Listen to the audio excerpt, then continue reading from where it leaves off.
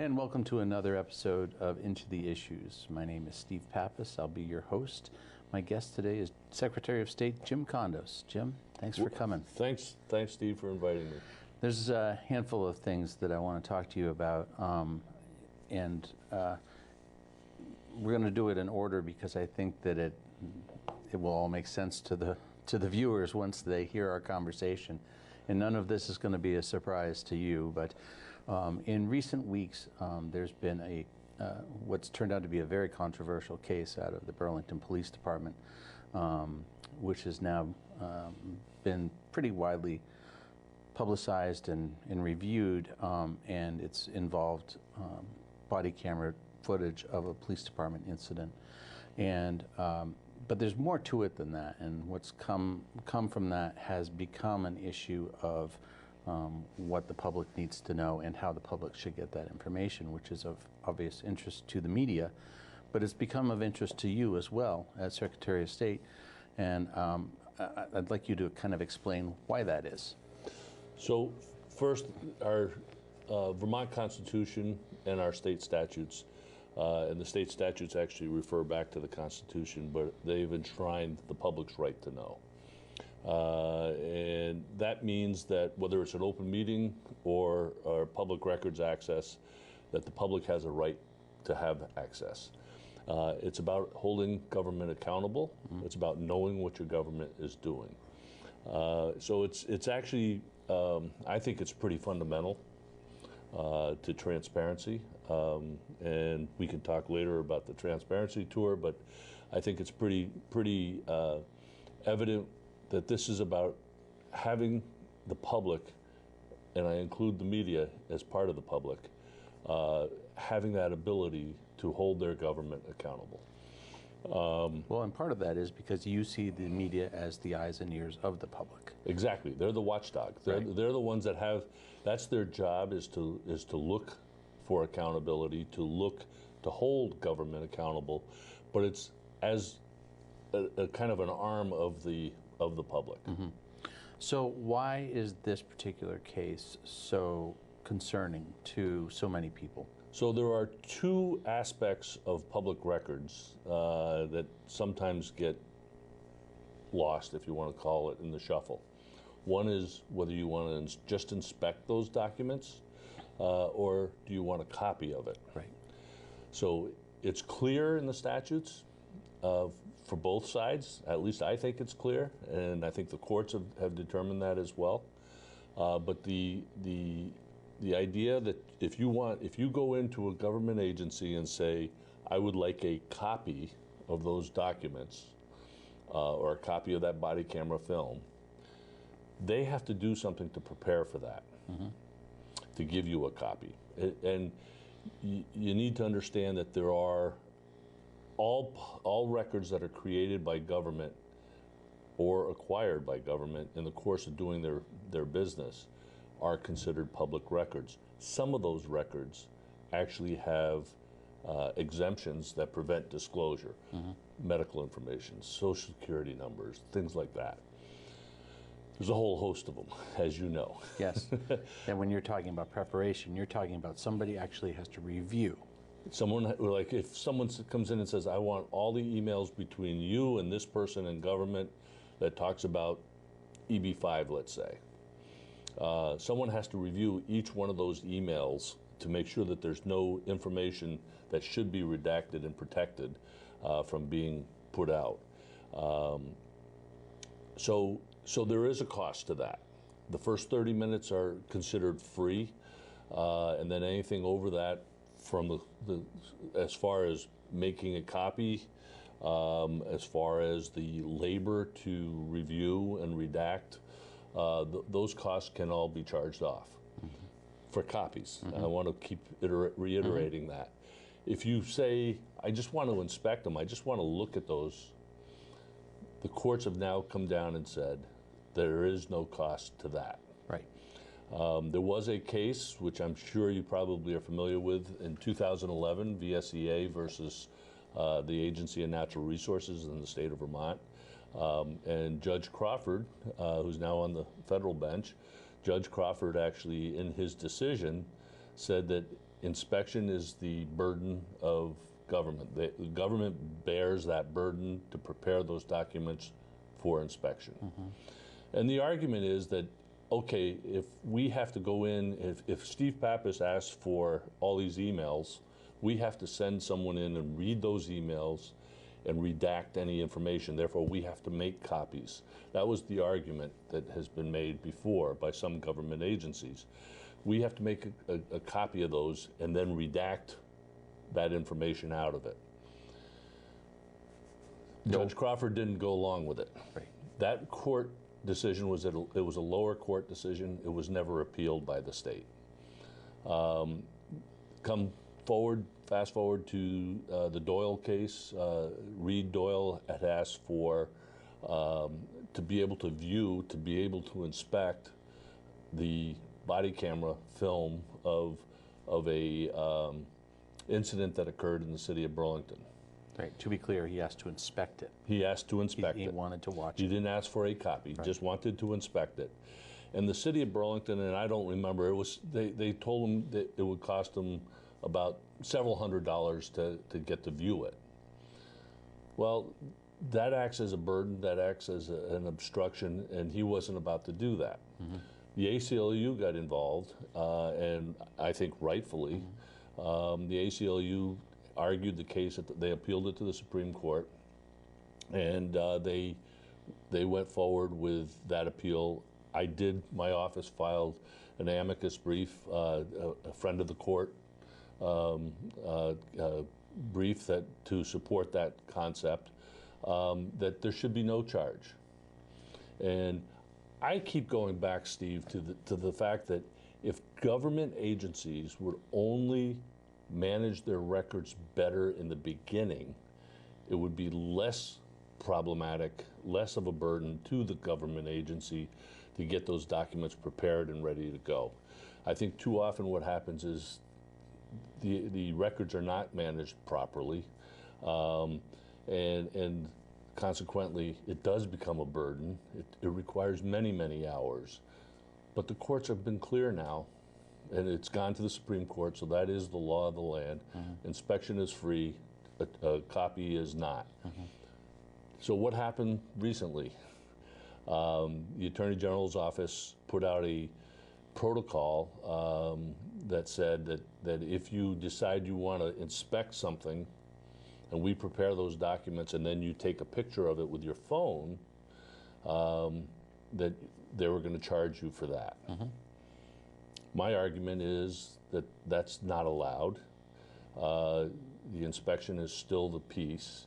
And even if there was a fee for that, the law is also clear that it has to be actual cost. So my question is, if I pull out my cell phone and take a snapshot of a computer screen, what's the cost to the state? There is no cost. Right. Therefore, it should not be charged. And the Attorney General's office, in that protocol,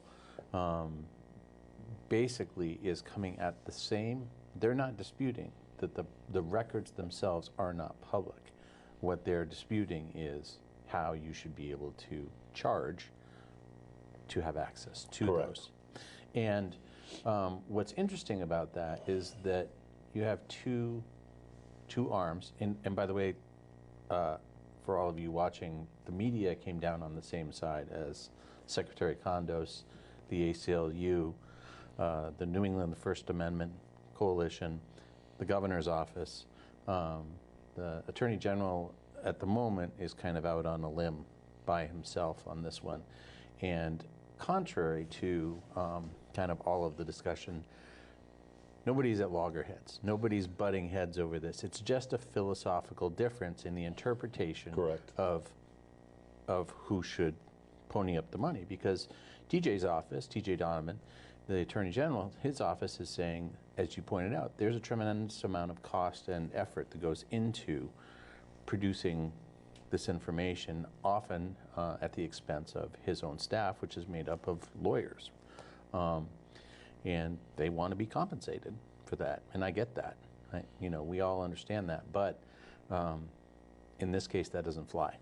Well, you have a Supreme Court case that basically says different, and I know he is saying that well, yeah, but if you take a copy, that's getting a copy of that document, and you know, I can see where he's coming from, but I don't think that the Supreme Court case actually really went in that direction. Mm-hmm. So, TJ and I have talked about this, and I know he's going to go to the legislature to ask for clarification. Mm-hmm. I think the clarification should be relatively easy because the courts have ruled on it. But you know, we'll have that discussion. Mm-hmm. We'll have that discussion. Another interesting little nuance here is that the Attorney General's office is the counsel for state agencies. Correct. Including your office. And yet you had to file an amicus brief in this case. You couldn't use the Attorney General's office, so did you have to go out and get somebody else to do that work for you? I did. It was, I think what really happened was that the Attorney General's office wasn't sure where they were going to come down on this case, mm-hmm. And they were considering their own amicus, perhaps on the side of the Burlington Police. Mm-hmm. In the end, they did not. Mm-hmm. But we found a lawyer, an attorney in town that would do the work for us. Obviously, we helped edit, but we submitted what I like to call a 30,000-foot view. We didn't get into the specifics of the Reed Doyle case. Mm-hmm. What we did was we said, look, here's what the law says. Mm-hmm. So we tried to stay at a very high level. Mm-hmm. And that's, my office generally tries to stay at a high level. We try to just go, here's what the law says, here's what we believe that law is saying, mm-hmm. And work from that. Mm-hmm. I'm going to pivot a little bit. Same topic. And you mentioned it earlier, there are a lot of exemptions. There's too many exemptions as far as, from my point of view, there are too many exemptions on public records. And I point a finger at Jim Douglas on a lot of that. But a lot of the governors have done the same, and they've made it more difficult. But I think it needs to be clear that and people who are watching this not all people watching this understand that it's a public records request, which means that any person, anybody from the public can make these requests. And there are people who make a lot of requests, and there are a lot of people who tie up your staff, the staffs of other agencies around the state. At what point does it become where it feels frivolous and it needs to be kind of addressed? And this puts you on the spot because I'm the guy who's going to say there is no limit, but maybe you're the guy who says that too. I actually agree with you. I believe, in fact, I have said often to my staff that regardless of who it is, why they're asking, that's not our job to determine. Our job is to fill that request, mm-hmm. and that's the role that we will take. In fact, there is another Burlington Supreme Court decision, and I don't remember which one. I actually have it in my transparency tour paperwork, but there is another decision that says that the agency, the government, cannot ask who or why you want this information. Mm-hmm. That it's basically agnostic to it, and I agree with that. Mm-hmm. I mean, you know, yes, we have some frequent flyers out there who will keep us very busy, keep us on our toes. Mm-hmm. But my job is to provide that information as long as it meets the law. And you're right, there are too many exemptions. I believe that. I know the legislature has worked to reduce them, but every year additional ones get thrown in there. So right now, if you look at the statute in Title I, which is where the public records access language is, there's about 40 exemptions there. Mm-hmm. But scattered throughout the state statutes are other statements, are other exemptions that are put into a section, a specific section of the law. We estimate there's around 260. Yep, I've heard 250. So, yep. So But the good news is that there is the Legislative Council has a website where you can go to look at those exemptions, and you can say, I want to look at animal information or animal records, and it'll pull up it'll do a search and pull up those records that deal with animals or medical information and whatever. And we also have one on our website, on the State Archives website, that allows the public to look at all these exemptions. It was a lot of work putting it all together. And we often will get, at the end of a session, some of our staff and some of the Ledge Council staff will actually go through the bills that have passed. Oh, here's something that acts as a exemption, therefore we got to highlight that. So, and that happens. But there's a lot of it are legitimate exemptions. But I think there's also a lot of duplication, and I think we could actually shorten it up a little bit. The federal government, as you probably know, did that a few years ago.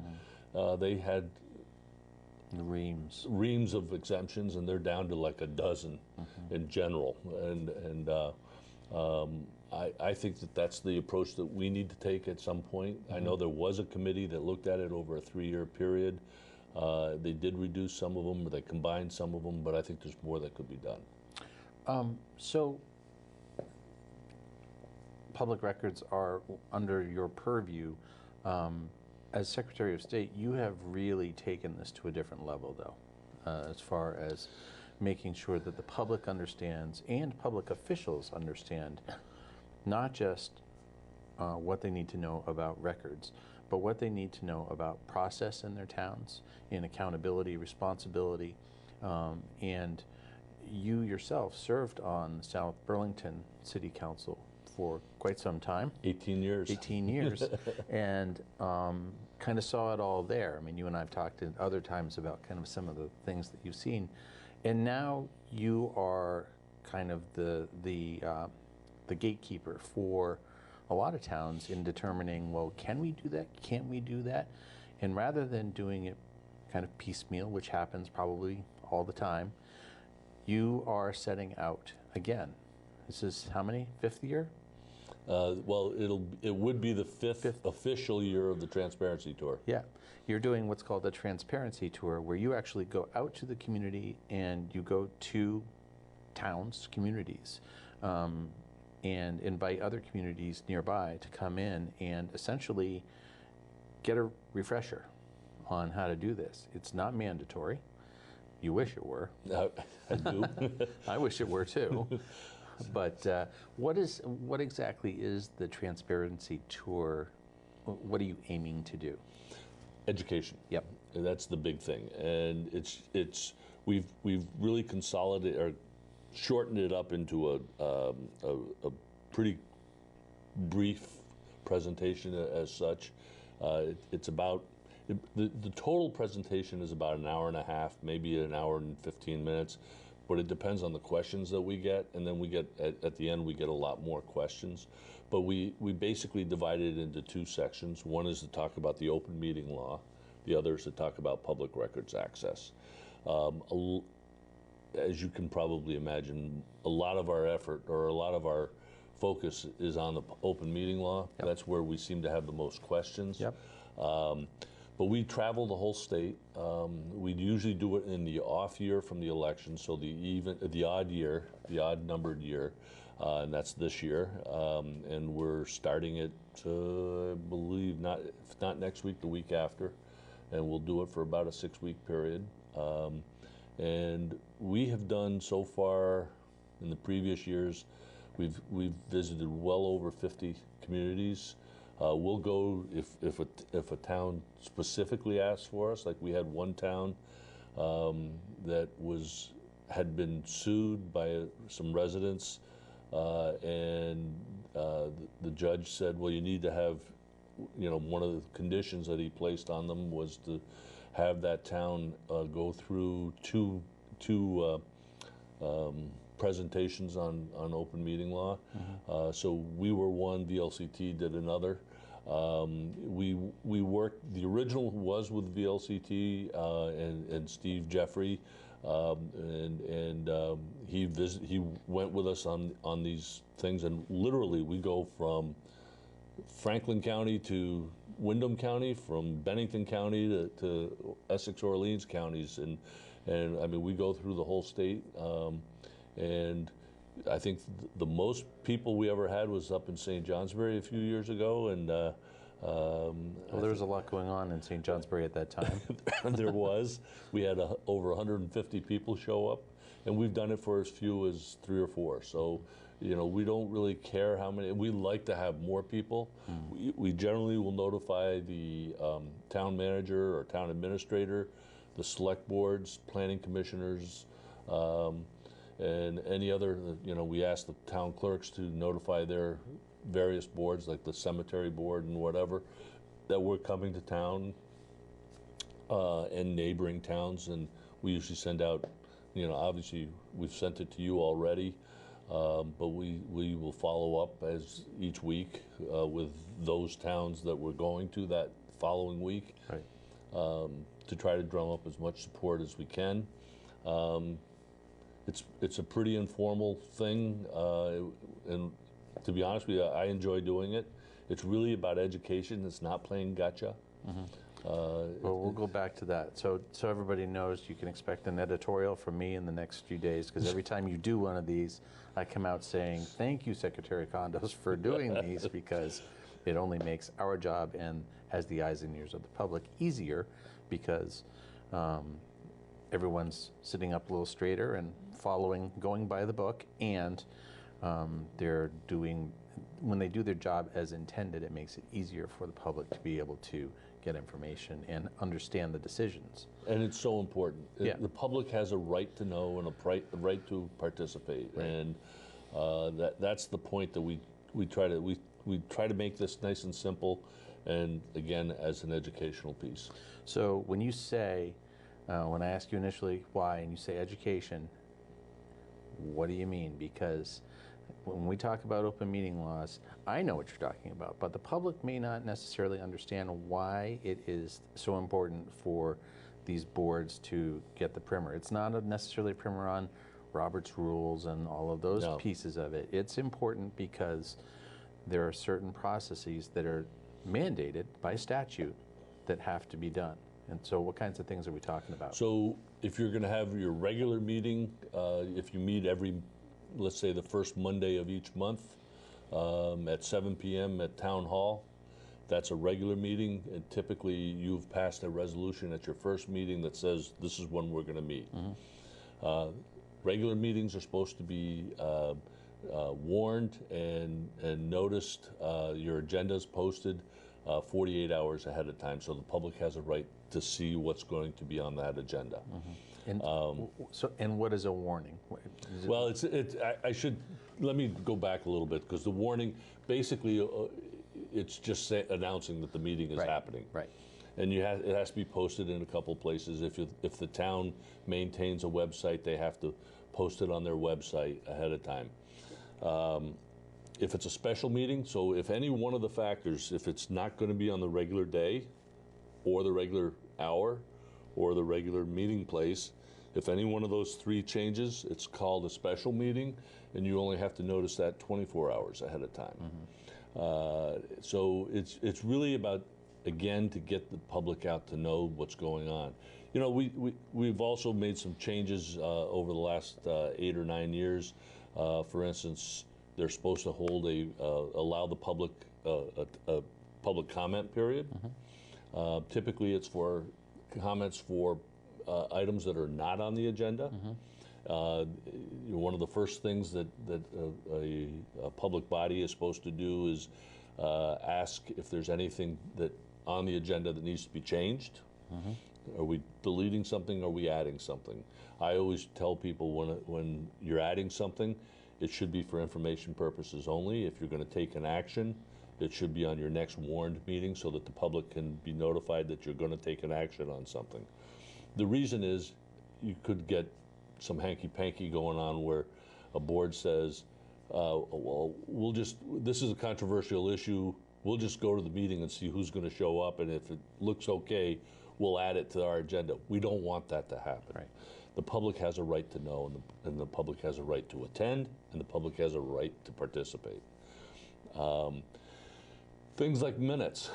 Minutes, the law has been in place for over 30 years that says that the minutes are supposed to be ready for someone to look at within 5 days.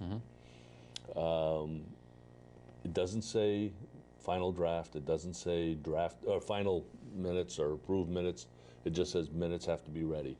It's pretty minimal what you have to have in your minutes. It has to have, obviously, the meeting, when it is. It has to say these are the agenda items. It has to say who attended from the board at that meeting, and if there were anybody there from the public. They don't have to necessarily identify everybody. I always use this as an example. When I was city council chair in South Burlington, we had a situation where we would hold a public hearing to go over our budget. Now, in South Burlington, let's just say we had a $10 million operating budget. We'd have 2 people show up. Right. Very little comment. The following week, we're going to discuss the leash law and our bicycle path. 150 people show up, and everybody wants to say something. So that's the kind of thing that you got to balance, but you got to allow the public the opportunity to speak. You got to give them a reasonable opportunity. Those minutes are now required. If you have a website, you're supposed to have those minutes posted on the website within the 5 days or after the 5 days. That raised a lot of consternation among towns because they were saying that it was problematic for them, a burden to have to post those minutes. And our argument and what the legislature ultimately agreed with was that part of the law hasn't really changed. It's just that if you have a website, it's got to be posted on the website. Right. And in the old days, it might have been difficult to, you have to let it load up. I remember with AOL, it would take 5 minutes, 10 minutes to load something up and get it posted. Now it's just point, click, and it's done. Right. So it's relatively easy, and it's just kind of basic procedures that you have to follow. Yeah. Well, and we're almost out of time. It all comes down to accountability, right? It really is. And that's what you're doing. Is these are elected officials, they're laymen in most cases, and while they love to do it, there are rules you got to follow. And that's right. The media appreciates it. I know the public appreciates it. So. My guest has been Jim Kondo, Secretary of State of the state of Vermont. Jim, thank you very much. You're welcome. We covered a lot of information in a short amount of time. We did. All right. And thank you for watching. Until next time, see you around.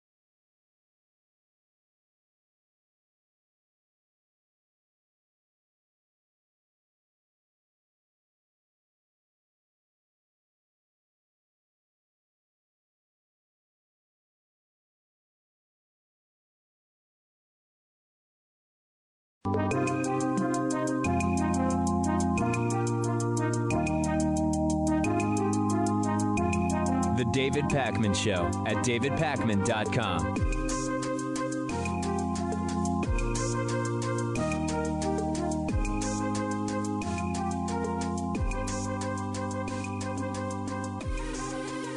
I have 3 short stories for you today to kick off this Friday-like Wednesday show because of the Thanksgiving holiday. Starting with Fox News host Tucker Carlson, who strangely said on his program that he's rooting for Russia in the conflict with Ukraine. What exactly that means, we don't know. Saying both that he was serious and later on in the show that he was joking. I guess he's covering all bases no matter who sees the video. It was a joke and it's serious. Take a look. So Hunter Biden did not. I know Hunter Biden. I actually like Hunter Biden, but that's totally corrupt and you know it. Why is it worse to ask about it than it is to do it? Because people are dying on the front lines. You think it's a joke? Why do I care? Why do I care what's going on in the conflict between Ukraine and Russia? And I'm serious. Like, why do I care? Tell you why. And why shouldn't I root for Russia, which I am? Because those of us who are watching, myself, who think preserving democracy is important. When Dick Cheney said what the Russians did was an attack, I don't care. It was a warlike attack on the U.S., and I think if Donald Trump gets off the hook on this, he's going to put the arm on the Chinese and everybody else. Okay, so there he says he's rooting for Russia. Then later in the show, clearly Tucker Carlson tipped off that maybe it wasn't the wisest thing to say that you're rooting for Russia against Ukraine, a historical ally of the United States. So then he did the it was a joke thing. I'm really rooting for the United States. Trace Gallagher, the great Trace Gallagher, thank you.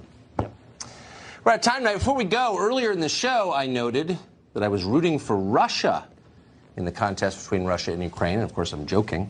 I'm only rooting for America. So is this the biggest deal in the grand scheme of things for Tucker Carlson? Not really. He said immigrants make our country dirty. He said white supremacy is a hoax. He said many other things. So in the grand scheme of things, this pales in comparison. It is interesting, though, that he clarifies, I'm actually rooting for the United States, of course, with the historical alliance of the United States and Ukraine. You would imagine that that would not equate to supporting Russia against Ukraine. Just a very strange thing in general for Tucker Carlson to say. And very interestingly, this next story is a very good series of clips. Tucker Carlson was called out on Fox News by a guest, and it was extraordinarily worth watching, particularly because of how the host interviewing the person calling out Tucker got visibly upset. Let's go to that next. Okay, I've got a great series of clips for you from Fox News here. Tucker Carlson, who, as I mentioned, has said that white supremacy is a hoax, said that immigrants make our country dirtier. He also said he believes Michelle Obama is someone that could get into the 2020 Democratic primary race and maybe actually win. So Fox News host Bill Hemmer brought on a guy named Michael Blake. Michael Blake is the vice chair of the DNC. He's also a New York State assemblyman. And Michael Blake immediately went in on Tucker Carlson and also on Fox News. This is just brilliant execution. He was asked by Bill Hemmer, is Tucker's prediction right? Might Michelle Obama be about to get into this race? And Michael Blake goes full in on why is Tucker still on this network? He said white supremacy is a host. Bill Hemmer is a hoax. Bill Hemmer immediately tries to shut it down. We know that Fox didn't like it when Shep Smith criticized Tucker Carlson. Tucker must be protected, and this is just a pleasure to watch. Michelle Obama, let's be honest, is one of the only people who could unite the party's warring factions. Tucker Carlson with a bold prediction saying Michelle Obama just may be the Democratic ticket next year, despite the former First Lady saying she's not interested. Michael Blake, Vice Chair of the DNC and a New York State Assemblyman. How you doing, Mike? Nice to see you, sir. What do you think of the prediction on Michelle Obama? Would you like to see that? Well, she's not running, but the core question is, why the hell does Tucker Carlson still have a job here in the first place? The reality is this is someone who said white supremacy is a hoax.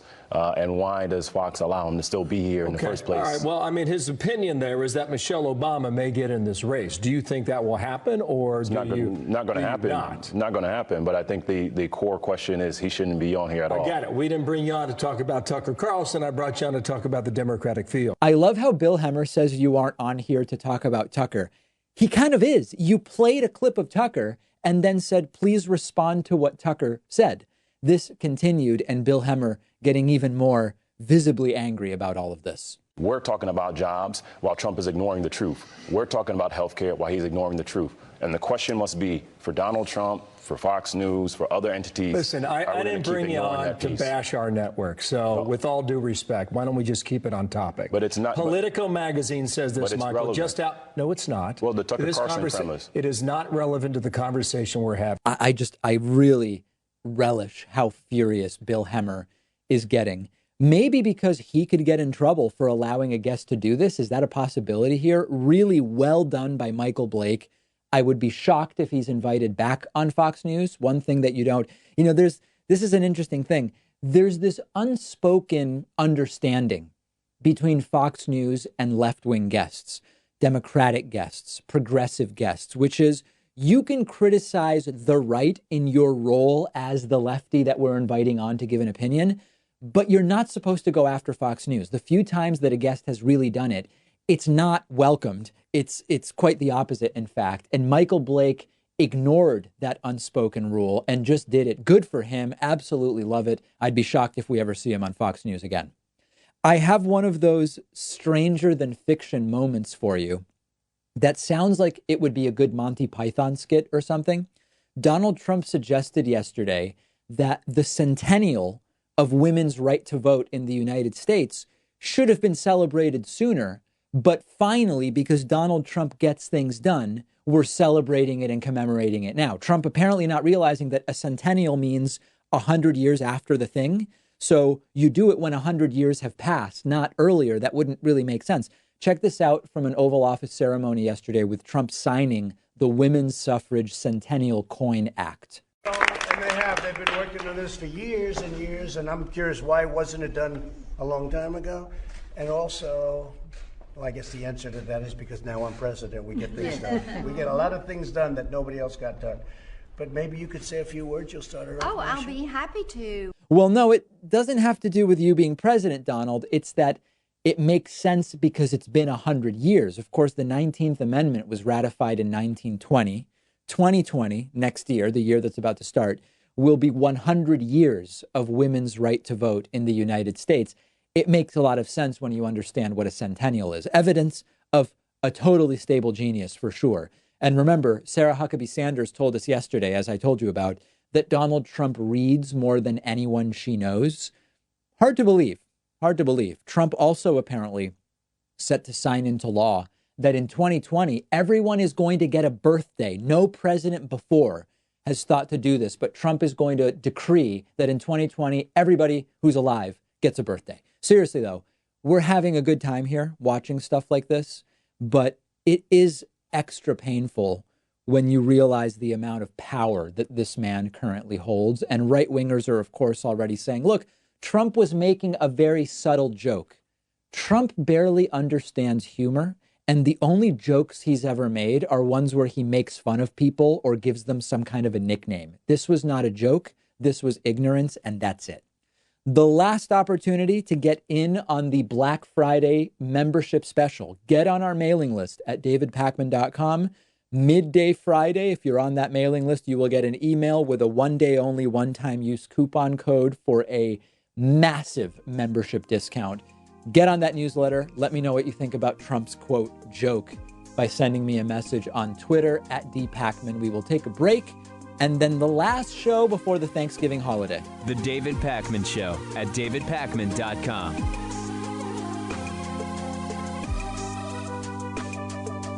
The David Pakman Show isn't some corporate media show with huge advertisers and a media conglomerate supporting us. We actually depend on support from our viewers and listeners. The easiest way, the most rewarding way, the most exciting way to support the show, to get a membership at www.joinpakman.com. You'll receive the world-famous daily bonus show for supporters only, the commercial-free audio and video streams of the show every day, and you'll be part of the solution. Because of membership, we are independent and we're able to cover whatever stories we want, whatever stories our audience is interested in, without executives looking over our shoulder. And it's why we've grown from a weekly show to a daily show. Much to the dismay of the Hatriots, we can't be pulled off the air unless all of you cancel your memberships. Please don't do that, but please do sign up today at www.joinpacman.com. Support independent progressive media.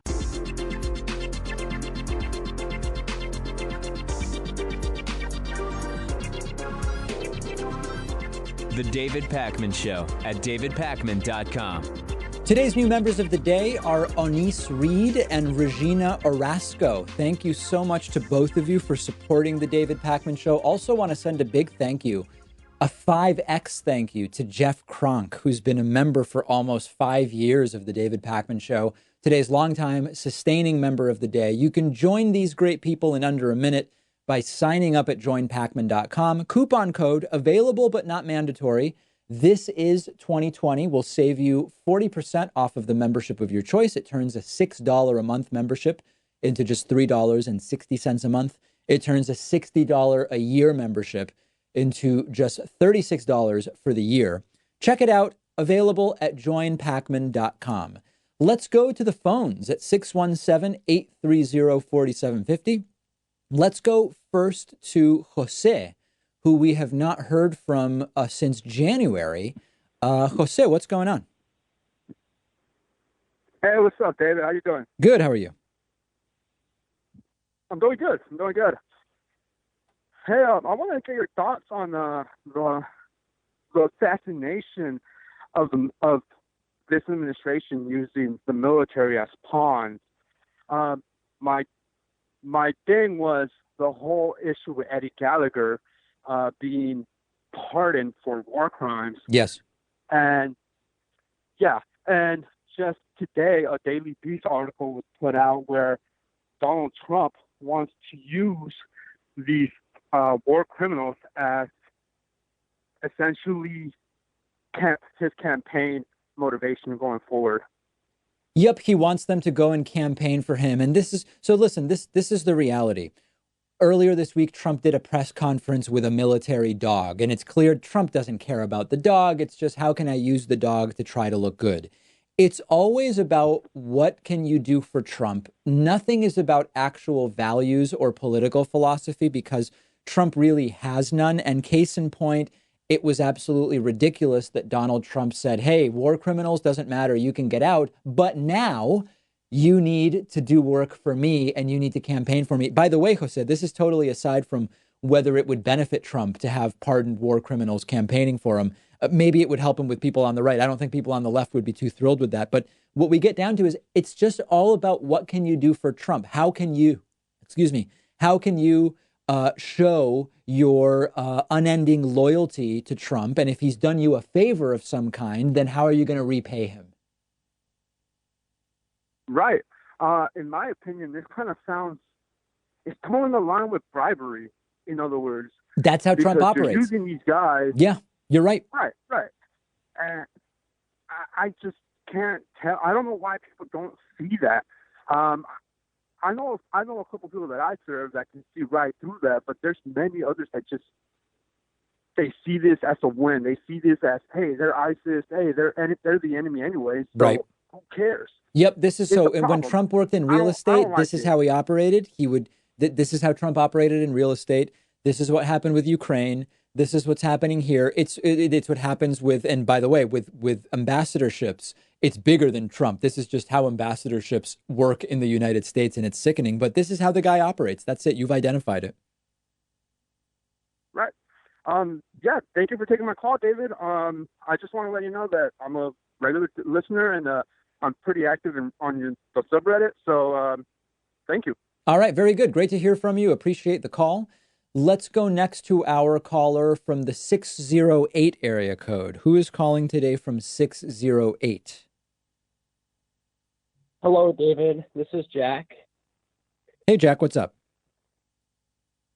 Okay, so there's this thing. I go to a college, and I'm a liberal in my college, and I see a lot of Trump supporters in my college, and it seems the reason for that is because they hate the regressive left, and they don't really understand much about other issues, and they just get driven further to the right because of the left and their social justice warrior, you know, how that is. So I just wondering what are your thoughts on that, and how can I talk to a Trump supporter that just hates the left because of that and want to offer them a new perspective? So listen, here's the unfortunate reality, and I addressed this a couple weeks ago a little bit when I did an audience question about what happened to the anti-SJW movement, because the reality is that there has always been a sliver of the left that is obsessed with identity politics to an unhealthy degree, for example, right? Or whatever you want to talk, like whatever slice you're referring to that people at your college are sick of, that has existed for a long time. They became a target of the alt-right and of so-called free speech movements on the right for a little while, and they got some traction from it. And then it sort of started to fade, and then it became less of a thing. So I think the most important thing in my mind to engage with people on the right is show them that the people that have been out there fear-mongering about so-called SJWs are lying to them. They are not honestly representing that is a tiny fraction of the left that does not represent the big ideas of the left in any way, and try to get them to see that they've been bamboozled by whoever it is that came to the campus or whose videos they watched on YouTube that convinced them that this is a big problem. Is it a problem? Sure. I mean, like, it exists, and I've spoken out against it, but they don't have a controlling stake in the left at this point in time. They don't have a controlling stake in the narrative. And it's sad, actually, that a lot of people get sucked into these echo chambers when we're really talking about a very small sliver of the left. That's the reality. Yeah, and I talk to these people that say they're conservative, and they seem just to hate SJWs, but when I talk to them about individual issues, right, they're liberal. Yep. Like they're liberal when it comes to gun control, when it comes to healthcare, when it comes to foreign policy. It's just that the fact of those SJWs just make them go right because they just can't stand it. Yep, Even though absolutely. You're pointing this out perfectly, which is on issues, there's no reason for them to be supporting Donald Trump. And it's a horrible propaganda campaign that worked pretty well for a while. But I have to tell you, I think its effectiveness has started to wane, and hopefully will continue to. All right, David, that's really all I had to ask you about. All right, very good. Thank you so much for the call. Yeah, I appreciate you calling in. Let's go next to our caller from the 281 area code. Who's calling today from 281? Hello? Yes, that's you. Who's this? Oh, hi. This is Raj. I'm from Texas. Hey, Raj. Houston, to be specific. Yeah, I've got two questions. I've been a member for 2 years now, so thank you. Keep fighting the good fight. The first question is it worth bringing up the Democratic primary during our Thanksgiving holidays with our relatives and stuff? Because, I mean, like, and the thing is, I really want to, because, I really only had a chance to look at the most recent climate report from, I think, the ICC that they released last year. And it's just so alarming what's going to happen, even with the warming that we're already projected to have, that, for me, it seems like any time, like, there's only two candidates in my mind that are even legitimately addressing climate change with the urgency, and maybe only one, arguably only one, if you think about Bernie's plan. And so I don't know, like, most of my family are well-off suburban, I guess, elite liberals or whatever, not really just upper middle income, but I don't think they don't have the same urgency that I do when it comes to this election. So that was going to be my question. My first question was going to be, are you thinking about bringing up the Democratic primary to Republicans or to people on the left who simply may not have decided or may be going the wrong way in the primary? If you're talking here They're about liberal leaning. Yeah. If you're talking about a liberal leaning family, I probably would bring up that. Well, what state is this in, by the way? Texas, but suburbs of Austin, actually. Okay, so yeah, I didn't know if you were traveling for Thanksgiving or if it's happening there. Here, I would bring it up. I mean, you want to bring it up in a way that reflects the degree to which you're willing to make people uncomfortable or to start arguments. And it's totally reasonable not to want to do that at Thanksgiving. But I would bring it up, and I would gauge who are people voting for. And Texas is an important state in terms of delegates in the Democratic primary. So yes, I would bring it up, but you don't necessarily need to be accusatory or attacking people, but you can simply ask questions like if do you care? They say I'm voting for Biden or whatever. Okay, well, are you concerned about the situation with the climate? If they say yes, then you say, oh, what is it that Biden plans to do? And then hopefully they will then realize, oh, actually, I don't know if Biden's planning to do anything. Did you see what Bernie's plan is on this? And maybe you can stimulate some thought in that way. Well, that's the problem, I think, for people that are generally doing okay in life. The moment that you say, I'm with Bernie, because I'm younger than all of them, right? They're all older, educated professionals, have jobs, all that stuff. I'm still in college. So the problem ends up becoming that, oh, I'm with Bernie. Well, you're an extremist, you automatically get put into you get boxed in, right? And your arguments are sort of brushed off just because you're labeled, right? Rather than, taking a objective look at the issues and trying to understand what is the most, actual path that we need to take. Well, listen, if you're called you can't go counterpoint on everything, but if you're called an extremist for supporting Bernie, I would encourage you to say, are Denmark, Sweden, Switzerland, Norway, give the full list. Are those countries extreme because Bernie's not advocating for anything more extreme than that? Listen, I wish you good luck and hope you don't make any enemies at Thanksgiving. Yeah, thank you so much. I do have a second question, though. Part of the problem, I think, with arguing for Bernie is people don't perceive him to be as electable, quote unquote, which is honestly to me is just a completely speculative concept, electability. But I do have a doubt in my mind about, let's say Bernie were to win the nomination. The only thing that I think I see stopping him is all the special interests will line up and just pour mountains of money into the election because he's such a fundamental threat to the way things are. Do you see that as a possibility that he may lose the election just due to special interest, pouring all their money into the election cycle? It's certainly possible, but I think it's just as likely or almost just as likely to happen with Elizabeth Warren. And I see them as really the front runner progressive contender. So, unless you're saying let's just go with Biden because the special interests will be less against him. If we want a progressive, that money will come out against Bernie. That money will also come out against Elizabeth Warren. So I think we're just going to have to fight that and beat it is the only way around it. Listen, I appreciate the call. I've got to run because I've got a bunch of people that want to get in here before we go on Thanksgiving break. Let me go next to our caller from the 530 area code. Who's calling today from 530? Hi, I'm Charlie Molinix. I am a huge fan. Hey, Charlie, what's going on? I have two questions, if that's okay. All right. So, I personally think it's hypocritical that the right wing has this thing saying that political correctness is a cancer, because I personally think the right wing has their own version of political correctness. Don't you think? Absolutely. Yeah, we've talked about it before. Yeah, I mean, when you think about it, that there's this YouTuber, this conservative YouTuber, Hunter Avallone. He even talked about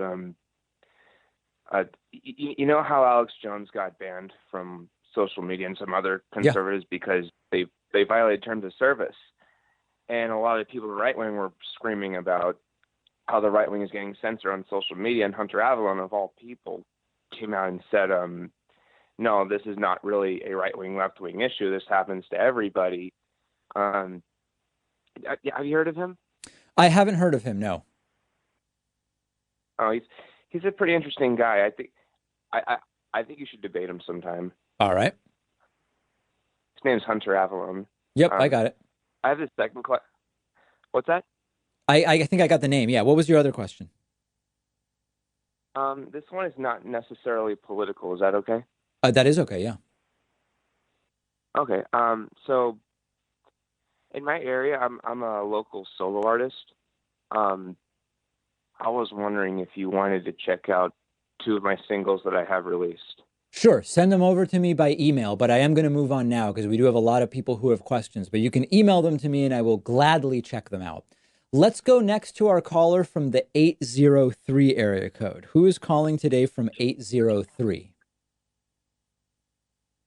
Hello, David. Hi, who's this? My name is Ian, and I watched two of your videos about Bolivia and Venezuela. And I see that, you criticize what you call the Leninist left.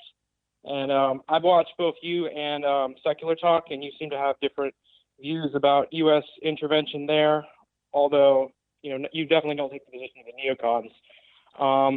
So my question is, what are your thoughts on historical cases like the U.S. intervention in Chile in 1973, among others? Yeah, I'm against U.S. intervention in Latin America. So what I don't watch any other shows. So what my position is, I'm against U.S. intervention in Bolivia and Venezuela. What's Kyle's position? He's much more in defense of the Venezuelan and Bolivian government, although he does have some very strong criticism of Nicolas Maduro. Oh, and he's against U.S. intervention there, right? Yeah. Oh, okay, yeah, so am I. All right.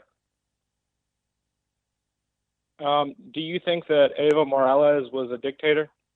No, dictator is not the right word, but he certainly was not. He's not the strongest advocate for democracy that Latin America has seen. Let's put it that way. All right. Thank you. All right, thank you very much. Appreciate the phone call. Let's take a quick break. If you're holding, don't hang up, because I will go right back to the phones after this very short break. The David Pakman Show at davidpakman.com.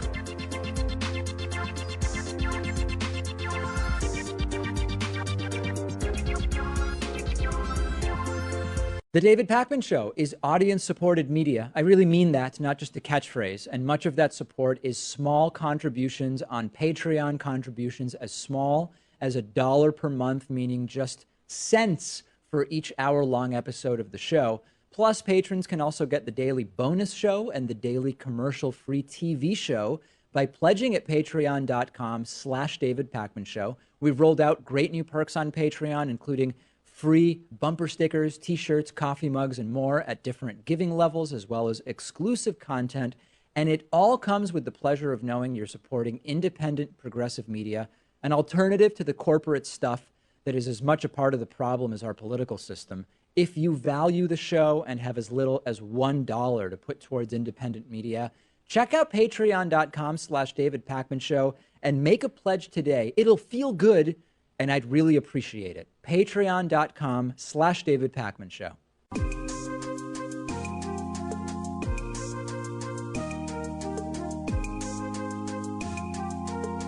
Welcome back to the David Pakman Show. All right, let's see what is continuing to be on people's minds on the phones at 617-830-4750. Lots of folks holding on. Let's go to Dion. We haven't heard from Dion in the 417 for several months, actually close to a year. Dion, what's going on? Hi, how's it going? Yeah, I haven't called in quite a while. Good.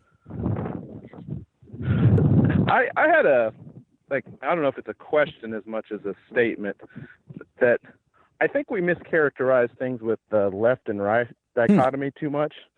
When it's more of it's like informed, misinformed, and disinformed. Yes, and sometimes that is the case. Sometimes that's the case. But I think there's other ways. So sometimes we mischaracterize positions as left, right, when really it's the fact-based position and the one that's not.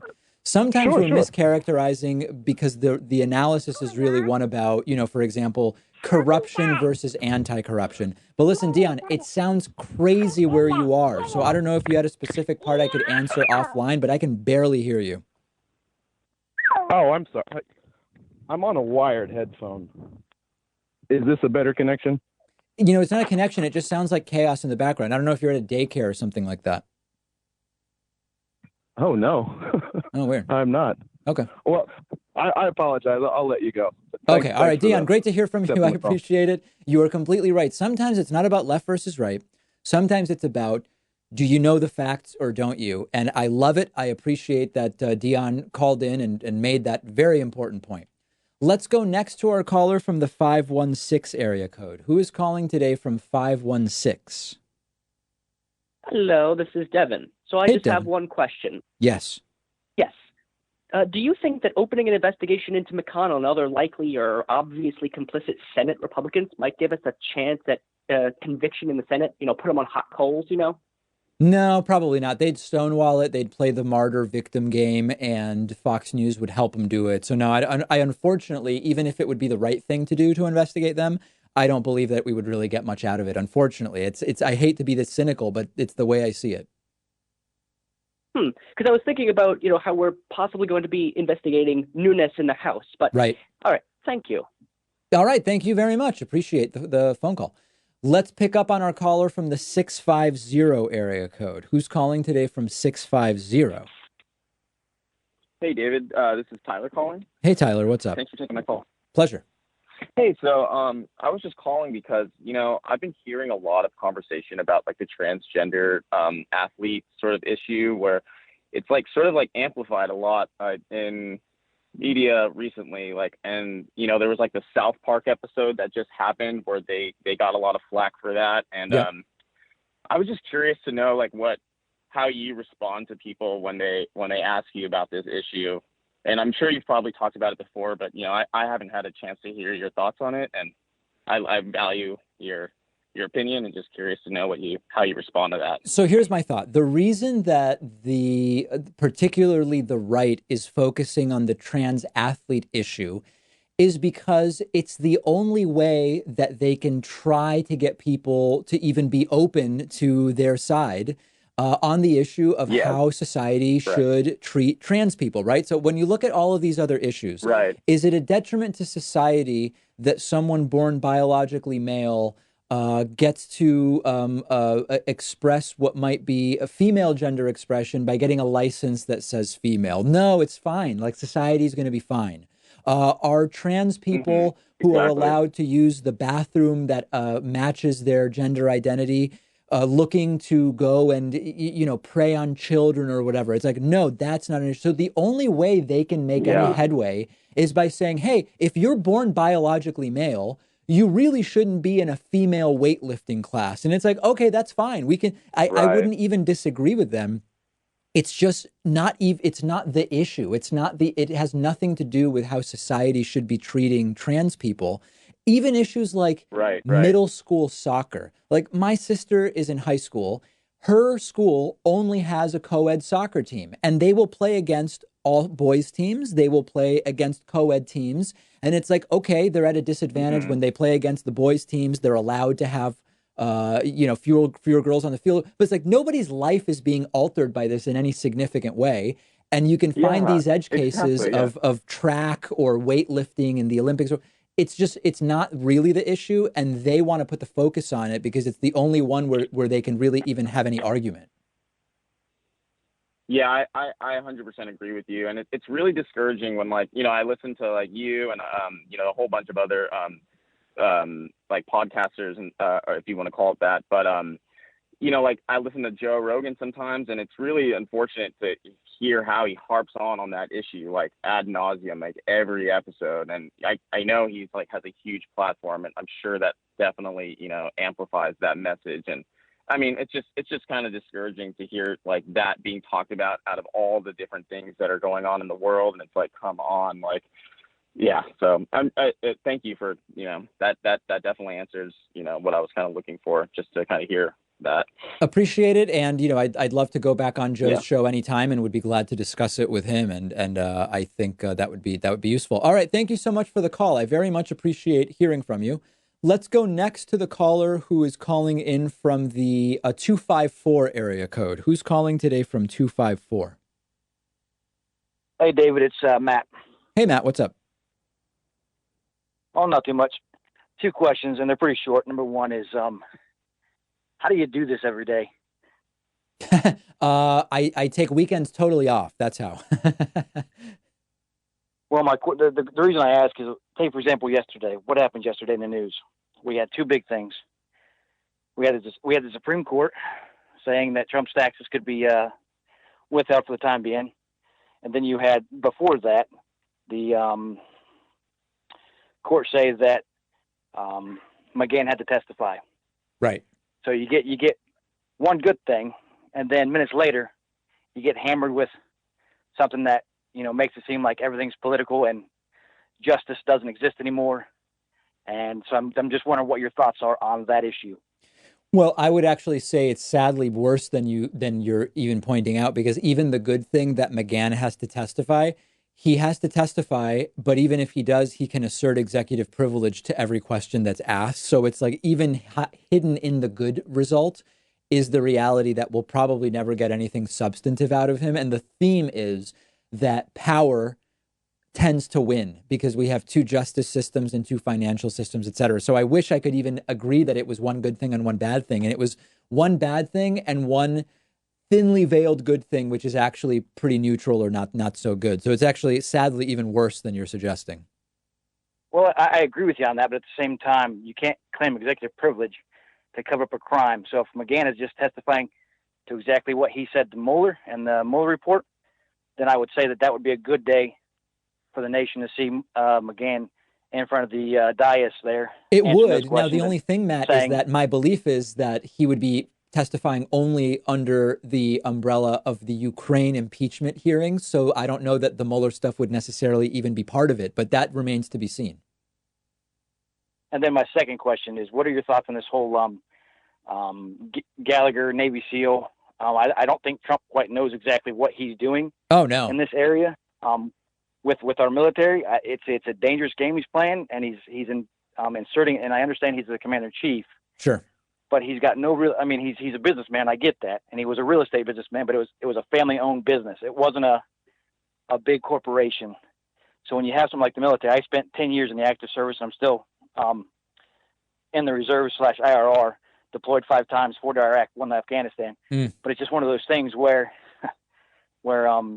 he's dividing the one thing that shouldn't be divided. Like I was watching Gallagher on Fox News. I'm not sure when he went on, but he was saying that it's all about ego and that, the people above him are just out to get him and this, that, and the other. And he's saying that his buddies in the military support him. And right. I guess well, my I mean, take let on me it ask is, you, what? Matt, because my view has been that what Donald Trump is doing by pardoning war criminals is very dangerous because it could be seen as a signal to people in active duty that even if you do something which your superiors aren't telling you is okay to do and which the law says isn't okay to do, that you're being sort of signaled by the president that maybe it is sort of okay and that you might end up with a pardon. That's my concern. As someone, you're better positioned to answer this than I am.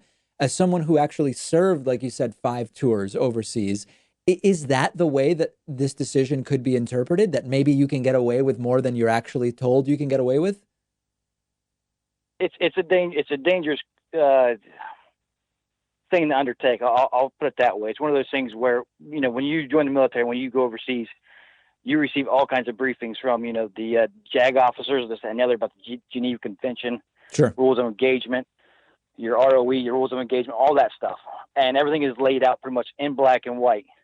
So it's just one of those things where if, Gallagher went over there and he did what he did, I'm not saying that he did anything, significant. He, killed the bad guy, but then he took a picture with him, in front of it. Yep. Is that necessarily, all that bad? No, but it is against, our rules. So it's one of those things in our law. So it's one of those things where if you did the crime, guess what?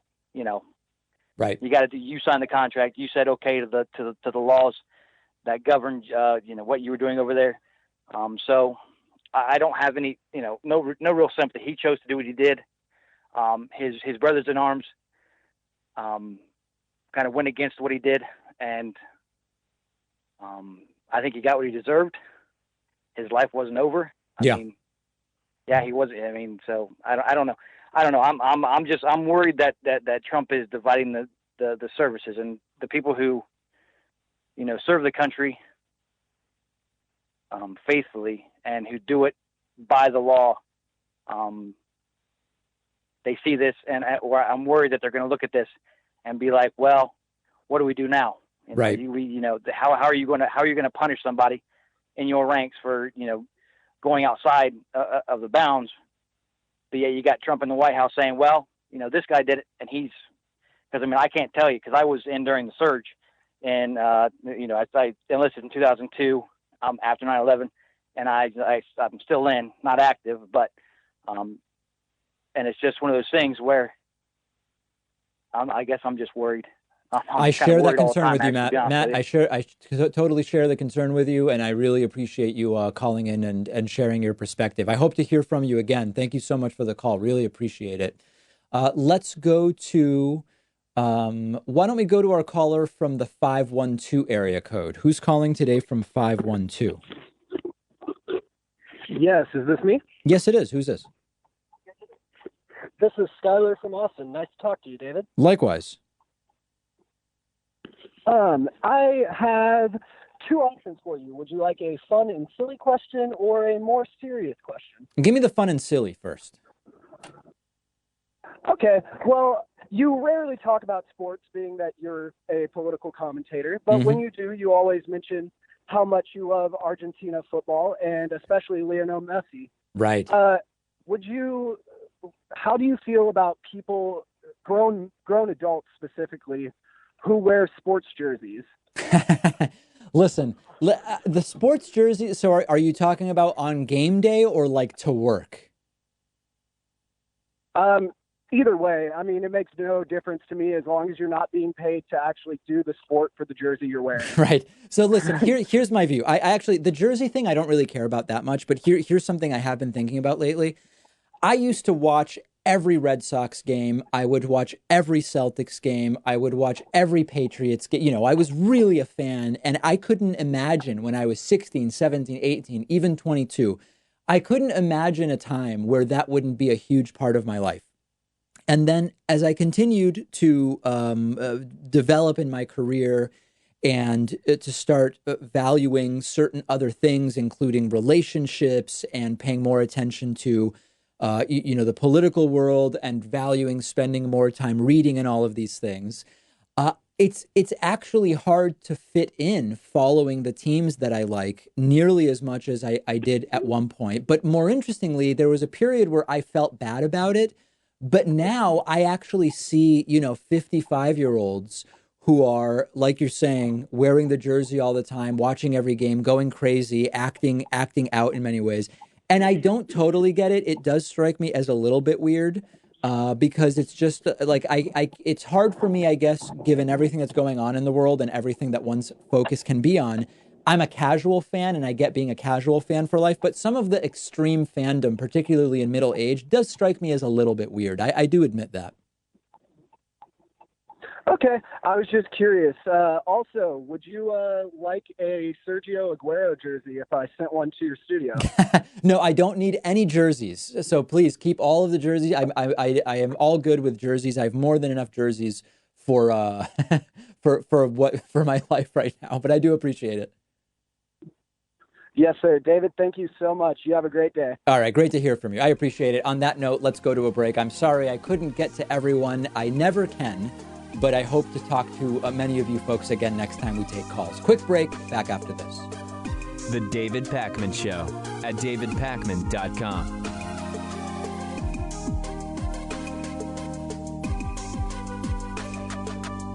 Did you know you can get David Pakman Show stuff, whether you're looking for David Pakman Show coffee for your Chemex, French press, or espresso machine, or a t-shirt? It's all available on our website, shipping to anywhere in the world at davidpakman.com/gear.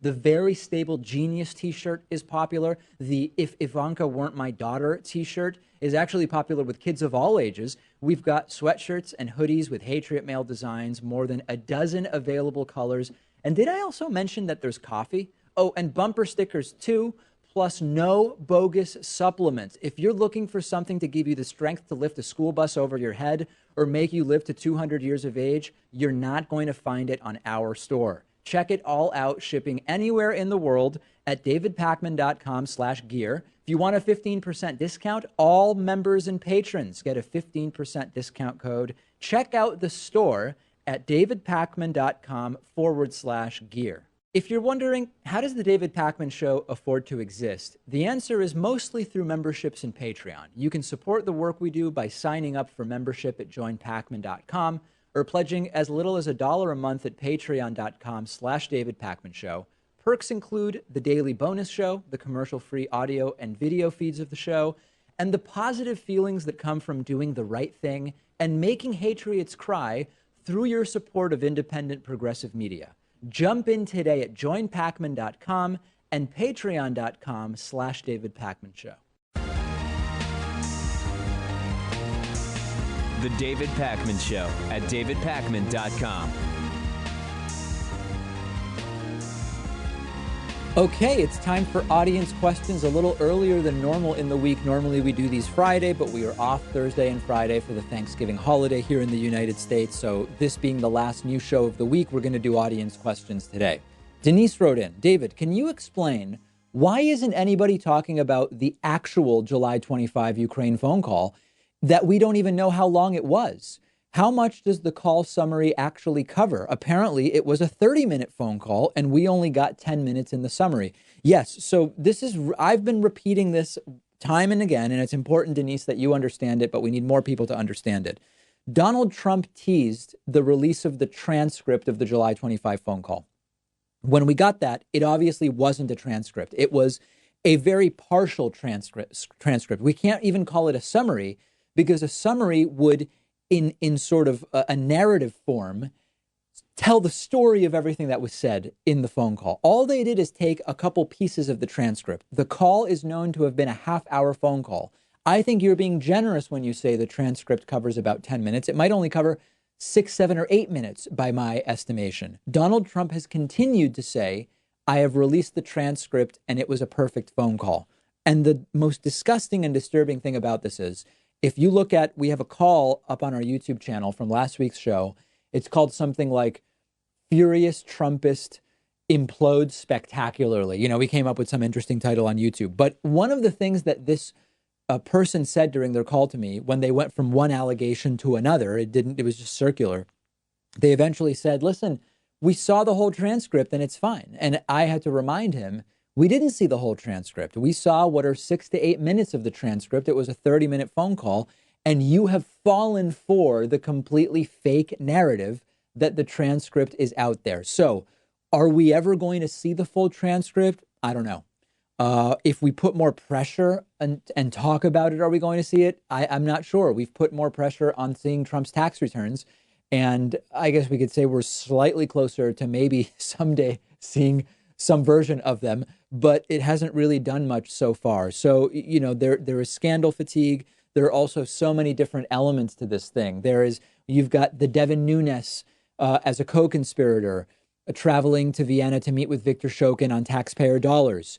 You've got Donald Trump blurting out on Fox and Friends over the weekend that, oh yeah, actually, I did ask them to look into this. And why should we be giving them hundreds of millions of dollars anyway? Linking for the first time the quote investigation and the money. My point is there's so many elements of this that it can be hard to get refocused on any one thing, even when we've obviously been lied to. And of course, we've been lied to about the transcript. We don't have the transcript. We have some paragraphs that have been pulled from the transcript. Even within the paragraphs, there are ellipses which are suspicious. The White House has claimed nothing substantive has been removed there. Do we believe it? Why would we? They lie all the damn time. So I don't know the full scope of what's in that transcript. I remember, Trump thinks the transcript vindicates him. It only is about a third at most of the call, and it's incriminating. So just imagine if they calculated this might help them or might not damage them. Just imagine what the full transcript would do. I'm glad you're thinking about it, Denise. I don't know what else we can do to try to get that full transcript, but all I can do is to continue to repeat. We've not seen the full transcript. We should see the full transcript. What they released is not a transcript. Don't allow Trump to keep calling it that. That's all we can do. And maybe someday, even if it's as evidence in some kind of future proceeding, we maybe will get to see that full call. Next question. Hey, David, if Pete Buttigieg wins Iowa, could he win the nomination even if he never takes the lead in national polling?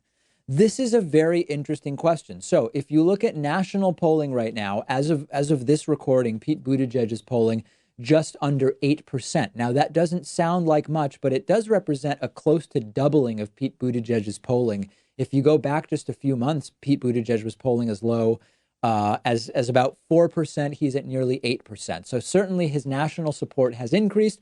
He has been helped, as we talked about earlier, by MSNBC's choice to give him way more talk time than his polling level would dictate if talk time correlates with polling support. But this is an election that is a bunch of primaries. It is not one national election. So let's look at the states. If you look at Iowa, Pete Buttigieg, according to the last 4 polls, is leading in Iowa. And he surged to take the lead over Elizabeth Warren, Bernie Sanders, and Joe Biden. Warren, Sanders, and Biden, depending on which poll you look at, are between second and fourth. Pete Buttigieg is in the lead. What about New Hampshire? If you go over to New Hampshire, right now, Pete Buttigieg has made a significant gain in New Hampshire, but is not as of now in the lead. Technically still in third place, although within the margin of error, ahead of Bernie, behind Warren and Biden. Then you go to Nevada, which is primary number 3. And in Nevada, Buttigieg at this point appears to have no chance whatsoever. He's polling around 5 to 9. And remember that if you don't get 15%, you don't get any delegates whatsoever. So Nevada, as of now, shaping up to be a 0 for Buttigieg. And then when you look at South Carolina, the first of the 4 primaries that has more minority voters, Pete Buttigieg also very far behind in 4th place with as little as 3% support in one of the most recent polls. So if Pete Buttigieg wins Iowa, can he win the nomination? It is not obvious to me, but he also is still in this thing. There are people who are big Buttigieg supporters who are making the case that he is sort of on an Obama-like trajectory for late gain, and that even if he's not winning right now in Nevada and South Carolina, if he takes Iowa, that's going to help him in New Hampshire. If he takes Iowa and New Hampshire, that's going to get him momentum and help him in Nevada. And then at least he might be able to get some delegates out of South Carolina, even as unlikely as it might be that he wins there. The answer is, yeah, he could win, but it is a significantly uphill battle compared to Biden, Warren, and Bernie, who are currently in a position where if their elections today mirrored their polling today, they would get delegates. Pete Buttigieg in a number of these states would get 0 delegates because he's not polling 15%, which is required to get any delegates. Iowa is a little different because it's a caucus where there are sort of subsequent rounds of consolidating support. We don't have to get into the details of that. So if you are a Buttigieg supporter and you are holding out hope, yes, he could still win the nomination. And this is why I've said it does make sense for him to be in the debates. It doesn't make sense for a lot of the other people who are in the debates to be in the debates. If you are not a Buttigieg supporter, it is still the most likely scenario that he does not secure the nomination. But it was unlikely that Trump was going to secure the nomination at one point as well. So let's not read more into that than is warranted. He's in this thing, and if he does win Iowa, it will no doubt be a boost to his campaign. Hey, David, is it fair not to let Yang and Tulsi speak during the debates? It's not. I've talked about this. We did a big piece about this on the Monday show where I explained, I think there are too many people on the stage. I think there should be 5, maybe 6 at this point at the most, based on who still has a shot and how far into this thing we are. But if you make the stage, you should get roughly equal time. I don't agree with the network making editorial decisions to say, if you're polling better, you will get more time. If you're polling poorly, you'll get less time, except where we want to do it differently. And what we saw in the 5th debate, which was on MSNBC last week, was that, for example, Andrew Yang got drastically less time than his polling support would predict. On the other hand, Pete Buttigieg was the biggest beneficiary who got significantly more time on screen, talk time, than his polling would suggest. So I do not think it's fair for Yang and Tulsi to speak during the debates. I'm no fan of Tulsi's, and she has no shot. But if she makes the debate, she should get the same amount of time as everybody else. Andrew Yang, I don't think he's going to be the nominee. I've interviewed him on the program. Perfectly nice guy, has good ideas. He should get the same amount of time as everybody else if he has made the debate. If your argument is these people don't really have a shot at winning, so it makes sense not to give them much time, well, then they shouldn't be on the stage. If that's the DNC is running the election. They should have requirements for making the debate stages that make sense. They should not be leaving it up to the whims of for-profit media who may have all sorts of different priorities themselves. MSNBC trending towards the sort of more establishment centrist Democrats like Joe Biden, Pete Buttigieg. They seem to sort of have reluctantly made the call that if it is going to be a more progressive candidate that wins between Warren and Bernie, they prefer Warren. So they've been talking up Warren over Bernie. And they've been particularly unfair to Andrew Yang, referring to him as John Yang at least once, if not more. They put a poll up on the screen a couple of weeks ago where they just ignored, Andrew Yang just wasn't on the screen, even though he was polling, I think in that poll, 3%. They had people on screen who were polling 2%. Just no explanation why John Yang, or as he's actually called, Andrew Yang, wasn't there. So I want to be really clear. This is not me being a Yang ganger or anything. I've said I'm a Bernie Warren guy, but fair is fair. And if you make the stage, you should get the time that everybody else gets. It should be evenly distributed. If in a poll you're in 6th place, you shouldn't show 1 through 5, skip person number 6, and then 7, 8, 9, whatever. You should just put the person up there. That's it. It's just not fair, and it's bizarre, and it's strange. And to your question, it's not fair to let Andrew Yang and Tulsi speak so little when they have made the debate stage based on the requirements that have been put in place by the DNC. We've got a great bonus show for you today where I will be facing off against producer Pat Ford in a pre-Thanksgiving chess match. What will happen? There's only one way to find out, and that is to check out the video version of today's bonus show. Become a member at joinpacman.com or become a patron at patreon.com/David Pakman Show to get instant access to the bonus show and to today's chess match.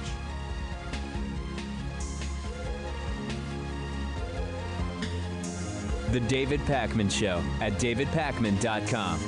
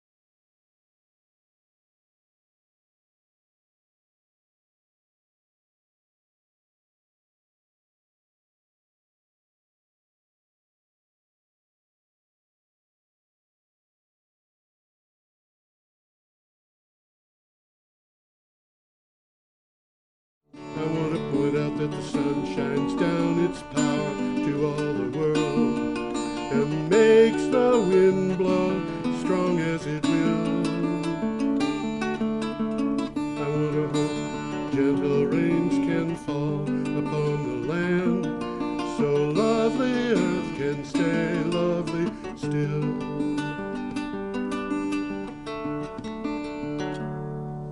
Hello, ladies and gentlemen. Welcome to the 347th edition of Energy Week with George Harvey, me, and the astonishing Tom Fennell.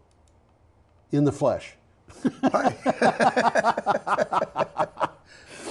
Okay, I'm going to start out with my weekly ad. If you want to help Energy Week stay in existence, the only way it can be done is to help BCTV stay in existence, and you can go to BCTV and donate money.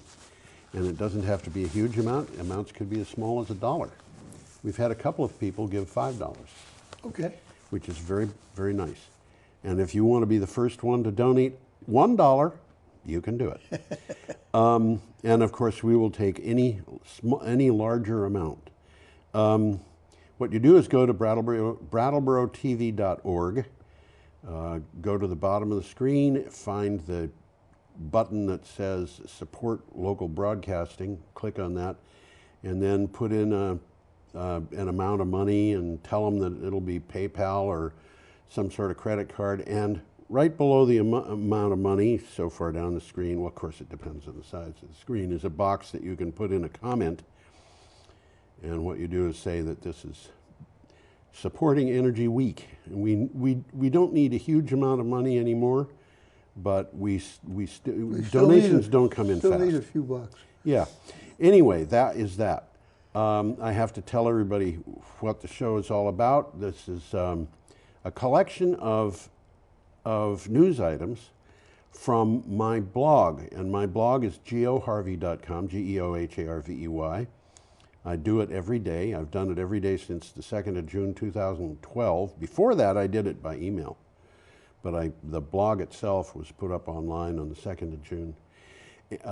And I put up 10 to 15 articles each day represented by a synopsis and a link to the original article. And we will start on the 21st of November, Thursday. We are recording this show on Wednesday the 27th because they won't let us into the studio tomorrow. My goodness. Even if we bring turkeys, huh? Even if we bring turkeys. Even if we are turkeys. That would have been neat to have one. Have one sitting there? Absolutely. Yeah. The way the Energy Week works is we normally record the show on Wednesday mornings, Thursday mornings. Today we're going to do it on a Wednesday because they won't let us in on Thanksgiving. And the equipment can't deal with that. The equipment can't deal with it, as we just found out. Everything in the studio just put up a sign that said we're going to wait until Friday. Okay, but it is Wednesday, and it is the 27th of November, and we're starting our show with news from the Thursday, November 21st. Normally I have about 10 to 15 items on my blog, geoharvey.com. And if you go to geoharvey.com and click on the calendar for November 21st, you'll find probably 15 items. Why is this which will include both going together here. Everything's funny today. I want to get us both up here on the screen. I can get us up there on two screens, but well, no, hold it. Nope. No, go. At least I got two different screens up there. Right. And if I push this, there you go. See, it works. It works. Okay. Technology works sometimes. We're starting on the 21st of November. If you go to my blog, geoharvey.com, geoharvey.com, and click on the 21st of November on the calendar, you will find about 15 items, which will include these three that are coming up. And let's put up a picture. Can we do that? I think we can. We're going to try. Let's try it. Yeah, there you go. And looks like a picture. Whoop. You clicked twice. There we go. I clicked Man. twice. It's a habit. It's a habit. Okay. This is an item from Utility Dive. And that, in case you don't know it, is the U.S. Capitol. It's the U.S. With an Capitol O. building where all those people get together and chat. Well, shall we start? Yes, absolutely. Go to it, Tom. Presidential contenders join fellow senators in urging New England to speed energy transition. I could have been a contender. I could have been a contender, but I wasn't. 7 U.S. senators from 4 New England states have urged the regional grid operator to speed the addition of clean energy resources and take a more active role in addressing climate change as well as accommodating state resource policies. Well, the only senator from New England that didn't join these guys was Susan Collins from Maine. Why? Well, she's a Republican. Well, that doesn't count. Man. ISO, the Independent System Operator's focus on energy security, allows legacy generators to remain in place. What does that mean? Old utilities. Ignoring the benefits of, yes, Old utilities. That's exactly what it means. Old utilities is actually old. Traditional utilities. Old coal-burning plants and Bingo. things like that. Generators, right. Yeah, Those that are producing electricity. To remain in place, ignoring the benefits of clean energy and frustrating states' efforts to address climate change. That's not good news, but that isn't going to last. No. It's politics. Yep.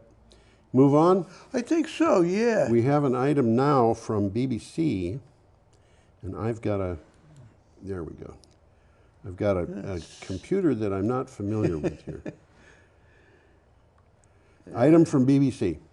From the BBC, this is a lot of images in this one. This is a good one. Yes, it's a very good article. A third of tropical African plants face extinction.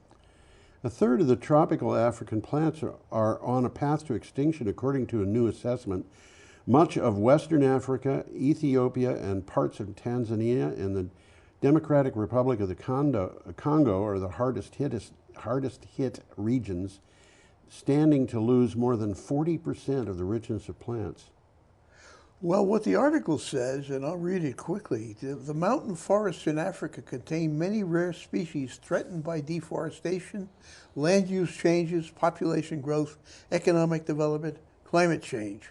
Another third of the species are potentially threatened in the near future. Yeah. So there's some changes coming, and yeah. It's not good, I don't think. I'm noting here that a lot of people believe that the Western Sahara was grassland until human beings brought goats into the region. Goats it was, huh? That's what I've heard. Well, I'm sure that the Sahara at one time was all grassland. I know that. Yeah. But yeah. that was quite a while ago. Yeah. More than last week. Longer than last week, yeah. I have seen problems in the Sahara region since I was a little kid, but you know. Okay, we have an item. What's that?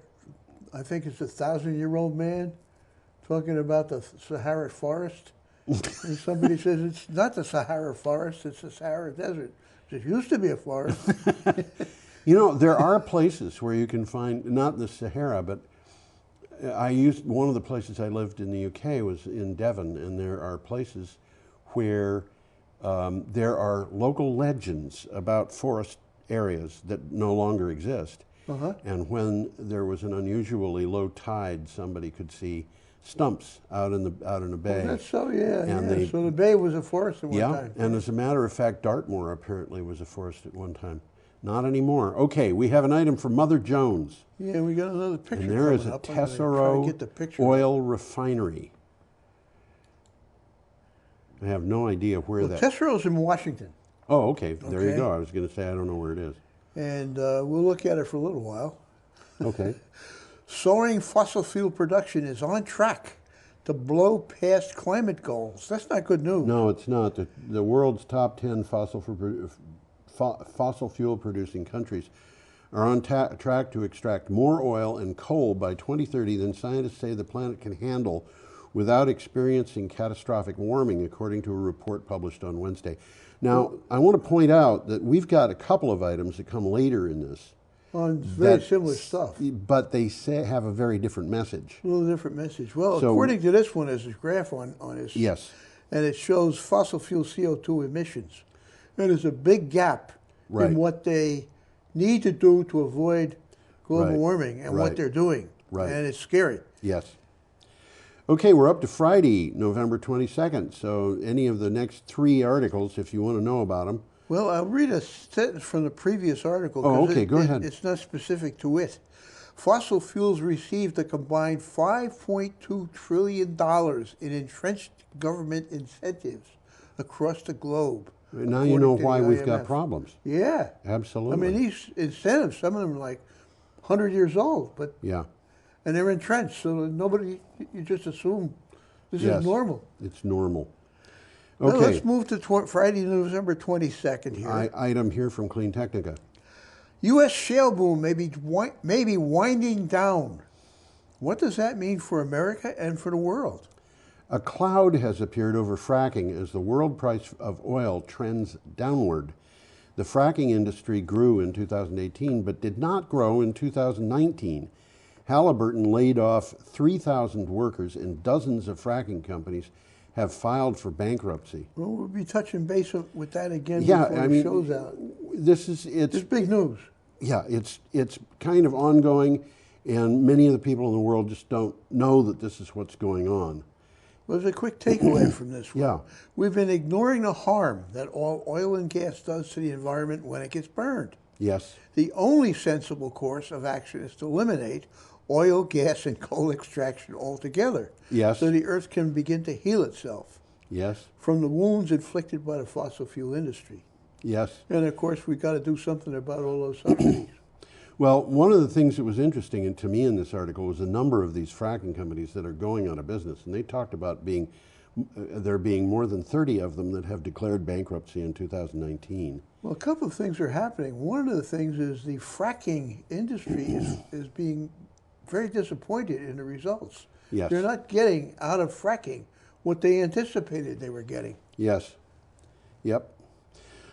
Should we go on? Yeah, we got a nice picture coming up We here. do indeed. This is, I think, just a really kind of stunning picture of solar panels on a Navajo. Well, this is the Monument Valley, which is one of the most beautiful spots in the world. Yes. And it's pretty much all owned by the Navajo. Right. And I'm sure that this is kind of a specific picture because you're not going to be driving through that valley looking at No. solar. It's a very small Yes. development. It happens to be what is generating enough for the tribe to survive. Right. But they closed a big coal burning plant right on the edge of this valley. Right. And this is what's left. Yes. And So- by the way, in case those things look familiar to people who are as old as I am, the Monument Valley was, in fact, one of the places that was used as a scenery for the movie Stagecoach. Oh yeah, if you've seen a John Ford movie Yeah. with John Wayne in it, Yeah. you've seen the Monument Valley. Yeah. And it's just coincidental you should mention that.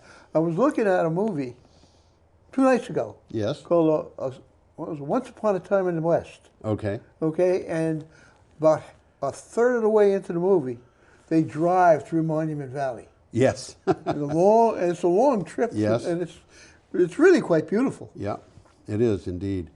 Okay. But just a coincidence, though, as we're Let me- talking about Monument Valley, I'm looking at this. Yes. Let me. Have you read the headline? Not yet. Okay. As cold dwindles, Southwest tribal solar farms pump out power. This is from UPI.com. New large-scale solar farms are bringing jobs to reservations and the first electricity to many families living on tribal lands in remote areas of the Southwest. The Navajo Tribal Utilities Authority brought online 2 solar projects with a total of 55 megawatt capacity over the last year. And, you know, some of this is going to people who have never had electricity That's what the before. article says, yes. Yeah. They've never been able to put up electricity. Now they've got it. Yep. And the article had some pictures of utility workers from out of town coming in, helping them develop the infrastructure. Right. There's a quick takeaway here. We've talked about this one. Earlier this month, the Navajo Generating Station, which was the largest coal plant in the West, closed after 45 years. Yes. The demand for coal power was too low to sustain the operation. Yes. Okay, the 2 solar farms generate all the electricity used on the 17 million acre reservation. Wow. So they're generating all their own power from solar, and they closed down the coal plant. Selling renewable energy on a large scale to cities like Albuquerque and Los Angeles pays for the infrastructure to power up the homes that have been waiting decades for electricity, as you just mentioned. This is an interesting takeaway, an interesting quote. Tribal lands in the Southwest are the Saudi Arabia of solar because they're largely undeveloped. Yeah. And they are. They are indeed. So- Okay, we've got an item here from Renews. This is an interesting one. It is indeed. Barrick is a company, proposes a 16 gigawatt New England grid link. That's pretty significant. And I'm going to say this because otherwise Tom will say it first. Anytime you hear gigawatt, that means big. They should call them bigawatts. Bigawatt. Bigawatts, right. Yeah, well, what do you do with terawatt? Okay. U.S. transmission developer Barrick has applied to the Bureau of Ocean Energy Management to develop the Southern New England Ocean Grid, an offshore grid system off southern New England. It is designed to connect up to 16 gigawatts of offshore wind capacity to the mainland. That's a lot. It's very, very big. I read, I think it's New York State has just announced they're going to open up a cable factory. Yes. Yeah. Well, and Barrick is developing a system of cables on a continental shelf connecting existing wind lease areas via a common link to shore. Yes. An underground grid, if you will. That's right. Okay. Transmission lines would connect lease areas directly into Boston, Narragansett Bay, Massachusetts South Coast, and Connecticut to provide offshore wind-generated electricity to area residents. So they're getting on top of this thing. It's a whole new It's concept, a whole really. new ballpark. Oh, It's just absolutely. entirely different. We are up to Saturday, November 23rd. Yeah, we've got a picture and coming we have up a here. picture of a child being threatened by large numbers of cops. I can't help but it's believe not it. exactly that, but I can't help but believe it, but one of those cops is wearing a pair of pants that are too big for him. all right. Look at his left leg there. Okay. Oh, you mean too long? Absolutely. Too long, that's what I mean. Yeah. Okay. Sunrise Movement goes viral without Twitter ads, yet it still influences national narrative. Well, this You is got to from, explain what that means. Yeah, this is from Clean Technica. And let me read the short synopsis here. Climate action movement. The climate action movement is building around the U.S. and the world, in good part due to Sunrise advocacy. Sunrise is an organization. The word has spread without such things as insidious Twitter ads. The Sunrise movement is accomplishing a lot with little more than people power. They are not going on Twitter and a lot of, I don't know, they may be using some social media, but they're not doing much. They're doing this by certainly word of not mouth. taking out ads on Twitter, Yeah. which they pay for. Yeah, I mean, if you just tweet, you don't pay for it. but you take out an ad, you pay for Yeah. it. Yeah, Which is that's how it works. I mean, that's how it works. If I were president of the United States, I would ban the use of Twitter. But this president likes it too Yeah, much. the only problem with that is I can't ban private use. I can't ban state use. I can't ban corporate use. But by golly, the federal government is being run out of Twitter, it seems. Well, a quick takeaway about the Sunrise. The Sunrise movement is a movement to stop climate change. The movement promotes a conceptual framework about fossil fuel billionaires' greedy grasp on energy networks. Which is why they're not using Twitter. How political power through a Green New Deal fostered by everyday people could break monopolies' hold, and that transition to 100% renewable must leave no one behind. Well, I agree with So the much of sunrise that. movement, I think, is going to be important. Yeah. The only thing is, I'm beginning to think that the Green New Deal will not be sufficient. It may not be. Yeah. It may not be. Well, they're still talking about it, though. Yep, they are indeed. Okay, Well, our the next next one coming up. Our next one is from Clean Technica. Solar costs and wind costs so low they're cheaper than existing coal and nuclear, according to Lazard. Lazard's latest LCOE report, that is levelized cost of energy, says cheap energy from solar and wind are competing with existing coal and nuclear plants. It can be cheaper to build new wind and solar farms and use them than to keep existing coal and nuclear power plants going. Well, they say something interesting here. Solar and wind aren't just cost effective when subsidized.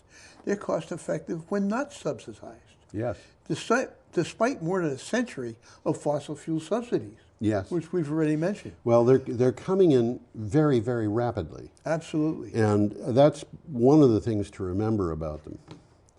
Okay, should we move on, or? Well, again, there's one more? last sentence here. Okay. They have actually gotten so cheap that they are now computing with existing coal and nuclear power plants. Yeah. Which we've been talking about. They're closing these guys. They're closing down plants because wind power or solar power is cheaper. Even backed up with batteries, it's cheaper in a lot of places. Okay. Well, the times they are changing. They are changing. That's absolutely true. Yeah, we got a picture coming We up have a here. picture, and this is an Let's see item if I can from get it up there. Sci-Tech Daily. That is not Sci-Fi Daily, it is Sci-Tech Daily. Sci-Tech Daily. And by the way, both of those items are of intense El Nino. 2 different years. 2 different years. They don't show a light El Nino here. They're just showing. These are 2 the years tough where ones. it was violent El Nino. Yeah. And that's what it says here. These are El Nino events. The one on the right is in 1997, and the one on the left is in 2015. Both extreme El Nino events. I think you got them backwards. The one on the left is 1997. Well, it said in the article the one on the right is 19. The article had it backwards. I remember saying to that to myself when I read the article. I think you're right. I'm trying. Well, there it is. Yeah, there it is. November Okay. 1997. Go ahead. Or should New I? and strange climate pattern includes more violent El Nino swings. Yeah. In the The industrial article had it age, wrong. in the industrial age, El Ninos have become more intense, standing to worsen storms, drought, and coral bleaching in El Nino years. A new study has found compelling evidence that the Pacific Ocean, that the stronger El Ninos are part of a climate pattern that is new and strange. Now, what they're saying is this is a pattern in the climate that is causing a change in the ocean. In the weather. The climate is changing, but it's causing a change in the weather. It's El Nino's causing it, but the climate is changing, which is causing the El Ninos to be worse, which is causing the weather to change worldwide. Well, a quick rundown on what an El Nino is, because I had to look it up myself just to refresh. Every 2 to 7 years in the spring, an El Nino is born when the swings of heating and cooling of equatorial Pacific waters swell into a long heat blob, which you see there in the picture. Okay? Typically peaking in the early winter. It blows through oceans and air around the world, ginning up deluges, winds, heat, or cold in unusual places. Yes. Okay, we are up to Sunday, November 24th, with an item from CNN. And maybe you should put us both up. I think I was just going to do that. People can see that we are, in fact, not just a couple of machines talking. Well, it's the Harvard-Yale football game, which was delayed after students and alumni stormed the field to protest climate change. The Harvard-Yale football game was delayed nearly 30 minutes after more than 100 students and alumni flooded the field at halftime to protest against the school's endowments from fossil fuels companies. Well, the website has 2 videos. Yeah. One of them is that crowd assembling. Yeah. And the other one is more advisory. It says what you can do. Okay. Okay, which is an interesting video. And the students are demanding that our universities take responsibility for their role in perpetuating the climate crisis and climate injustice. They're calling on Harvard and Yale to fully disclose, divest, and reinvest their holdings in the fossil fuel industry. Right. Now, you don't realize how much these students or these schools are investing their endowments in fossil fuels. Right. So that's what this is all about. And we got Okay. another picture coming up We here. do This is have a kind of picture. interesting. This is an And interesting this is picture an here. interesting item from Clean Technica. Public-private partnership building net zero homes for low-income families in Rhode Island. And there's a picture of the homes. Cute little house. In Rhode Island, a in Rhode Island, let me start again, a public-private partnership is building 5 new homes for low-income buyers that are designed to have no utility bills at all. The design is a project of the Rhode Island School of Design Architecture program. They actually have 2 of these, which is why that picture says Unit A at the top. Yeah, it's slightly different. But Slightly different. they look alike until you see them side by side. Yeah, and they're very similar, obviously. That's a neat little house. It is. These are not homes for rent. These are homes for sale to people with low income. And Yeah, but they're selling them at attractive prices. They're offering these things for 140 grand. Okay, a typical house in Brattleboro is 215. Well, that may be attractive to some people, but it's out of my budget. Okay. The thing that they point out about these things is that when you buy a house, you don't just buy a house. You buy a tax burden, you buy a mortgage burden, but you also buy a utility burden. Utility burden. And the these utility things are designed burden to is eliminate big, that. and they eliminate the utility burden. And when they say net zero, they mean the person who buys this house does not have to pay for electricity, does not have to pay for heat. So, that's a good saving. It's a big saving, that's right. And it also means that people are not subject to changes in the costs of fuel and things like I'm that. going to put the house up again so you take a quick look at it. Yeah. This is a good pilot project. Yes, it is. And that's what it is. It's a pilot project. Yep. And I'd like to see it going on right here in Brattleboro. Yep. So let's move along. All right, I have an item here from Antelope Valley News. You do, huh? I do. It's We called do. Newsom halts hundreds of fracking permits. So we're going to find out in a second what or who Newsom is. What or who? Okay. California Governor Gavin Newsom halted approval of hundreds of fracking permits until independent scientists can review them. The State Division of Oil, Gas, and Geothermal Resources announced it will not approve new wells that use high-pressure steam to extract oil from the underground.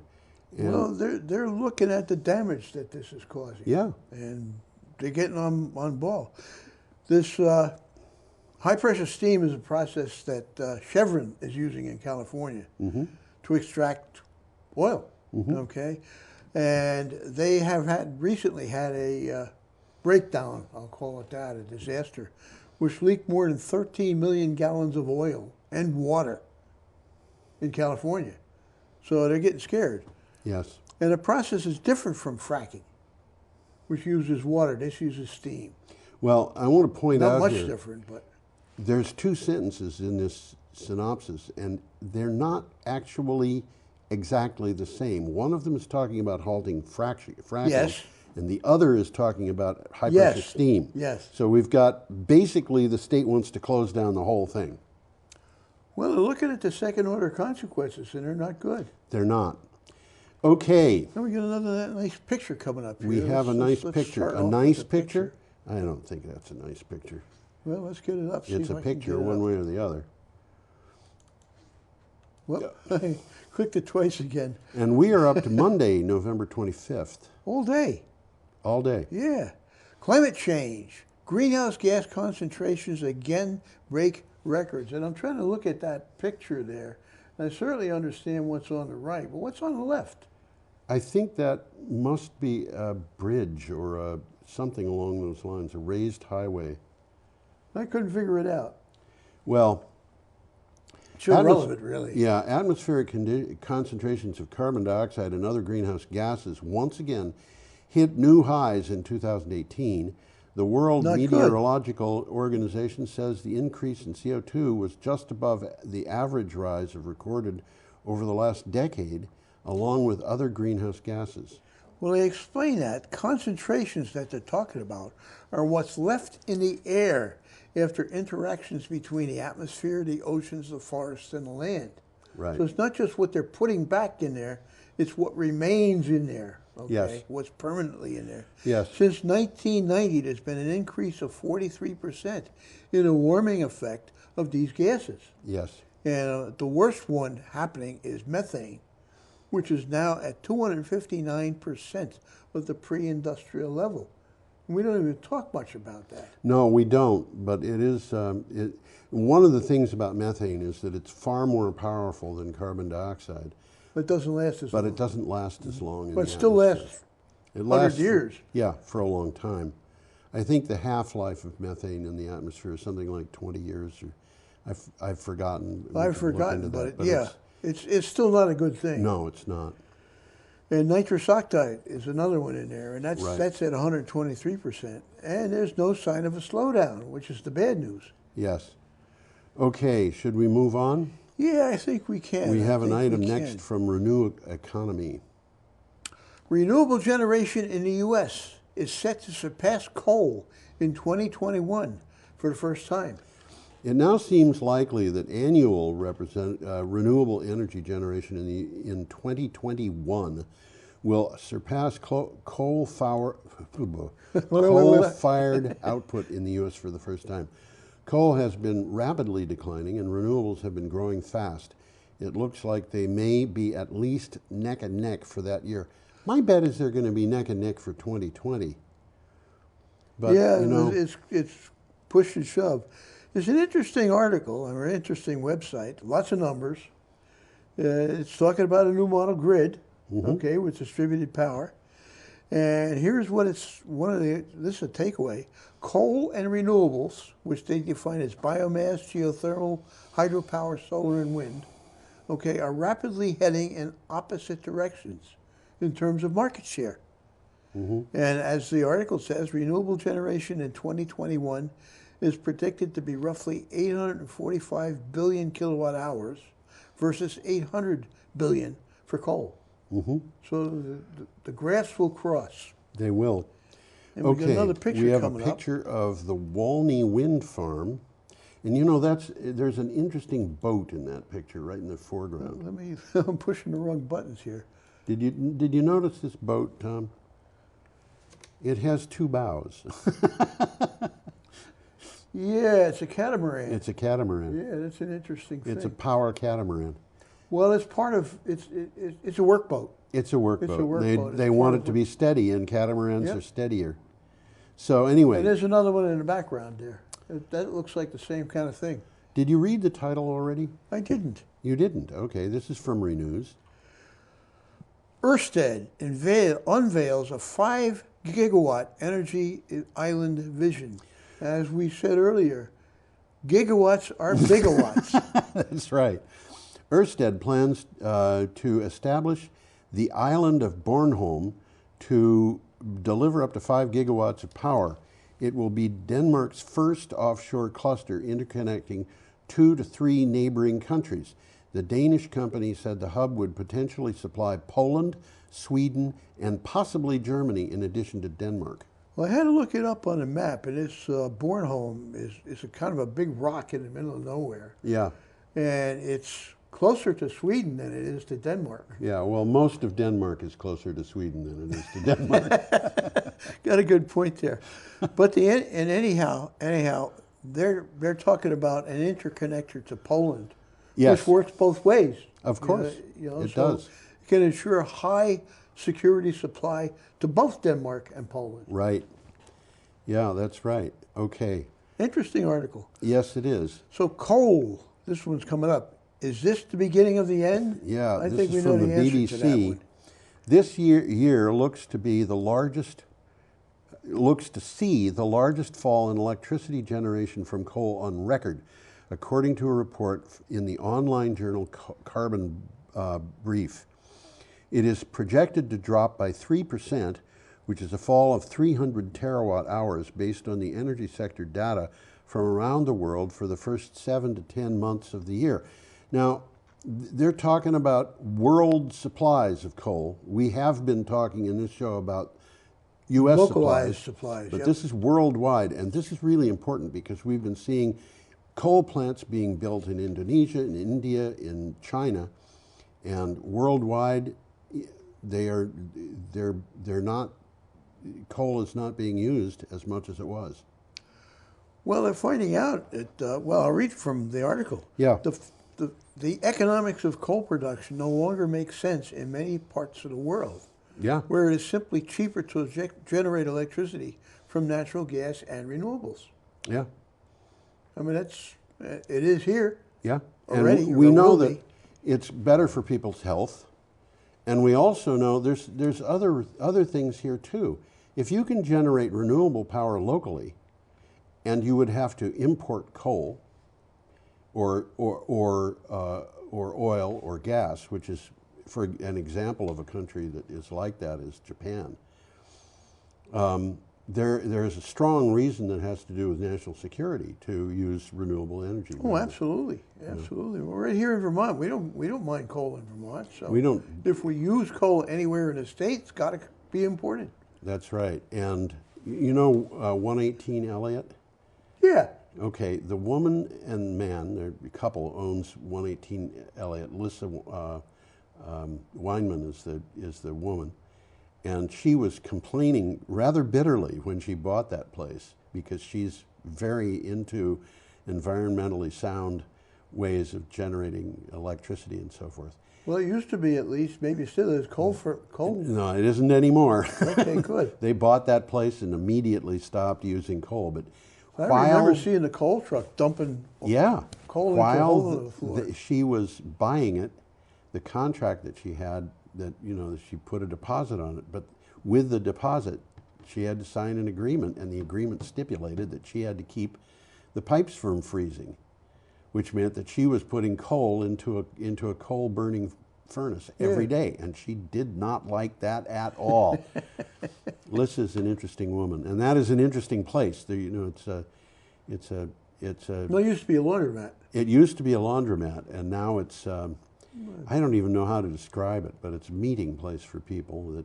Well, it's more than that. I mean, they have yoga and dance and yeah, it's a community resource. Really. It's a community resource, and last time I met.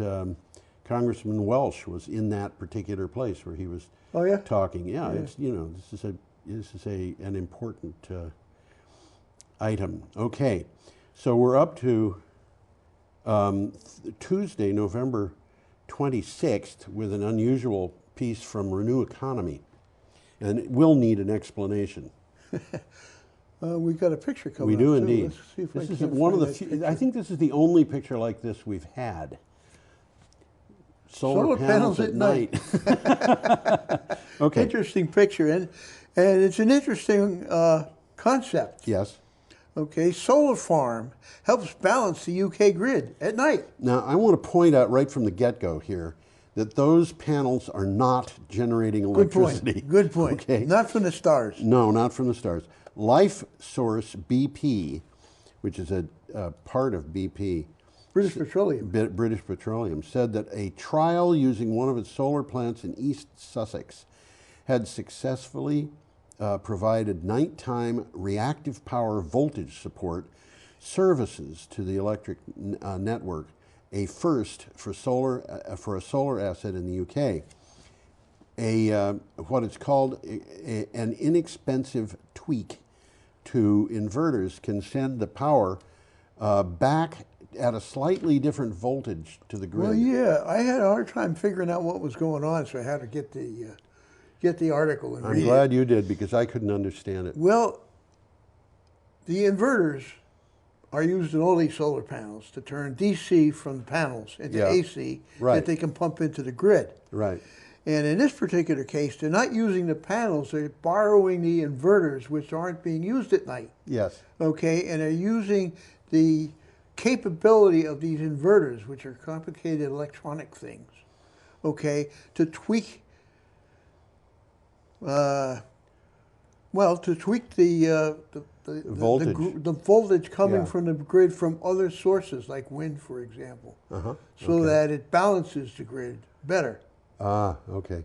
Okay, so if they had like a whole lot of wind power coming from over here, because it's not being used over here, the voltage tends to rise, and this is kind of smoothing all of that out. Yes. So they're using the electronics. Right. Okay, they're borrowing it. It's really clever because they paid for it already. Well, they said it would save hundreds of millions of dollars a year. Well, in order if they could do this when they tweak that, yes, they're saving a lot of money. A lot of money. Yeah. Meanwhile, and this is an interesting one. Back at the ranch. Lightsource has started on a 200 megawatt solar farm near Wellington, New South Wales, and that's 40 times the size of the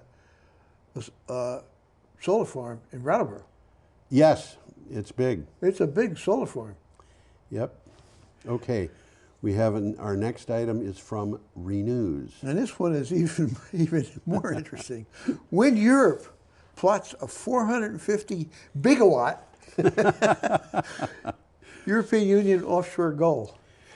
To achieve the European Commission's target of 450 gigawatts of offshore wind by 2050 requires annual installation rates to rise from 3 gigawatts today to over 20 gigawatts in 2030, a report from Wind Europe says.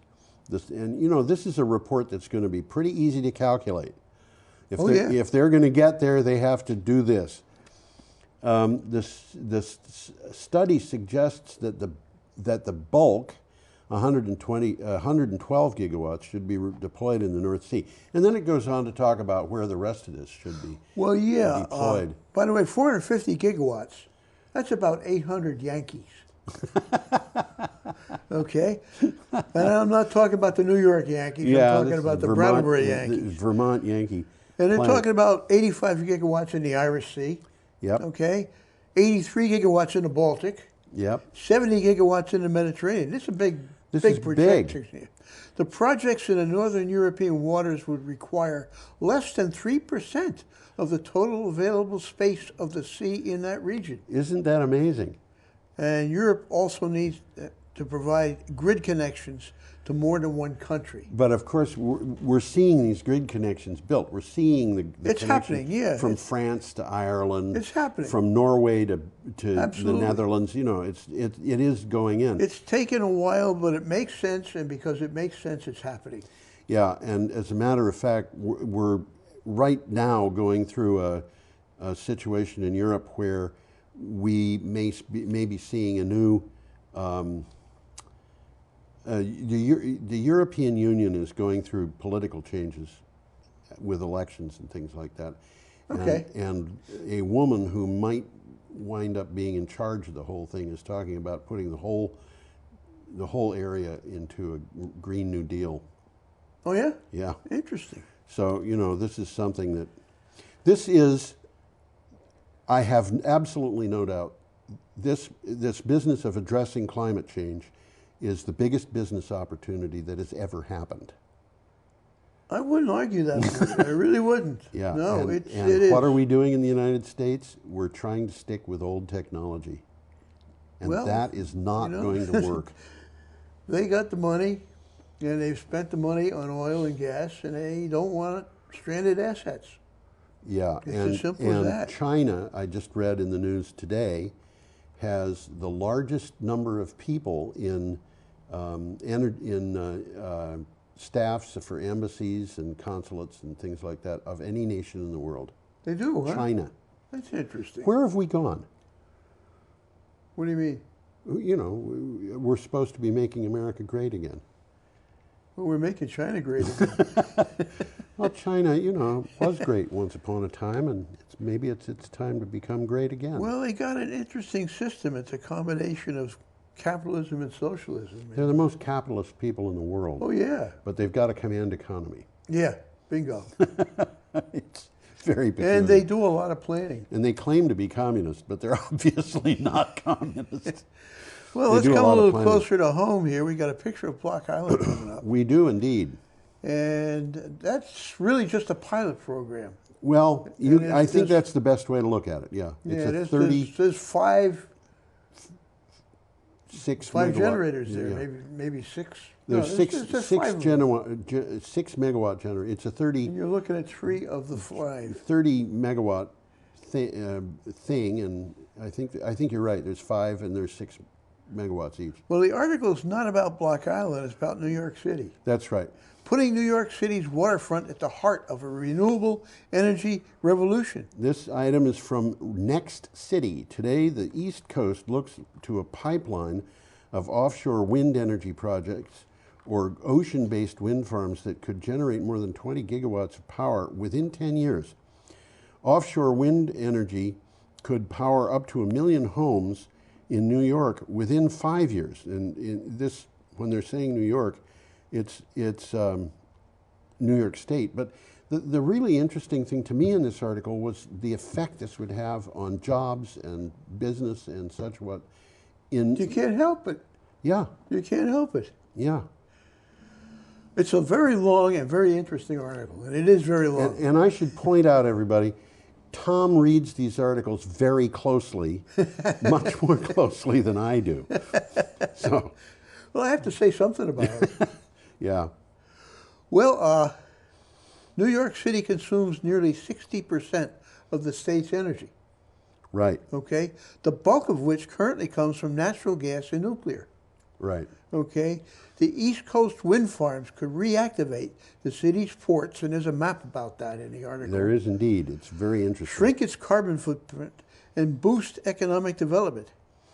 And right now they're talking about 2 projects that are in the works, okay? Empire Wind in New York Bay. Right. Right by the entrance to New York City. And Sunrise Wind east of Montauk. It's really closer to Rhode Island. Yeah. Okay? And they're working on these already. I mean, these are happening. They're not in process yet, but they've got a lot that are not happening but are being developed anyway. They finally awakened to the fact, hey guys, we can make some money here. Yes. That's what this article is all about. Yes, it is. The 2 projects are expected to be operational. These 2 are by late 2024. And there's a map. Okay. New York sits at the middle, and this is interesting, of a coastal corridor that stretches to Maine to North Carolina, where the shallow waters make it easy to install turbines. And the strong, consistent winds lead some to speculate that the East Coast could generate enough energy to power up the entire United States. And we've said that right here. We have indeed, yeah. Well, this is the last article we have. The next one. I don't have a next one. I do. You want me to read the title? Yeah, I don't have a next one. Bleak outlook as carbon emission gap grows. Say that one again? Bleak outlook as carbon emissions gap grows. It's from the BBC. You must have put that one in after I... No, I put it in with the others. Well, I didn't get it. The annual emissions gap report shows that countries will have to increase their carbon cutting ambitions 5-fold if the world is to avoid warming by more than 1.5 degrees, the UN says. The annual emissions gap report shows that even if all current promises are met, the world will still warm by more than double that amount by 2100. In other words, they're saying the promises that the Paris Agreement came up with are only enough to keep us to a rise of 3 degrees. And, which would be a disaster by itself. Well, 1.5 degrees, I think, is going to prove to be a disastrous enough. I mean, we talked last week about the fact that the Federal Reserve Bank was counting damage done as a result of climate change at $100 billion a year in the United States in the last 5 years. Mm-hmm. And that's from less than 1 degree. And if we go to 1.5 degrees, my guess is that amount will double. It will be $1 trillion a year. And that amount of that amount of money going into damage from atmospheric carbon dioxide increases is when you consider that and you think about we could have double that amount of warming, and not good. Oh, this would be people are starting to talk seriously about our civilization collapsing. Yeah, I've read stuff like that already. Yeah, and there was an article in the news about that today. There was an article perhaps last week. And collapse of civilization doesn't mean everything disappears, but it does mean for some people it does. Well, for some people it does. And they're talking about that. You know, I'm thinking maybe back to clubs. I don't think we're going to go back to clubs, but I think we will in some places. Yeah. If we don't deal with this, we're going to have. 5 years ago, I was saying we can keep the damage to a number of people in the millions and dying as a result of climate change. And now I'm starting to think that's going to be in the billions. We're going to see possibly a 50% decline in the human population as a result of climate change. Wow. That's my thinking, my own thinking. And if that came about, I mean, just think about, we think about Hitler as being one of the most vile people in the world, in world history, because of the number of lives he took. Mm-hmm. We could say the same thing about Joseph Stalin, and on a much smaller level about Pol Pot and so forth. And Mao Zedong. Mao Zedong, and go down that list, and 100 years from now, 50 years from now, maybe even as little as 20 years from now, I think it's altogether possible that we're going to see Americans named in that list. And I think it's inevitable. I don't see how we can avoid it. I really don't. Well, we know what we have to do, but we don't seem to have the will to try it. No, I'm going to correct you there, Tom. We know what we have to do, but we're not willing to do anything but the opposite. That's even worse than what I said. Yeah, that's right. I think that's what it is. This is a pervasive problem that is in the, and this was done on purpose. That's the thing that's so sad about it. This I think is being done on purpose. We are. Well, it is being done on purpose, but the purpose is to make money. But the purpose isn't to destroy the population. No, it's not to destroy the population, but I think that it's an inevitable effect. It's an inevitable effect. Yeah, that's right. Their lives is more important than my money. Yeah. And if you take a person who is extremely wealthy, who says I'm worth $5 billion or $8 billion or whatever, who takes a position in support of that, what's he going to do with his money? How fast do you have to spend $5 billion when you're over 70 years old to spend it all? It can't be done. I guess it could be done, but not through ordinary living. No. Basically, you'd have to throw it away. Well, you'd have to throw it away. So there is our show, Energy Week, for this week. And so according to the clock, we got 9 minutes left, but we had a technical glitch that left us without a computer for a few minutes, and the result of that was that our timing is a little off. We still got a few minutes left, but you think so? We can try. Well, I don't know. We've run out of things to talk about. Why don't we just? We haven't run out. We've got lots to talk about. I just don't have anything here. You don't have anything there, but let's go back to that article about New York City, because the waterfront stuff in New York City, what we're talking about is resuscitating areas. When you think about it, when I think about what Brooklyn was like when I lived in Brooklyn, which was like 1965 to 66, there were areas there where not only were there no jobs, there weren't even any people, Yeah, I mean, there was parts of Brooklyn in the 60s that were really starving. Really starving. And right now, what we're talking about is not just gentrification.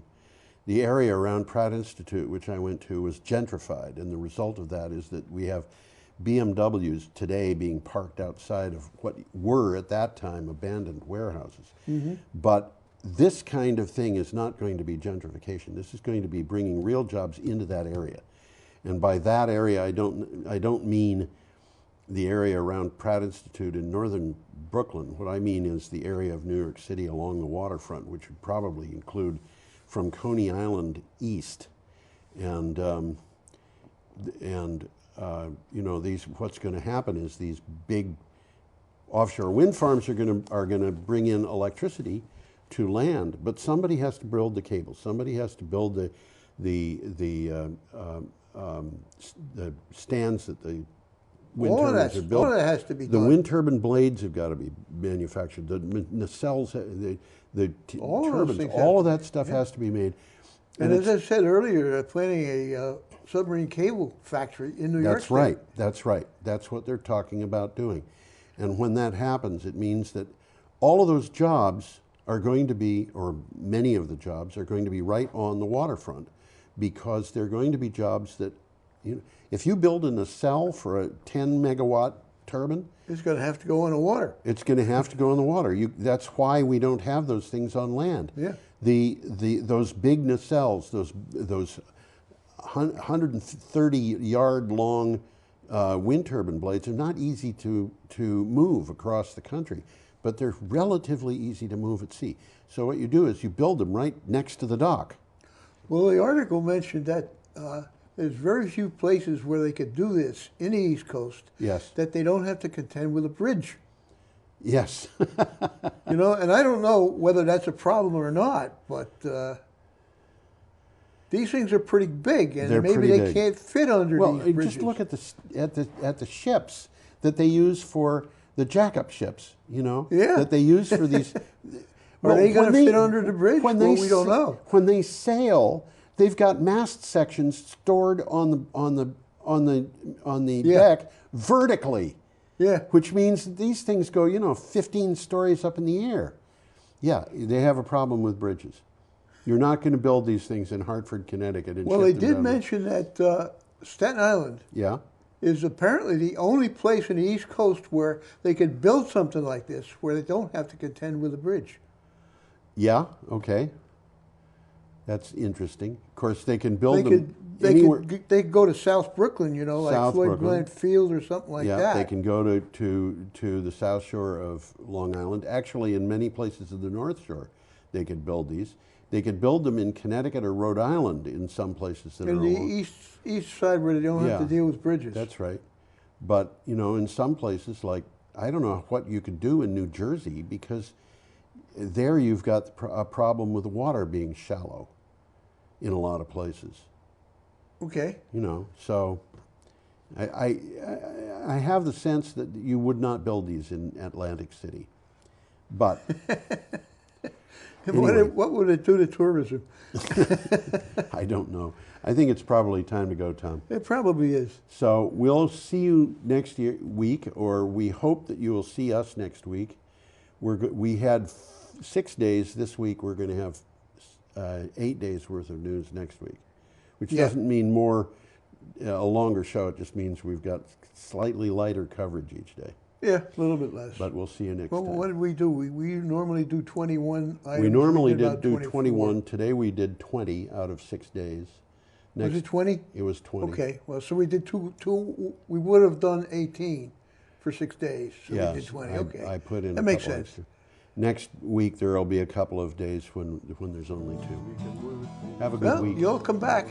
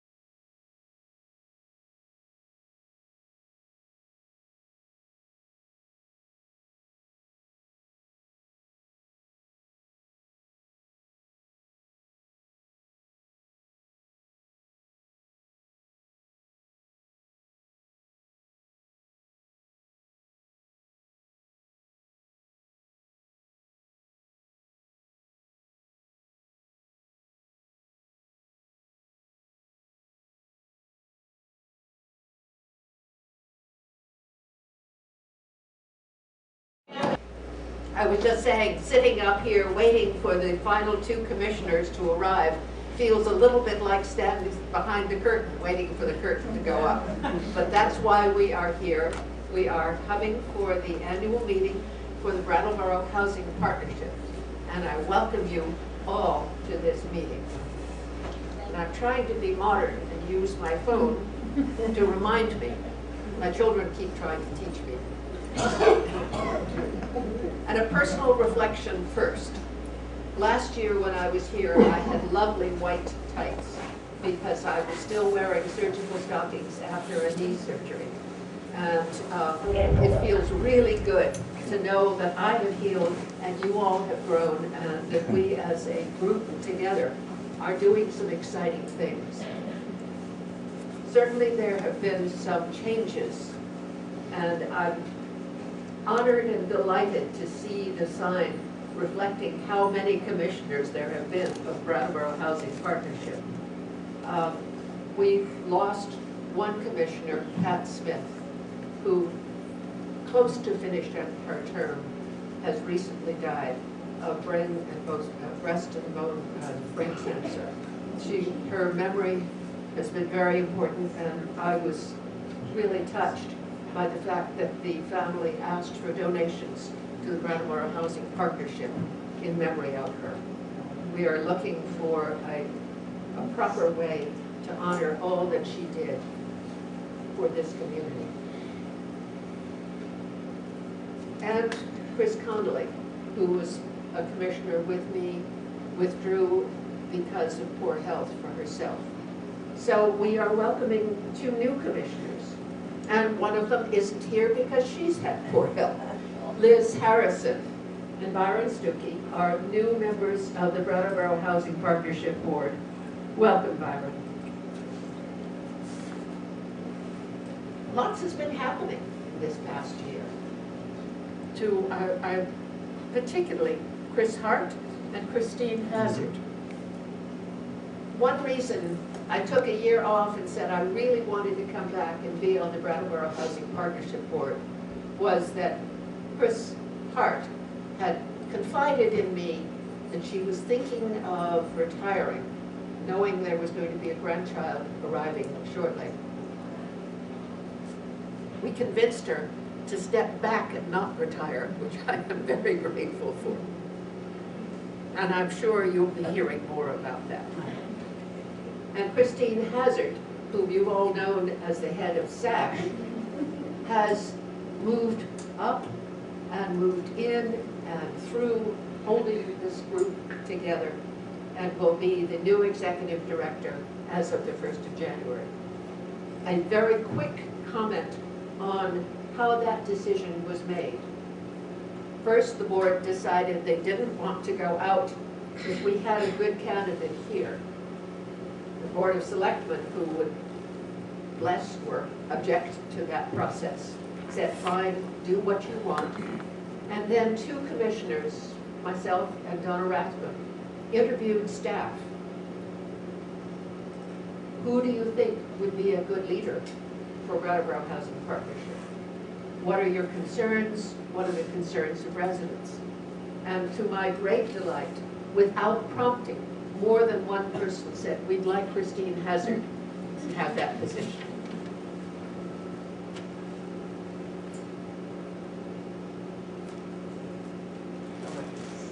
So much for technology. It keeps turning off on me.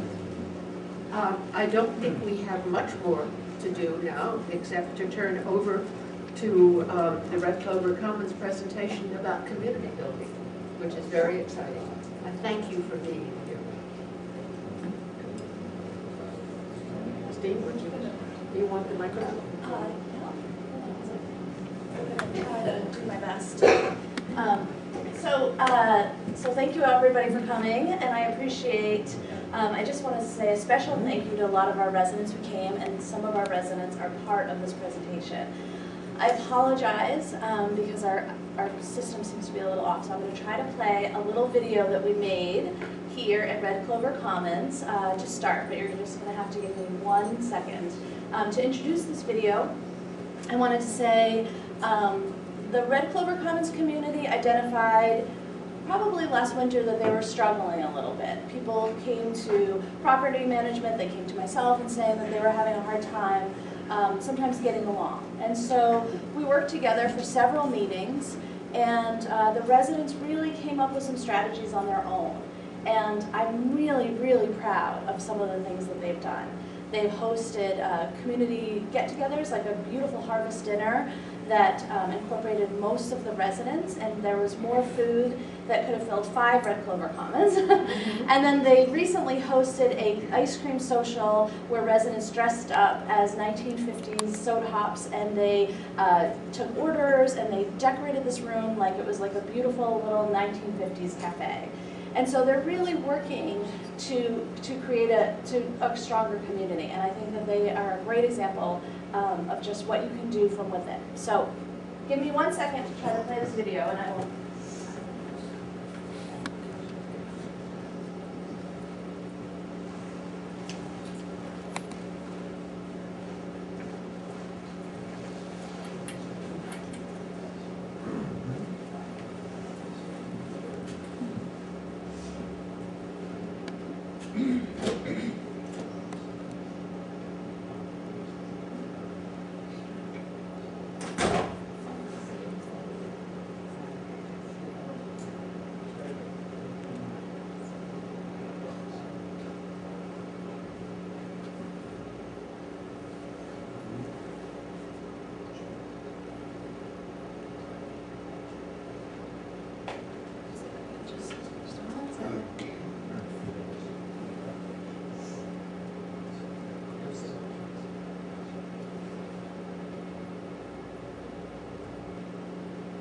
My name is Gina, and we're here as a small group.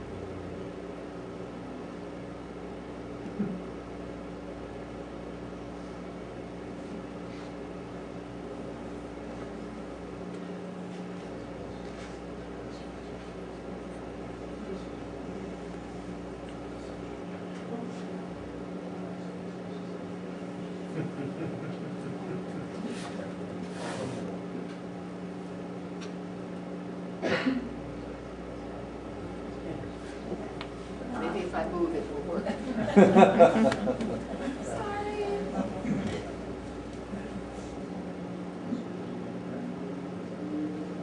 Yes.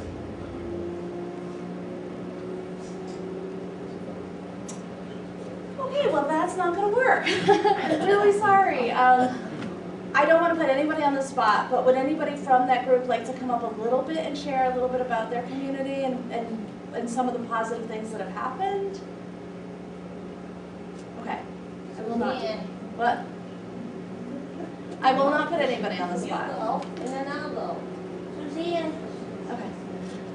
So, I guess we're going to move on a little bit, and we're going to talk a little bit about the next thing I wanted to talk about is we have this wonderful resident advisory communications committee that was formed about a year ago, and they have worked on lots of little projects, but this is one project specifically that was very important to them, and so I'm going to ask one of our residents, Bridget, to come up and just introduce the project a little bit and talk a little bit about it.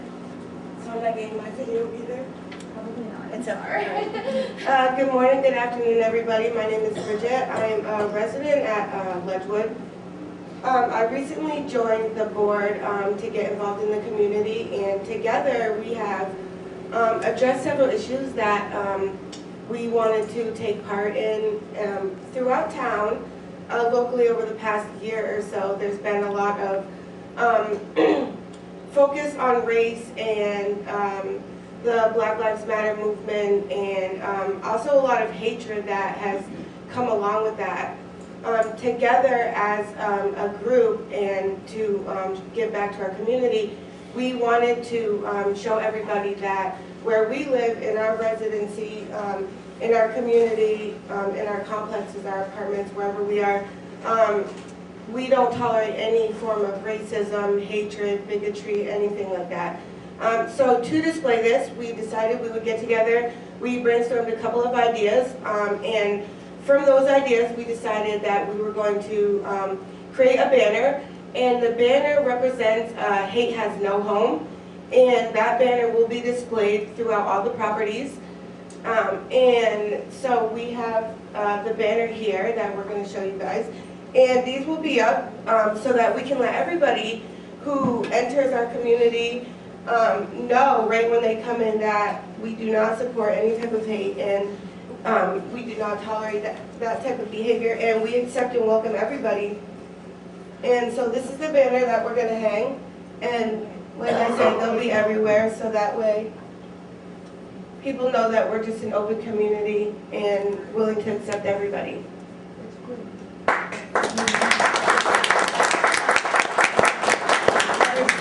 So I just wanted to say a special thanks to Bridget, also Ashley, Trish, Tracy, I'm sorry, and Lynette. Thank you so much. Thank you so much. What was it? Oh yeah, yeah. And these guys are from Morport. Bridget's from Wedgwood. Thank you so much. Yes, no problem. Thank you. Will there be enough banners for all of the? There will be a banner at every single housing site, including Red Clover Commons and the AMW Richards building. Wonderful. Yes. And so they'll be going up this month.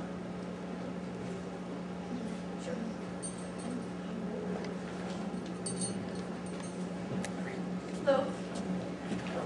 I'm Lucy Taylor, run the Family Self-Sufficiency Program. One of the many rewards of my job is reconnecting sometimes with some folks that I might have worked with earlier in my job career, either at the shelter, at Life Skills Housing, or going back farther into the family garden, which is daycare. I've been around. And so it is with Damaris.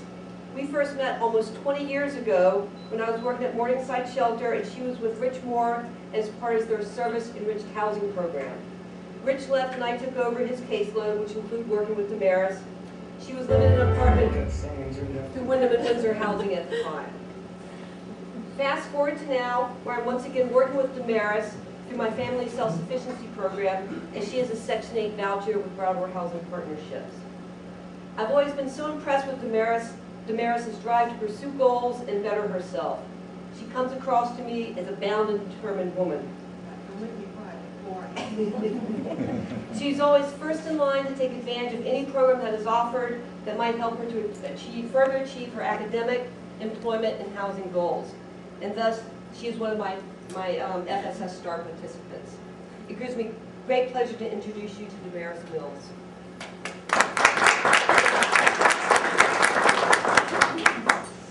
Thank you, everybody. Put it up. Okay.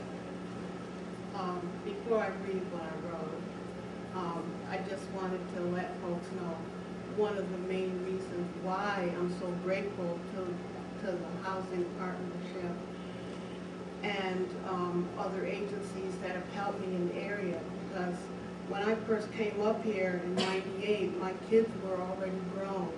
And I had discovered Landmark College when Ennis Cosby was killed. It was all in the papers and magazines about Landmark College. And I had found out that I had learning differences as well as my kids.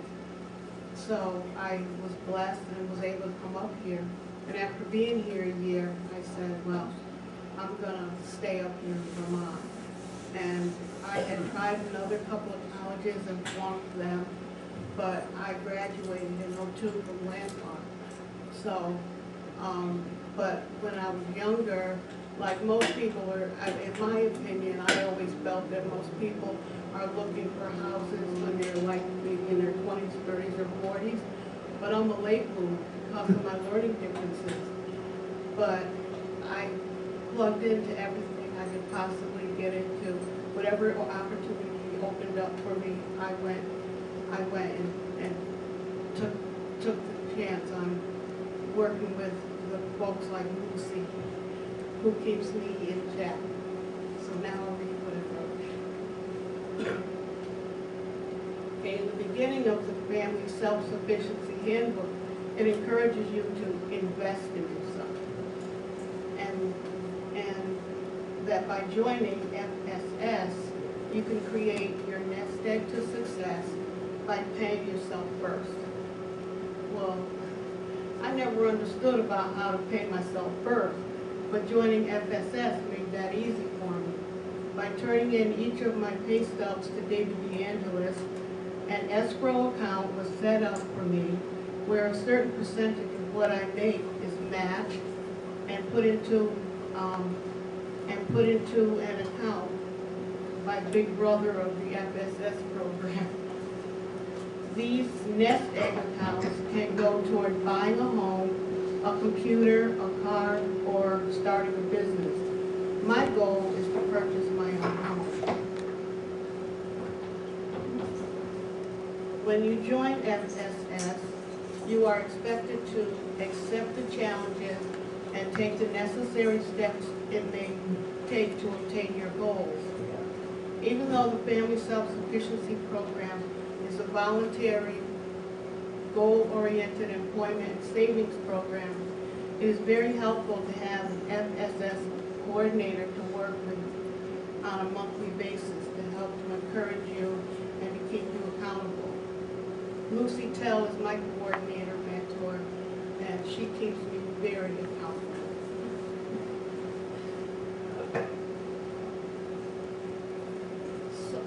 Sometimes, if I procrastinated on something, it's helpful to know that Lucy's coming over, that I had better take care of what I needed to take care of before she gets here. A few years ago, when Claudia McCarthy was my coordinator, she turned me on to SEVCA's financial fitness program, and it was there that I first began to learn how to clean up my debt and repair my credit score. I also joined SEVCA's IDA Individualized Development Account Savings Program.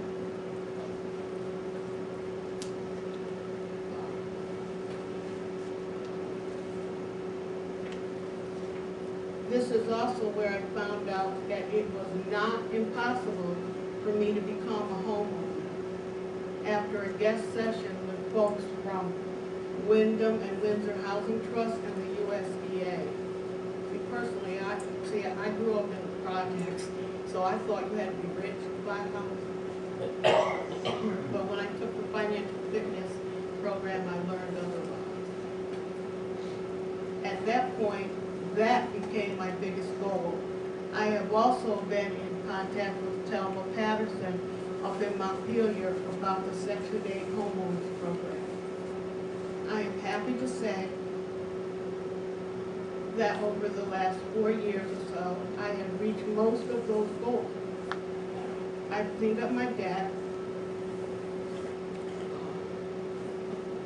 raised my credit scores, and in one meeting away from finding out I had finally mortgage rent. And to my own disbelief, I have money saved in 2 different banks for the first time in my life. That's a big deal, y'all. I'm 70. That's a big deal. Okay? So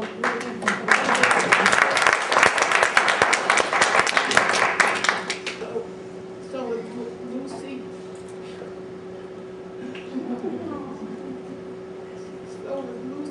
Claudia, and some of the other FSS coordinators that I've worked with, I have successfully developed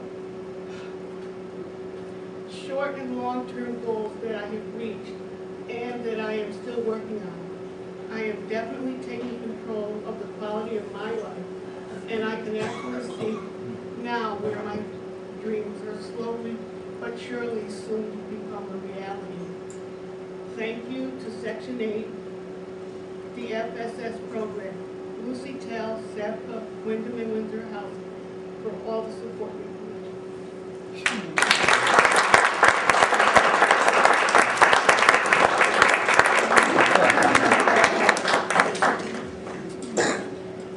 Damaris, that's absolutely wonderfully impressive. Well, as commissioners, we have a report from Lucy each time we meet, and the amount of escrowed money because of FSS is impressive to us too. Thank you.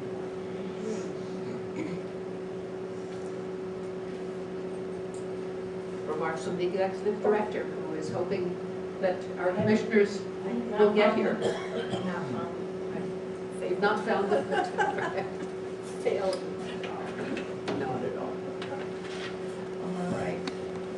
was wonderful. Thank you.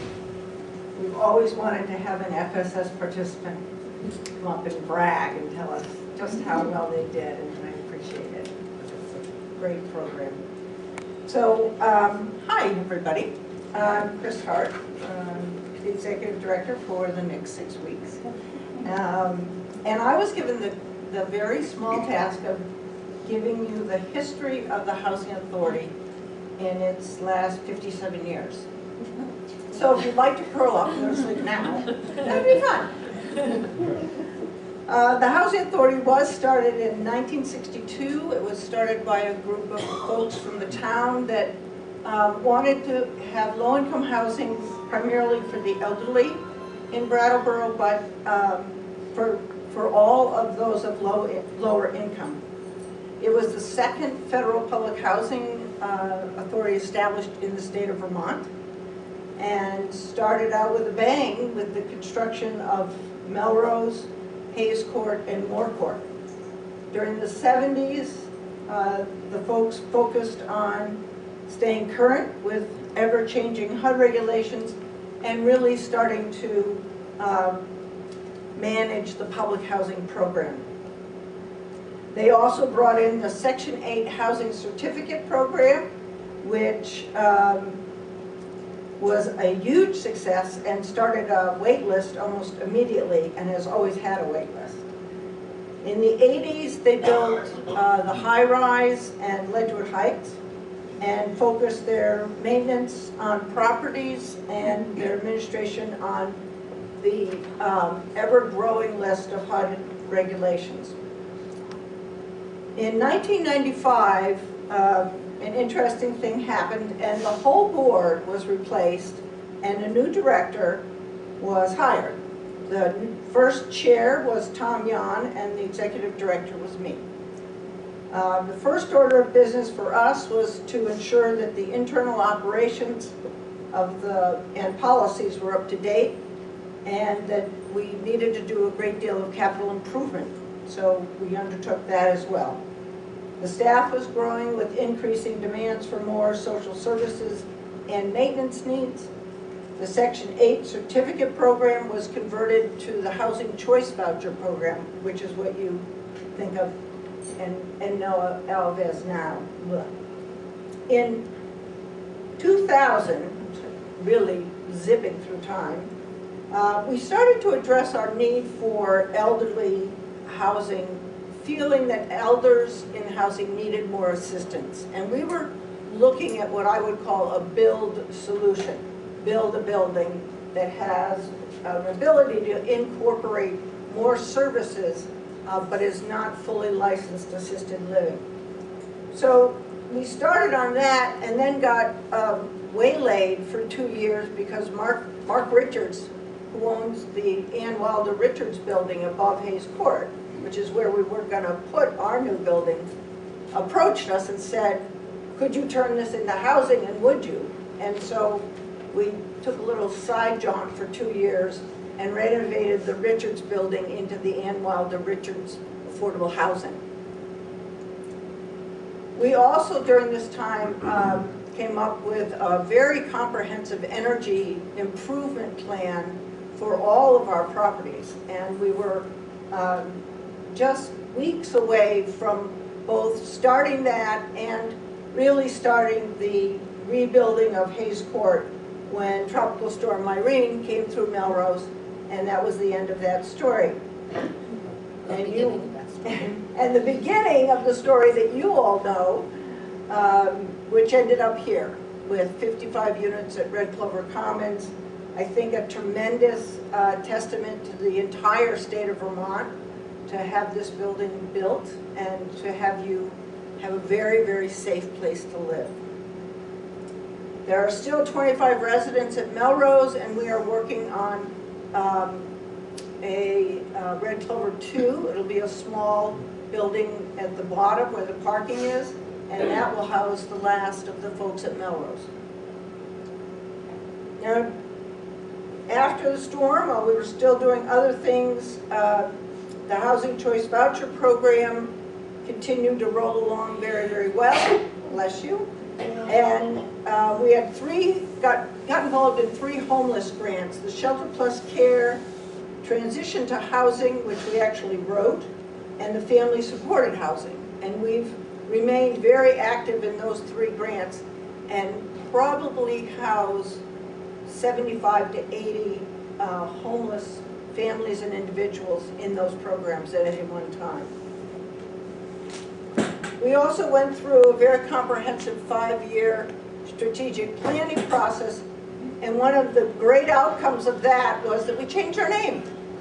And we changed our name because at the end of a long process that involved you all and the community and our commissioners, we decided collectively that we just didn't like how authority felt. It was like, ooh, nah, you know, just too up above, you know. And so partnerships was the word that we came to. I think Jan had a lot to do with that. And we all really felt that that really said what we do. We were a founding member of the highly successful statewide SASH program that I think you all know of, and that program really replaced any need for a built solution to how to get better services for our elderly and disabled residents where they live. And that was the point of a new building, and SASH came and delivered it. So we're very happy to be part of that program, and we're very proud of the program that Christine and her staff have developed. We also got 2 grants, one of which you've heard and seen a terrific success, the Family Self-Sufficiency, and the other is our Resident Opportunities and Supportive Services program, which worked with families to bring around supportive services and help them with self-sufficiency.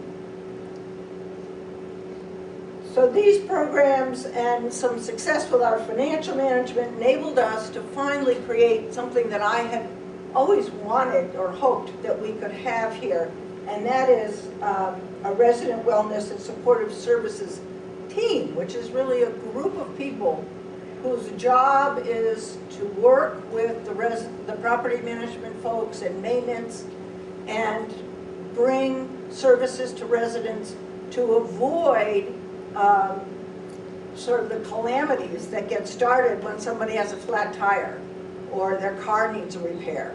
And then 3 months later, they haven't paid their rent. And we're looking at them and going, rent. And they're going, no money. So we were able to bring this group together, and under Christine's really exemplary leadership, it has really brought an enormous amount of support and positive assistance to our residents. I said to them when they started, well, think of it this way. Who would you rather come to your door if you didn't pay your rent? Courtney or Lorelei? And they all went, Lorelei! Lorelei, unfortunately, isn't here, but her mom is.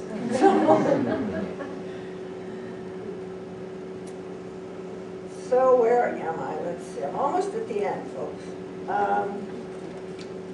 Hang on. So the other thing that happened, we did that, and then starting in 2018, we began working with FEMA, the Federal Emergency Management Agency, on a new plan to turn Melrose into a flood mitigation area.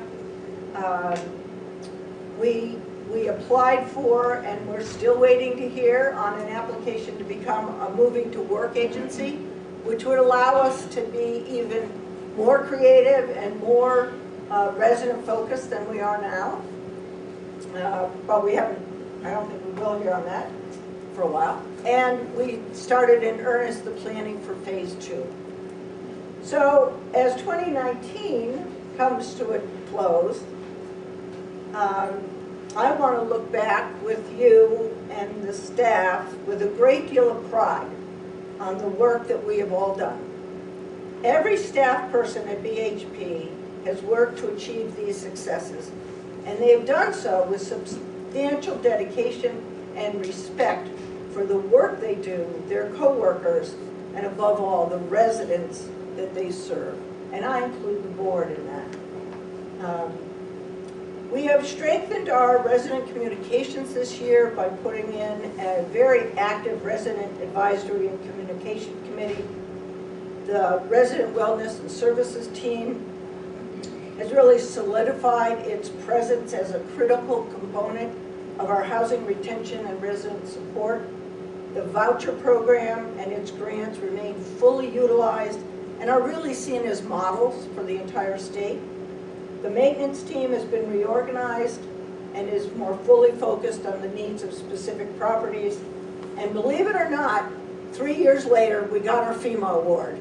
So we will be starting our $3.2 million project to convert Melrose, or more than half of Melrose, into flood storage.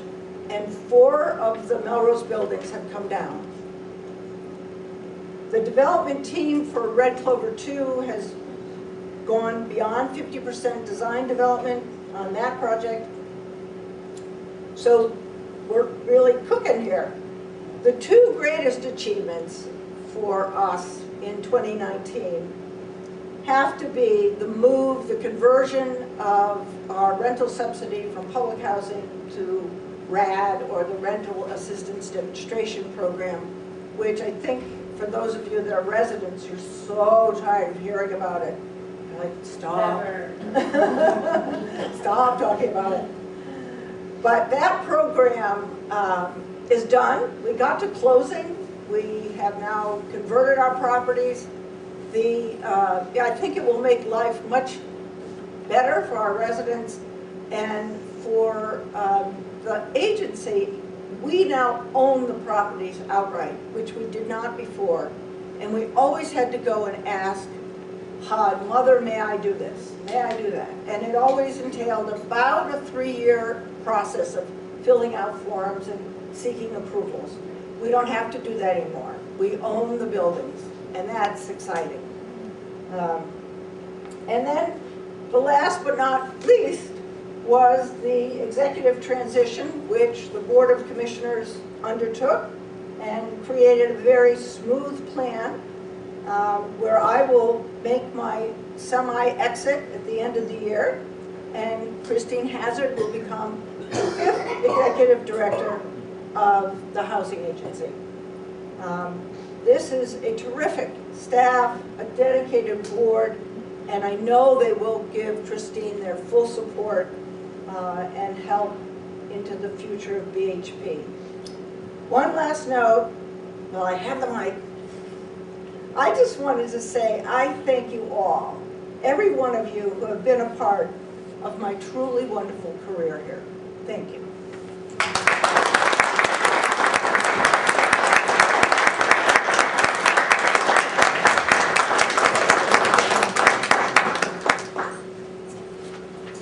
Well, I want to definitely say thank you to Chris. That was a very comprehensive history of Brattleboro Housing Partnerships, and while it was very thorough, I can imagine it was hard for you to edit it down, because if anybody knows Chris Hart, she knows that she loves to talk about Brattleboro Housing Partnerships, and she's very proud about it, and she always shares great stories, so this was definitely a triumph. I wanted to thank Chris for 24 years of service. We're so fortunate to have had her leadership during those years, and she's really brought the organization to a great place. So as I talk about the future of Brattleboro Housing Partnerships, I'm going to start off today by talking a lot about Chris as well. So if you're not tired of RAD, you will definitely be tired of this. So, but frankly, I wouldn't be in this room if it wasn't for Chris Hart. And in all honesty, none of us would be in this room or in this building if it wasn't for Chris Hart. So just looking around, it really is a testament to her. So Chris has the rare and unique ability to focus on the big picture, while also sensitive to the fine details of running an organization. An example of this is Red Clover Commons and the residents within. Chris worked tirelessly from the late summer of 2011 through the winter of 2017 to create a safe and thriving space for our residents and the Brattleboro community.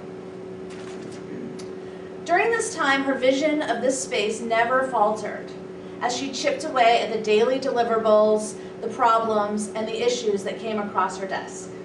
And there were several problems.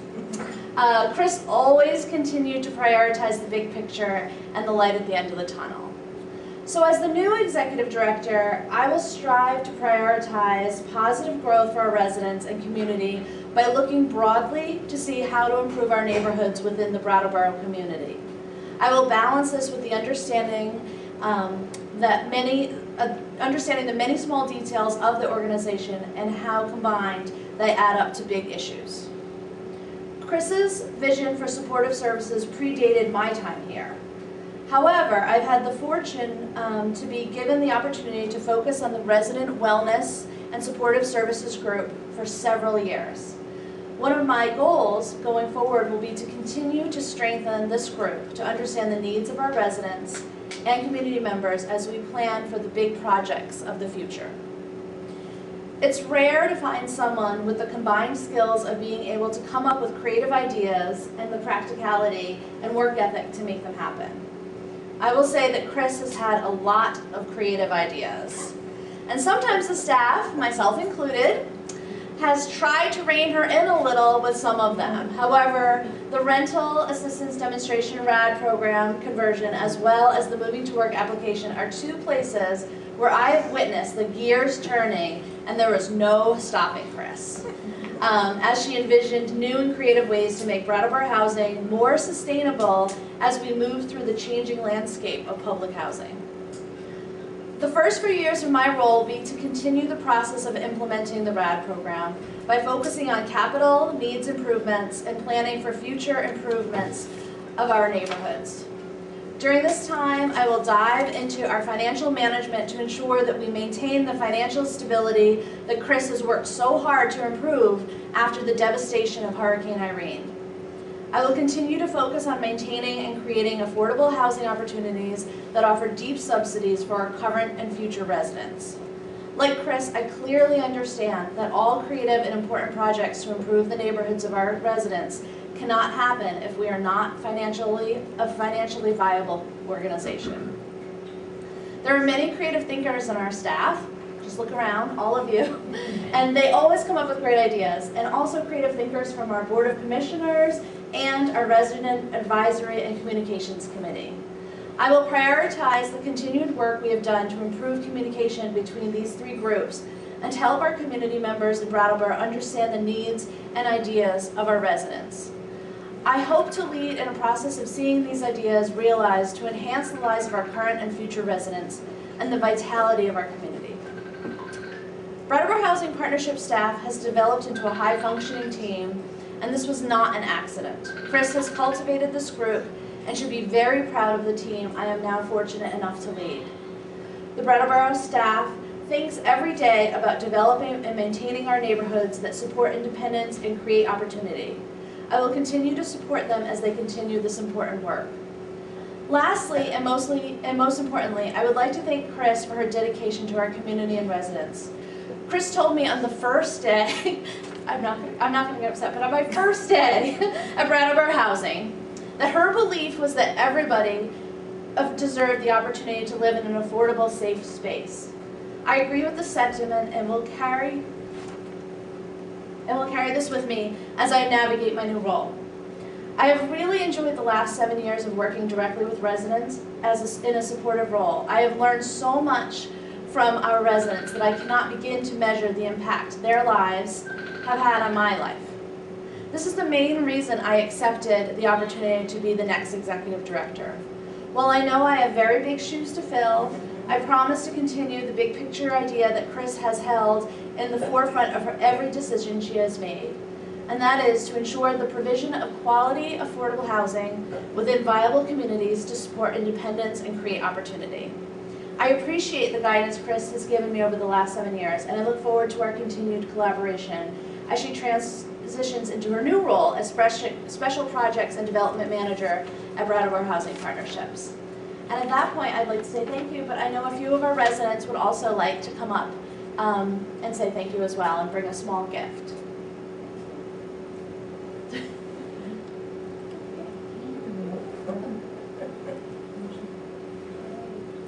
Arlene, did you want to come up? Everybody wanted to shy now. We have a group.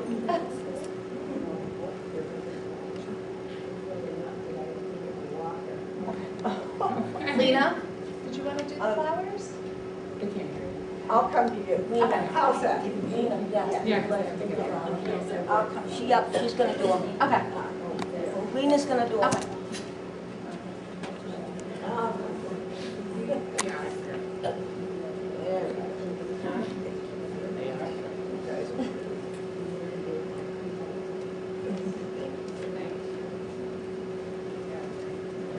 Thank you all.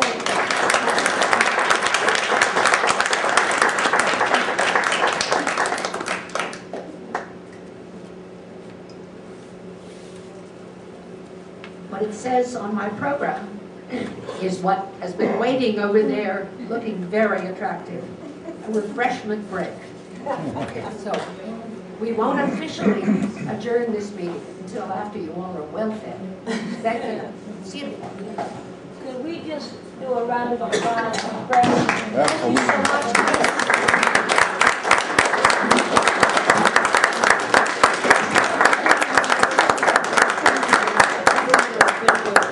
I can show you them on my computer. I just can't get them to go on the screen. We had done it and it wasn't done today. And there's some more. There's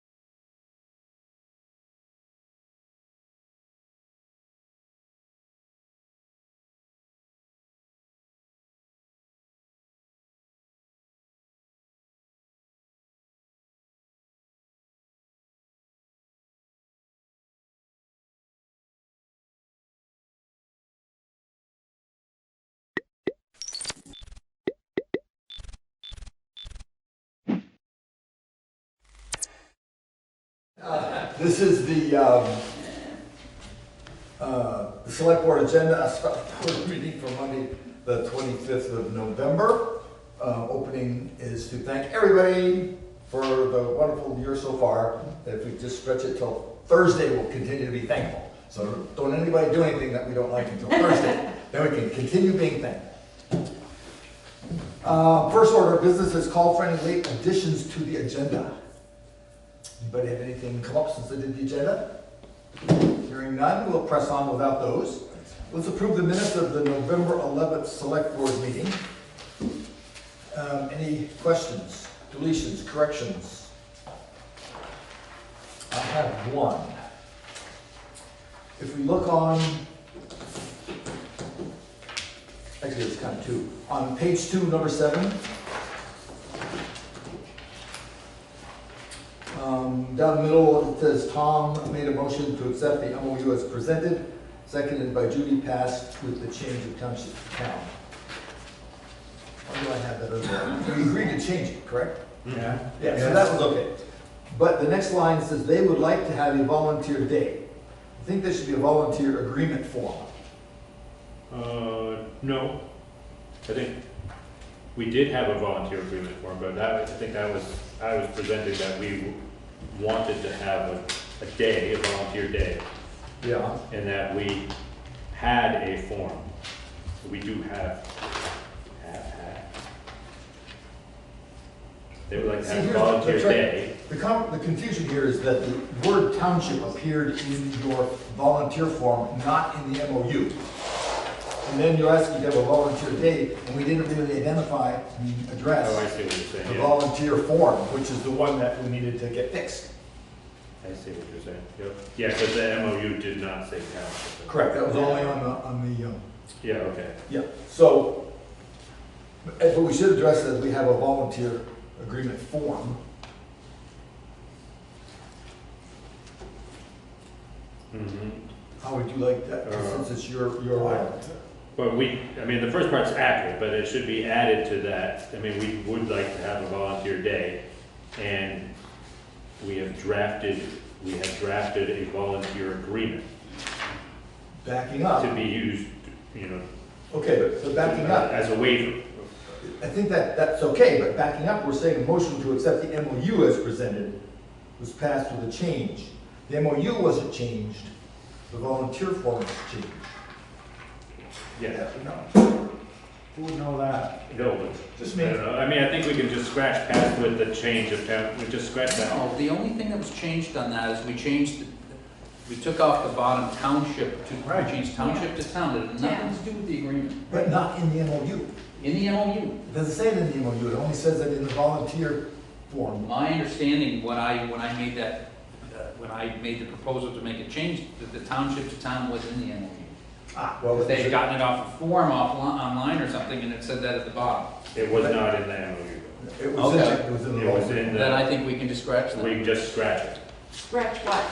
Or do we need to repass it as change? We passed the MOU as presented. Seconded by Judy, period. Yeah. Yeah, I misunderstood that then when we were doing it. Yeah. Okay. So what is it going to read? Tom made what? A motion to accept the MOU as presented. That's already here. And we'll just say seconded by Judy and cross out the pass with the change of township to town. Got it. Yeah, I have a copy of. Or does it, how many motion to here. support Mill Committee's volunteer project passed with the change of township to town? Should that line be moved down to? Well, see, this doesn't address that volunteer form, except it says they would like to have a volunteer day. And I understand that, but we needed to address the form, because that's the one that needed to be changed.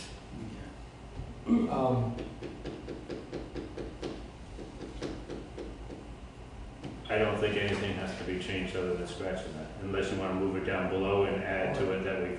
I don't think you need to change anything. Yeah, those weren't the motions. See, the tricky part is she's actually recorded what the motions were. It was the motion that was in error. Regarding the township, and then the next, it says, we would like to volunteer. There's no, the motion was made to support the Mill Committee's volunteer project. I see, but not the form. I can live with the project, including the form, in some global sense of the project. If we want to let that go, I can live with that part. That seems like a legitimate thing. We support the project and your employing of the form that you presented to us. Project and the volunteer waiver. Sure. Is that covenant? I don't know.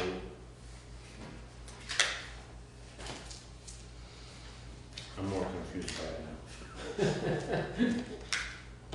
Well, I'm just trying to clarify this simply because the potential for something to come up in the future, without getting into specifics, is there. And I just want to make sure that the town is on record in supporting the forms for the volunteer waiver and the MOU as presented to us. Well, the MOU was never had township in it. That's correct. So that line should not be in there along with the MOU. Correct. I don't recall what the actual motion was, if it.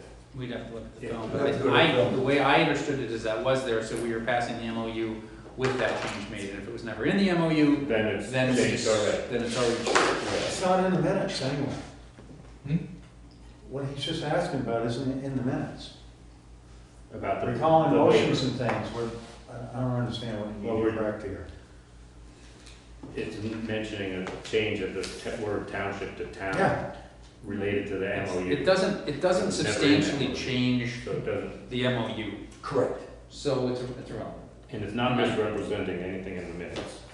Yeah. I mean, All we need to make sure is that we understand that the support to the Mill Committee's volunteer project includes the agreement form, which needed to be modified for the township to town. So like I said, move that line down, pass with change of township to town, move it down 2 lines.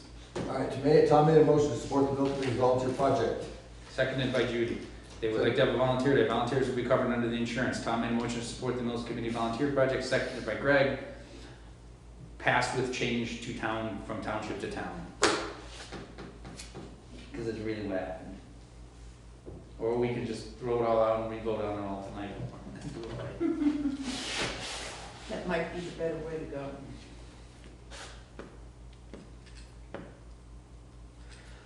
I think that You all right with it? I'm The all way right it with is it right either now? way. I'm all right with the way it's written now too. I Yeah. don't think there's an issue. I think we should move on to the next, if there's any other corrections. And Here's, What's your problem with it? just look at the potential for problems that could occur. That we get, something goes wrong, something breaks, somebody gets hurt, something happens. I want to make sure that what we have is airtight. And this isn't airtight at this stage. Go ahead. I guess the minutes aren't airtight of the actual form. The form has been changed, it's been signed. The memorandum of understanding never had that in it, so that's okay. So both of our documents, the final result is they're both okay. So I don't think anybody's gonna hold us to. So the one you have in your hand no longer says township or town? It says town. Town. And it was signed by all 7 people that were at the volunteer day. So we've already, and it was removed prior to all of them having signed it. And I have copies of those.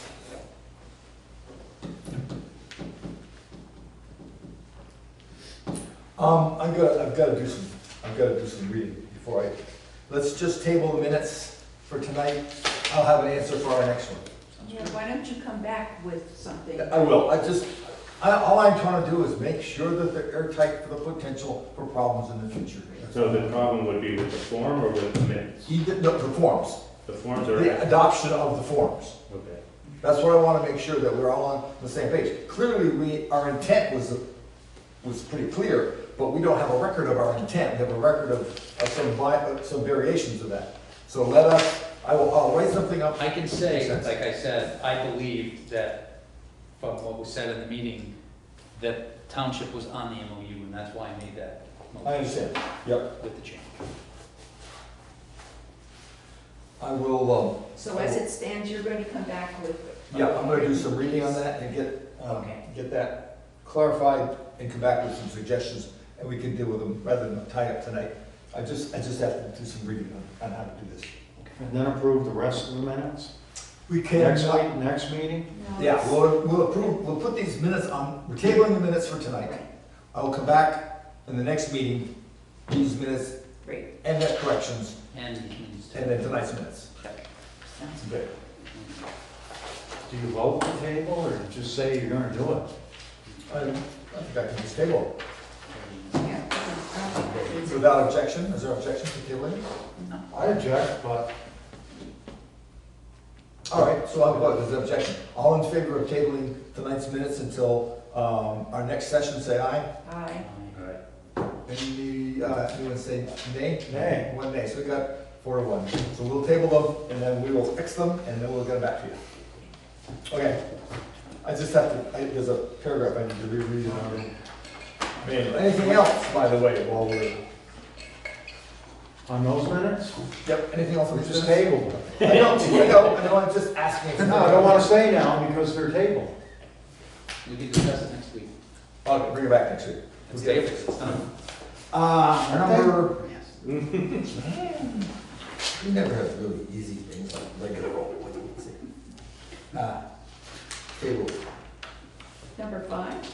Number 3 and 4, the timesheets and the select board orders, we put them off to the end of the meeting as is our usual. Number 5, we have a guest. Our guest has from the Lister's office, 2 errors and omissions. So much that he can't say. I know.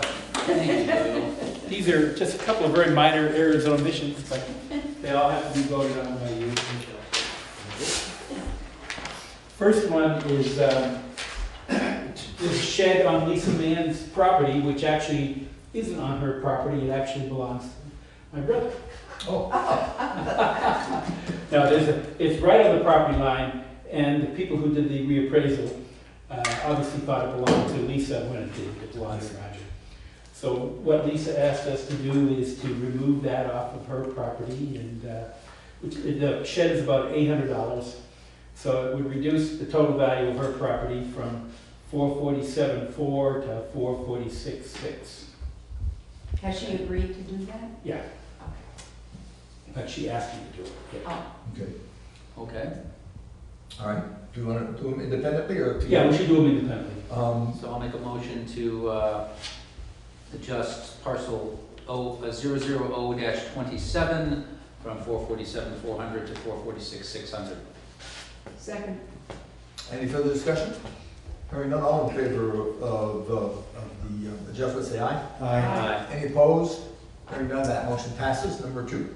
Okay, the second one is a current use issue. I'm not sure if you're familiar with that term, current use, but that's a state program which returns money or actually pays the taxes on either farm, agricultural land, or on forest land.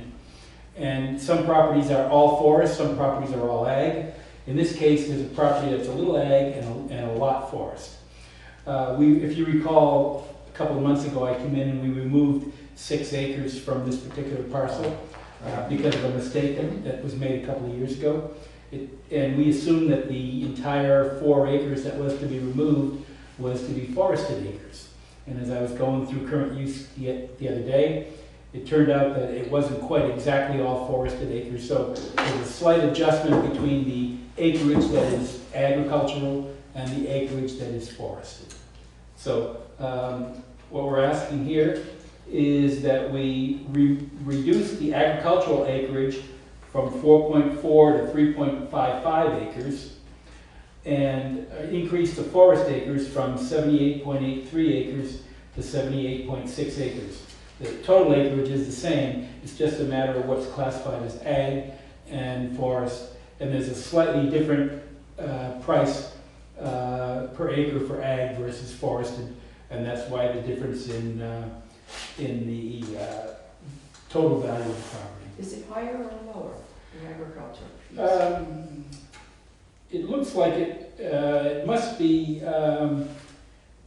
we reduced the agricultural acres and the value went down, so the ag acres must be a little bit higher than the forest acres. That would make sense. Yeah. there a motion? So these two numbers should add up?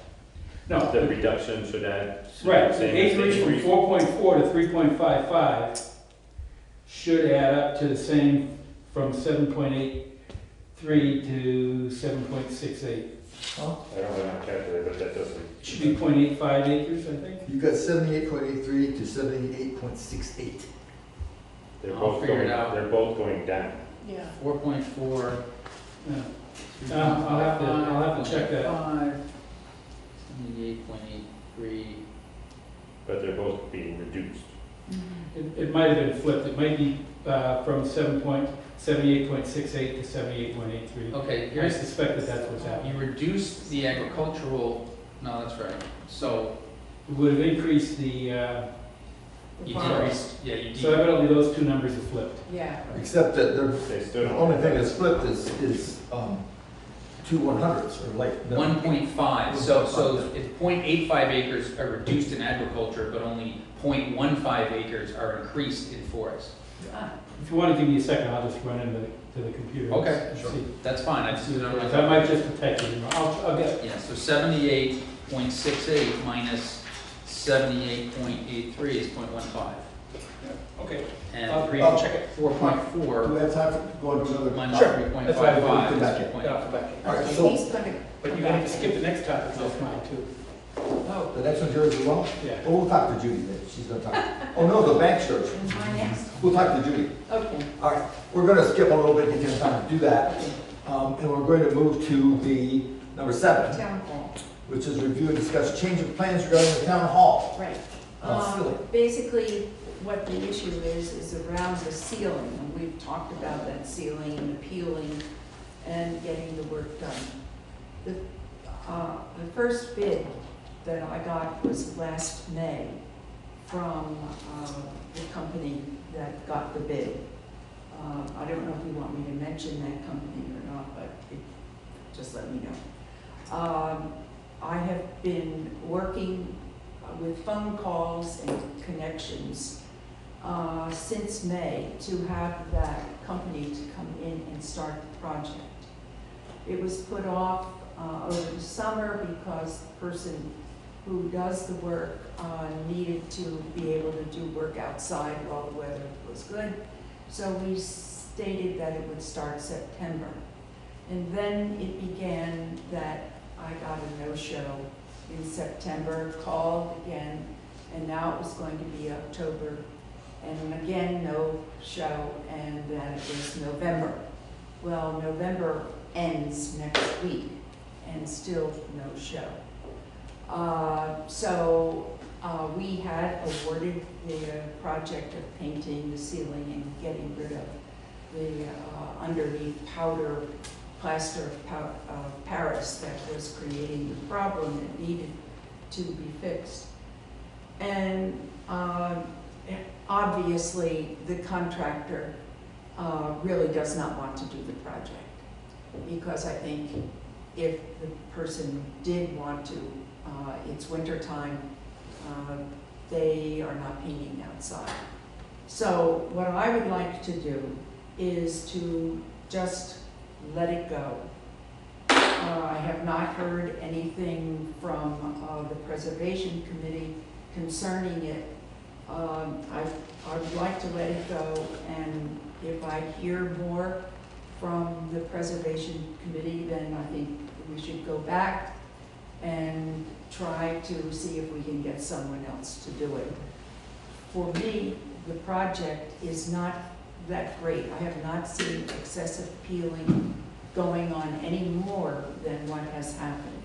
But I want to bring it up to the board to see where you all are around that, whether I should pursue other painters.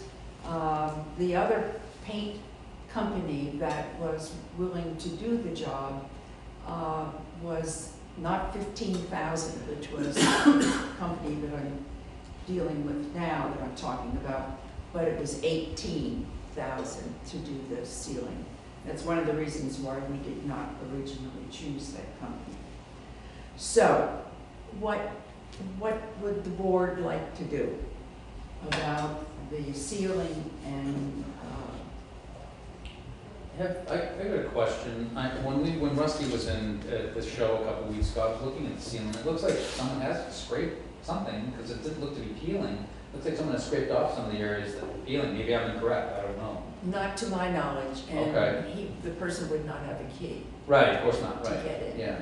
So, Okay. and I don't think it has fallen down. You would know better than I just noticed that when I was there. I was Yeah. only there for that show, so I Yeah. didn't go over there that often. So, and I've been kind of checking it when I go there, quite periodically to see what's going on.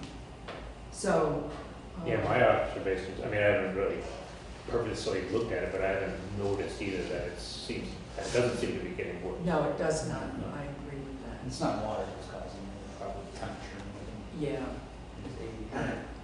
Well, it's also the fact that, and I think it is a temperature problem that's creating the major situation, is that the undercoating, where the paint job that was done like 10 years ago or 8 years ago, when you would know better when that was all done, it's powdering, and thus the paint that has been made on top of that powdered material that's where it's coming off.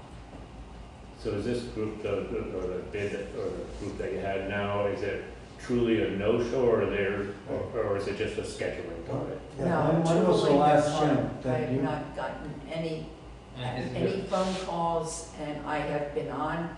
I called him the beginning of this month, and my phone call was never returned.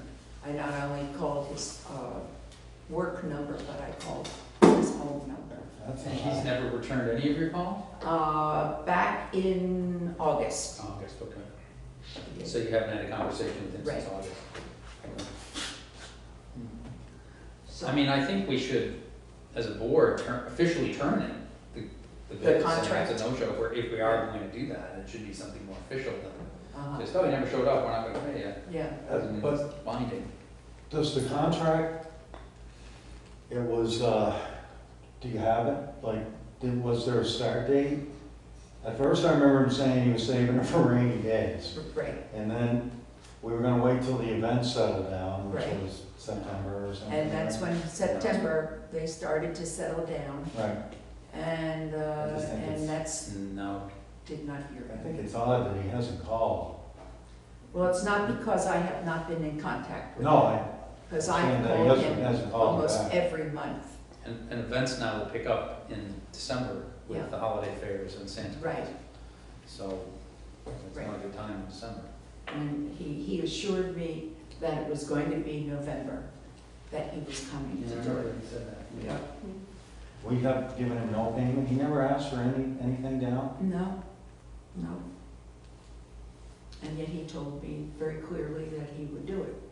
No, So, I would like, out of the bids that we got, I mean, we could ask some more, maybe some people not doing anything, but I would rather have, I'll say, like, a BMW, that's what we're talking about. right, For the public.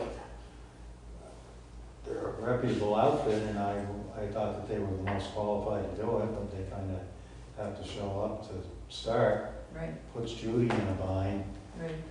kind of. Yeah, I just because think it's I've- odd that, I know I'm repeating myself, but as a business, you wouldn't call her back. Yeah. I don't know. And in October, I talked with his wife, so she was even aware Right. of my connection. Well, I would like to, maybe if you would, call one more time, and if we don't get a response, maybe look for someone else, but if the rest of the board doesn't go along with that, that's fine with me. I just would think that that'd be a pretty good job to be, I'm in that business, it'd be a pretty good job to be doing this time of year, and I Yeah, can that's- imagine why you wouldn't be in there to get started. Right, specifically, that's why you told me, for sure, November. Right. So I guess in theory, Make go sure over. there's, they're not, And we kind of talked- hear what's going on with other painters, and I haven't heard that Right. anything bad has happened, or, I know one of their guys got, I shouldn't say. The usual challenges with construction, have been going on, but I won't get into that. And in keeping with what Andy says, I mean, it's not possibly, there's no way you can do it in December, so we've got December to try to get a hold of them to say, can you do it in January? I mean, take the next couple of weeks to try to see if we can schedule. But if I can't even contact him, if he will not call me back to set a date, because I've got the key. Right. And he needs the key to get in. And so there's no contact coming from him. I would think that if you know, like we've done, we give them a warning. We haven't heard back, we need to move forward with this. If you don't call me back, we'll be canceling the contract at the next meeting. And we'll be rebidding the project and see if that lights a fire. And if it doesn't, then it doesn't. But I think that's fair to. It's not really binding because we haven't committed with any payments. And in the contract wasn't written a start date. So either side, you know, it's, I don't think anything's really binding. It'd be a courtesy to call one more time if we don't hear from him. January. Well, to make him understand that he may not realize we're gonna get busy in December, he may think it's all tied off. So it might be good to let him know that. That would be. That his window is closing, it's not just opening, it's not closed. You would know that if he had called her back. Exactly, exactly. Yeah. So that, you know, I wouldn't have any Yeah. bad feelings about that or anything. Yeah. I certainly would have called you Well, back. I would be willing, you know, to call him again and try it. I've got both of his numbers and see what happens. And should I say in the phone call, if I do not hear you, then we are going to move on with somebody else? I think that's fair. Does that sound okay? I think that's fair, yeah. I think that's At reasonable. least to call back. I mean, you can call back and say, I can't get to it until May. I mean, at least you force them to call back. Yeah. Courtesy anyway. Okay. Yeah, I think that's fair. And I've had people say, you know, thank you for calling back. Mm-hmm. And they're more excited about that, just somebody calling back, Right. saying they can't do it. Right. Than you coming and doing the job. Right. That's very true. A lot of people. We'd rather know call back. than to live as I have been with him in just waiting and waiting and waiting and waiting and wondering. So I will do that. I will call. Thank you. And I will be saying that if I don't hear from you this time, then the contract will be canceled. Okay? Fair enough. Does that sound good? Can I make a suggestion? Has nothing to do with the contract. That I have a room with a tall ceiling, and if I keep a ceiling fan going, it keeps it from getting wet. Circulates the heat up and down. Okay. Blueprint. Yeah.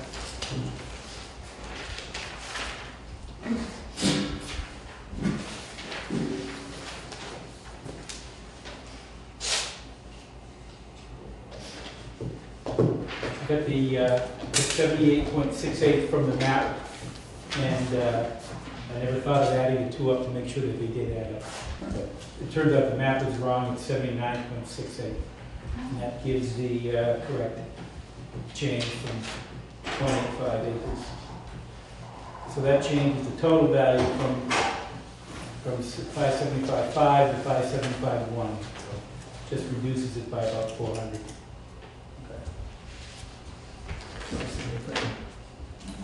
I will make a motion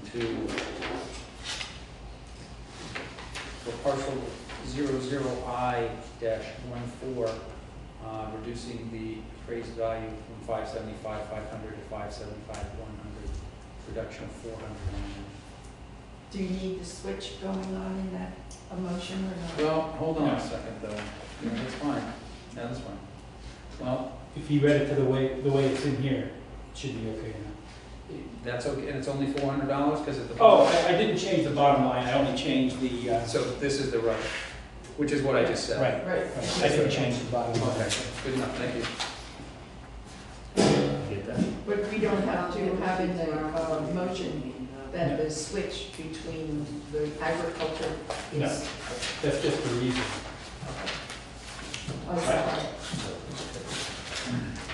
So your motion said 575.5 to 575.1. That's correct. Yes. Those are the correct numbers. So we have a second for that motion? I did. Have a second, any further discussion? All in favor of making changes that we just, I'm sorry, yeah, it is two changes because one's going up, one's going down. To this property, say aye. Aye. Any opposed? Hearing none, motion carries. We'll go. Is there anything else you had along this line? I'm all set, I'm ready to go to the next one, but I brought the other one waiting in here, so I get it. Okay. The next item is we ran into some unanticipated winterizing costs of the bank building, and so Lou's going to explain that to us. By unanticipated, you can read more money. That's what it is. Oh, when I read that. You're up, sir. Yeah, I know, but for some reason I can't find where this. Well, I just told everybody that you're gonna. You want to see what's on the agenda? Oh, I know it's on the agenda. I had the sheets out here to give to you, but I can't find them. Oh. I must have got it.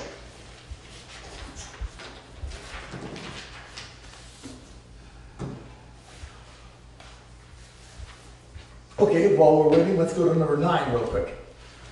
I can do 9. Could you 9? Yeah, let's do 9 real quick. Let's So do 9 real quick. I had thought that the original, I'm speaking as the Arts Council person now, the original memorandum of understanding with the Arts Council in the town expired at the end of this year, and Pat was going to come, and we were going to talk to you guys, and then I went and looked at it today, and it expires at the end of 2020.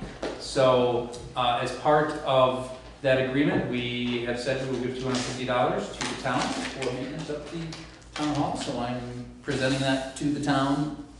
We'll give that down to Sarah. And then we'll talk next year on 2020. Excellent. Okay. Thank you very much. You're welcome. I don't think we need a motion to accept money. That's all that's good.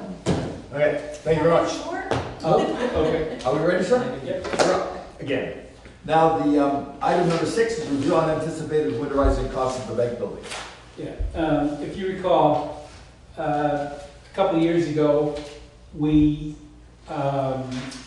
winterized the bank building for the year, and it cost us about $400, about $150 or so, $200 to close it down, and another couple hundred to open it back up back in the spring. So last year we tried to see what it would take if we were to keep the heat at like a 45 degree, and it turned out to be more than $400. So this year we decided that we would close the bank building up as we had done in past years. However, when we got the bill for it, it turned out to be more than we expected. And I'm going to pass this up to you now with the bill.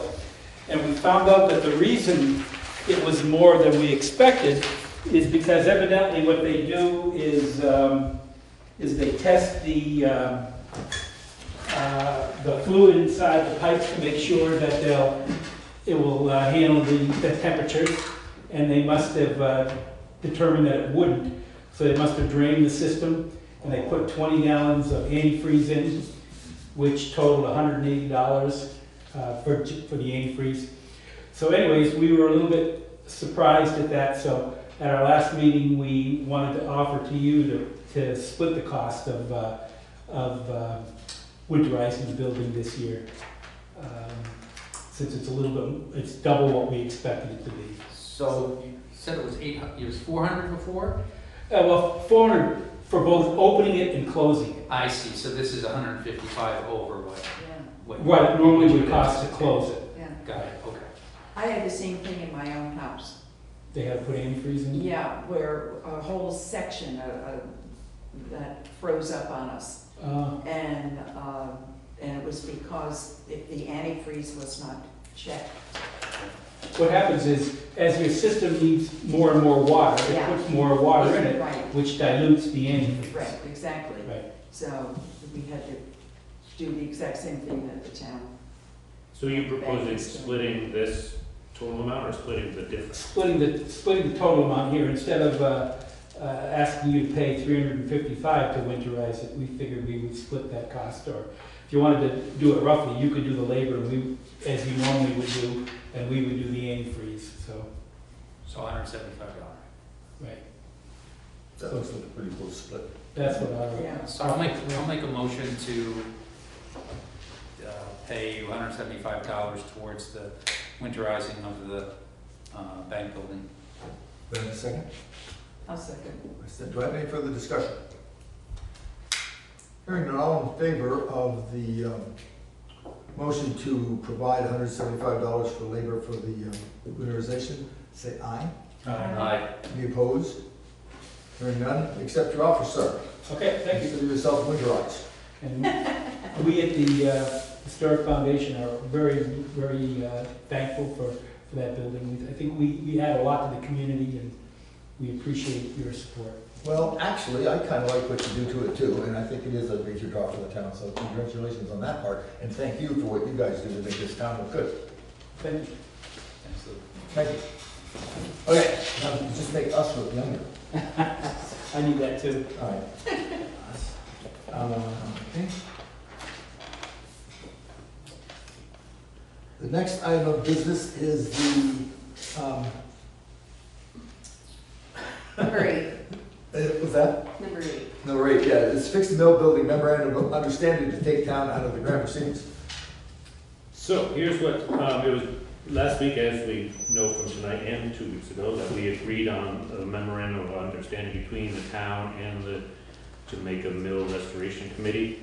It was pointed out last week that there was one line in there, we had taken used this as a template from another town, so there was one line in there too that kind of was an oversight that should have been removed or was recommended to be removed, and it was under the section where it says the town agrees, and it says to facilitate and sign grant applications as required.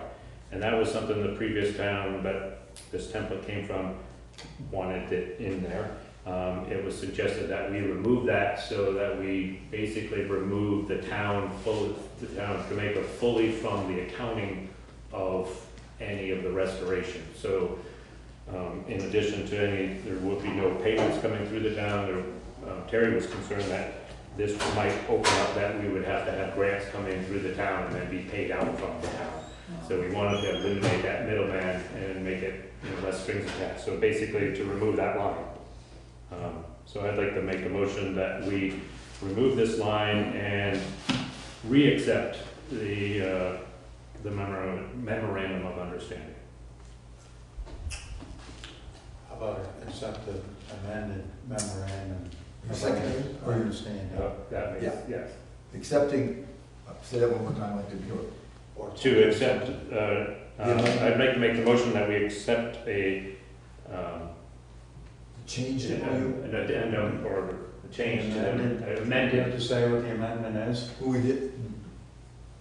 Yeah, the line that's excluded. I'll make a motion that we accept amended memorandum of understanding, eliminating the line that states the town agrees to facilitate and sign grant applications as required. Correct. Second. I have a second. Thank you, Tom. Any further discussion? Just throw this out. Everybody looked at that, missed it until Terry saw it. And Terry was going over it, she says, So, thank you, Terry. All in favor, say aye. Aye. Any opposed? Hearing none, motion carries. Excellent. That also cleans up what I have to write about the one Correct. from before. Good, good, good. Okay, we've been jumping around. Where are we now? 10. That's soon. Thank you for keeping track. I'm here for you. Thank you, ma'am. Any other, time for public concerns? We have a public left. Are you concerned? I'm concerned, but I have nothing to add. All right. I guess I would make a motion to adjourn then. I have a second. Second. Any further discussions? Second that. All in favor, say aye. Aye. Any opposed? Nope. Hearing, we stand adjourned at, oh my goodness, 38. 7:38. Excellent. Thank you, thank you. Slowest launch for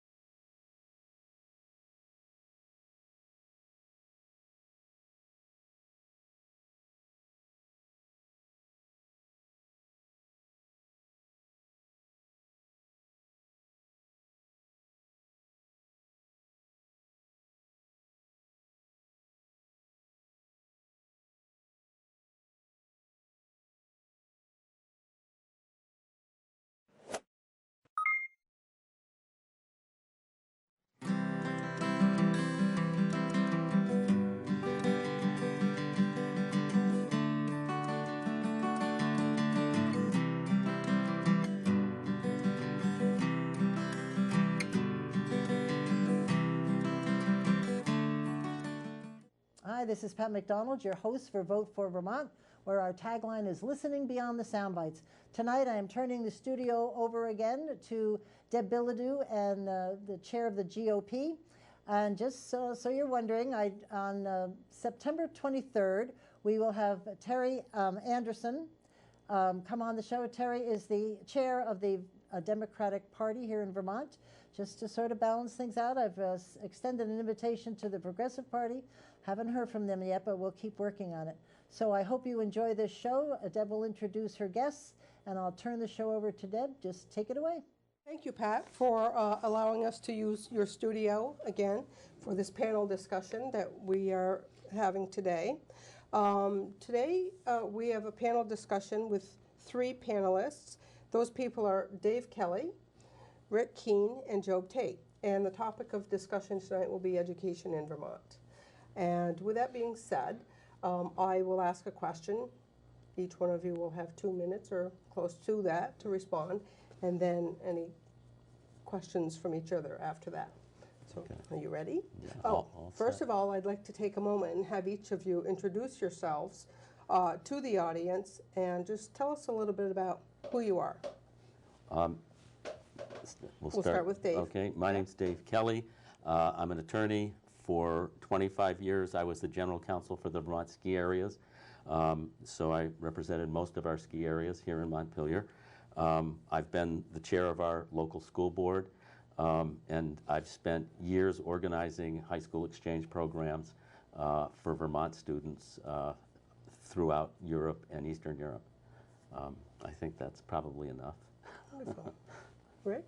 My name's Rick Keene, and I'm a 30-year resident of Vermont. I've spent 6 years as vice chair of the Calais School Board, and then another year and a half until merger replaced us on the school board as well. And my background has been in engineering and robotics in the past, and then I've worked also in transportation engineering and planning for many years, working with municipalities. And then I have a business, a prototype design business, as well in Portland, Maine. My name's Job Tate, and I'm a former state representative. I worked down the street for a little bit more than one term, twice elected. Represented Bridgewater, Chittenden, Killington, and Mendon in the legislature. Currently, I'm a chief petty officer in the United States Navy Seabees, and I serve on the board of directors for the Ethan Allen Institute. And I am the very fortunate husband to Lisa and the loving father to Mendon and Everett. Wonderful, wonderful. Tremendous amount of experience in the room here. So we'll get started with our questions. The first question we have is, what would you say is the most important consideration for legislators regarding education issues in Vermont? A couple of ideas would be funding, cost, scores, children. Joe, we'll start with you. For me, I think it starts with the kids. I think that when we're trying to think of what is the priority when it comes to education funding, I think it's an excellent question to ask, is where is our focus? And I think we need to stop thinking of our education funding as funding schools. What it is it's funding kids. And so I think as long as we keep the kids in the forefront, and there's some orbital stuff there too, we've got to keep the parents in the forefront. I think that's where I land on that. It's kids first, obviously, making sure they're educated, making sure they're equipped for what's ahead. Great bumper sticker. Yeah. Kids first. Rick? Kids are really important in this, and they are the primary focus. However, I think fundamentally, something that's been lost, I think, is that our communities are very important, and they're fundamental to the success of our kids. And the schools in Vermont are unique in their the deep connections that they have with the communities. And I think this is under challenge these days, and I think it could have a severely negative impact on the long-term success of our kids, and certainly the quality of our schools. If we're talking about priorities for our legislators, I think there are two. First, there's an enormous financial mess that's going to catch up with us because we have a $1.5 billion deficit. Our public teachers' pension fund is underfunded by $1.5 million, and the medical health benefit for public teachers is underfunded by $1 billion. And even if we are really disciplined for the next 20 or 30 years, that's going to be an enormous challenge to bring that under control again. The people that manage those funds have been talking about a 7.5% return. If we get 5%, we'll be lucky. So we're not even managing those funds the way we should. I also think there's a deficit in leadership, because we are at a point where we need to redesign education, where we need to be thinking, what is a 21st century education? What does it look like? And while we have some good leaders in the legislature, I don't think we have the imaginative, creative, visionary people we need to be creating that kind of a school system. We have great leaders in our school system in Vermont, but we don't have enough really imaginative, visionary leaders. So I think there's a deficit with money and leadership. Okay. Any questions amongst yourselves? I have one perhaps for you, Rick. So were you suggesting that communities and the school systems are disengaging from each other? They are, and it's got a lot of ramifications. With the consolidation of schools and the ultimate closure of many of the small schools, it has a couple of really bad impacts that you actually transcend education. There are a few major pathways where we grow our leadership for this state. Select boards and school boards are big ones in this state. And it is a direct path that engages people in the community in their governance. So this is kind of a high level. It's one of the reasons that Vermont has been so successful, I think, as a state, and that we actually turn out honest politicians generally. I'm originally from Maryland, and I can tell you the politicians are not honest there. That link does not exist. There's a break between the constituent base and the politicians. And I think that, this reduces that pool of talent that we'll see filtering up into our legislature. And what is really disturbing is that the reason people get involved in community and participate in these boards is because their voice matters. They're heard. They've got kind of a regulatory presence. And that is getting shoved aside. The voice is just becoming a checkbox on public participation. Decision-making is being now isolated, often by people who are not elected officials, and certainly are not protecting the interests of the community itself. I would agree with Rick 100%, because what Act 46 did was it disposed of his enormous amounts of volunteer talent and leadership at the grassroots level where it's most important. And I think importantly, our school boards have become especially important training grounds for women leadership. And if there are going to be more women in leadership positions, our school boards are important to bringing those leaders forward. And to just throw them out the window the way we did was a really tragic loss. One thing I'd say off of that, Dave, or back to your original statement there about the deficit in leadership, I think you're absolutely correct. One thing, though, is on the other side of the coin. I think there's some excellent leadership for the teachers union and some of those other forces that we've been able to see them make incredible inroads, especially over the past 15 years or so. And to challenge that, this is one of the problems I have with Act 46, is you're forcing school boards to go up against this this massive force in the NEA. They don't lack for leadership, but more and more we see with Act 46, we're seeing ourselves get gutted, and Right. we're bringing a knife to a gunfight more and more. Yeah, absolutely. And back to your point with regards to lack of, I think, did you use the word creativity? In terms of redeveloping our educational system. Do you think that is the case because there is so much pressure from the current educational, the lobbyists, the NEA in Montpelier, on the legislators to keep the status quo and not think outside the box? I think we have sort of a narrow-minded conventional wisdom about education across the board in our legislature. The notion that somehow more bricks and mortar, more centralization is going to be more efficient and provide greater equity. And I think that's just plain nonsense. We live in a time when technology has given us enormous advantages we didn't have before, and we're not taking advantage of those opportunities. Our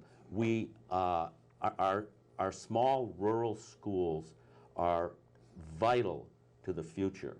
We are not going to attract young couples. We want more young people with children coming to Vermont. We are not going to attract those people to Vermont if we take our small rural schools out of our small rural communities. They won't want to go there. We'll ghettoize those communities. And so I think the leadership in the legislature and their priorities and their vision is just misdirected. We need to be thinking in terms of more personalized education, more community engagement. We don't need to be thinking about longer bus rides and more bricks and mortars and bigger, more centralized schools. Good. Thank you very much. Okay, well, let's move on. We might have touched on this a little bit already, so we might not need to spend a lot of time on this. Act 46 merged many communities in Vermont. Mine was one of them. I'm in Essex Junction. And we merged with the town of Essex and Westfield. Westford, right. yes. Westford lost school choice in that process, and they were willing to give that up to merge. What is your opinion of the successes or not successes of these mergers? I think we just went through. I'm glad to start if you want. I think that's yet to be seen, but I think what you will see, and speaking, having a business in Maine, and Maine did this in 2008, went through this consolidation. And last time I looked, roughly 42% of the schools that were forced to consolidate were either in the process of or had pulled out of consolidation. Because, what the suburban schools tend to do fine, or the Middleburys, or your larger school centers. But the small municipalities end up giving up schools, and then they give up a heart of a community. That schools play a unique role, especially in rural communities, which is most of Vermont. They are a gathering place for adults with and without kids. And in our town of Calais, we're the fourth poorest town in our group of 5, and yet we consistently have, if not the highest performing kids, probably the second highest, and very neck and neck for first position. And we had, on all my years in the school board back from 2000 to 2006 originally, and even recently, we had close to 100% engagement in that school by community members, by parents, and then other community members also who didn't have kids in the school. And it's that connection to that local entity and that kind of ownership that is the reason our population, our student population, has been stable since 2000, whereas the rest of the state has been dropping 1% a year. It's a destination. The kids are there to learn. They see the importance of this by the engagement of the community and the people. And that is key to the success of learning. And I think, within one thing that has been lost, and it actually touches back on the last question a little bit, one thing that has been lost in our education bureaucracy is it's become this isolated bureaucracy that just does not look at a community as a living, breathing block that education is part of. They think that is the thing in itself, and within their own dogma even, they come up with these processes that are kind of cookbook, and they are rather inflexible, and Act 46 is an example of this, where it's a one-size-fits-all model that's forced down on communities, whether they fit or not. And you look across the state at the dozens and dozens and dozens of alternative the plans that were put forward, and very few of them were even looked at or accepted. And these, countless hours were put on by working on by community members to make systems, merge systems that might work better. And they were basically ignored and forced, basically the preferred model was forced down upon those communities. And I think that the net result of that is that you will kill engagement if community members won't put effort in, if it's wasted effort, if their efforts are just for naught. I think if you talk to an average Vermonter about Act 46, the general consensus is it's not doing enough. If it was doing anything at all, it was a miss. Property taxes are going up. We're still hemorrhaging kids out of the system. The consolidations, it's been a bumpy road. And I think that Vermonters were expecting more from Montpelier on this issue. Back in 2014, that was the clarion call, fix this. And instead, we came up with this uber complicated thing that you need a Sherpa to hike you through the bill. It's too complicated. The average Vermonter doesn't understand it. I sure didn't understand it when I voted no on it in the legislature, but I understood enough about it that it was bad. And you ask the general Vermonter, how is Act 46? What do you think? They'll say, that's bad. I mean, what's the point? And I think, I agree. But we had a consolidation down in Bridgewater, a town I represented. They ended up sending their kids over to Pomfret. And I think that what I saw, the biggest obstacle was it was an emotional one. Mm-hmm. That was hard. And I think it's important, though, I think some schools need to close. There's going to need to be some mergers. We have lost so many kids in the system. There's just not. We can't keep all these doors open. So I think we need to sometimes separate ourselves from the emotion of it, focus on what's important, and go from there. But just to answer your question, Deb, I think you ask the general Vermonter, they'll say, oof, no. Well, I think, just to clarify on that, there's nothing wrong with consolidation. In fact, it is a good idea, and you're right, it needs to happen in certain places. The problem is, the mistake made is that it was driven from the top with no thought to the community.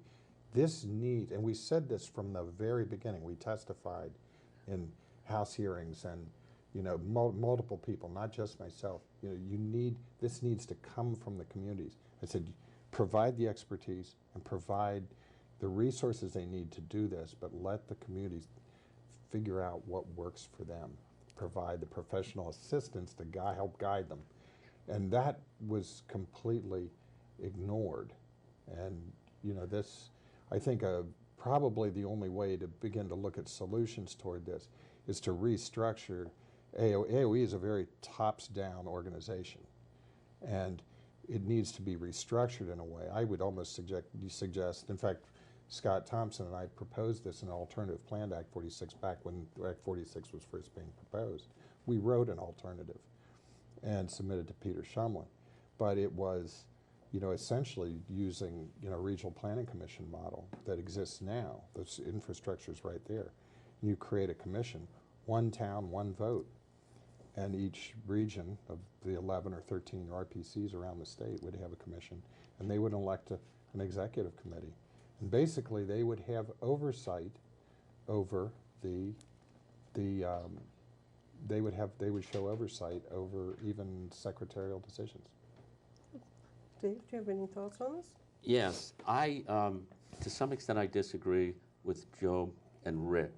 And it's why I think leadership is so important. If you look at the other states that have gone through a consolidation process, West Virginia, North Dakota, Arkansas, Nebraska, Maine, what's happened is the bigger communities with the most votes have closed the schools in the little communities, and they've put students on longer bus rides, bringing them to more centralized schools with more bricks and more mortar and more expense, quite frankly. The buses are expensive, the new schools are expensive. I think we don't have, if we were imaginative and creative and if we had vision, we don't need to be closing these small schools. Technology gives us possibilities that we're not taking advantage of. We should be thinking in ways of keeping our schools close to our families, close to our students, and we shouldn't be thinking about long bus rides. We should be thinking about how can parents be best engaged in our schools. And that's by keeping the parents involved. That's by keeping our community leaders involved. That's by keeping local businesses involved.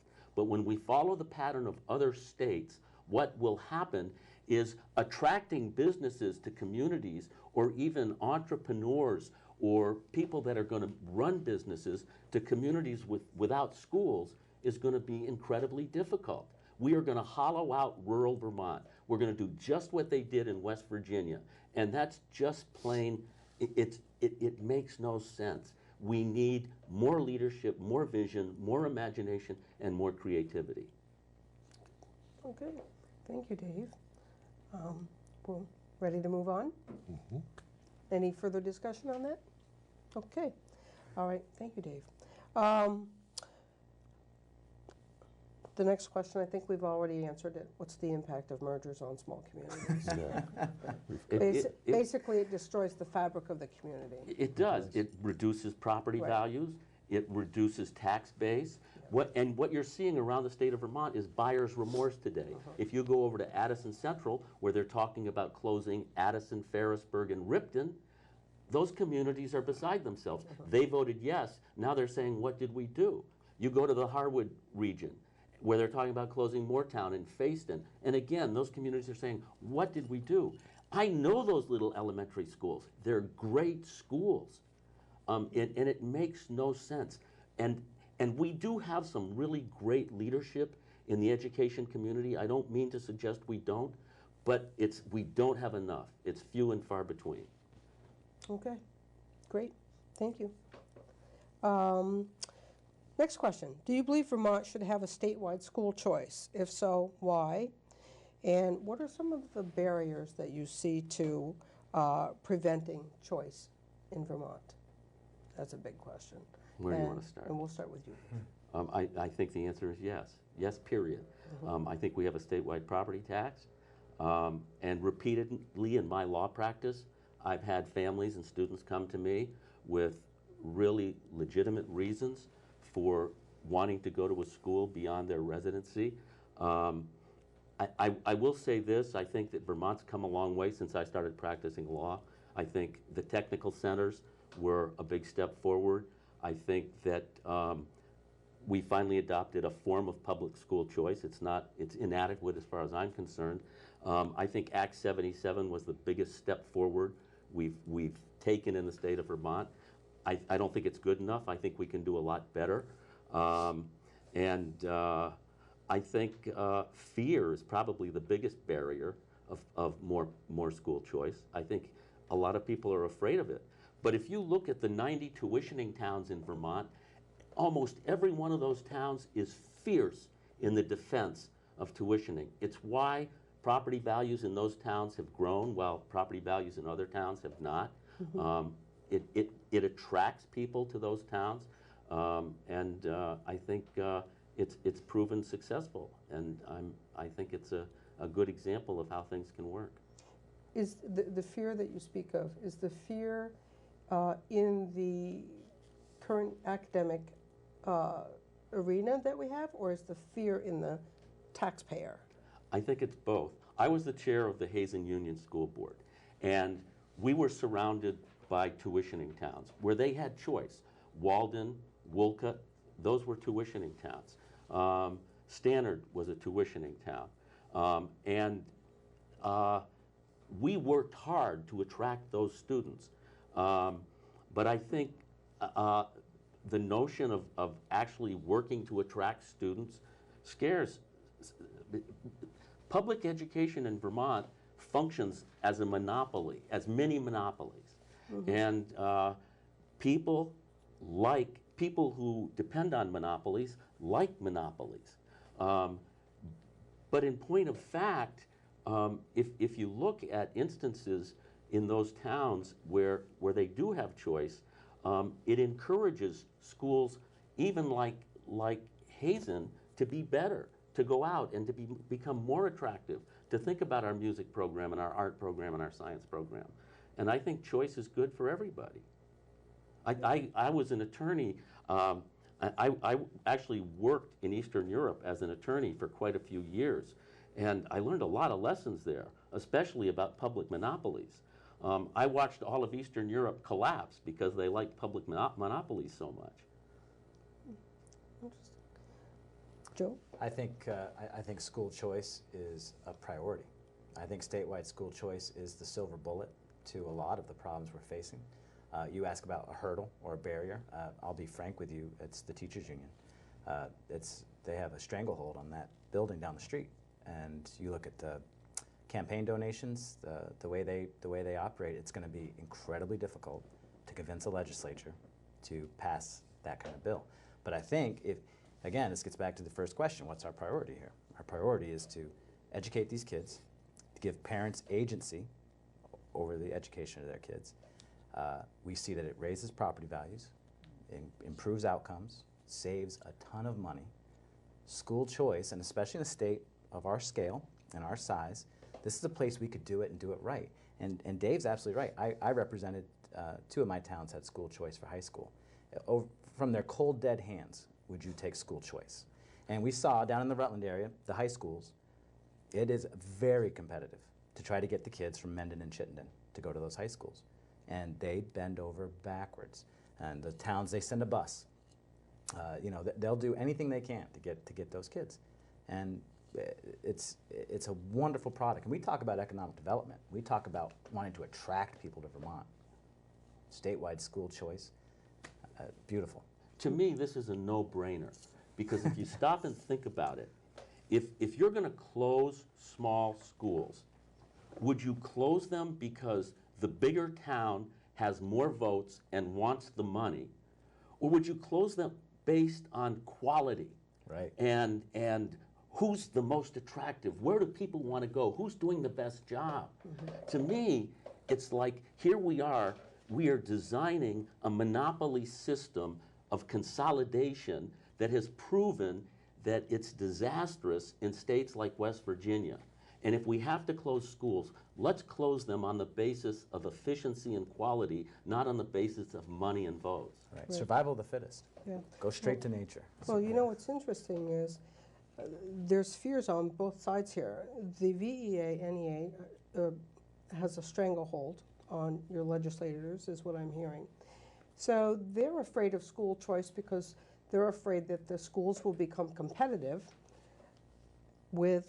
they'll compete with each other for clients, our children, and so they're afraid that schools are going to become vacant and empty through that competitive process.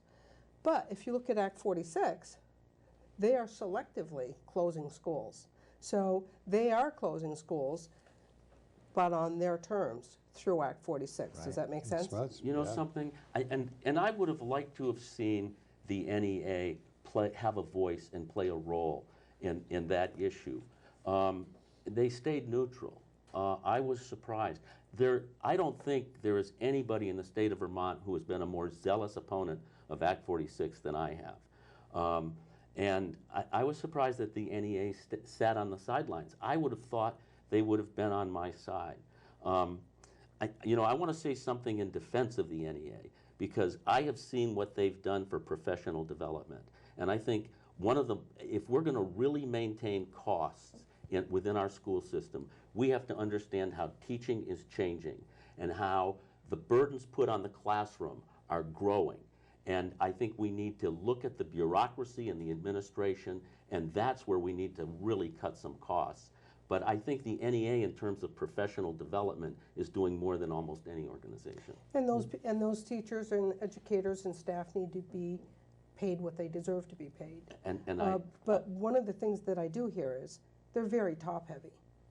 The organization has far too many, and that's what's keeping our educational costs skyrocketing. Well, we have less students, more staff, and it's very important in all of this. You know, I actually love school choice as well, because it adds there are a couple of real benefits. There are many benefits, but the quality control piece is important, because it really does. I mean, Calais is a very small school, but we've had very high-performing students, and the boards for years and years took great effort to really hire the right staff and work with the staff to do that, and that makes it a destination for, for parents with kids. But also choice, from my experience, most schools are small, and you have a different flavor at each school. And in a way, in the small communities, it serves you well because kids have different needs, and they might meld much better into a nearby school than they do into this school. And we can't serve those kids as well in that community. We should have that ability, and the parents should have that ability to match that. And this is an avenue that it gives that flexibility to, or some semblance of that, to the smaller community schools. I think there's one thing we have to be careful of with school choice, and that is to be careful to make sure that we do it in a way that's truly accessible to everybody in the school, and not just wealthier parents or only one working income households or things like that. Because that can deal certain parts of the population out of it. But I'm sure that can be done pretty effectively. Yeah, that leads to another question. Since you just touched on it, do you believe that school choice, as it is established today, or even if we went to school choice, is designed for the wealthy? Because it's just the opposite. Because just the opposite. The wealthy have choices today. Right. If your family is affluent and you want to be an exchange student, they write a check. The students that are left behind and the students that don't have choices are students whose families can't afford. The wealthy, they can buy a house in any community they want. Their school, they pick it. It's the students, quite frankly, it's the students that are stuck in, East Hardwick, whose folks have lost a job. They don't have choices. They don't have opportunities. And quite frankly, that's one of the great things about Act 77. For a student with talent and passion, committed to education, those students that don't come from affluent families at least have a chance to begin college now, to take courses outside of school, to be exposed to other possibilities. But we need to do more. It's not good enough. So, some would say that in terms of school choices for the wealthy, I'll give you an example. Let's just use Hardwick. If you had full school choice in Hardwick, you as a lower income family might not be able to afford to transport your child. And the wealthier people can afford to do that.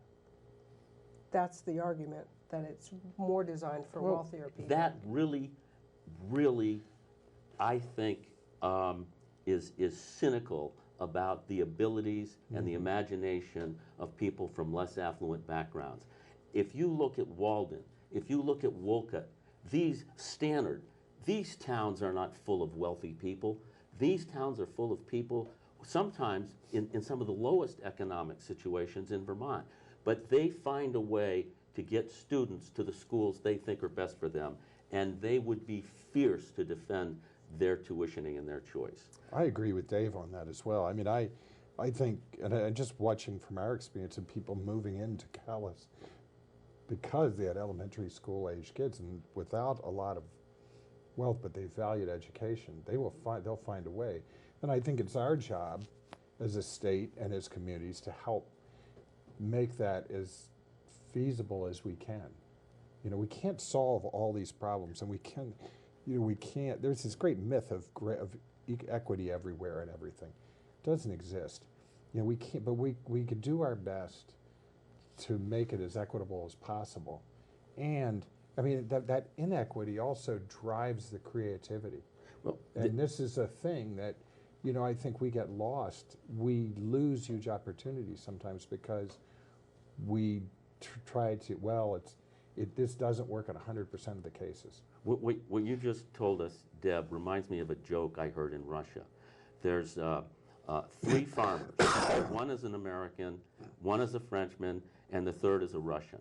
And each of them has a neighbor with a cow, and each of them wants a cow. So the American works really, really hard, and he saves his money and he buys a cow. The Frenchman petitions the government, and more he wants more taxes, so the government will give him money so he can buy a cow. And that's what happens. And the Russian still wants everybody to be equal, so he insists that the government kill his neighbor's cow. What you're talking about is the same situation. If we say, oh my gosh, wealthy people already have choices, and we're going to give them more choices, and maybe less affluent people will be left behind, what we've said is, we're going to deny less affluent people the possibility to have these choices because we're somehow afraid that wealthy people might have more choices. That doesn't make any sense. Joe? I agree completely. I don't think you're going to, even if they are not able to get their kids to that school, some of them will. You're providing more choice, and just like Dave said, the wealthy have choice already. This is not for a wealthy only scenario. Very good. I think we all agree on that. Let me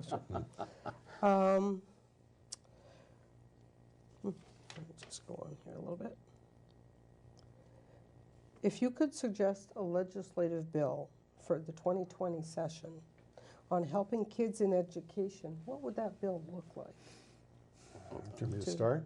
We'll start with Joe. Okay. I'll take an unusual stab at this, and my bill would be to get rid of the corporate income tax, because we're having a discussion about education funding. We're talking about bailing out the boat. We aren't talking about the leak, and our big leak is the economy.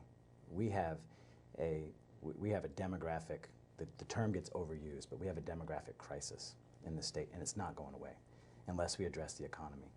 And the legislature, Vermont as a whole, it's the fourth quarter and we're down by a couple of touchdowns. I don't know why we're running the ball. We need to drop back and throw it for the end zone. We need something bold. For me, I would put in a bill, get rid of the corporate income tax. We'd be the only state in the Northeast that doesn't have one. And it's, on average, it's only about $100 million a year. It's not chump change, but I think we could probably find the savings somewhere and say Vermont's open for business. But that's the problem. There's a reason these kids didn't vaporize. The families moved away.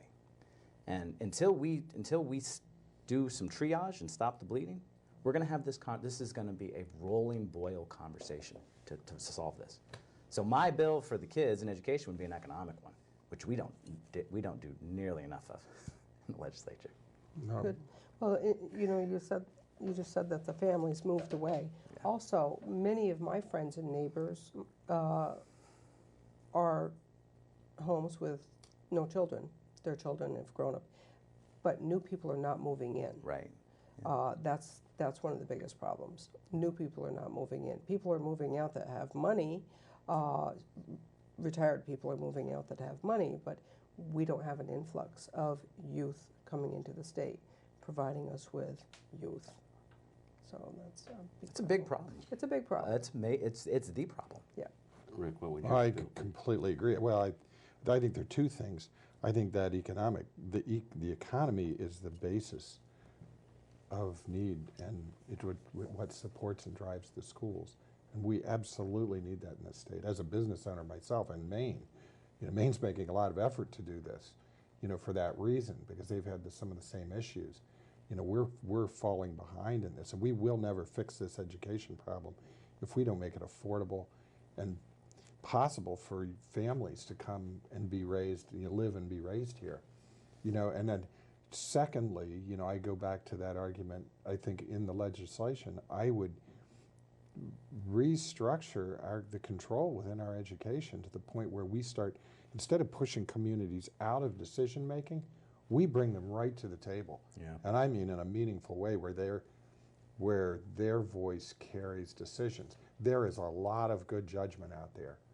And they're far better than from many of the PhDs I've seen who have just been indoctrinated into a system of education, but they have no idea about anything outside of those borders, like the social conditions of communities, and that's what communities bring to this. They understand the need better than anybody that I've seen at the top, and so they need to have a really powerful and significant seat at that table. But before I tell you the bill I would want to introduce, I want to tell you a little story. When I was the chair of our school board, a young woman came to the school board and said, I've taken every art course we have, and I'm really good, and I have a passion, and I want to beg you to let me take half of a year's tuition and go to the Oxbow School of Art in Napa, California. And we had a hard, blistering debate, and we finally agreed to let that young woman take some of her tuition, a semester's tuition, because her family couldn't afford it. Her mom was working 2 jobs, a cash register at one restaurant, a waitress at another restaurant. That was the most important experience of that young woman's life. She's on the president's list at the Pratt Art Institute right now as a student.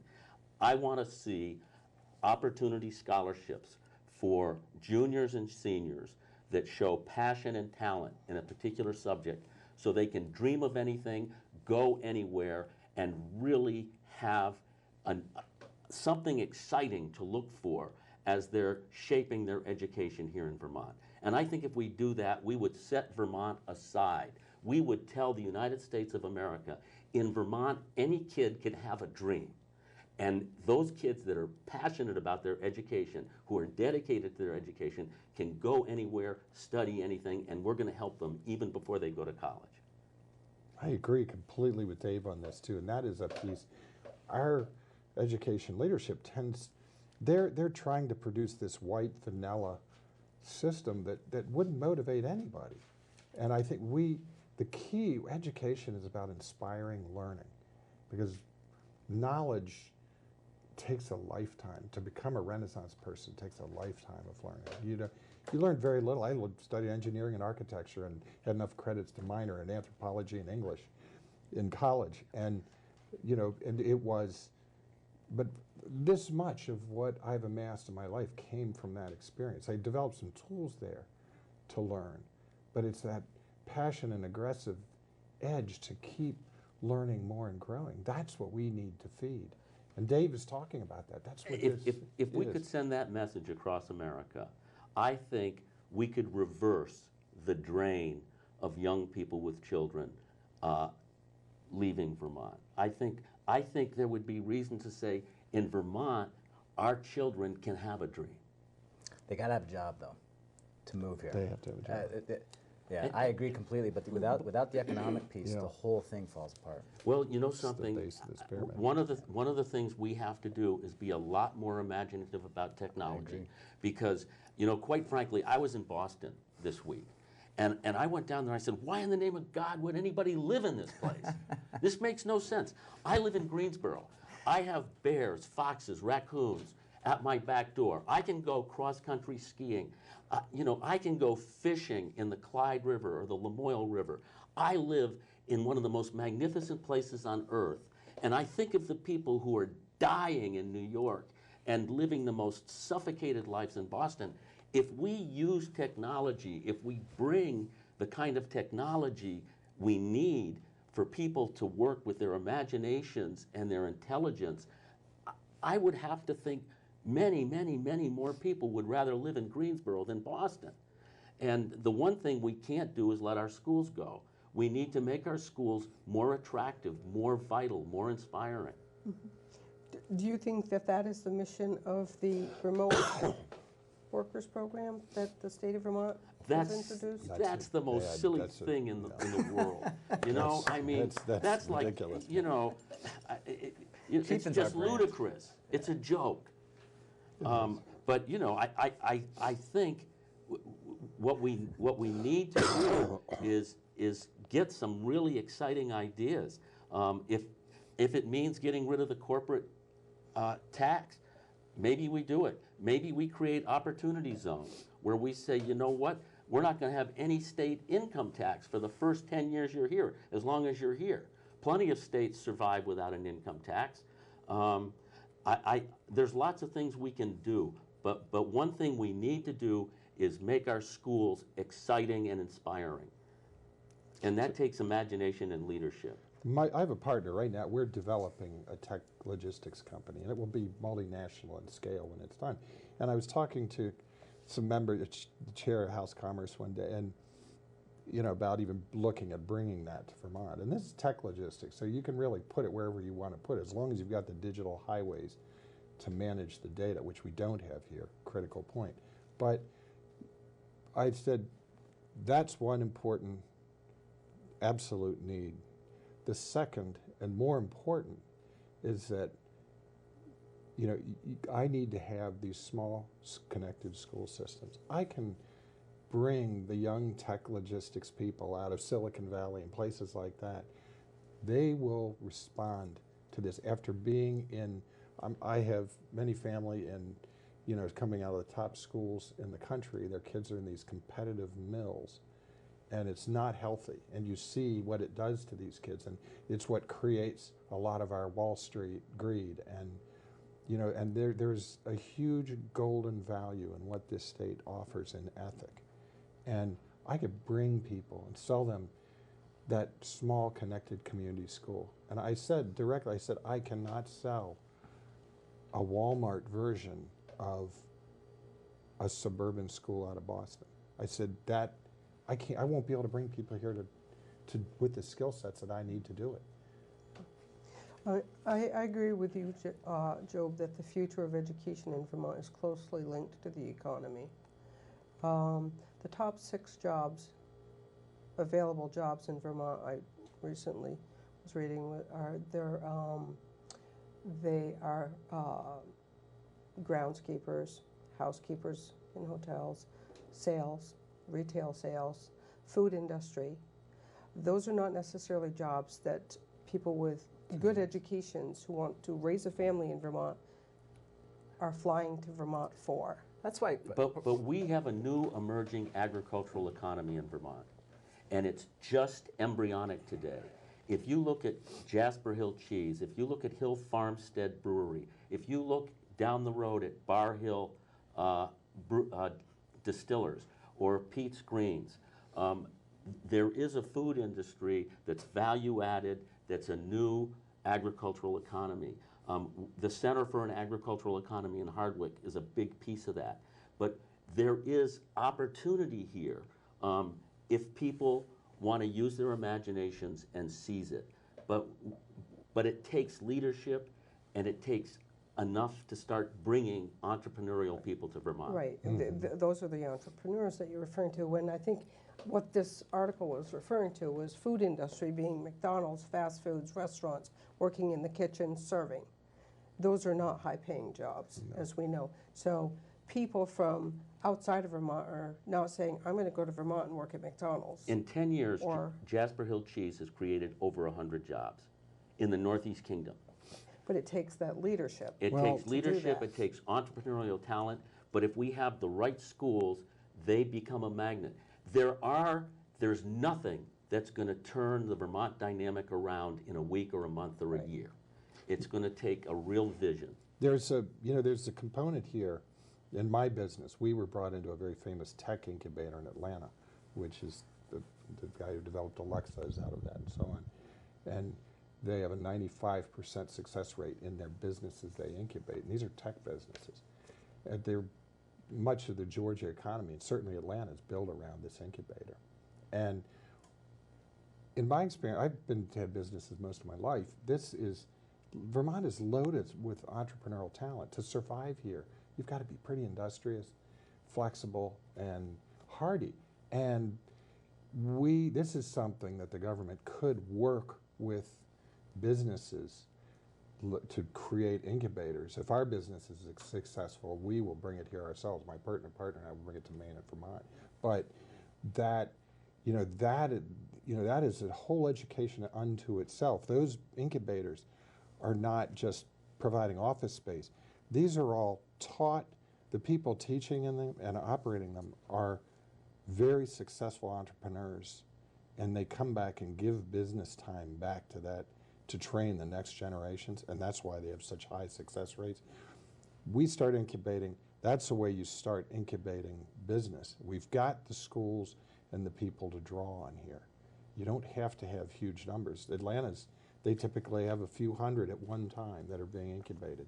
But what they generate and their affiliation with Georgia Tech, I mean, it's mind-boggling. And everybody from Google to Amazon, they all sponsor this. They partner with the state, but the state's actually a minor partner. It's actually supported by all the big businesses and people that came out of this program and ended up coming back like alumni to really teach the next generations. You know, when you talk about leadership and all this, though, I think of it through the prism of Rutland County, and down there, something like the worker relocation, the quote unquote $10,000 bribe, just boggles their mind. It's so frustrating for them. They want action. They want the ability for imagination and an entrepreneurial spirit to have free reign. And there's just so much frustration, at least down in that neck of the woods. Okay, thank you, Joe. I'd like to get to one more question before our time is up. There's several good questions here, but because we're talking about education, what do you believe the role of the State Board of Education is, and would you make any changes? Changes. Joe, we'll start with you. Well, I would say I think it's too political right now. I wish that the state boards, the school boards, could set it up.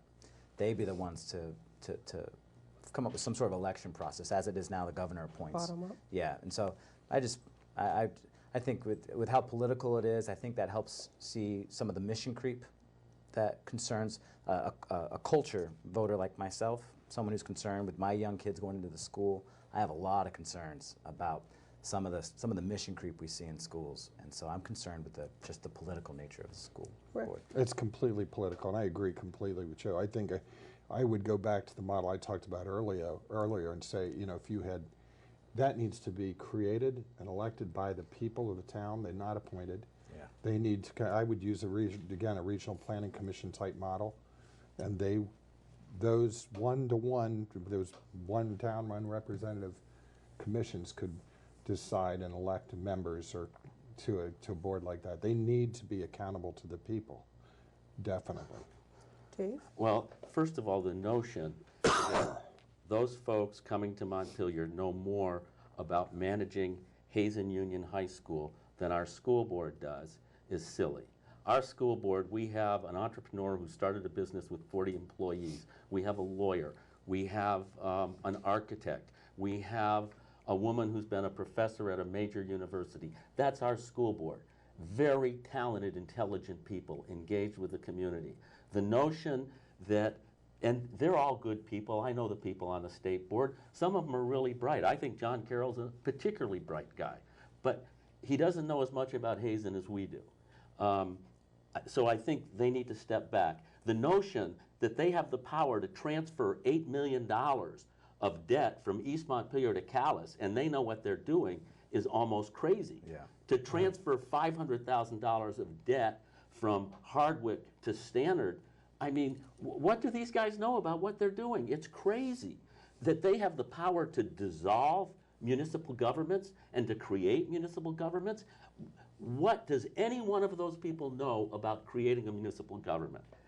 They need to step back. The power they were given was way too much. The decisions that they've been making should have been made by the legislature or by local school boards. Yes, what Dave said. I agree completely. I agree completely Yeah, with Dave. would, Keep it local. Yes. yeah, Yeah. no question. What kind of government works better, top-down or grassroots? I think we Bottom know. up or top-down? I think we know. When we make a mistake at the it's a no-brainer. Well, when we make a mistake at the grassroots, we learn from it. We don't seem to do that from the top down. They walk away from it and leave the price tag on us. What I find interesting is that with all the brain power that we have in the state of Vermont, and three of you are sitting right here, how do we as such a small state allow this to happen? Inertia. How did we allow Vermont to get to where it is? Well, I think there's a lot of explanations. Not enough people run for public office. You know, we all pat ourselves on the back, but we really don't. It means we're not doing enough. And quite frankly, I think as a country, our notion of sacrifice for community has dwindled. And you know what? To some extent, I always think back to John Kennedy saying, ask not what your country can do for you, but what you can do for your country. And I feel like we have leadership that's really turned that around upside down on its head.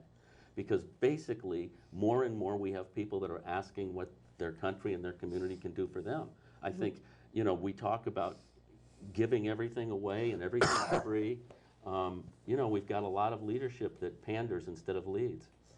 Okay, thank you, Dave. Our time has come to an end here. I want to thank all three of you for being part of the panel here. Thank you. This was Thank you, really Deb. good, Thank you. really Enjoy good conversations, and thank you very much. And I look forward to seeing you again. All right. All right, Thank you, thank Deb. you. Deb, thank you and your guests so much for an incredible show. This was one of the best discussions we have had on this program. I thank you all very much. I hope you enjoyed the show. I certainly did. We'll see you next week. And in the meantime, keep listening beyond the sound bites.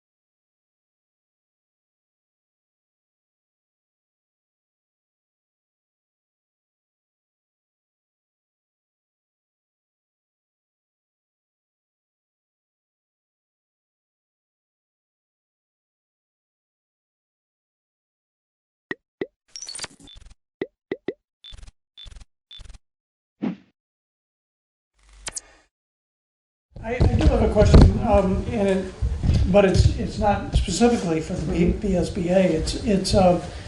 Since we are two entities, the WSESD and the Southeast Supervisory Union, if the first one votes not to allocate the funds, how does that work? I mean, how can the Well, I thought the vote had to WSESU come from the SU. So the way I would look at it, the SD has taken a vote, which to me is advisory for the SU, is the way I would possibly see it, but we're going to have to vote. I think the SU has to be the body that takes the vote. So I'm going to need to now go back to Vernon, I would think, and get their advisory opinion as well. And then I would believe the five of us would be taking a vote. I'm going to suggest that perhaps it is worth waiting until after our next WSESD meeting. Okay. Which is when? Wednesday after. You guys are meeting Wednesday the 4th? Yeah. Okay. Which means if we met Monday, because, we can, have a vote of rescission or something, but I think it's very hard for representatives from the WSESD to vote against the vote of the membership. I don't know. I mean, this is sort of uncharted. We've always kind of done what was the advice of our boards. That was our practice. This is new territory. This is. We're going to have to walk through this carefully. There's so much new territory for us. Isn't this fun? So I don't know how things have happened in other districts, but I, as a representative to the WSSU, would bring something to my board, and my board would say, vote this way, and I would vote that way. And so this would be a departure. If we're going to make this decision, we could make that decision, but... So if you're meeting on Wednesday the 4th, our next meeting after that is the 15th, am I correct, Frank? No. 16th. I might have the 16th, sorry. Yeah. Right. 16th. So we could have this on the agenda for the 16th. That would also give me time, and Vernon is having a very small meeting on Tuesday. Actually, we're not meeting till Tuesday the 3rd. So that would not make it work for us to take a position next Monday. So if I talk to Vernon on Tuesday the 3rd, you talk to the SD on Wednesday the 4th, and then our next meeting on the 11th. Oh, we have a budget meeting on the 11th? Yeah.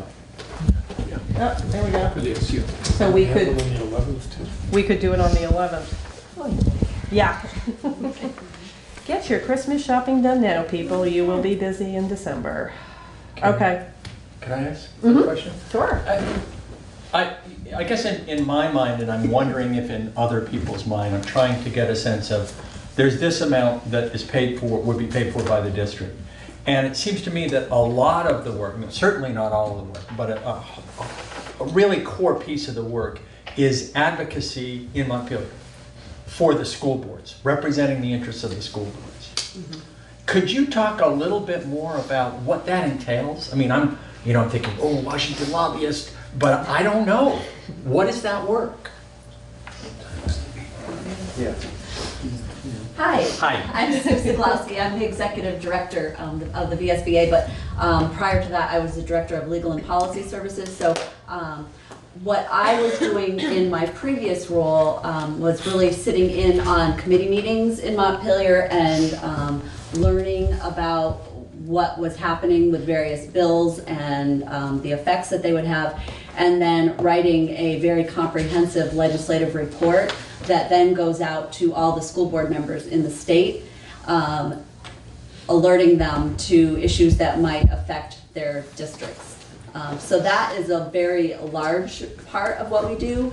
The other portion of it is guided by our the VSBA's resolutions. So there is a resolution process for members, and the resolutions are voted on by the full membership at our fall meeting. And those resolutions are really what guides the the legislative efforts for the organization. If there's something that comes up in the legislature that isn't addressed by one of the resolutions, then it is brought to the VSBA board and they discuss it and decide what their approach is going to be. So, and I'm sorry if it's already in here, I just haven't had a chance to look at this. So we're talking at least a full-time equivalent, at least one person full-time doing that work, probably more, question? Yes, I would say one person full-time. We share a legislative analyst with some other educational associations to help cover the different committees. And then the executive director does spend some time in the State House as well.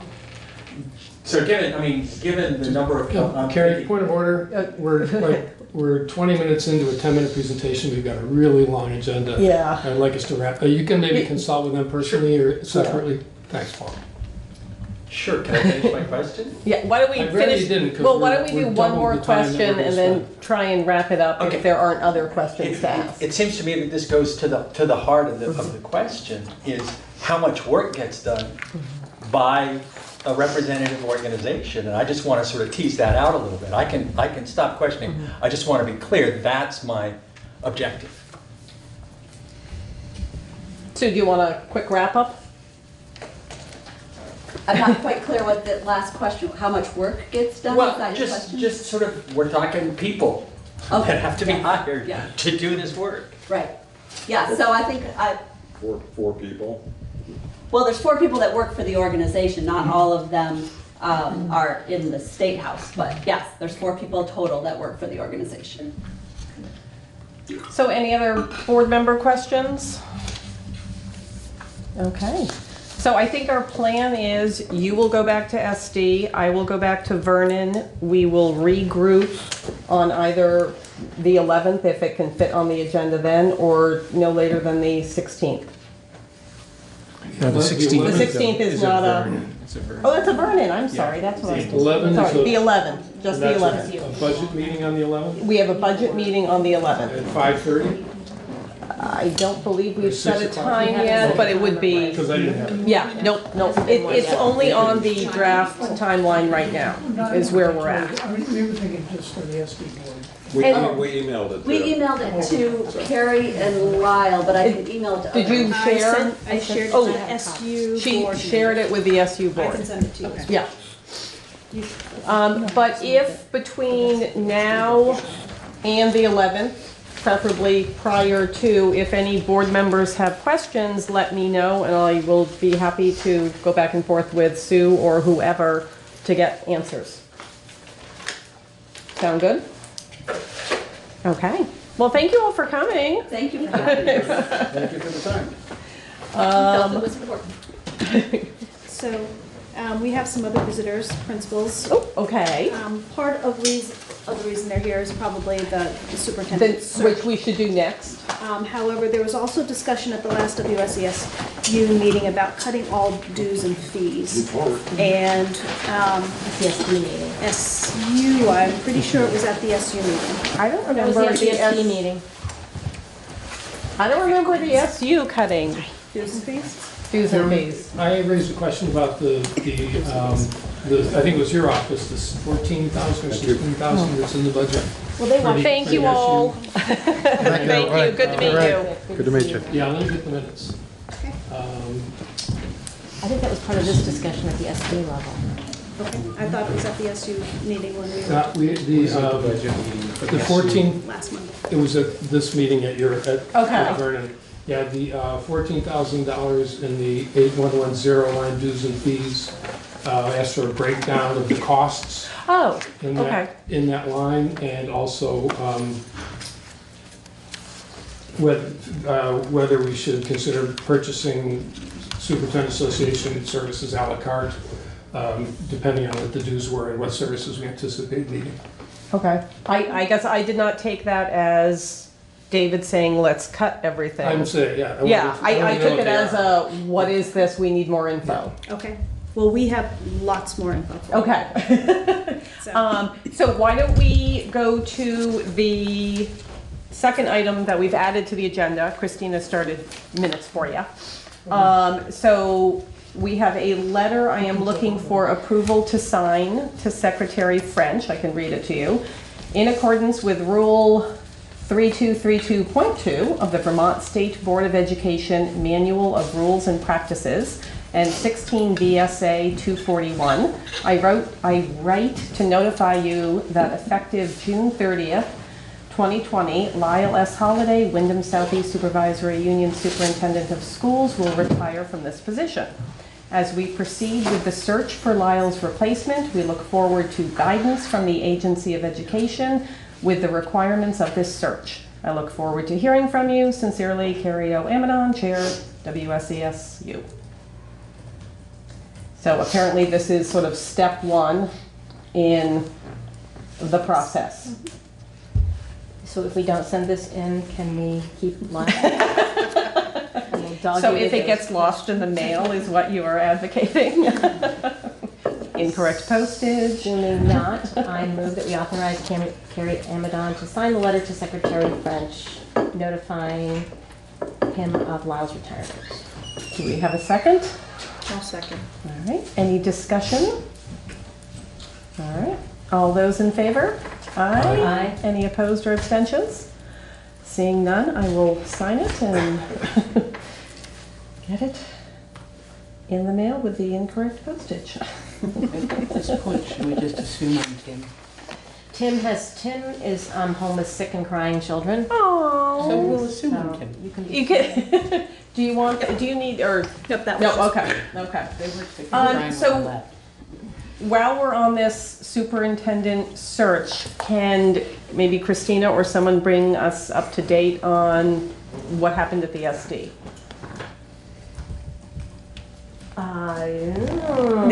Maybe not. Why? Anybody else want to kind of phone a friend? What on happened this? at our board meeting? About Lyle? We talked about putting together. Oh, I remember now. Yeah. We had two. Sorry, I got to flip to another part of the tape in my head. We had two people volunteer to serve on a committee. Okay. Three, because you did. I volunteered as well. Yeah, two. Did other you people. actually, or did he put it in the No, I minutes? said She did it on her own. I said I'll help along too Okay. if need be. So it was Emily Murphy-Cowher and David Scholes and myself all signed on to Okay. assist with that. Okay. And that was pretty much as far as we got because it's an SU-led activity. So we were Right. I was just looking for bodies. Gotcha. So we have at least 3 bodies. And then I was also contacted by the chair of the teachers union. And the teachers union is interested in meeting, well, they asked to meet with me, but that's not really, I think it'd be better to meet with the committee and how teachers can be involved in the process. Okay. And the chair, Scott Noren, had floated the Thursday after Thanksgiving, I think that's the 5th, as a possible meeting time. Okay.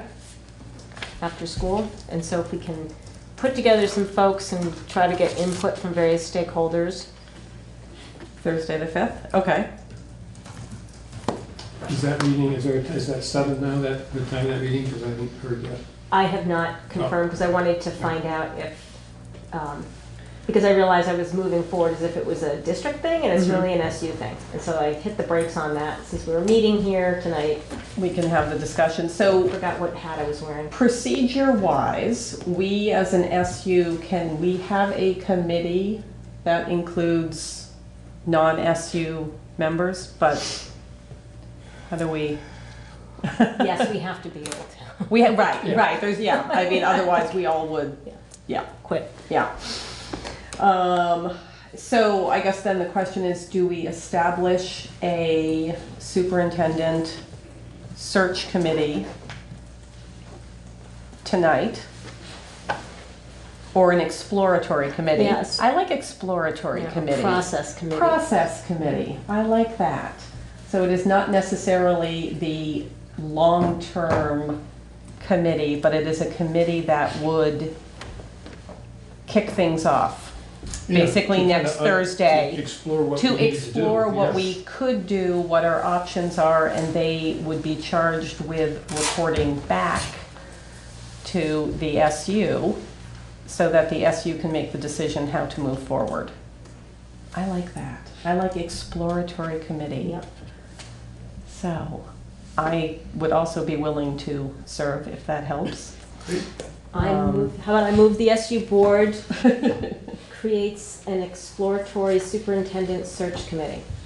That is good. And are we naming names? So I'm naming my name, David's name, and you just joined. And Emily's. And Emily, yeah. And I will volunteer myself as well. There's anybody else from Vernon that wants to join? It's called, I can ask. It's called the... Well, I'm trying to think of an acronym, but SECS The does not work. Superintendent Search Exploratory Committee. Superintendent SEC. Search SEC. Exploratory Committee. Yeah. Sure. Yeah. Superintendent The Search Search Exploratory. Exploratory Oh, sorry. Committee. Are you good with acronyms? Hi, Julie. I would like to request that an administrator from the group be allowed to join that committee as well. There certainly will be. We're going to just kind of figure out all Yeah. the things that have to be done first and then invite people. Well, I was talking about this committee you're naming to now. Yeah, I think it's board work at this point, just to get it Yeah, squared well, away. and I guess that's where I'm trying to wrap my head around this also. I don't want this committee of 4 to be it. Like, this to me is literally a committee that I think will exist for about 2 weeks. Yeah. While we wrap our heads around what's a possibility What needs for to be going forward. I'm glad that David's on it, because I would love to pick your brain on how you guys did the town manager search. And human 'Cause rights, and human resources, and sustainability. Just because I feel like searches like that were very wide, they were very open, they were very transparent. I felt like they had a town component, and I mean that in a town employee component, but at the same time they had a community component. Yeah. And I want to make sure we get both, that we've got school employees getting involved, but I also want to make sure we've got community members, because I feel like the school's such an integral part of the community that clearly. if you do one without the other. And I think the model that we've used to hire principals all along is exactly that. I think this Okay. one would be very similar. I think there's just, I didn't even know you had to write to the secretary and find out what they require. I didn't know that requirements. But there are questions, there are questions about how do you do a search, how extensive a search, and but I think the process is, I think Lyle's, you volunteered, I sent that process to you. So I should have sent it to you. Oh. If you can, that'd be great. I'll send it to you. Yeah, a little bit. So, because it's a committee of the board, the meetings will be warned, the public can be heard, so Yes. I think it's perhaps the way to do is for this 2-week committee, I mean, they're warned meetings, people can attend, so, if people want to come and give input, they're public meetings, they can Absolutely. give input. So Right, right. But I do see this as being a very short-term committee as we move to a longer-term, broader, very clearly defined, open, transparent process. So we have a motion, I believe. What is it? That we convene a superintendent search exploratory committee, sorry. I had process committee, whatever the term. Do we have a second? I'll second. Okay. Any other discussion? Questions? Okay, so all those in favor? Aye? Aye. Any opposed or abstentions? Okay. Now, can I clarify the, what's going to happen on December 5th, Thursday, after December 5th?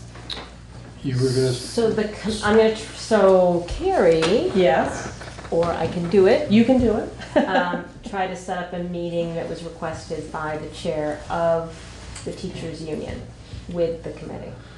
But that is Okay. something that we could also, well, it will be warned. Right. Is there any reason not to really put it out there in public as we possibly can, so that anybody who wanted to show up could? I think absolutely, and we should have plenty of room, because I think there'll be a lot of interest. So can we do it at You tell me where I can rent Cusick, I can, I can rent Cusick. Yeah, it is. So I just want to make sure that we're keeping, because Scott has to leave at 4:30. So Okay. I just want to make sure that we get that. His part done. His part Absolutely. done. We could start there. Okay. But then I feel like if we could, maybe you and I can talk about an agenda, just Okay. seeing what we're looking to cover then. Sounds good. Yeah, heck of a week.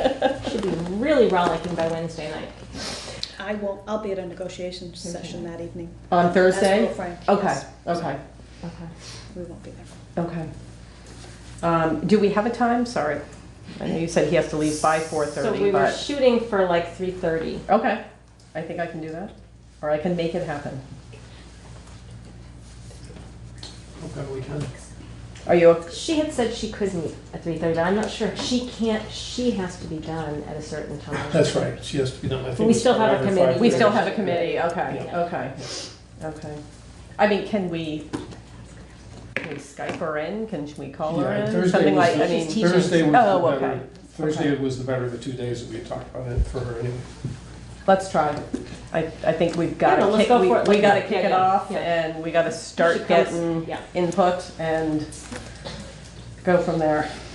And Okay. Are we still allowed to ask questions? Absolutely. Okay. You always are. You can come sit. I know. I'm trying to follow along here. So there was a request from meeting by the teachers. Mhm. The So- chair of the teachers union. Correct. So that's gonna happen next Thursday, but that's also gonna be a warned meeting? Yeah, so I believe what we're saying is we have now established an exploratory committee. Got that. Just because Yep. we now know we have to move forward with a search. So to kick it off, let's get a couple people in a room from our board. We've already had someone approach someone about talking with a group. So we might as well invite him in. But I think this is also just a good time to open it up and Gotcha. say, look, the four of us are trying to figure out a process. That process would then come, or options for processes, they would then come back to this board and we'll figure out how to officially move forward with the true process. But right now, I think we're talking brainstorming, I think we're talking what worked here, what didn't work here, and So say a group of administrators Yep. wanted to have a similar meeting, then we would request that from this exploratory. either that or come to this one next Thursday. Right. Because this one to me is just, Gonna be everywhere. it's gonna be, yeah, Okay. yeah. Thank This you for is clarifying. all new territory, at least for Yeah. many of us who have never been through anything like this. So before we actually establish the committee that will move forward, I think we need to figure out what that committee would look like, what should it look like, what do people want it to look like. Well, that's, So, thank you. any other questions? All right, so we will get, I can email, or you and I can talk, then I will email Barb some possible.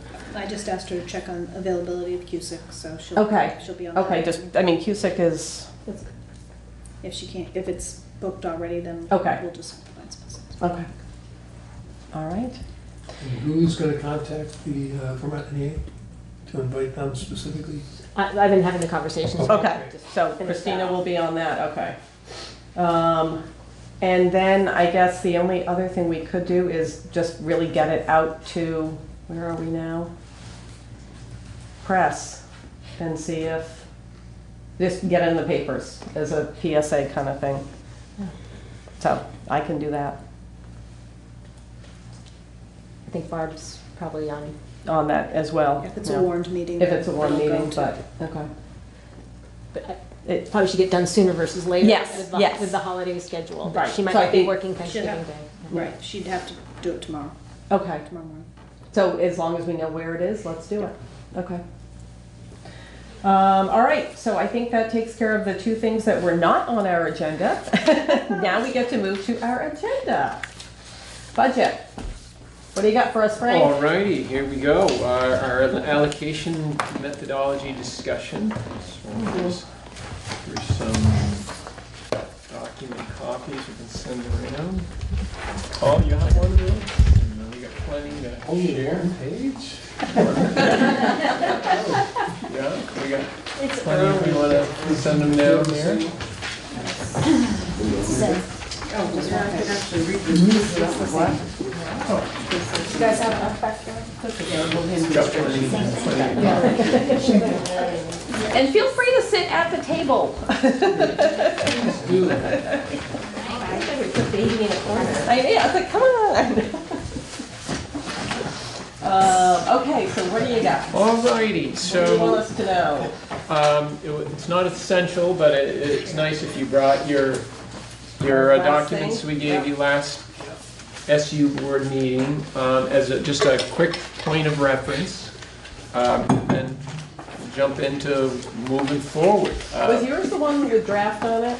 There's that, and then I see this one right here, so I gave you the prior year okay. to show you where, if we stay with the convention, where we would end up, and by the 11th. So, just a context for the allocation methodology. So, here's a summary of the administration and supportive instruction, the transportation, special education services, the grant programs, and the food services. So last meeting we looked at the detailed proposals for administration, supportive instruction, the grant programs, and the food programs. Next Monday we're scheduled to talk about special ed, and as you can see again, that's a substantial portion of the proposed budget, and that's where the allocation methodology has the greatest impact. So there's that context, and then just as to wrap the timeline up, we're shooting for December 11th as the vote on the entire budget for the SU. It's a week later than the prior year, but it's timely so that as we go into the SD planning, we've got those major assumptions in good shape, along with Vernon. So the other point of reference is this second page on the documents that we looked at last meeting. This is what we're revising. So we are revisiting an allocation methodology that's been in place for about 4 years, and it took a while to get to this standard. Why? Why are we doing that? And the main reason why is because of the re-governance of our structures.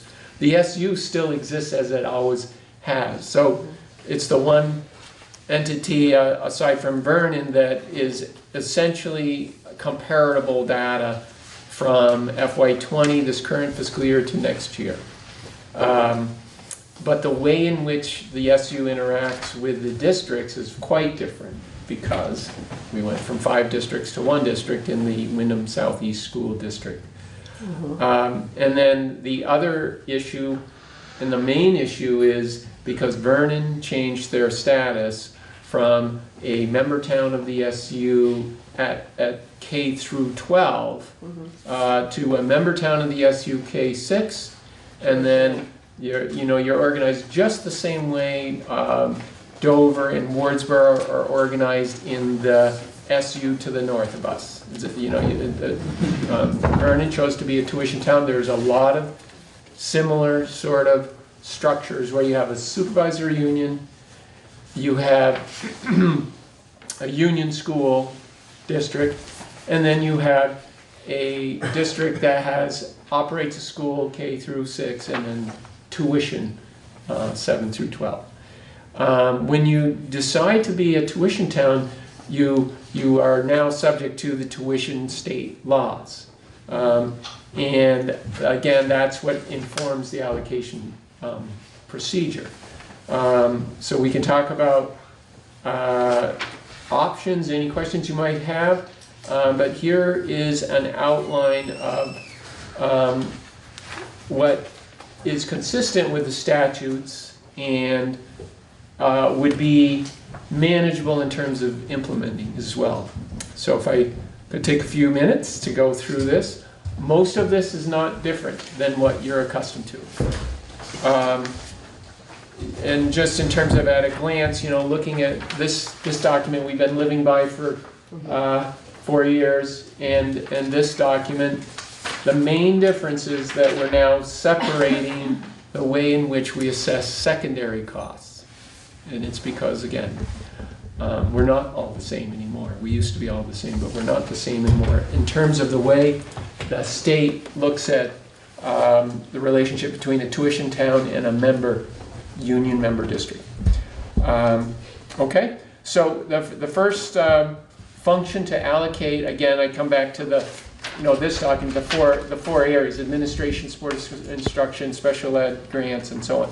Administration, no change. Okay, that's the straightforward.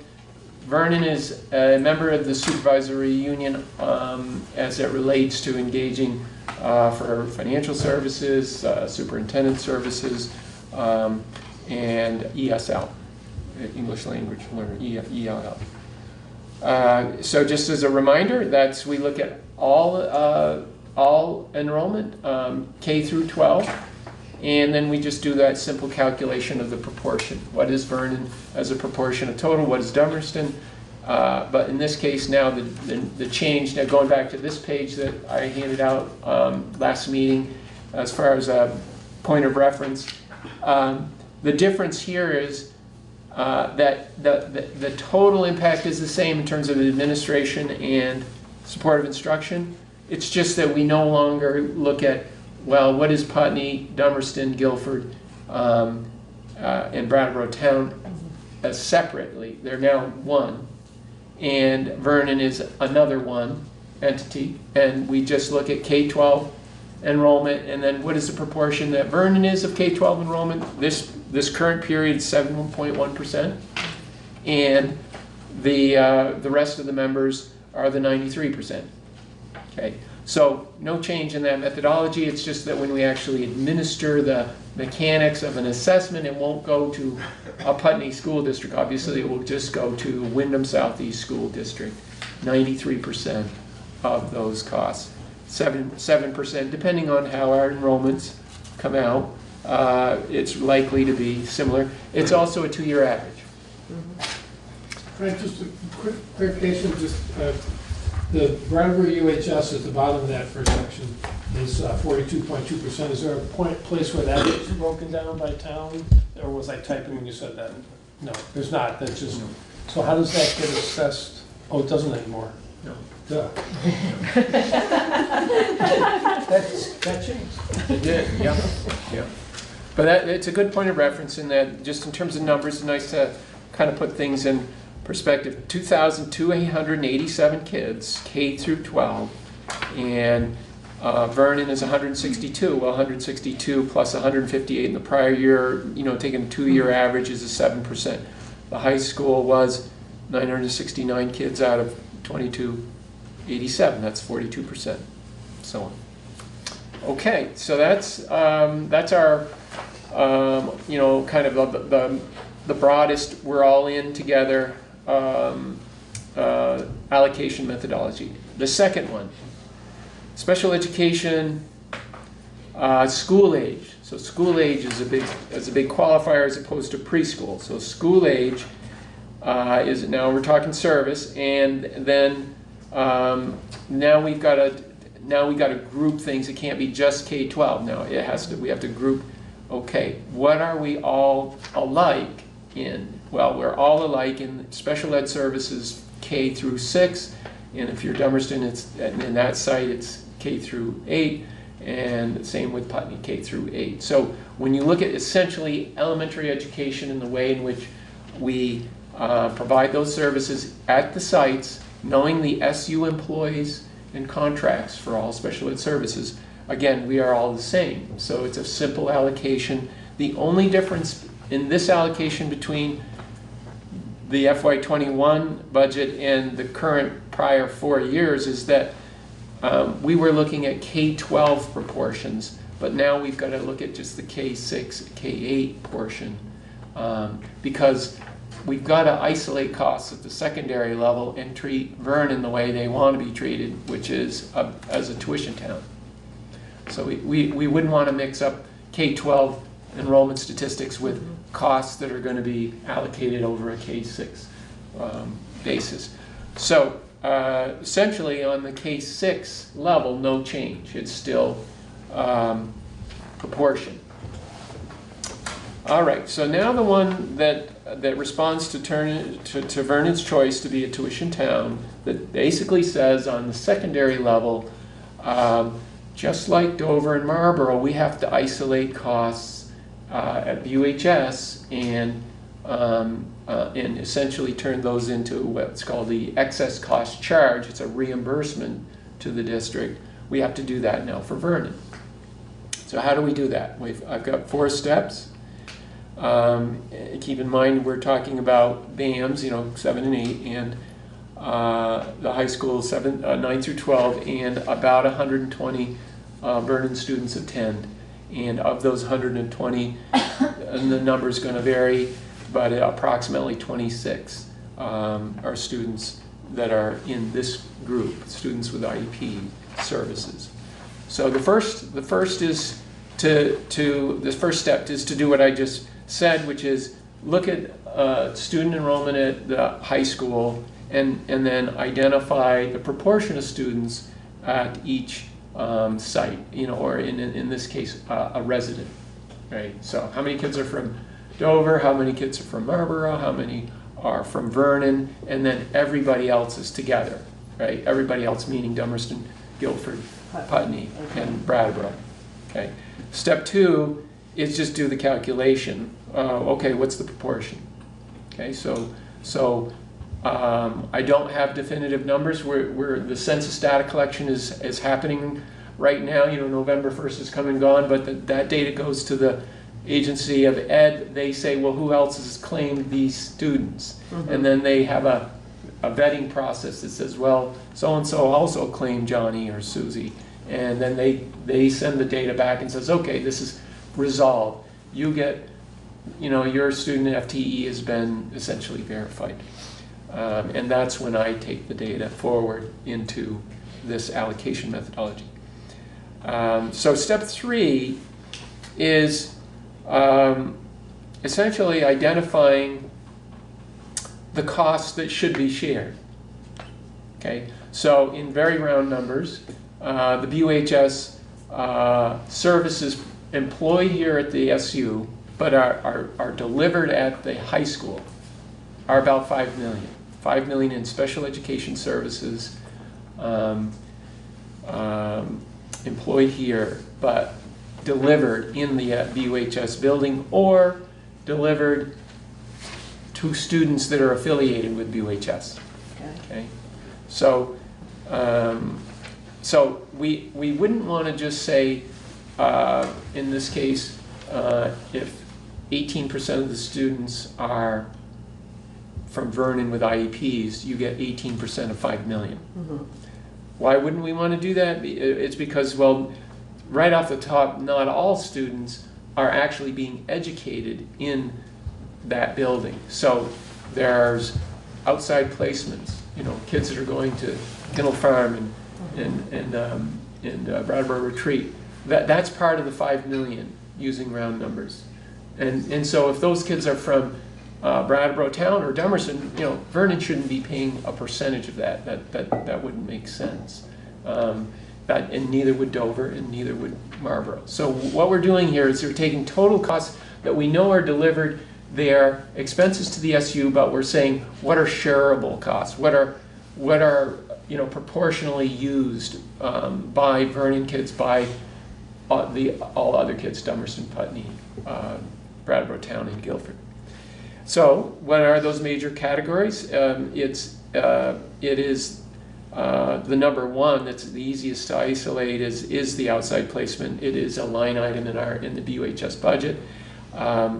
And then to whatever extent there are costs that are being reimbursed by Marlborough and Dover, non-resident, non-member towns of the Union High School. We obviously don't want to put those into a pile to be shared. So you're taking those out? Those get Come pulled out. of the 5 million? They get pulled out. And then finally, all of the state aid that comes to the SU for special education costs. They're not going to send the state aid to Vernon. They're not going to send it to Dover for costs that are incurred by the SU on behalf. They're going to send it to the SU. So obviously, we want to take those revenues out, right? So then you're left with 5 million minus. Traditionally it's been about half of the costs come back at state aid. So minus 2.5 million, minus maybe $1 million of outside placements, and now you've got a shared cost basis that says how much is this attributed to the 26 students or the 18% of Vernon kids, and then the balance goes to the SD, the Wyndham Southeast SD. Okay, so then that is step 4. Step 4 is just doing that simple calculation, which is you take your proportionate share and you multiply it times cost. So what hit is Vernon going to take on this? It's too early to tell. Unfortunately, we know the entire system is up substantially. At this point, Shelley and Marisa are still working with principals and with their team to refine the proposed budget, but based on that service plan that the Agency of Ed requires to be submitted by October 15th, it's the very early forecast. They were saying 15% increase on the, and it's largely students moving in with high needs and the system not able to accommodate them in the outside Everybody's placement. hit, not just Vernon. Oh yeah, that's the whole. It wasn't like you were paying more. Yeah. We're all Okay. hit. We're all hit. Right.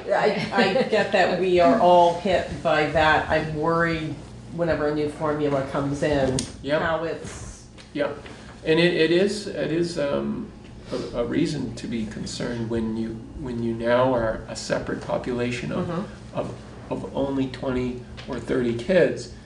6 kids is a 20% change, and you can see how that can take a 20% cost impact. That is the problem of being small when you come to this state agency, state legislative funding formula, which is all about cost per student. So how will 173 impact this? Because that would be a whole new ball game, right? So it will be, but changing the formula now, and it might get changed on us next year. I don't see it changing the cost allocation. What I see is it changing the reimbursement. Okay. And ultimately, it's cost minus reimbursement equals the assessment to the users, to the communities, right? So if they change the reimbursement, that obviously changes the net amount that gets assessed. If they increase the reimbursement, then the net amount that gets assessed goes down. If they reduce the reimbursement, the net amount that gets assessed goes up. Okay. Right, because it's cost minus revenue equals net cost times your proportion. So the formula that applies to Vernon then also is what applies to Marlborough and Dover. Basically, you're paying your tuition rate, which is low, lower than but then the SU has to. In this case, it's like they're wearing different hats for you, but the SU has to reimburse for those costs, and that's what would happen with Wyndham Central for those students. So it's That's right. So this is a common model. Yeah. It's not like this is the only one. And this methodology it still follows the state law in that it's using average daily membership to apportion costs, but it's being refined by the 2 groups, the K through 6 elementary with it, 7, 8, and a couple of so we're still being consistent with general practice. Okay. And you don't have to go into this now, but I'll try to make myself a note. I'm curious when you come to Vernon and talk about our budget, how it works with Pioneer and all of that. Don't do it now because it doesn't matter here. So. Yeah, but if I could say just one sentence, because it does affect this board as well. that's a, if it's a secondary placement, Yeah. then it's a direct cost on the Vernon. On Vernon, okay. Yeah. If it's an elementary, then it's in the SU. Then it's. And that would be gotcha. the same, they would affect Okay. everybody here. Okay, all right.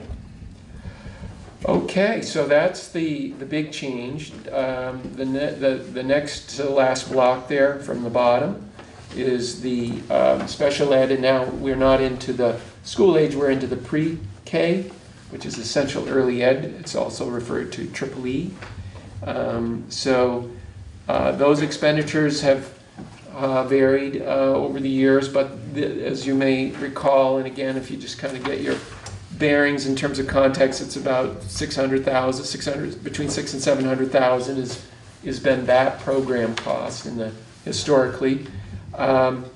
We're back to the standard mechanism there in that we generally, before, would drop the BUHS proportion because it was irrelevant. That's not, that those entities, the high school is not compatible with that grade level. Pre-K costs are in the elementary budgets, and that's where the triple E special ed pre-K costs would belong, has belonged, and again, it's just a proportional. So no change there? No change other than we're not looking at K-12, we're looking at K-6. Right. Okay. And then transportation, again, no change. Okay. I've added a little bit more narrative because we had gone from this older methodology from first student to Kosmuskas, so we changed vendors, and they changed to some extent the cost structure, the way they define costs to us, but it's very straightforward. They bid a 5-year bid, and based on the routes that we asked them to bid on, they said it'll take 17 buses for to and from school regular ed, and 3 of those need to be dedicated to Vernon. So it'll be 17 divided by cost times 3 for Vernon and times 14 for the SD. Special ed transportation, it is more, it's very customized, so it's going to be a reflection of utilization. Sometimes that's a Kosmuskas bus with 6 kids on it or 5 kids. It depends on what kids are on the bus and what town IEP is required to get that service. So, but that's no change. So that is the recommendation for the assessment methodology for fiscal year 21. Questions?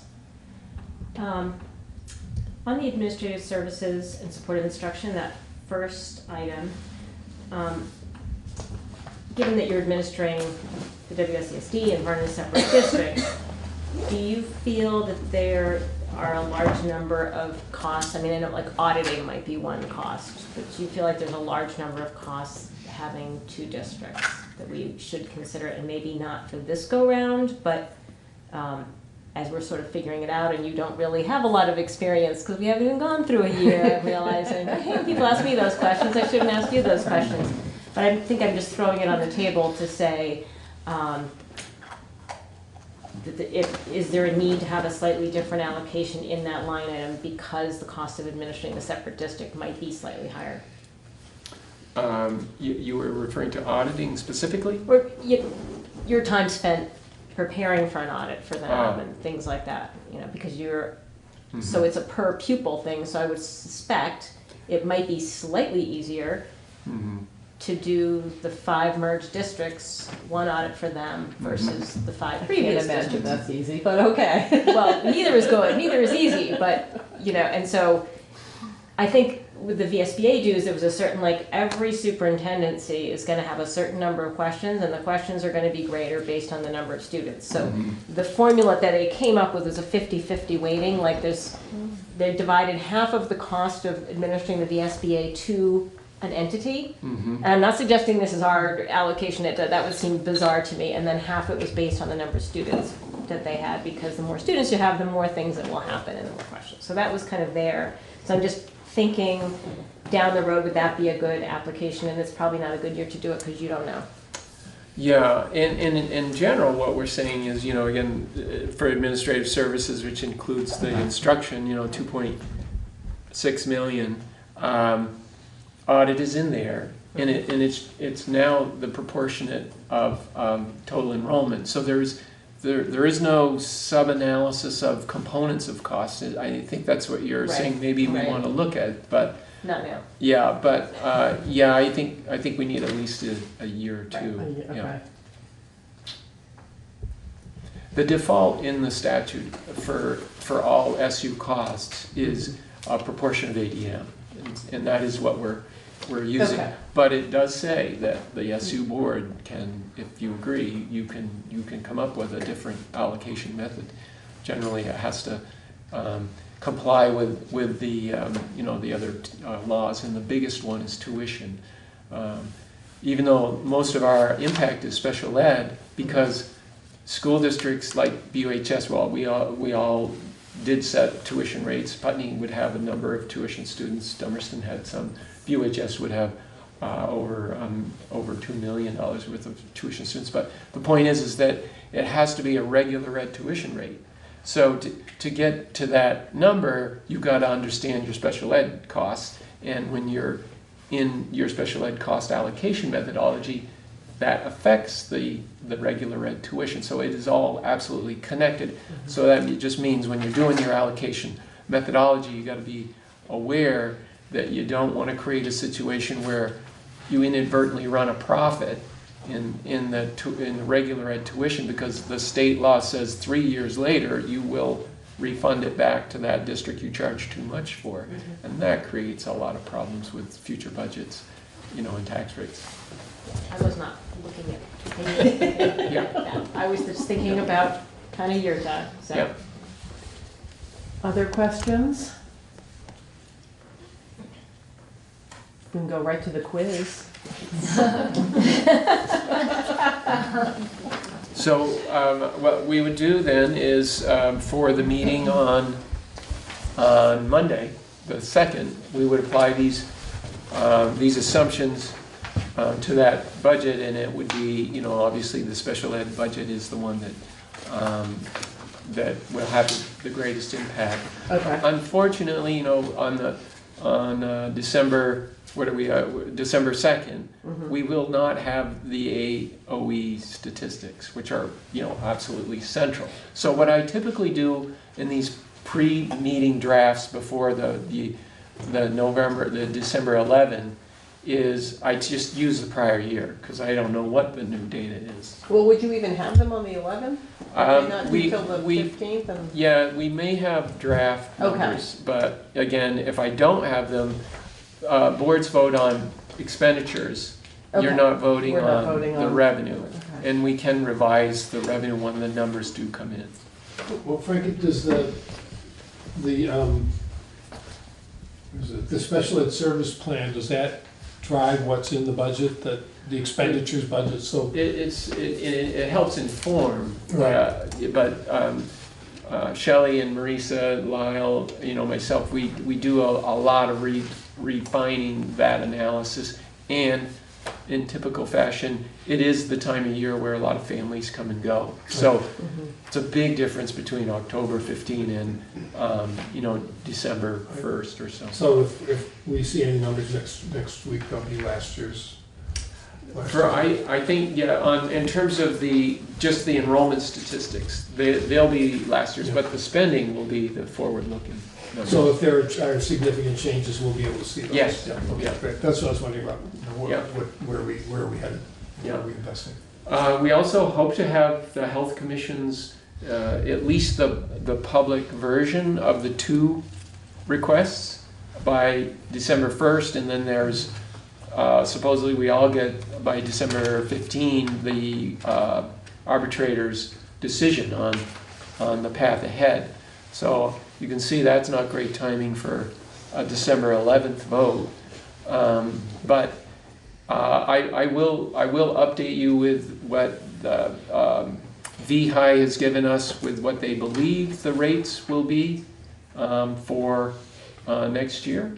And then we'll just have to see what the Health Commission does to the real cost of that expense to the employer. You may recall the SU board and the SD board approved a tentative agreement with the union to extend health benefits through December of 2020. So we'll proceed with those assumptions in this budget as if it was a 12-month, and then we'll see. We don't know if that's going to be close or not, but it's best information we have at this point.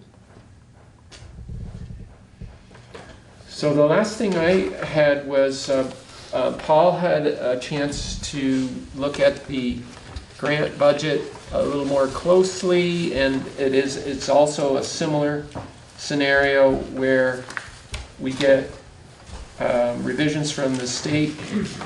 So I was just going to turn it over to Paul for just a kind of a quick update. Did we get this last time? Yes. So this so there's a new one. So this is revised. So this is the new grant budget? Yeah, and I have a couple more if folks need it. We could use one more for. Yeah. And this would be typical where Paul will get updates from the Agency of Ed about new allocations. And those aren't final until it's not until next July, right? June, July, that they're final? Right. Well, that's helpful. Yeah. Maybe one last thing about that, just related to that, is it is why, if you look back at your historical documents, like this thing, this summary, you will not see the same number that's on these grants, because you may remember I mentioned we are required to amend them. So I can always show you how we got from here to there, but I have to show you what has been But that's this, right? And that's So part that's of how that. it's- It's part of that, yeah. Paul, you want to give us? Sure. So on the first page, first of all, make sure we're looking WSSU FY20 regular ed grant program revenue and expenditure detail. So on page 1, as I said last time, the grants I generally deal with are Title I, what are called the Consolidated Federal Programs grants, Title I, Title IIA, Title IV. And the first of those is on about the middle, slightly lower than the middle of page 1. You'll see that revenues anticipated are up about 7%, and that's a combination of increased allocation from the state and some anticipated carryover. Okay. And if I could just say, the first 2 pages are revenues. You didn't have that last meeting. Okay. And that's why they're in the credits. So the first 2 pages are revenues, and you'll see total revenues actually on the very top of page 3. Gotcha. Okay.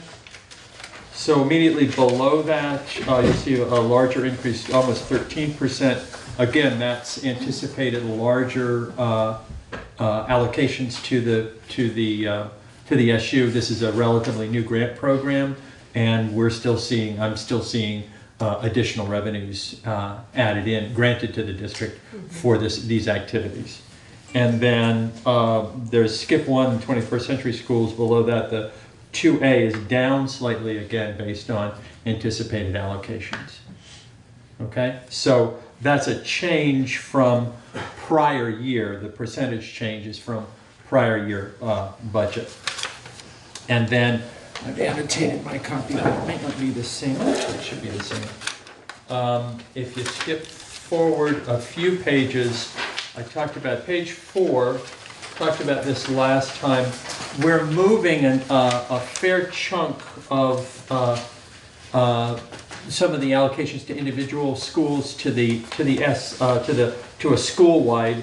In the past, we've separated out a number. You'll see at the top near the top of page 4, subgrants to Academy, Guilford, Oak, Green, BAMS. Those are all now loaded into. It's a few lines down. Subgrant to WSESD, right? You'll see that there are zeros to the right of all those school subgrants and zeros to the left of all of the SD subgrants. And that includes not only the anticipated grants from, mostly it's for academic support teachers that are providing the kind of on-the-ground support for students who are struggling. We've also added in some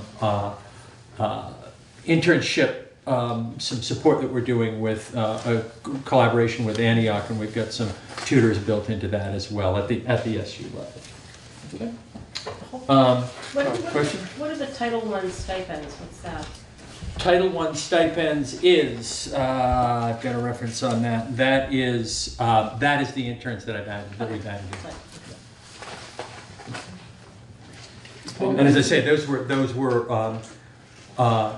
in the school-wide subgrants. They're actually outside of that. And I think we're hoping that they become future teachers. Is that Yeah, this is a great program. Deb can talk a little bit more about what we're doing with those folks. Sure, I mean, this is its third year, and we've got, at this point, at least 2 interns from last year hired, and teachers, current teachers this year, first-year teachers in our district. Right, so these are folks that were in the Antioch program that we hired as tutors to provide academic support, So they're simultaneously doing part-time tutoring positions and then also fulfilling their internship requirements. So they're essentially in the classrooms full-time across the year. And then a couple of those have now become have become teachers, were hired as full-time teachers this year. It's a little bit off topic, but I wonder if Deb could be part of that, the Franklin Pierce visit, if she could talk about that program with those kids. These are students of color coming from Franklin Pierce to Brattleboro to just kind of explore Brattleboro, and that would be an attractive. Getting paid part of the cost of an internship would be. So you and I should. Yeah, we'll come check it out. Thank you. So continuing on page 4, slightly going the other way, we've moved some stipends that were at the SU level for the academic support camp during the summer to school-wide, simply because by and large we're hiring school teachers to do that, and it's much clearer accounting-wise to be paying them out of the district that they're employed in. What other markers do I have? Not huge changes. Let's see. So the bottom line, as noted for Title I, that's on page 6, is up that 7%. Minor shifts otherwise. And keep in mind at this point, I don't think we have the salary increases in, right? Right. Yep. Could I just back up? I'm still not sure what I'm looking at. The first 2 pages are revenues? Revenues, yeah. Okay, right to the bottom of page 2? And then you see on the very top of page 3, you see the total revenue. I have it, yeah. Yeah, 2,802,000. Oh, right at the top of. Yeah. Yeah, okay. Yeah, so that 2,802,000, if you went all the way to the back page, you'd see that number. I didn't see that. It was tucked right on top there. Great, thanks. So then we're looking at technical admin, project admin, safety grant, and then it becomes substance abuse, and then it becomes Title I. Yes. Okay, good. The other program that we talked about briefly in the grants that we took another look at is the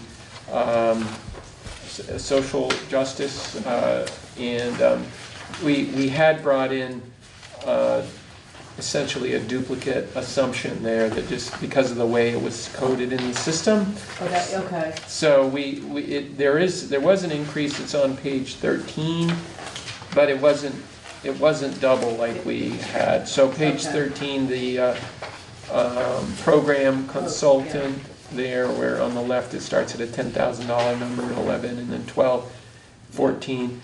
So we've reviewed that. The social competency and the diversity training that is done is a little more refined. So it's up 3 instead of 18? Yes.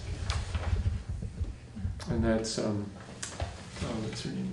Diana Wall. Diana Wally. Anything else, Paul?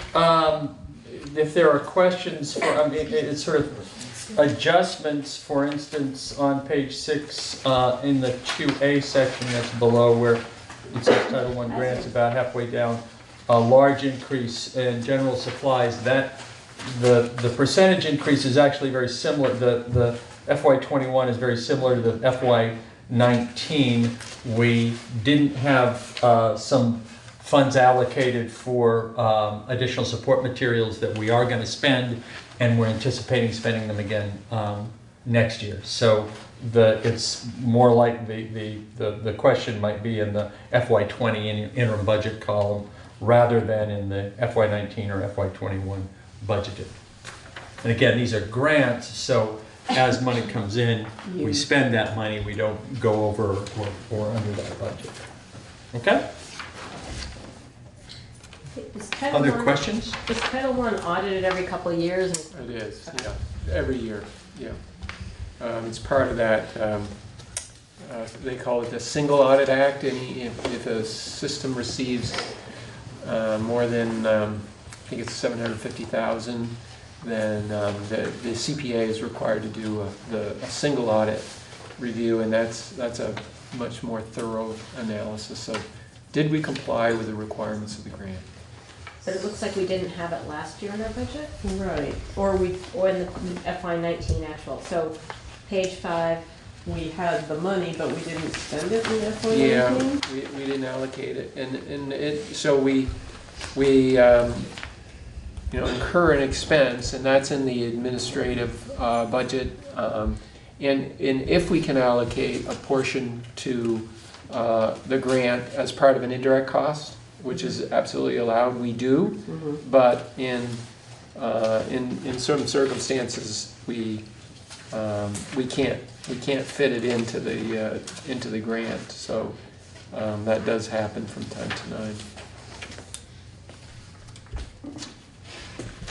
And they're fine with that? Yeah, the state always wants to see the money going to program development. So versus they're happy to have us not allocate. No, they're probably more happy. That's true. But it doesn't Because matter. it comes on our taxpayers. The work is still done. Okay. It's not optional. It's the state. We have to do it. We hope we can pay for it out of this, different but if we buckets. can't, we're still on the hook for it. Yes. Okay. And the next page is 6 and 7. That's the Title IV. That the ends in the 4570, and then the rest of that is cut off. That's all the Title IV, and you'll see some increases there, but that's because we're expecting increased revenue. Those programs are well-rounded. The goals for Title IV are well-rounded education, safe and healthy schools, and technology integration. And we've found good things to do with that money, with that additional allocation that we have. And that's a relatively new grant, right, Paul? This 200,000 is within the last 4 years. So it's new money. Yeah. So. Can you give us some highlights about what that looks like? Sure. One of the big expenses that we're sort of working on right now is supplying science units, science instructional kits to teachers across K-8. It's through a program from the Lawrence Hall of Science, which I don't know whether you ever ran into the GEMS curriculum way back. They have done just some fabulous stuff, and it's extremely well integrated with online resource support. We're finding, in fact, there's one of the kits is sitting ready to be distributed. I was looking at it. Yeah, ready to be distributed. Yeah, Keep an eye on it tonight when she leaves. Yeah, it's supposed to go to Vernon. So. Not the teacher's manual. I love the teacher's manual. Right. Well chosen one to present to me, Paul. Other questions? And what happened to Title II? And what is Title II? Title II is professional development.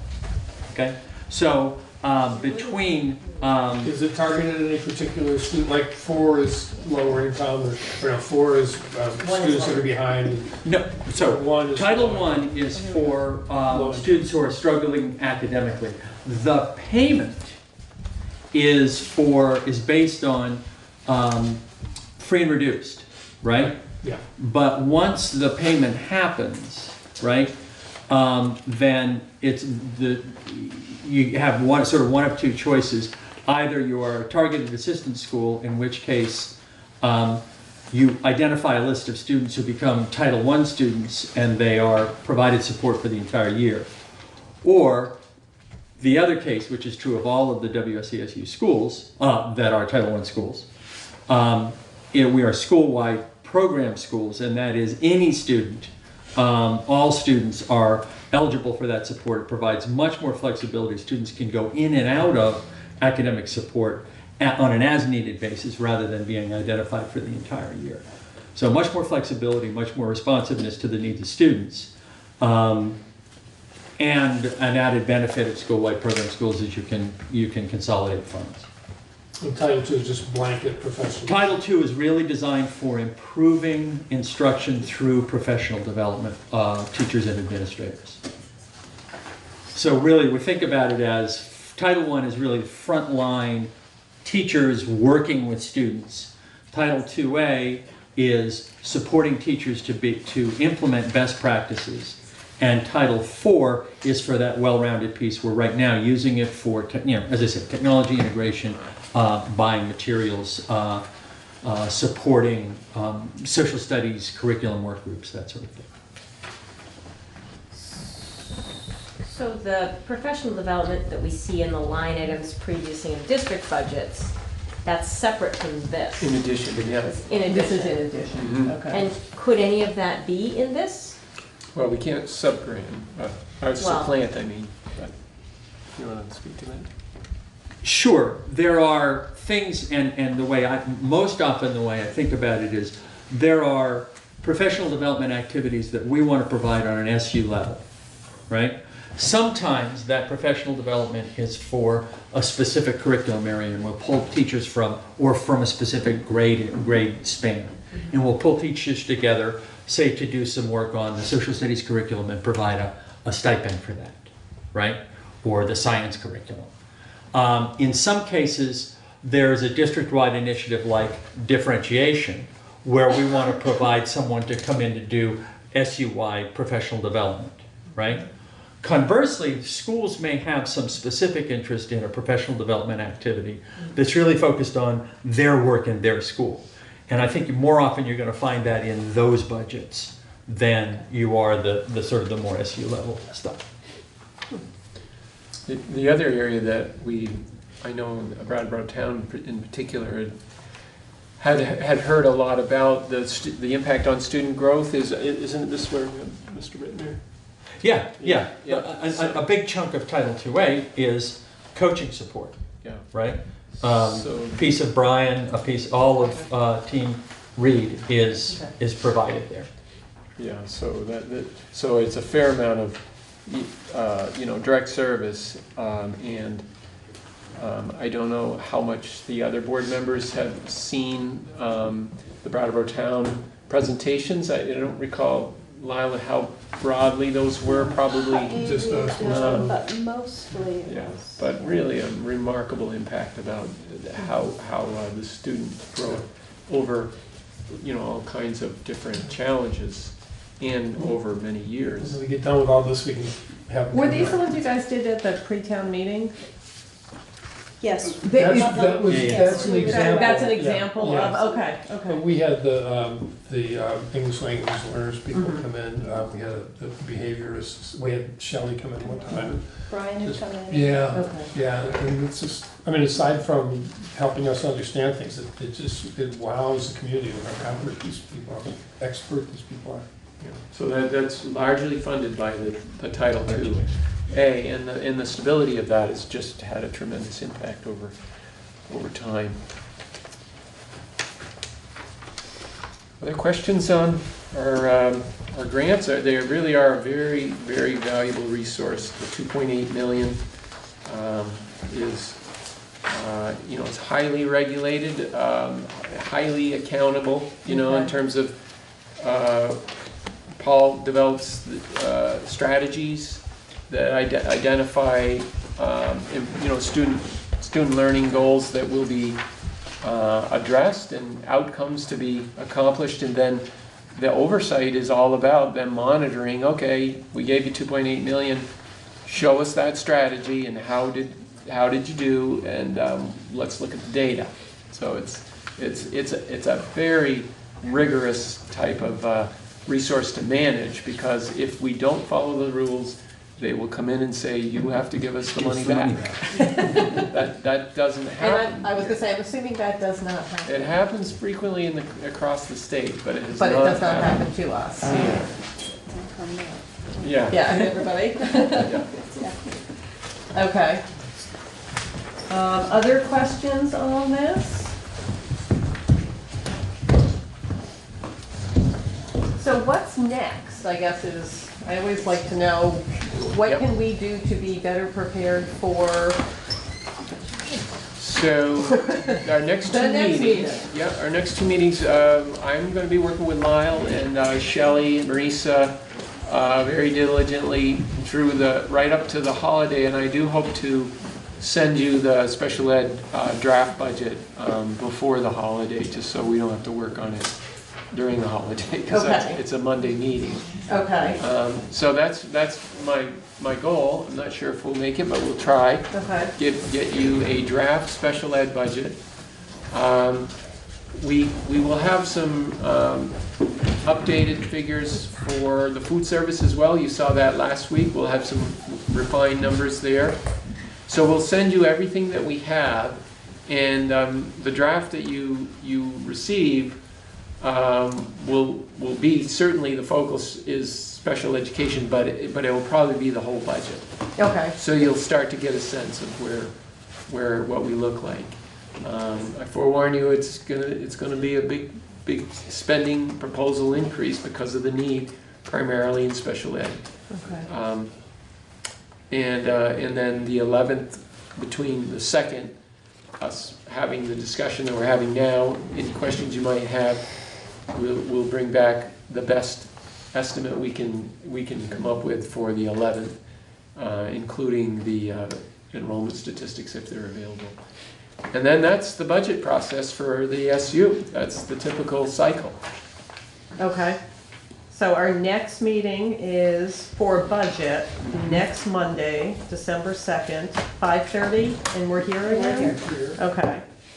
And it's a special ed budget. And it's special ed, so check your email if I, and I'm fine if you guys want to send it directly to everybody, that way I'm not holding it up if I don't happen to look at my email until 4 o'clock and go, oops. And I'll probably forward it to Barb, just so you're not getting email from a bunch of, you know, generally I try to have Barb be the perfectly good distributor.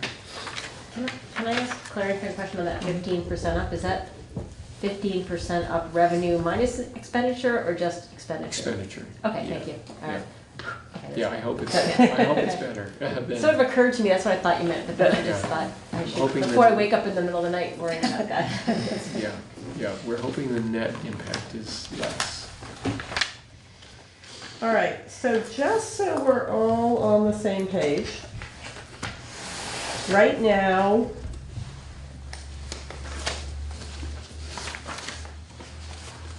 okay, we're gonna make it through this week. Next Monday, 5:30 here, special ed budget. Thursday, December 5th, 3:30, to be determined where, our exploratory committee. SSEC. SSEC kicks off. Is there any reason that either I guess it would be me. Is there any reason for me not to email principals and say welcome?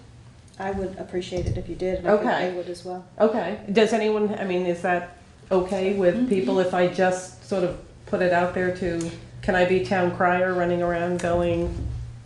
I think the more it feels like that, the better. Because Okay. we really are like, sort of feeling our way through this, but we do have excellent models for how to hire administrators. Yeah. And So, but we just need to get clear about how we're gonna do it. And probably some admin people at the SU level would Okay. be important as well. If we're gonna do Do this. now. Okay. They'd be another important. Yeah.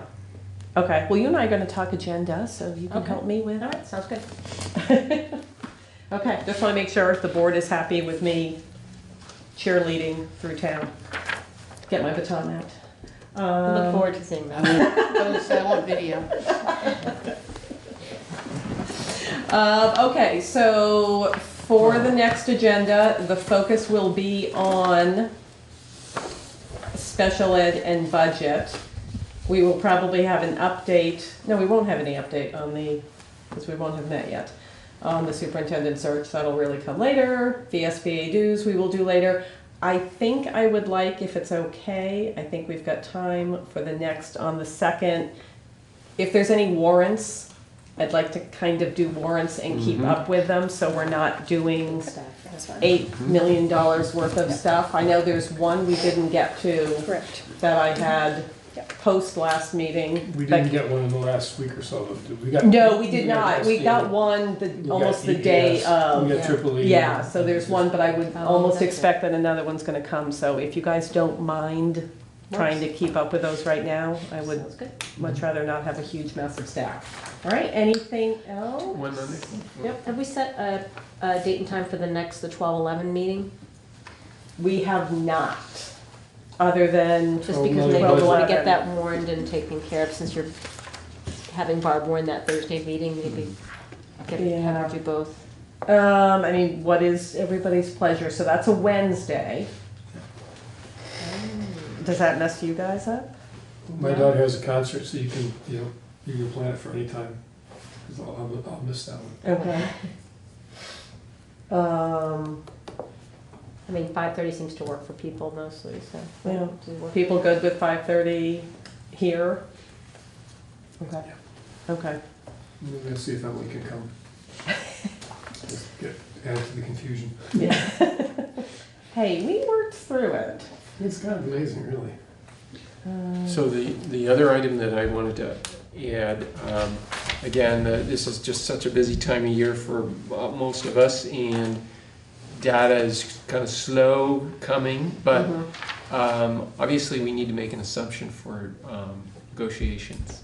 Okay. And it would be timely if we made an assumption on December 2nd. Okay. So that I can bring that to the full board, on the December 11th document. So we would need an executive session Yeah. for budget assumptions. Yeah, Okay. related to negotiations. Okay. Yeah. All right, can do. Next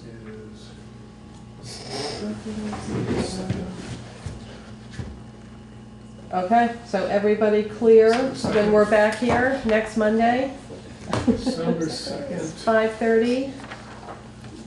Same back channel. All right. And I know you're not technically, but it's your line.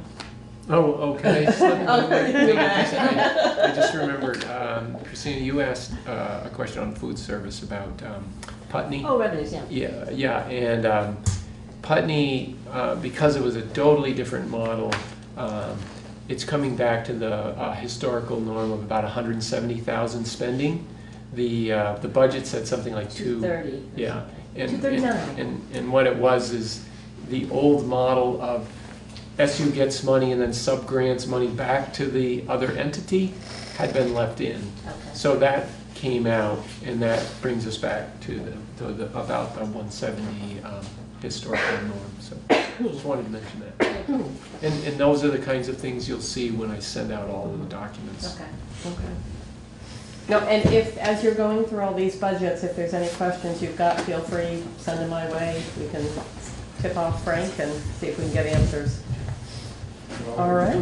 Thanks, Stephanie. All right, you pretend to be Anne. Go ahead. There being no further business before this body, Madam Chair, I move to adjourn. Do we have a second? Second. All those in favor? Aye. Any opposed? 7:12 p.m. All right, thank you guys, thank you all. Thank you. Did I make it home by 8? My husband was laughing.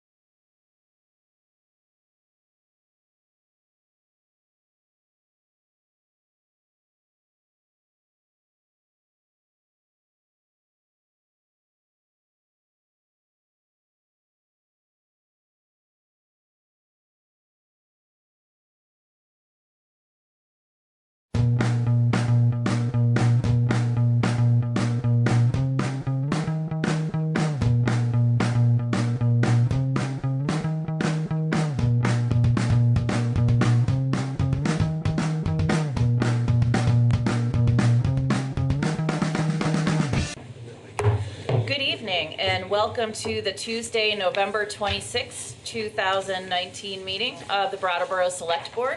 There was no executive session, so we are opening the meeting for the first time right now. Has the meeting been properly warned, Peter? Yes, it has. Excellent, thank you so much. Do you have comments tonight, Peter? I don't, thank you. I also do not have comments. Are there members of the board that have comments or committee reports this evening? Yeah, a brief report from the workplace, the Diverse Workforce Committee. We have a group of students coming from Franklin Pierce College to visit the town, to visit the school system, the police department, and a bunch of other employers in town. And they'll be spending the whole day in town. This is our second batch of students. This is the second year we've had them, and something we'll continue to do. So I'll keep you updated as the time comes closer. Great. Wonderful. Thank you, David. Other comments or committee reports from the board? I do not. Okay. At this time, I will come to the community and ask for public participation. This is your opportunity to speak on something that is not listed on tonight's agenda. Is there anybody here who came for that purpose? Hi there. You can come right up to the microphone and introduce yourself. Thanks. I'm Derek Jordan, and I live in Dummerston, but I do spend a lot of time in Brattleboro. I am here representing my group, EMF Safety for Vermont, and I wanted to just provide some information for the Select Board that you may not be aware of. So it has recently come to our attention that there is a small cell antenna that has been approved for location in the First Congregational Church in West Brattleboro.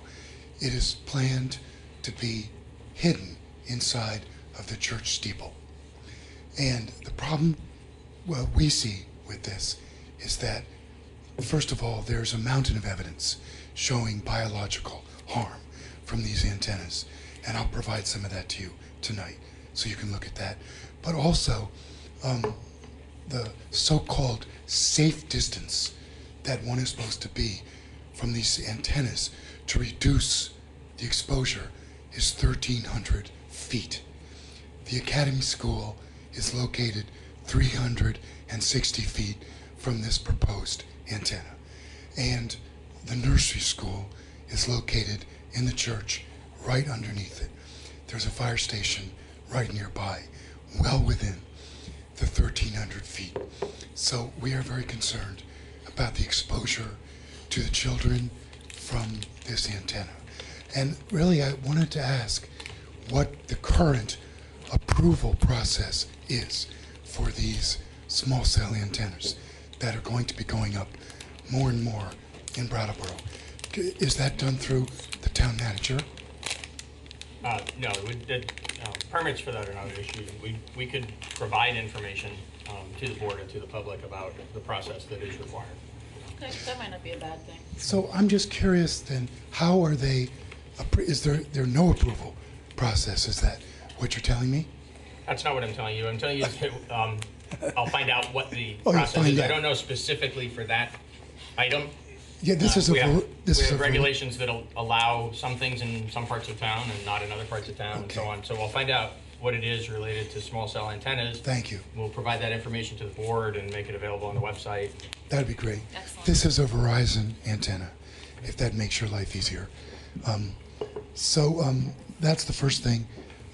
Also, the Public Utilities Commission is open to and wants to hear from the towns about this and about these sightings of these antennas, and to know if there's any concern or issues that are raised within the town about that. So they're open to that. That's what I've been told by people who know that.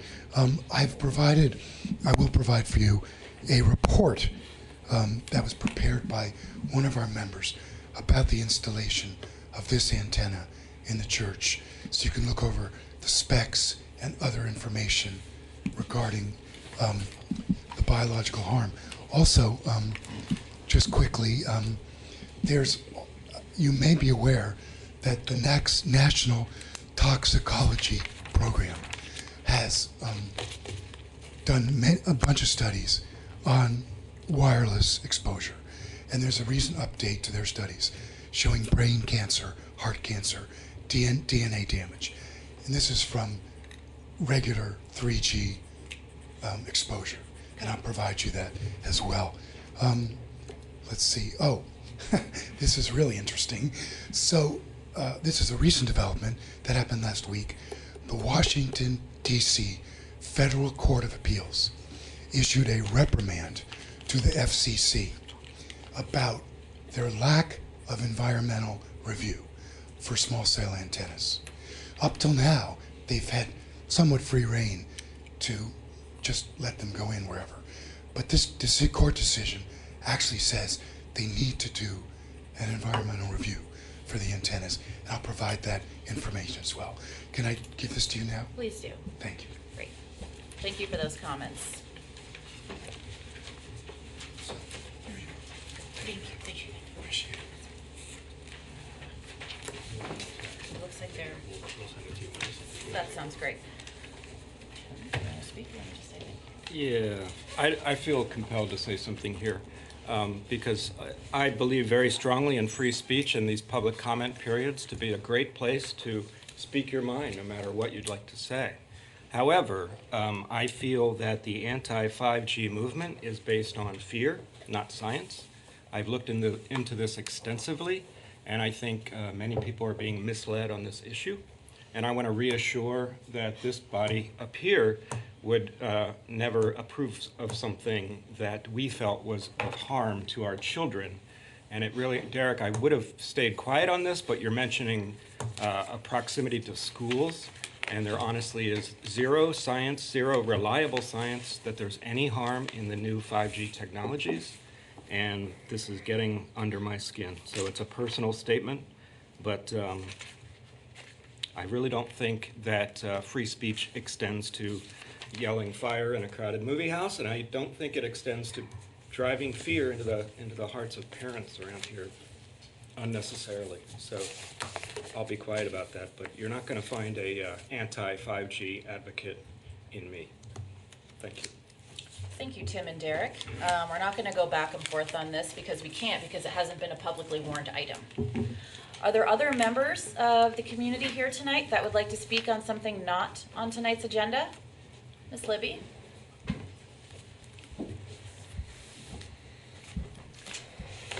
I am Anne Elizabeth Howes, also known as Libby, and I was at home for yesterday's introducing the hope and plan for the overflow shelter that has been proposed as a design for the South Main Street neighborhood. And I think there was a number of years ago, there was a house built beyond the baseball diamond on South Main Street that was built by Habitat for Humanity, and it fit into the neighborhood. It's sort of like, you know, good old-fashioned New England architecture. I was thinking that the problem, you know, how to accommodate the homeless population is a little bit sort of larger and looser than they take a big leap forward to, and we've talked about this a little bit before. The Home Depot address has been vacant for 10 years, and it's a very large space, and it could take an accommodation of a new floor, a second floor, that would be wonderful, an ideal, you know, 80 to 120 single room occupancy, managed, you know, like through, I mean, the homeless population is at the drop-in center. It's a collective kitchen. People mill in and mill out. There would be, to be able to have an experimental kitchen, counseling, and some sort of, you know, like media center where, you know, at the end of the day and in the course of the day, you're involved with computers and you also like to watch movies. This is what happens at the drop-in center, which is a tiny little box. It's very, very comfortable in the winter. It's like a heaven.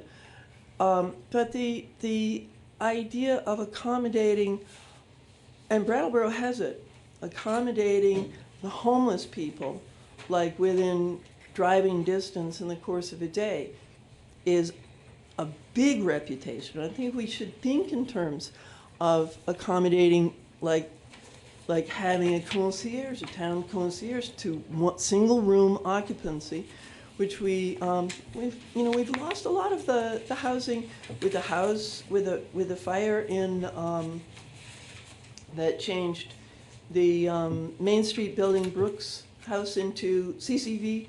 We lost those apartments. We lost the apartments when we built the parking structure. We had a single room occupancy with an old grocery store there. If we were to contemplate, the population comes to Brattleboro, and why? And I think, I came because of a very odd idea. It's like my mother's aunt saved a tree in the Commons Park, and it is that tree that was like an attractive force to coming, the idea of coming home. So there's so many factors with people are coming into the area and they're just wandering in and they just want to be the 60s hippie without any problem or conflict. It just being.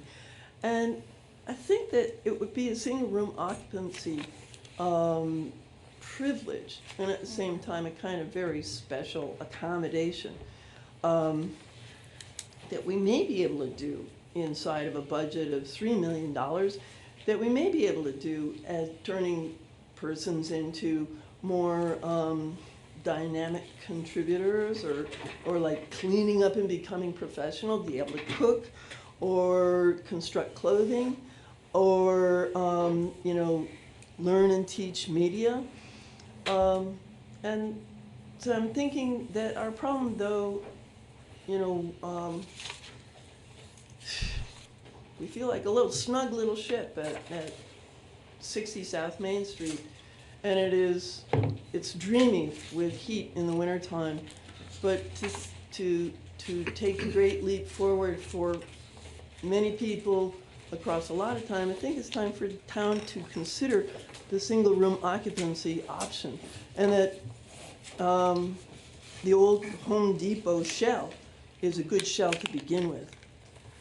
Thank you, for your Ms. time. Libby. Thank you.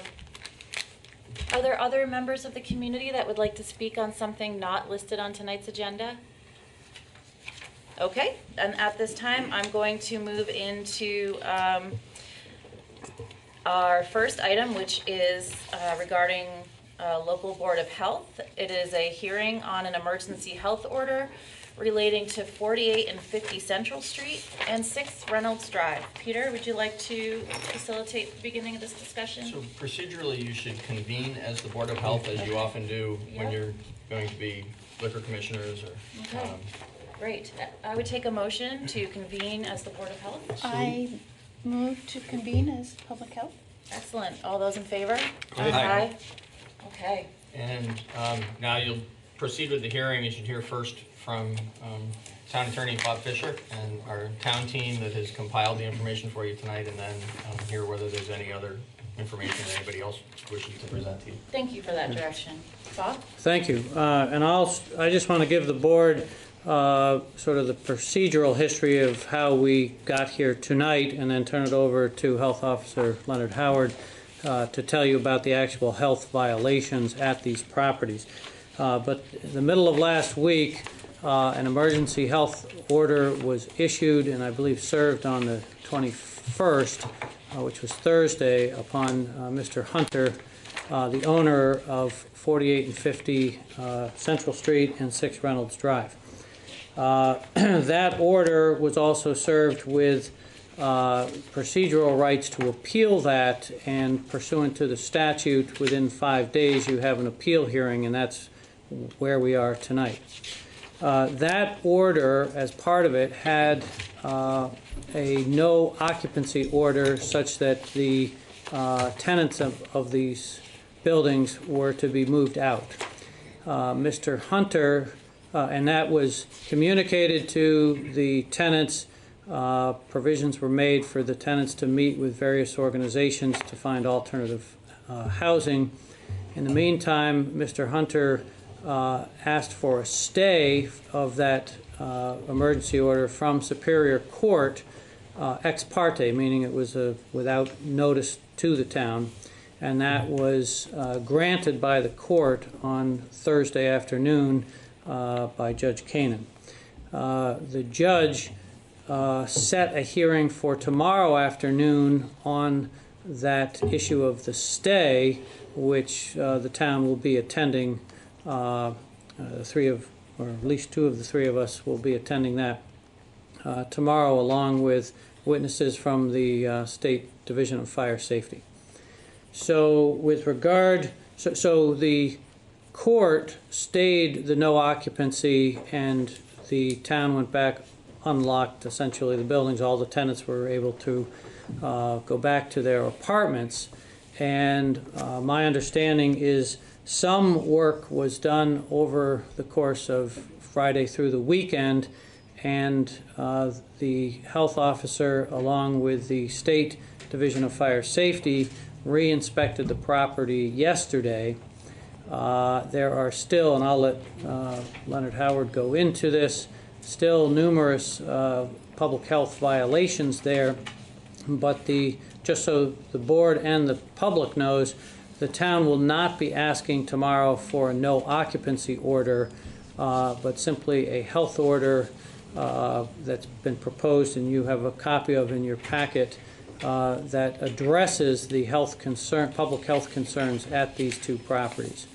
But that will be done by an order that has these items being cured or brought into compliance within a particular time period. So with that, if there are any questions procedurally, I can take those at this time, but absent any questions, I'll turn it over to Health Officer Howard. Does the board have questions, or do you want to listen to Health Officer Howard? I'm content to wait. I have one question about the ruling, but I could come back to it. If you think it's pertinent now, you can go ahead. I was going to ask you, did the judge give any reason to grant that stay? No, the order is 4 lines long and simply stays the emergency order and sets the hearing for tomorrow afternoon. Okay. Is that fairly common for that to happen, for a judge to just, without hearing much evidence, to just go ahead and stay an emergency order from a town? In my experience, it's uncommon. It is not uncommon for judges to hear requests for temporary restraining orders or emergency injunctions, which a stay would fall into that category, without notice to the other party. There is a Rule 65 of the civil procedure that allows that to happen. And then when there is an ex parte order issued, the court sets it for a hearing with notice to the other side, and at that time the other side can ask for that order to be undone. In our situation, given the improvements over the weekend, we're not asking for the no occupancy, but we want to proceed with regard to the curing of these public health violations. Sure. Thank you. Good evening. I just want to give you some history. Brian and I have been dealing with these two properties for the last 2 or 3 years, and I'll give you the history for 2019. The fire department's been there to 48 and 50 Central Street 9 times. Brian's been there 6 times for a total of 15 visits. In Reynolds Street, the fire department's been there 3 times, and Brian's been there 5 times, for a total of 23 visits to these 2 locations. Central Street has been issued 3 tickets under the ordinance for recycling and trash in 2019, and Reynolds Drive has been issued one ticket. What brought us to the emergency health order is these things continue to arise each time we go there for a re-inspection after we've done an inspection. And the biggest concern to the fire department and anybody is life safety. And one of the things that we're always dealing with is missing smoke and carbon monoxide detectors. And that was the big reason for asking the people to not be granted occupancy there, because we keep continuing to have issues with that. However, the other day, yesterday, when the state and I went there, and Brian, we found that the alarms were all in place. And in talking with the state, they felt comfortable that they do have detection, and felt comfortable that they could stay there. Some things that we did find is excessive combustibles in the building. Bob did give you the electrical inspector's report. I mean, I can go through it if you would like, but there's a lot of things on there dealing with GFCI outlets, light fixtures, receptacle boxes that aren't correct or correctly mounted, ceiling fans and exhaust fans that aren't correctly wired and operating properly. On the fire side of it, again, there was excessive combustibles in there. Many extension cords being used because of not having the proper amount of outlets, so they used extension cords, power strips to help with that. A foam board stored in the basement. Exterior stairs, handrails not being properly. Those are the same issues that I have listed in the emergency health order, along with the essential maintenance practice policy that the Vermont Department of Health has for performing these inspections for lead paint for buildings that are pre-1978 or older. This has to be done annually, and it has to be registered with the Vermont Department of Health, which neither of these addresses have been.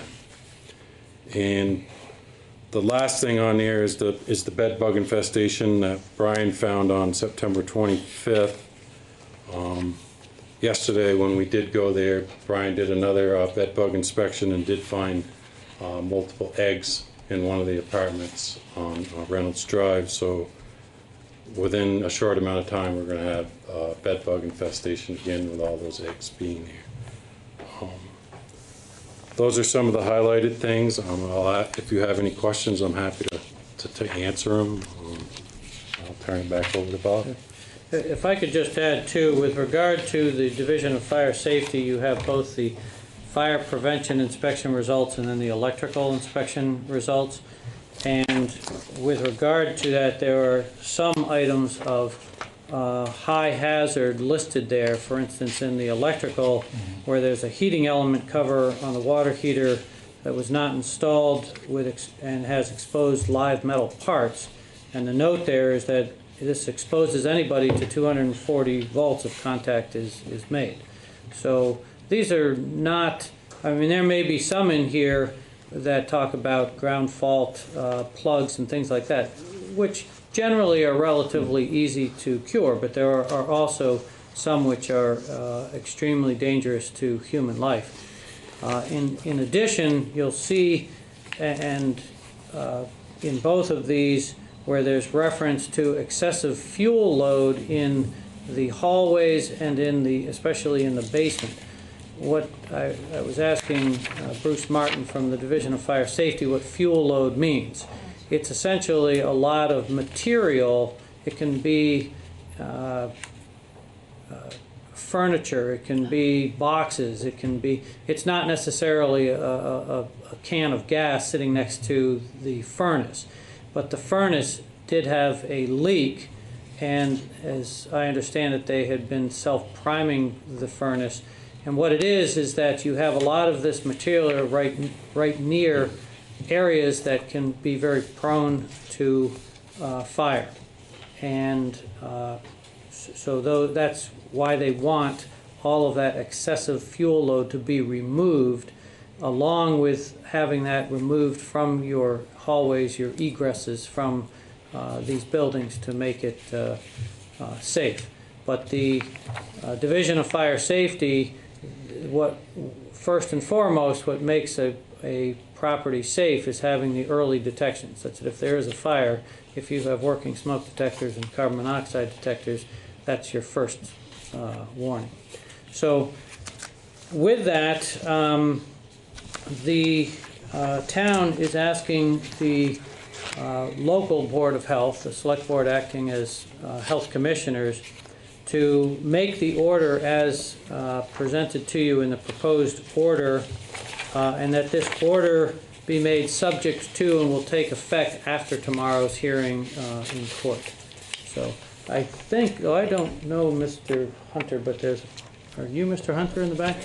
So if Mr. Hunter wishes to address the board, or the board has questions, I don't want to cut it off here, because he certainly has every right to tell his position on this matter. Is the board open to hearing Mr. Hunter speak at this time? Yes. Mr. Hunter, do you wish to speak? Yes. Please come to the microphone in the center of the room and introduce yourself. Thank you. My name is Will Hunter. A couple of just minor corrections. I did not appeal.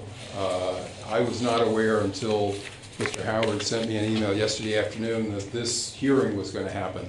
I have not been furnished copies of any of the materials from the inspection that took place yesterday. We had 5 inspectors going through 4 apartments. I would certainly appreciate seeing what is being presented here, and I think it's a little unfair that it's being presented here without being furnished to me. I did go last week, after I had been served by a police officer in Springfield with a copy of Mr. Howard's emergency health order. I went to see Mr. Howard. I asked him if it could be modified so that we could do the remedial work that needed to be done. And I would just say, over the course of the last several years, I've worked, I thought, well with Mr. Bannon and Mr. Howard. We have had multiple inspections. We have had problems with tenants taking down smoke detectors, having to be told that they need to leave them in place. I would thank the couple of members of the fire department who came and did one of the inspections and made it very clear to the tenants that they needed to leave those smoke detectors alone, and if they were removed, they might be held personally responsible. We've had ongoing problems with trash, but by and large, I think we've addressed the problems that have been brought to our attention. If I'm given a copy of the reports from the inspection yesterday, I'll deal with those the way we have in the past and get the things corrected. When I did go to see Mr. Howard a week ago Thursday and asked that some accommodation be made, and he said he wasn't willing to do that, I told him that I was going to talk to the tenants, and then if their position was they wanted to be able to stay in their homes, I would probably go to Newfane and seek a court order to stay the order, which is exactly what I did. Before I did it, I sent him a copy of what I was taking to the court, so it wasn't anything I did behind the town's back. He had a copy of it before I went to the court. As soon as the order was issued, I called the fire department to let them know. They asked me to drive the order down here, which I did, and came and met with Mr. Howard and Mr. Bannon late Thursday afternoon. So I really would like to go back to what I thought was a more cooperative relationship that we had. I don't want to have to be spending time going to court to tell people not to do things the way they've chosen to do them, but it was very important for me that people who have had a history of homelessness not be made homeless again. And I'm glad the court issued the order. I'm very glad to hear that the town is not seeking to order everybody out, and within a reasonable amount of time we'll do what is shown on these reports that need to be done. My understanding for a health order usually that issues, a proposed health order is furnished to the respondent so that there can be a dialogue. So I don't know what kind of timeframes are being put in the health order that you're being asked to approve tonight, but I haven't seen it, and I haven't seen those reports. So that's just a procedural concern I've got that makes it a little difficult to respond beyond that. But thank you for the chance to explain my side of what's happened. Thanks, Mr. Hunter. Jan, do you have any copies that are useful to Mr. Hunter? Yes, I do. Mr. Hunter, if you would approach the table to the side here, Jan will furnish you with things that I think you will find useful. This is a copy of the packet with the proposed order, and then these are the reports. Okay, you're welcome.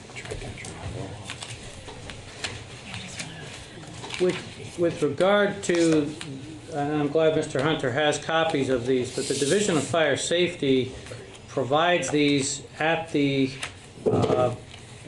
building, I think, and then sends it to them. So these documents from the Division of Fire Safety don't come from the town usually to the property owner. They come directly from the state office. So I am assuming either they were being sent or they were dropped off at the property. I don't know if he has a property manager there, but I don't know why Mr. Hunter doesn't have copies of this before right now. I'm glad that he does. Okay. This one has to do with microphone, please. Oh yeah, go to the microphone, please, Mr. Hunter. This one has to do with a building owned by Gordon and Judith Whistle. That's the prior owner. The state had them still listed as the building owner. So. Okay, so that's still you. Okay. That's 4850 Central All right, Street. this is the electrical inspection. And then the other is the fire right, inspection. Yep.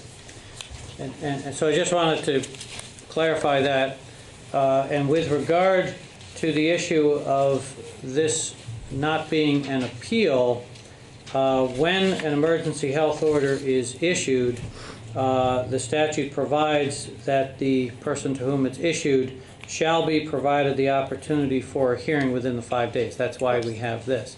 If we were proceeding for a health order not on an emergency basis, then it's started through a notice of intent to seek a health order. That then gets sent to the respondent and set by the board for a hearing. In either case, we end up right before the board, as we are tonight, sitting before the select board, sitting as the local health commissioners. Interestingly enough, the appeal process, however, goes from this board to the State Board of Health, not to court. Ultimately, it goes to the Supreme Court, but so this has taken a bit of a zigzag by virtue of the request for the stay. And we have to respond to that, and that's why we're going to court tomorrow afternoon. Thank you, Bob. Will, Mr. Hunter? Yeah, please come to the microphone. Thank you. That way people who are watching can hear. Yeah, no, that's fine. I'm still, maybe I'm missing it here in the packet, but I still don't see the order that you're asking this board to adopt. Unless it's just the emergency health. No, you can have my copy. It's page 4 of the memo, I think. Oh, okay, well. Is that correct? It's been updated. It's been updated today based on yesterday's Thank you. Okay. inspection. There were certain things from last Thursday, Friday that have been corrected, which is very good. Correct. So that proposed order was modified today, and Mr. Hunter has the most I don't think it's in the. Peter has it if you'd like to approach the select board's table. Right here. Oh, Patrick has it. Okay. Thank you, Patrick. Oh, that's fine. You can keep it. Okay. Thank you. While Mr. Hunter is reviewing that, is there anybody here tonight who is wanting to speak on this issue? Thank you.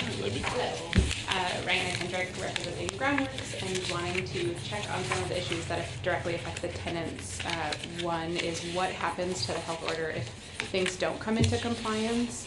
Is there a next step process in terms of then does it become an emergency health order again? I'm really concerned about the tenant's experience in this process, and concerned that if we're talking about 2 to 3 years of repairs not being made, that tenants will continue to be impacted. If I may. Please do.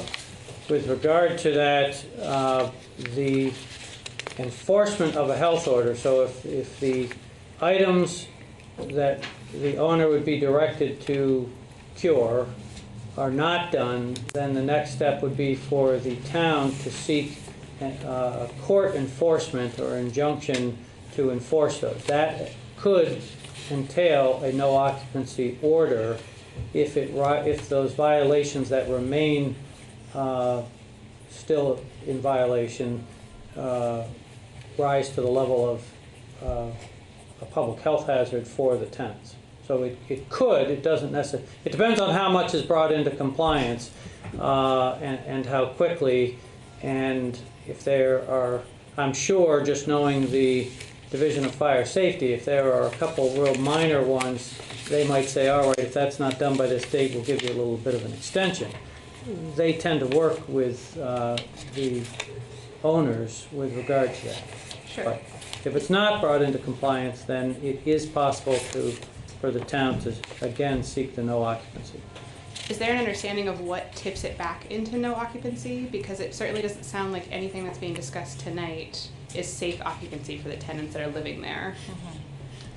You certainly have, I mean, it's a matter of degree, but you have the infestation of bed bugs, right, and you have the fire hazards with the excessive fuel load in these areas. But if you had the excessive fuel load combined with no smoke detectors, that was the precipitating factor for having the no occupancy, because you have no detection and you have the risk of the fire. So with one of those being cured in the meantime is why the town was saying we're not currently asking for the no occupancy. And correct me if I'm misstating that in any way from the fire. That's correct. I appreciate that. I'm just concerned about the back and forth for tenants. If there is a no occupancy order, then tenants are able to access emergency motel nights through the state. Those have limits on them, and so tenants were excited to move back, because otherwise, if they were then asked to move back out tomorrow, which is what their understanding was, then they would have less access to that program. So in terms of, I appreciate that Mr. Hunter takes tenants that may have challenging histories, but housing folks that are previously homeless in substandard housing is actually not a benefit to them. So I'm really concerned about what happens next for the tenants. Thanks. Thank you, Mariana.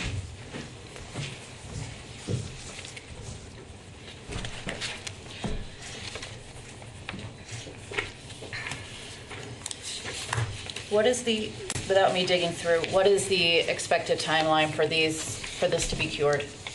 For all of these items listed A through I on the last 2 pages of the proposed order, it's 7 days. And that's based on what Bruce Martin from the Division of Fire Safety on a phone call we had with him yesterday was recommending for the timeline for compliance. It should be made pretty clear that I personally feel, and I would think that this board might not feel much differently, that there's not going to be leeway or compromise on that time frame. And so I think I would like to know what you're thinking about your ability to cure these items, Mr. Hunter, within 7 days, because I agree with Ms. Kendrick that do not want a back and forth or any kind of lack of consistency for the tenants. And so I believe that giving compromise on timelines provides too much opportunity for the tenants to not know what their next step is and whether or not they're going to be, how long they're going to feel like they're going to be staying in their apartment. Well, as I said, I'm being furnished this now for the first time. We're about to move into a period of time when there's a holiday. Okay, I'm seriously, you did not just say that. What? This is people's safety. This work gets done, whether it's a holiday or not. And I understand that you may have just gotten this But considering your involvement with the town, there's no way that you thought it was going to be much different than what is in your hand. Is that right, Mr. Hunter? I don't understand your question. My question is... I was present at the inspection. I asked earlier in the day whether I was going to get copies of the inspection reports. The explanation apparently is that my copy might have been dropped off at the property, but a copy got sent to the town. I'm just trying to read this at the same time, and if your position is that 7 days is going to be the deadline, then we'll make sure that it gets done in 7 days. Good. But it's a little hard to do this on the fly when I'm reading this for the first time, and I don't know what is in here that may be impossible to schedule somebody to do within 7 days. It would, please. It would be easier to feel some compassion for your circumstance if we didn't have nearly 40 violations. We had 12 in 2017, 17 in 2018, 14 already this year. We got a month to go, and so I mean I don't see. Well, whenever we're ready for the motion, I'm happy to approve it. I just want to clarify a couple of things. So through the health officer, there have been numerous contacts made to talk about, well, to discover what the issues are and to provide information about that, correct? Right. So during the course of this process where we've learned that this housing is unsafe and unhealthy,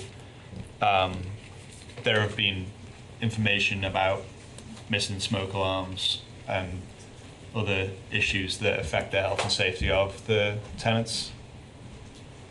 Right. Okay. So this is not the first time, perhaps, that you're hearing these things? No, I've participated numerous times with inspections, with follow-up inspections, and understand that that's my obligation. I have no problem with that.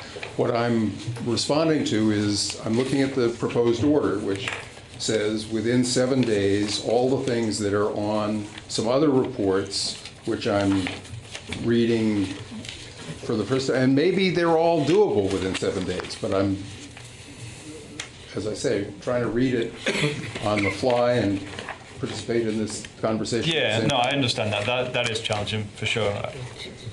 And I think that none of this information should come as a surprise given previous inspections.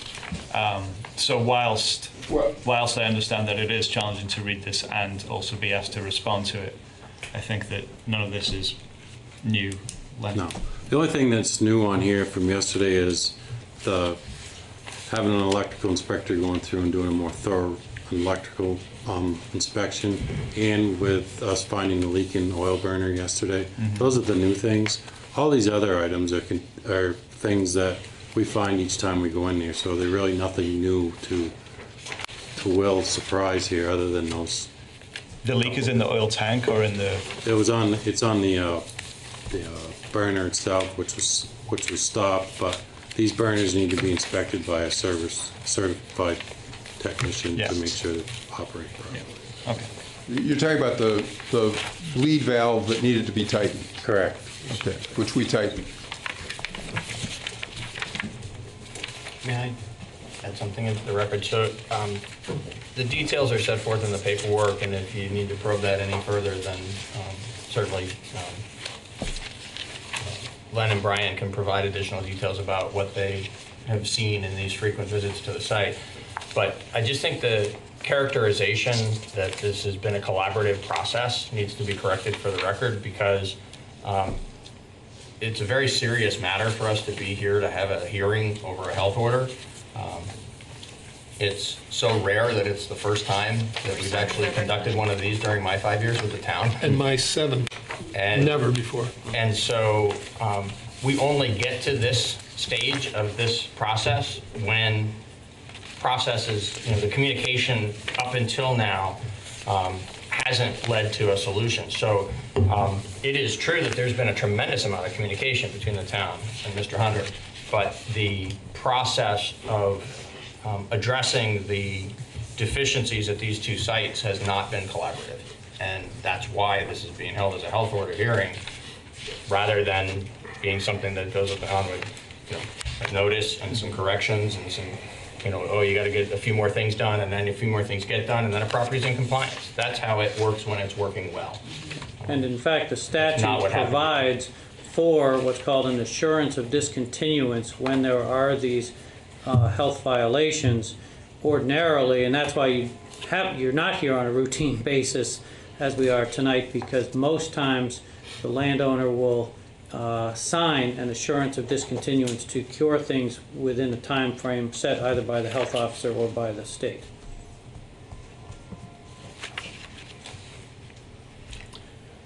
Does anybody?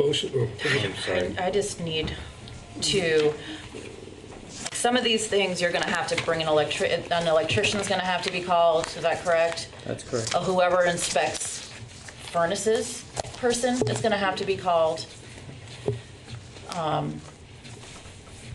Yeah, I still want it done. I mean, it has to be done in 7 days. It has to be. I don't see how else people can go on living in circumstances like this. It's getting cold out. We're talking about window issues and furnace issues and electrical extension cords running all over the place. I mean, does anybody on this board feel that 7 days is not fair? No, I'd like to also point out that it's not just the health and safety of the tenants, but it's the health and safety of the neighborhood. Absolutely. Especially during the dry time of year. So I'm ready to move. Yeah, before it gets too deep. Yeah, I just had a question out of curiosity, but No, I think you should ask it. My curiosity is, I drove by today Central Avenue, and there was a truck, it looked like filled with bags of something. Is that the same truck that was there over 2 years ago? Oh, garbage? No, There's a new truck? that's been there for maybe a month or 2 Okay. months. Full of garbage. Are there further comments from members of the community? Otherwise, this board is prepared to make motions at this time. Okay, I would entertain a motion. I move that we approve the emergency health order as presented. Just to modify that just slightly, so what you'd be approving is a health order without the word emergency attached to it, because Lenny issues emergency orders and you issue regular orders. The hearing says hearing on emergency health order. That's what the agenda. That's a good point. So, but then if you concur with what's been presented to you, what you would actually be issuing is a health order. So, Jen, would you change that to, we accept the health So order? that's a friendly amendment that's been accepted? Thank you. Yes. Friendly amendment. Friendly. So it's Okay. David has made that motion. All those in favor? Aye. Close the public hearing. Hope to see everything brought up to compliance. Thank you for your work, and hopefully everything is done in 7 days as directed.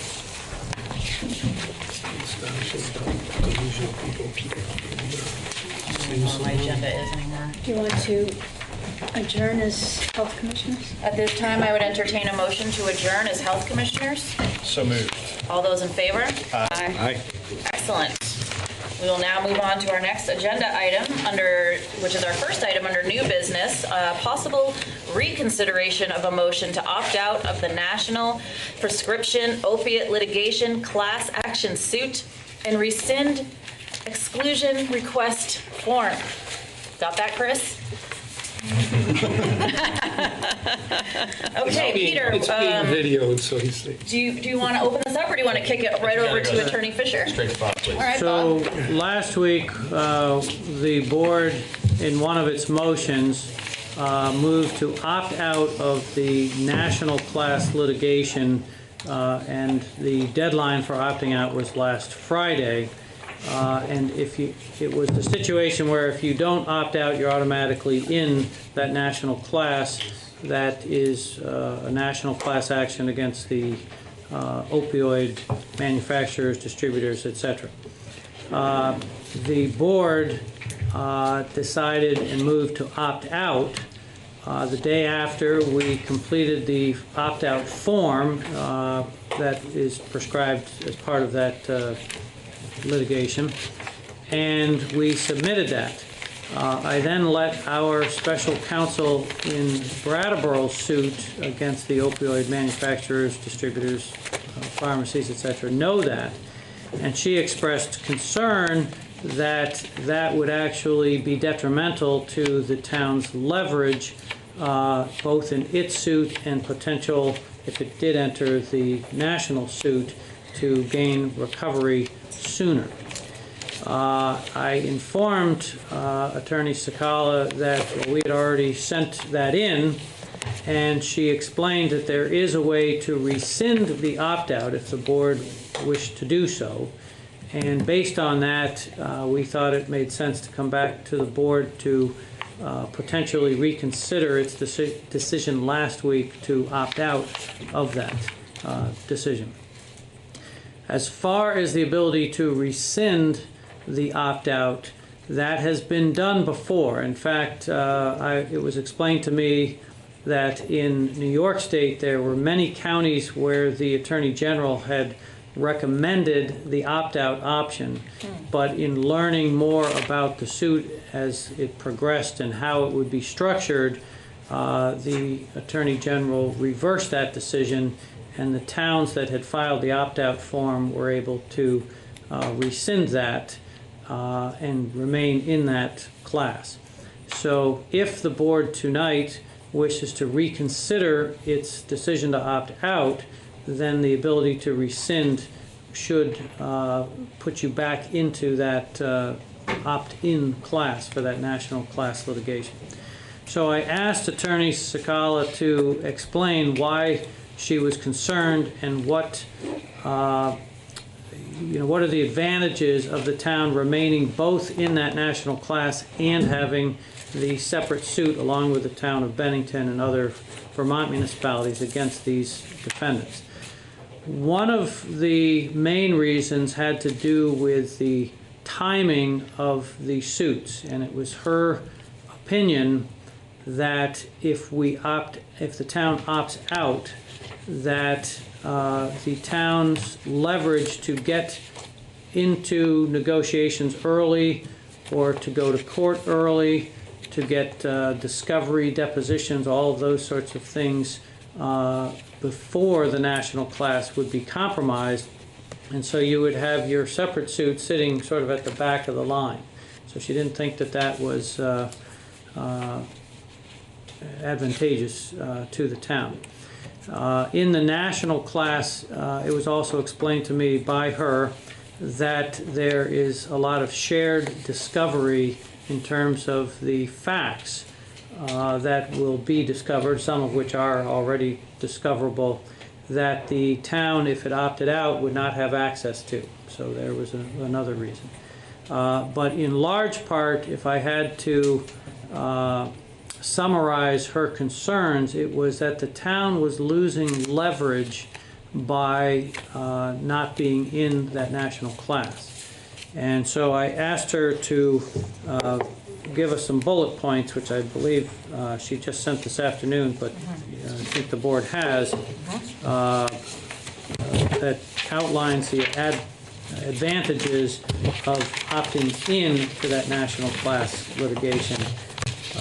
So I apologize that this is a bit sloppy to, as far as making one decision 1 week and being asked to reconsider it so soon.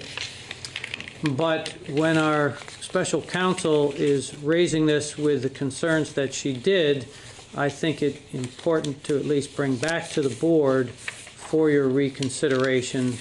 I am not an expert with national class actions on opioid litigation. Been trying to read up on this. I understand from the concept of how a case progresses her concerns, and it is my advice to the board to follow your special counsel's advice in terms of rescinding your opt-out and therefore being in that national class. Thank you, Bob. members of the board that would like to speak at this time? Just pretty much we've been following the advice of attorneys through this whole process, and it seems like it wouldn't necessarily be wise to stop doing that now. So we need to move quickly with this one.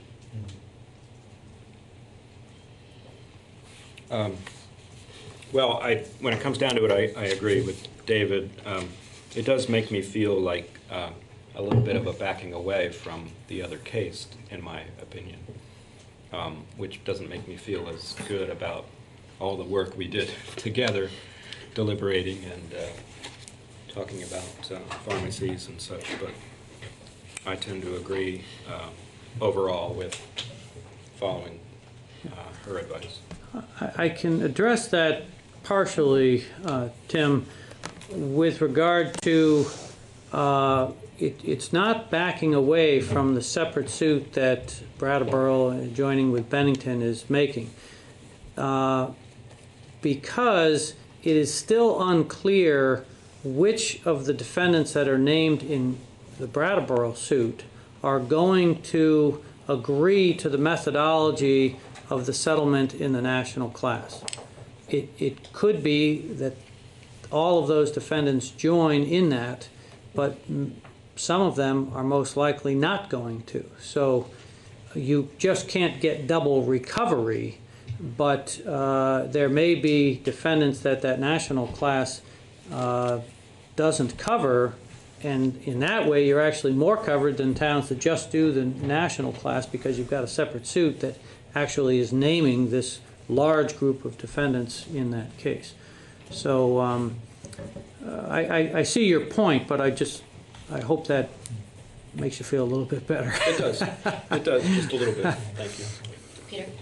Just a quick clarification, because we've now moved into talking about the two separate suits, I think it's important to just note for the public's benefit that the reconsideration this evening is only about whether or not to be in the national class action suit, and would not be any reconsideration of those thorough deliberations you had and the decisions that you made regarding the town's independent suit. Right. Thank you. Thank you for that. Well, Liz, yeah. we're hedging our bets. Let's go. Are there members of the community that would like to speak on this? Thankfully. Okay, then if there's no further discussion, I would entertain a motion. Whatever motions we need. You would want to have a motion to rescind your action to opt out of the national class action suit, and in so doing would opt back in to that That's class. correct. Does anybody want to tackle that? I think we Crafting could that accept a motion? so moved on that, but Jan, Could we? could you accept a so moved? Absolutely. Okay. Oh, great. Go ahead. No, I already so moved something. You You already so moved it? Yeah. Okay, so moved. Liz has made that motion. All those in favor? Aye. Aye. Okay, motion All right, very carries. good. Thanks, Bob. Thanks, Thank you. Thank you. Someday you will The be able to area stop of talking about litigation could arrest. Yeah. sometime. Yeah, really. At this time, we will move into our second item of new business, which is a request to V-Trans to lower the speed limit on Route 9. I'm happy to present to you an item that is less complicated and I think an easier lift.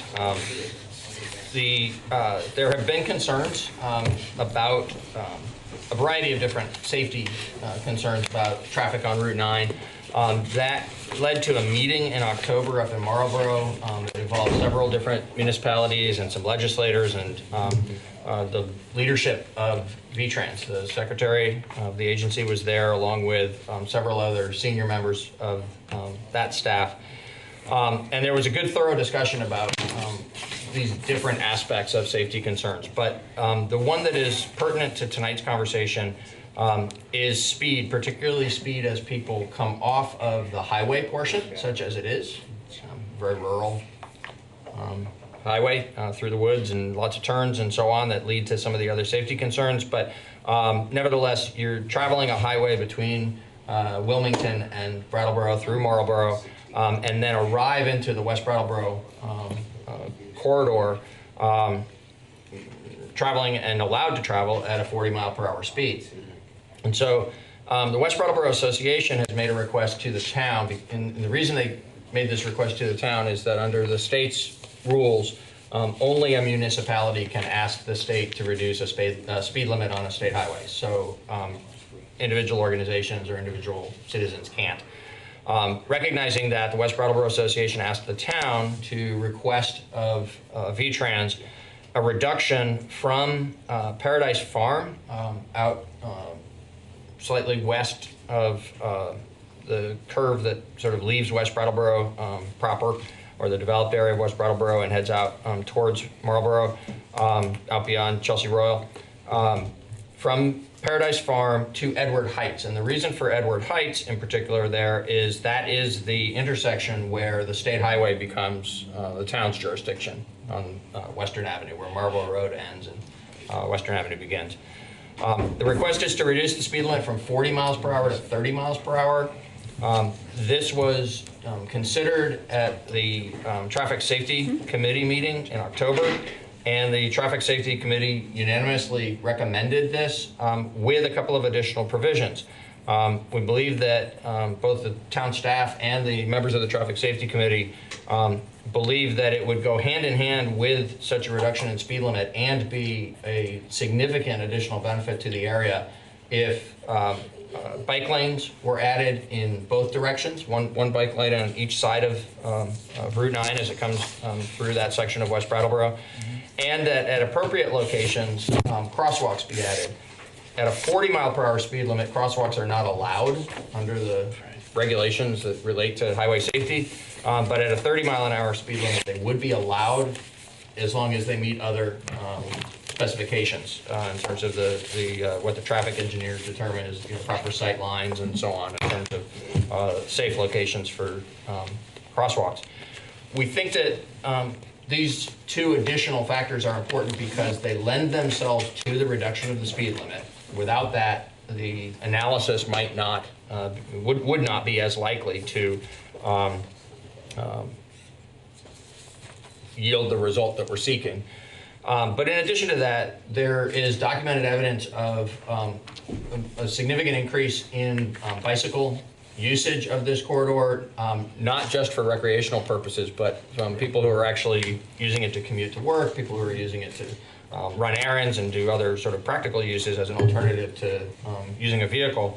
And there's also currently and historically been a lot of pedestrians in this area. It is the largest concentration of low and moderate income housing in Brattleboro, and one of the largest concentrations in the state of Vermont because of the Mountain Home Trailer Park and the Westgate development, as well as other properties along through this corridor. And so it's very important that we seize this opportunity as we make this ask on the speed limit to see if we can also increase the or improve the pedestrian facilities there.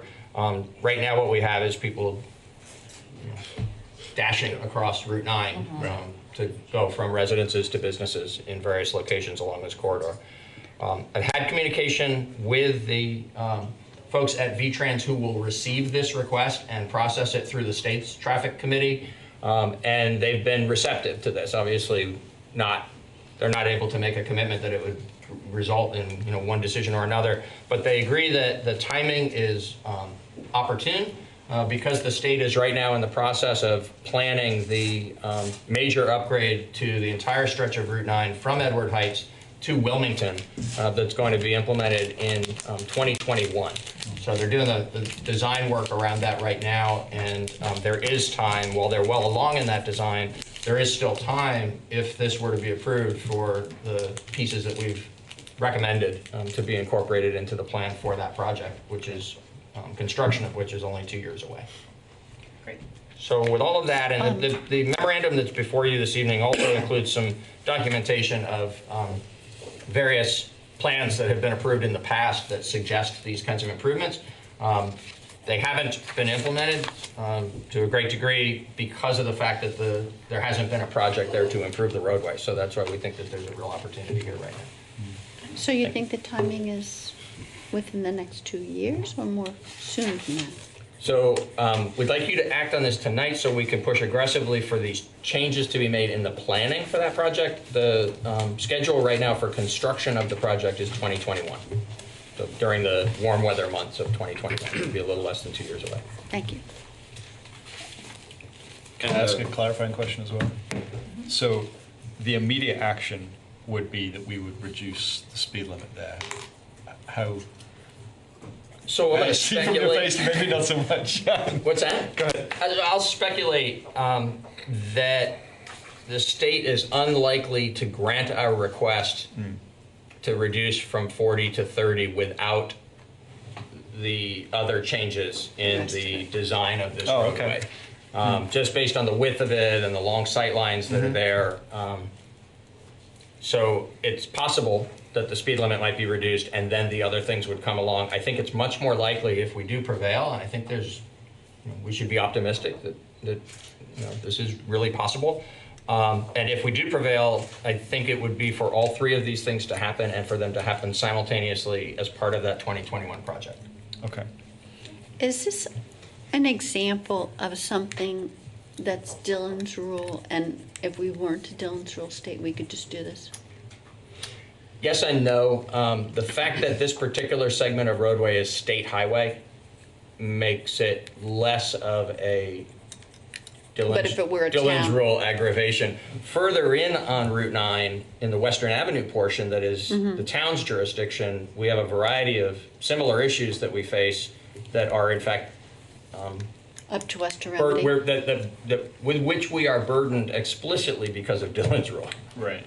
We don't have the flexibility to manage the eastern part of Route 9 as it comes through Western Avenue in the manner that we might choose to without state oversight. Okay. Thank you.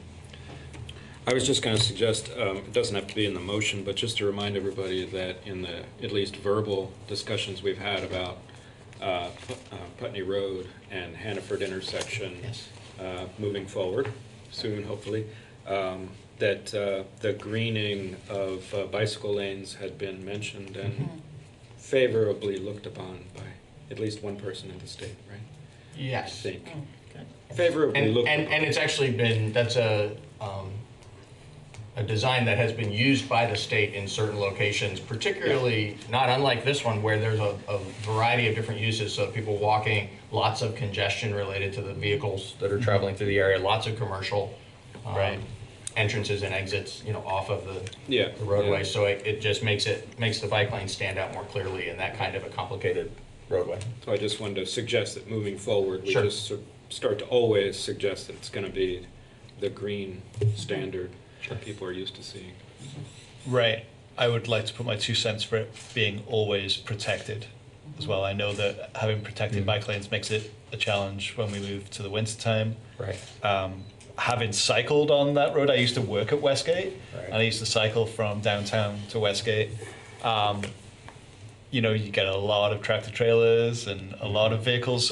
Vehicles are coming down Route 9, going at a feral clip. I'd love to see if we've done any study on the average speed that folks are traveling on that stretch of road, sort of by Chelsea Royal as you come off the hill. There is some historical speed data. I don't have any of that at hand. It's 45 plus. What I would imagine. We actually have some what data they on find with the rubber, with the little hoses, is that the average speed is 45 or more. Yeah. But that's, Yeah, so green paint and all that, great. Protected from traffic, also great. I'd like to suggest that we sort of add those on as things we'd like to see as part of this, but that the formal request be as it's written up, so that if we at least get the bike lanes, even if we don't get the green and they aren't separated for the roadway, at least they would be identified as bike lanes within this corridor. I think that would be a step in the right direction. I agree. Not asking for too much, so that we get it passed. Informally, we'll add the desire to have them be and the other thing painted is and separated. The other thing would be just to lobby in general for protected bike lanes everywhere that it's physically possible to build them, and just do it that way.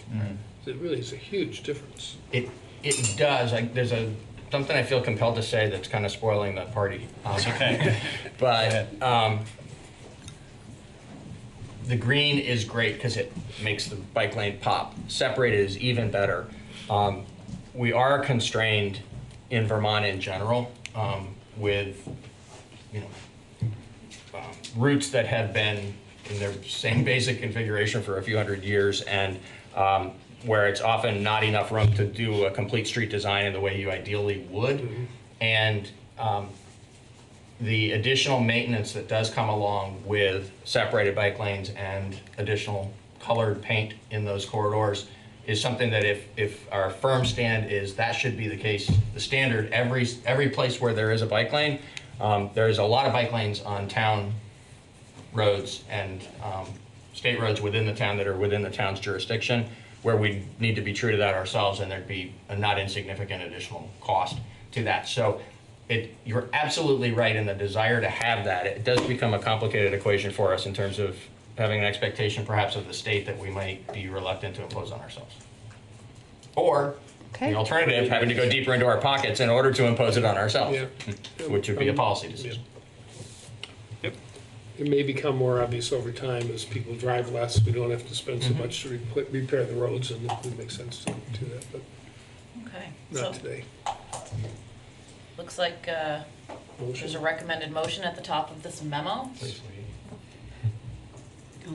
I'll make a motion to authorize the town manager to write a letter to the Vermont Agency of Transportation requesting that the section of Route 9 between Edward Heights and Paradise Farm in West Brattleboro be modified to reduce the speed limit to 30 miles per hour, to add bike lanes in both directions, and to add crosswalks at appropriate locations. Excellent. Tim has made that motion. All those in favor?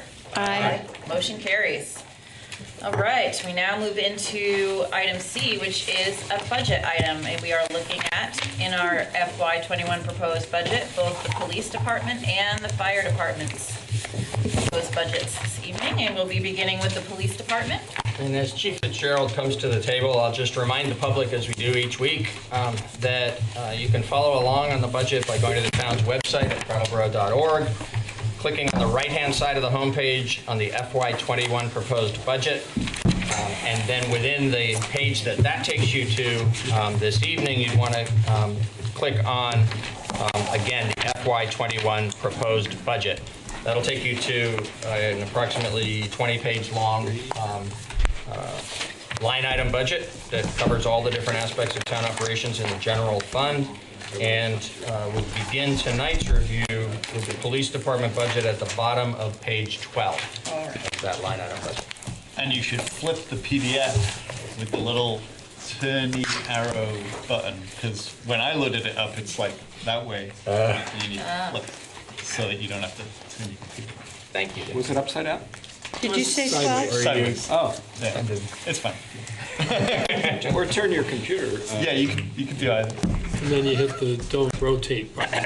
Yeah. Yeah, they do that. Complicated. If you want to read straight up and down. Okay. Can I, before we get started, can I say something that I neglected to say last week? I just need to say this. A lot of people saw what happened on Putney Road a couple weeks back. I've been so busy that I haven't been able to really write a proper letter to, I think you were away, but the captain was in charge at that point. The actions of our officers in that confrontation that we all saw were just, I thought, outstanding, and goes to show the excellence of their training, and I just wanted to commend them. I don't know who they are, but I would hope you could pass that along the way. I will, and I was going to talk a little bit about that. Oh, good. As we weave into it, but I really appreciate you bringing that up, and just so the public knows, the officers were Lieutenant Warner and Officer Cluck, and they did an outstanding job. I didn't mean to steal your, but I didn't want to let it go unrecognized either. So I appreciate that. It hasn't been lost on me how differently that could have looked in a town or a city that has a different police department. I agree. Pretty heavy how that could have gone in a different place. So I echo Tim's words. Okay, on that note.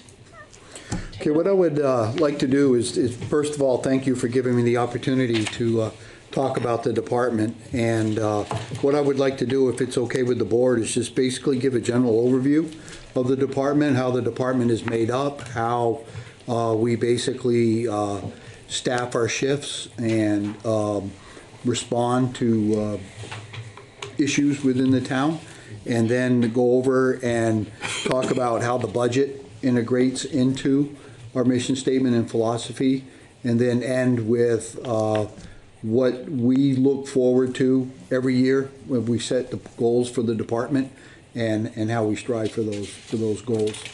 So the Brattleboro Police Department has a staffing of 41 total employees.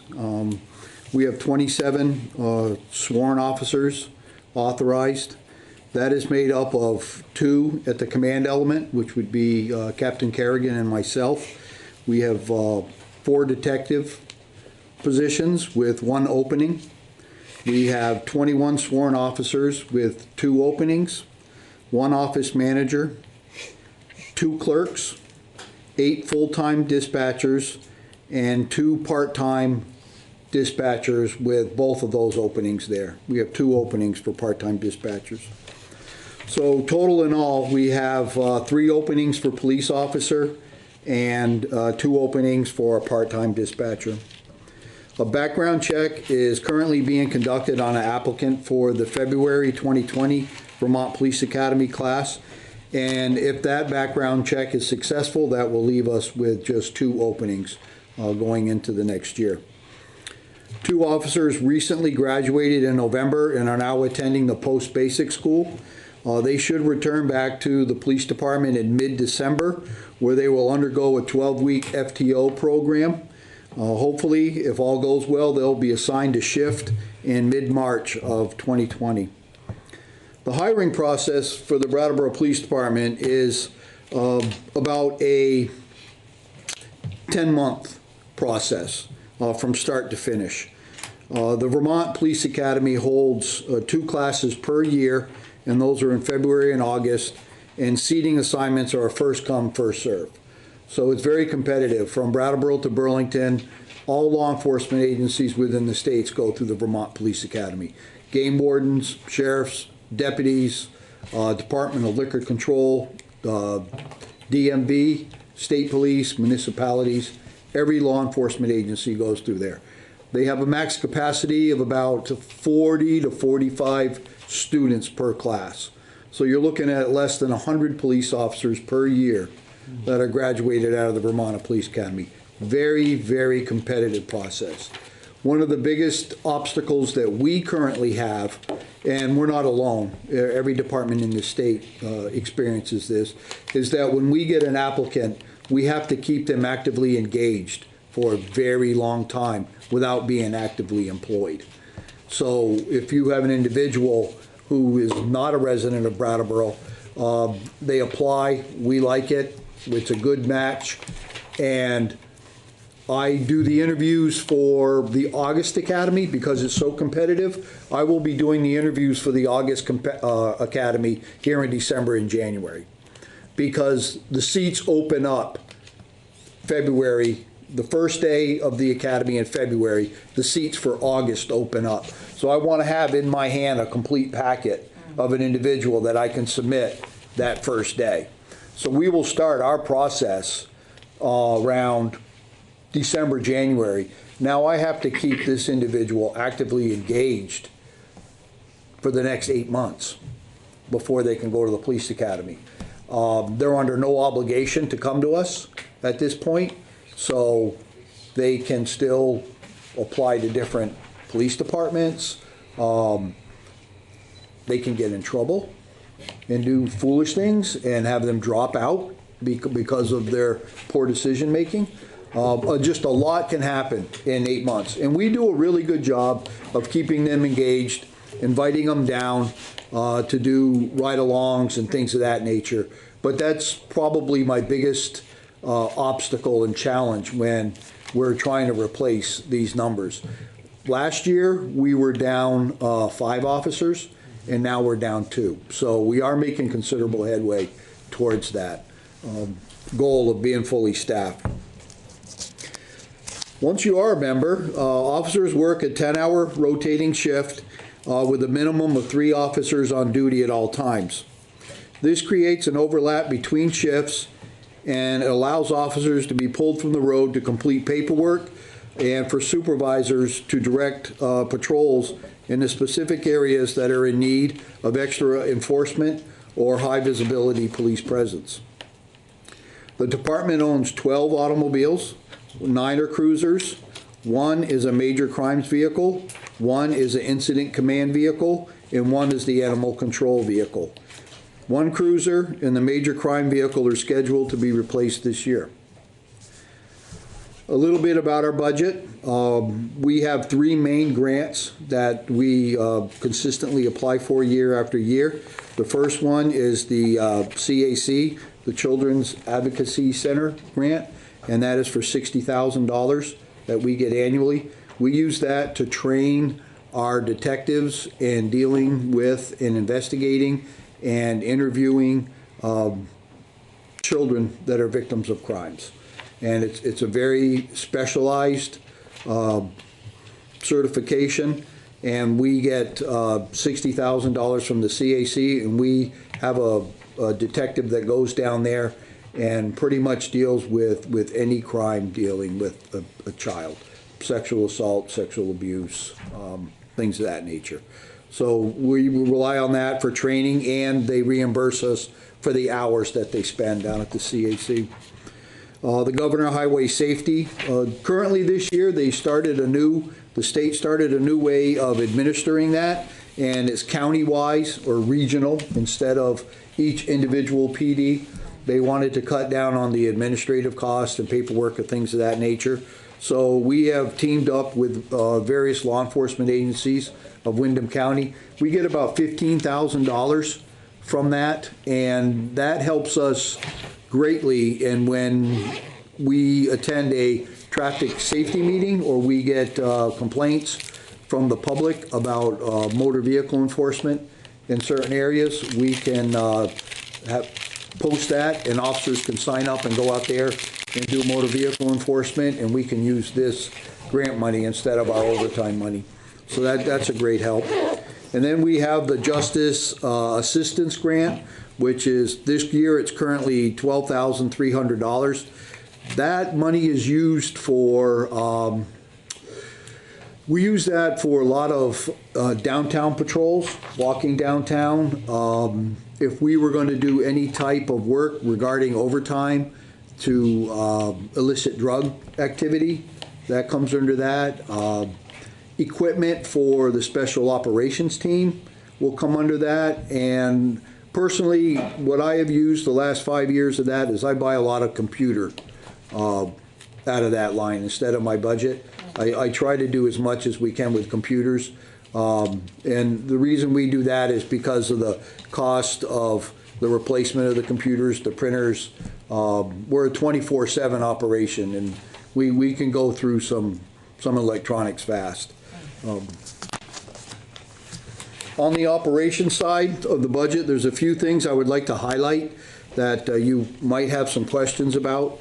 Under my equipment line item, there was a $7,000 increase, and basically what that increase is for is I would like to start a program to have officers downtown on e-bikes, electric assisted bikes, and that is what we're going to need for 2 bikes with all the upfitting and associated equipment for that. In the past, probably, I want to say maybe 7 years ago, we did have a bike team downtown, and it wasn't as productive as I liked it to be perfectly honest with you. We had a lot of shortages in our staff, and what they had to do was put a bike rack on the back of a cruiser because we only had the minimum 3 that were working. So if there was a call at the south end of town or the west end of town or the north end of town, they had to bike back to the cruiser, put the bike on the cruiser, secure it, jump in the cruiser, and then then go on the call. We could only have done it when we had an overlap with additional personnel that were bike qualified. I think with the e-bikes now, we can, and they were pretty much contained to where they could ride a bike downtown, you know. With an e-bike, I can expand that range. We won't need a cruiser because they'll be able to zip right up South Main Street Hill and go to the high school if they were in the Harmony parking lot. So I really would like to expand that program. It will increase our presence downtown. We do have officers that are bike qualified at this time. So that's the increase for the my equipment line item. The conference and memberships line item is a $1,500 increase. On that is for dues to various organizations have increased, with the largest increase being to the Vermont Chiefs of Police Association. Membership to these various organizations is vital for professional best practices, updates on legislative changes, representation up in Montpelier, and we get additional discounts on trainings that they offer. In my equipment maintenance line is a $3,000 increase. With additional to the body-worn cameras, we need additional storage because by law we have to archive all that video. Not especially, but when we are dealing with criminal, that's considered evidence. So by law, we have to archive it. And we've only had it for 1 year. We got the storage. We're rapidly creeping up on our current storage. Where we're going to start seeing a benefit from this is once we start reaching the limitations and we can start deleting some of this stuff. And it's all depending on the crime. Some are 3 years, some are 5 years, 7 years, 50 years, some are indefinite. So, but as we start reaching these thresholds, we can start deleting a lot of the video. But theoretically, right now, pretty much every arrest, what we're doing, we're in a position where we have to save it and archive it. So I'm going to need additional 2 terabytes of storage for the body-worn cameras. The automotive maintenance line was a $2,000 increase, and we get the extended warranties on our cruisers now, but what we are finding is we're becoming more and more reliant on the electric components of cruisers, and those are very expensive to fix. And the longer a cruiser sits deadline, we have to, what we call hot rack other cruisers that were supposed to rest, and now they're being run 16, 24 hours a day, and it just snowballs. So we asked for an increase on that. So when a vehicle does go down, we can immediately get it in, get it out, and get it back on the road. And that's because of the high increased cost of the electronic components. I'd like to talk real briefly about some of the community organizations that we habitually work with on a daily basis. We're constantly in the schools. We do all sorts of activities with them, from reading, eating lunch, playing at recess, giving classes, and just basically hanging out. So we do a lot of work with the schools. The reception from the principals have been overwhelming and more than welcoming. So we really appreciate that. Of course, Project CARE, and we'll talk a little bit more in depth on that. Groundworks, the Citizens Police Communications Committee, the Community Equity Collaborative, Frontline, which deals with domestic violence, Turning Point, the Brattleboro Area Prevention Coalition, the Big Brothers Big Sisters program, United Way, and of course we do Coffee with a Cop once a quarter. So we work with a lot of great organizations within the town and have a very strong relationship with them. The focus of this year has been mainly in the quality of life issues that have challenged our community. The most prevalent have been the opiate crisis and the homelessness. This past summer, we have worked tirelessly with various organizations to include town government in addressing the trespass challenges. With treating people with respect and dignity as our guide, I believe we have established a very fair and robust procedure now in dealing with trespassing or staying on public property. The opiate issue, to this day, we've had 64 arrests with dealing with opiates, and that already surpasses the arrests for 2018. Search warrants, non-consensual, we have executed 10 of those with 12 people being arrested as a result of the evidence found. We're right on par with 2018 in that aspect. As a matter of fact, we have arrested more people off the warrants than 2018, but we haven't written as many warrants. And we still got a little over a month to go to get the final numbers. This does not include joint operations. This is just the Brattleboro Police Department, not when we're working with conjunction agencies. Some of the other agencies that we work with is the Southern Vermont Task Force, the DEA, the FBI, the U.S. Attorney's Office, the AG's office, and other agencies from the surrounding states. Overdoses to date is 105 with 7 fatalities. In 2018, we've had 101 overdoses with 8 fatalities. We still have a month and a week to go. So, unfortunately, we are going to surpass last year's overdoses, and it historically presents the same with fatalities. Sad to say. Seized to date, we have had 210 grams of crack cocaine, 625 bags of heroin, and 185 various pills. Once again, these are just Brattleboro. These are not joint operations, just us. That is the law enforcement side of the opiate crisis on what we have done. We've been out there doing a really, really good job on trying to make it as unattractive as possible to be in here. Now, with that being said, you can't arrest your way out of this, so you obviously have to have other solutions in that. So I'd like to talk a little bit about Project CARE. Mind you, whenever we go to an overdose, a Project CARE member gets notified, and with 24 to 48 hours, that individual does a follow-up with the person that OD'd. And that has, and we'll talk more about that, but I think that is just absolutely amazing, where someone knocks on the door and basically says, hey, how you doing? You need some help? These are the services that are available. And we work with Turning Point and Groundworks on that, and it is such a collaboration that it's really successful. It truly is.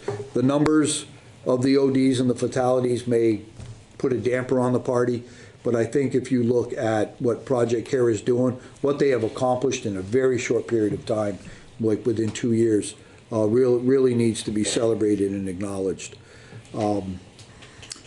The outreach team in the month of October contacted 30 individuals who are identified at high risk when they visit known areas with drug trafficking and high drug use. In 2019, 34 people were transported to various facilities for treatment.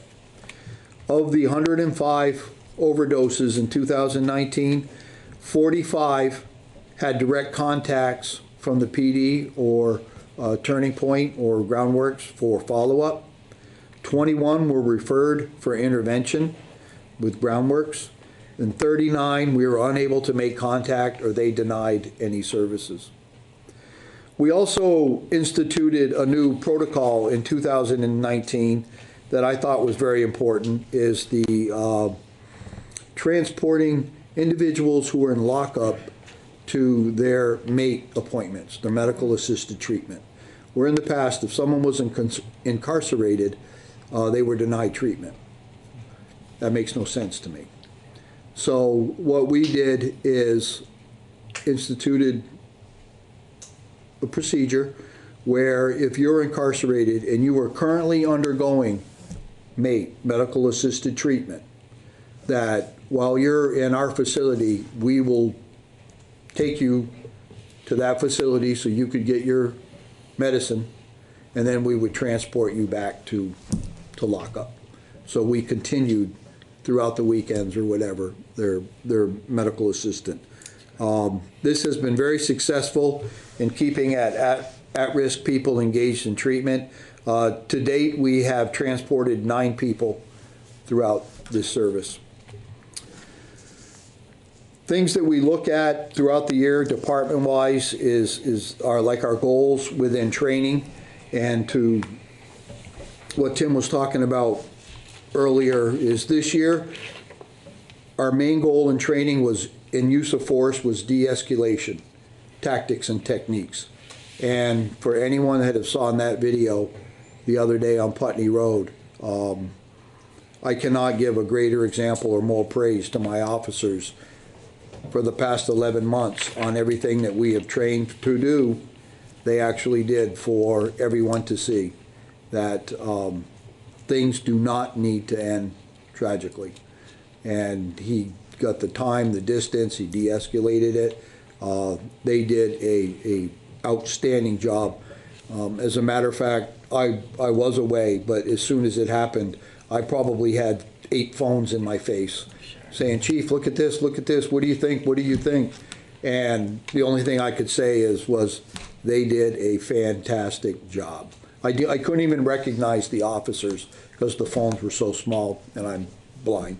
But just seeing their actions, I was like, that is exactly what we have been striving for the last 11 months is looking at all aspects of our use of force program and just trying to say, okay, we can implement de-escalation techniques in there, and that was a great example. For the upcoming year, our focus is going to be on officer wellness and procedural justice. The officer wellness aspect will be their physical fitness, their mental health, their stress. We're going to really take a good look at that to make sure all our officers are taking care of themselves. And then the leadership team with the command element and the supervisors are going in depth into procedural justice. And that way, officers are going to really experience a good, healthy, vibrant working environment where they are held accountable, they understand the standards, and they know where they stand. Another goal that we're looking at is hopefully you've been hearing about it or at least seeing it, is we have started a directive that there will be an officer downtown walking from 10 to 1800, 6 o'clock every day. And that has, as I think, made a big difference, not just a little difference. I think that's made a big difference. I've been getting a lot of emails, phone calls with appreciation of that, just having the officers down there. The officers they like it. I mean, they're enjoying it. They're getting to meet a lot of the merchants. They're getting to meet a lot of the citizens basically just walking around. And hopefully the goal is not so much enforcement, but just to be present there and to be perfectly honest, to kind of like put a little cover on this perception of how unsafe downtown is. Downtown is not unsafe. It's not crime-free, but it's not unsafe. And that's what I would like the citizens to understand, that you can be safe downtown. There's crime, there's no doubt about that. Of course there is. But being downtown is safe. So please support your local stores during this holiday season and walk around and enjoy the beautiful downtown. With that being said, I apologize for rambling. If you have any specific questions about the department, the budget, where I'm going, my philosophy, I'm more than happy to answer them the best I can. Is that video going to be part of your training for your de-escalation in the future? Absolutely. Because it really, I held my breath the whole time. And I was really pleased at the end. Mhm. It was pretty intense. Okay, members of the board have questions or comments or? I do. Yeah. I was really happy to hear about the increased presence downtown, and I wondered if you could just expand a little bit on how that includes the parking garage. How does it include The parking garage. The parking garage? Yeah.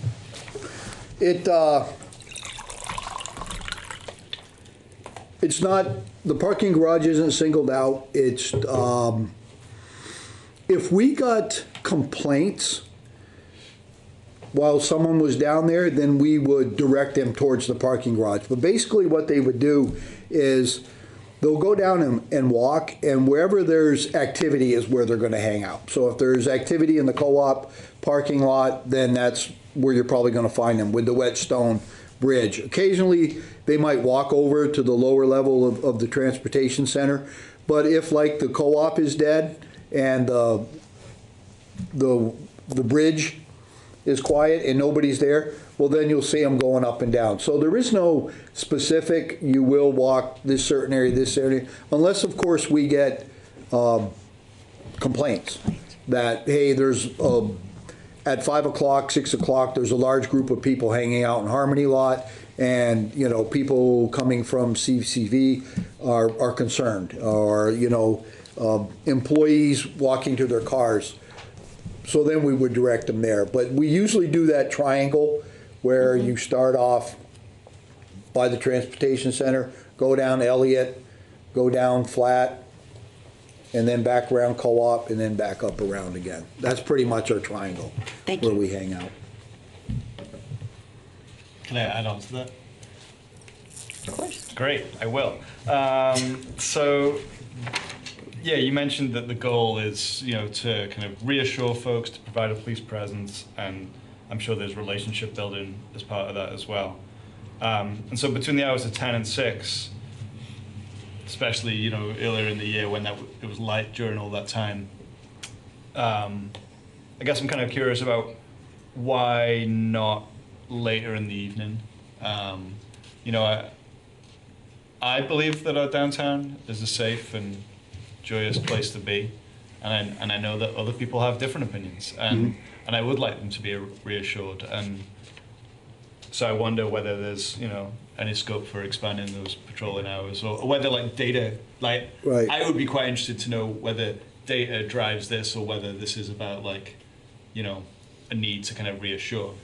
It's a need to reassure. Yeah. To be honest with you, it's a visibility issue, because we've got a lot of people that were saying they felt unsafe. So having an officer down there will hopefully would make them feel more safe. And I need to clarify, please, there are a lot of officers down there past 6. Don't think that we totally abandoned downtown at 6. Oh, the chief's in bed, you know, we don't have to do this. I should clarify, from 10 to 6, it is mandatory there's an officer downtown. Absolutely mandatory, okay?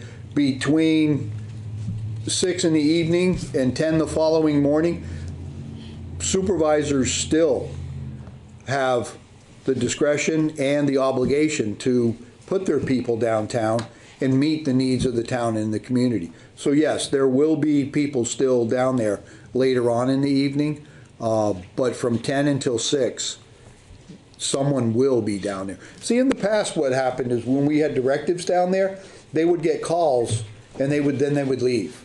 So they would go to a non-priority call. So they would be downtown for 15 minutes and then go to a call.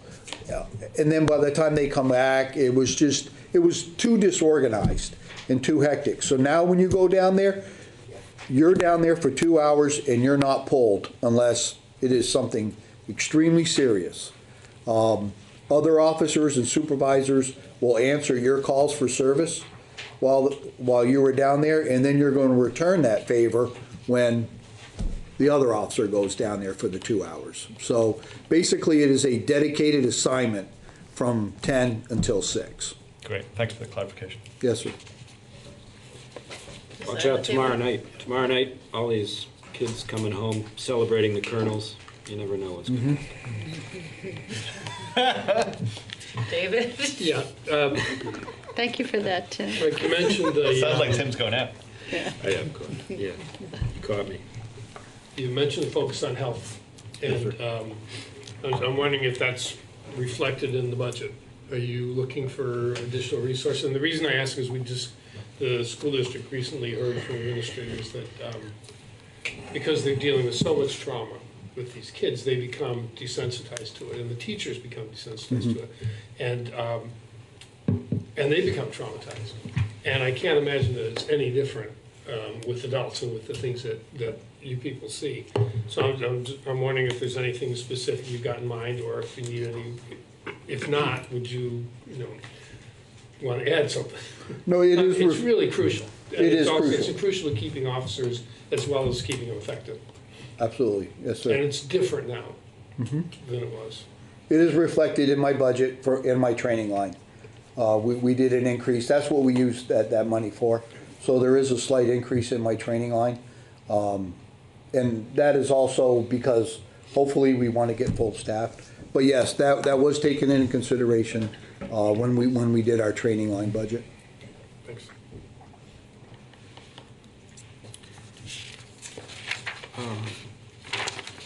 I had a question about overtime. I'm looking at sort of actual for FY 2019, how much higher that was than the actual 2018.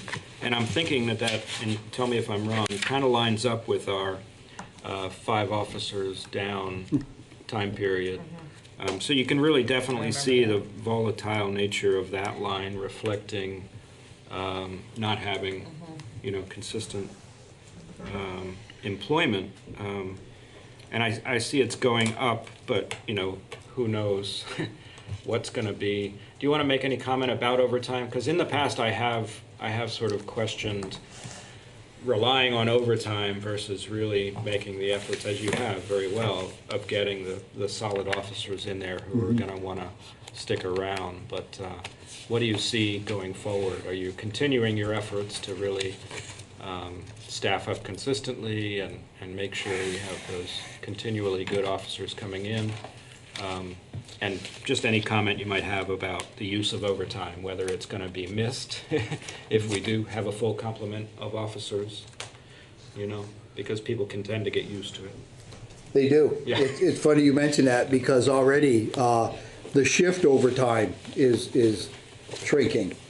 And that, as a police chief, I love that for more than one reason, because now the focus on overtime goes to like Governor Highway Safety, where they will want to go out and do motor vehicle enforcement, or they'll want to spend time downtown walking, where they don't want to do that when 4 or 5 days in a row they're doing 16 on, 8 off, 16 on, 8 off. All those proactive law enforcement activities definitely go to the wayside. Nobody wants to, and when you get your days off, they're not going to be like, yeah, let me come in and do another 10 hours overtime when I already have 30 for the pay period. So as we get fully staffed, the shift overtime shrinks, and it makes them look for other avenues, because you're absolutely right. They're very accustomed to those nice paychecks. And now they'll have to do Governor Highway Safety, the JAG grant, things of that nature. But also with overtime, with law enforcement, it's kind of a double-edged sword, where the more proactive you are, the more arrests you get, the more depositions you attend, the more courts you go to. That's all overtime. So, it's one of those where if you got a really proactive police department, you're going to have a robust overtime, because you're going to have to pay for that. But the shift overtime is what I look at, because that deals with the overall wellness of the officers. They're not constantly, I mean, literally, last year, they were doing 16, Yeah. going home for 8 hours, coming in for 16, and coming in for, you know, and it was, you could see it. You could absolutely see it. And that's just not a good place where you want to be. So we're getting rather robust, we're getting healthy. They're looking for other avenues of proactive policing, other areas of funding to get their overtime, and that's a win-win for everybody within the community, you know. Thank you. Yes, you have more questions? Yeah, I have a few more questions. Project Care. So I know there's not a Project Care line. Could you say more about why that is? Because I don't know if that should be a police function, to be honest with you. We headed it out of necessity. Someone had to take lead, and we did. I have a lot of different views on that. Should that come under Human Services? Or should it be a police department line item? I think we should fund it, but I don't necessarily know if the police department would be the way to fund it. Under Human Services, maybe Turning Point, maybe Groundworks, might be able to ask for that money. I know I have spoken with the director at Turning Point and Lieutenant Petlock, who oversees the program for the department, and there is definitely a need for funding, because right now everything's volunteer basis, everything. And I know the $2,000 grant that United Way gave them for transportation is almost all but done. So it needs to be funded. It needs to be, the recovery coaches need to be paid for their time to go out there because of the hard work that they do, the invaluable work that they do. Right now, they're just doing it because they care, and they care about the community. So I'd be more than willing to sit down and discuss with the other individuals on how it should properly be funded, and if it's determined that the police department is the way we want to go, I'd be more than happy to put a line item in there and submit the funding for it. It might not be a bad way Let me to ask go. a follow-up. Have a conversation Okay. with Susie and, do you guys agree? I didn't hear that. I think, that he, the chief said that he'd be willing to sit down with the other, people involved with Project Care and see where people think funding, who should be asking for the money. Yeah, because those human service requests are happening now. Yeah, so- They're budgeting for asking for money at town meeting under human services, just as you're budgeting now. So now would be the time. But the individual agencies, the deadline for individual agencies to apply actually has come and gone. The committee is doing its review now, but that wouldn't stop the select board from making a recommendation as part of your budget that you send to town meeting, including a Project Care line. And I think aside from that, the chief's suggestion of actually thinking a little bit about where the funding should sit if we did decide that we needed to do it. Yeah, I'd be curious. It might not necessarily be a home for the inside the police department's budget. No, but But I'd like those Chief could stakeholders. give us an idea of the amount Yeah. that would be necessary to spread among all of the agencies. I got a ballpark from Lieutenant Petlock, Awesome. which would be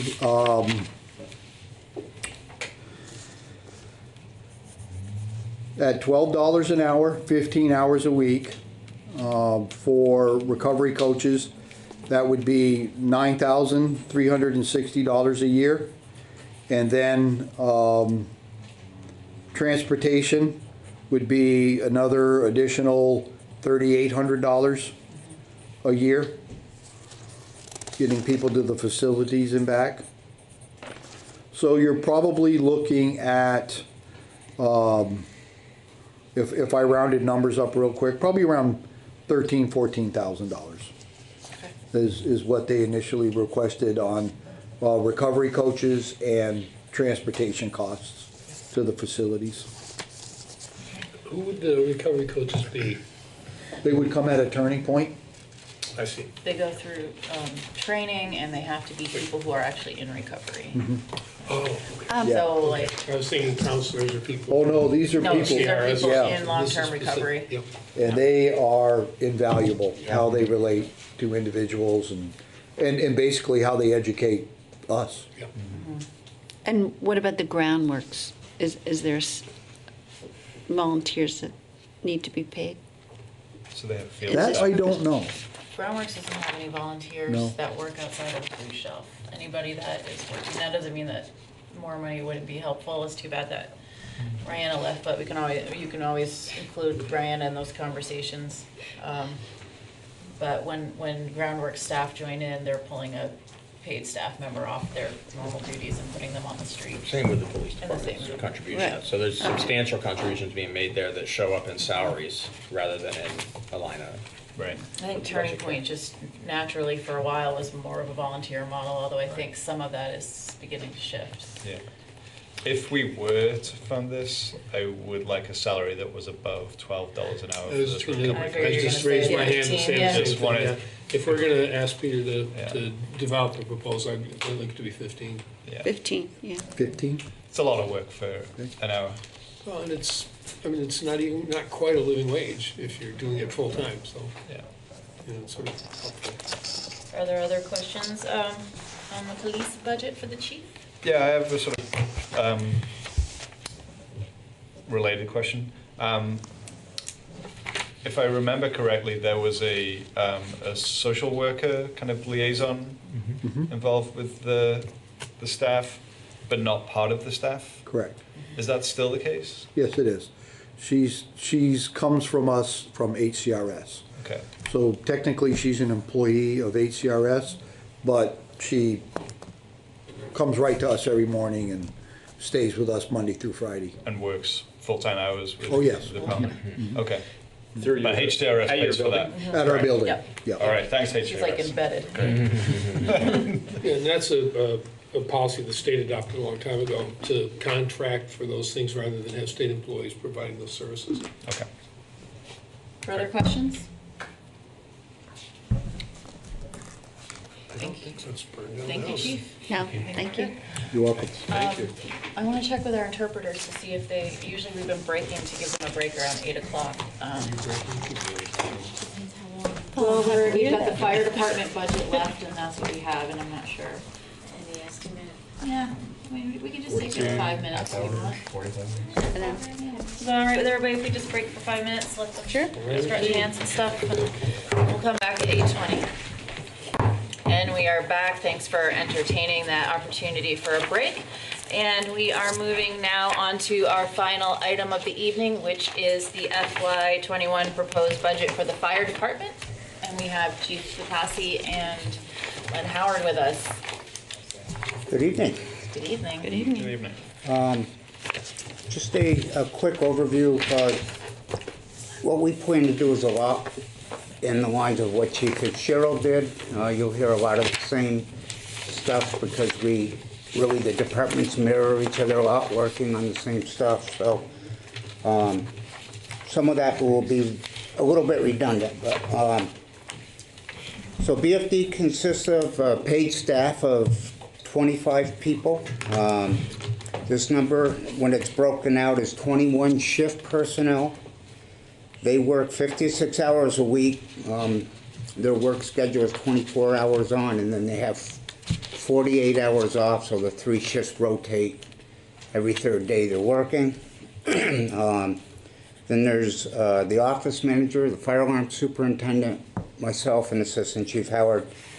We make up the staff of 25. We have a call staff, which is comparable to a very low-paid volunteer staff of only 8. That crew has been very hard to keep the numbers up. Like everywhere else in the world today, volunteers are hard to come by, and the ones we do have are a very dedicated group, and they work right alongside the paid staff at emergencies, and we really value their participation.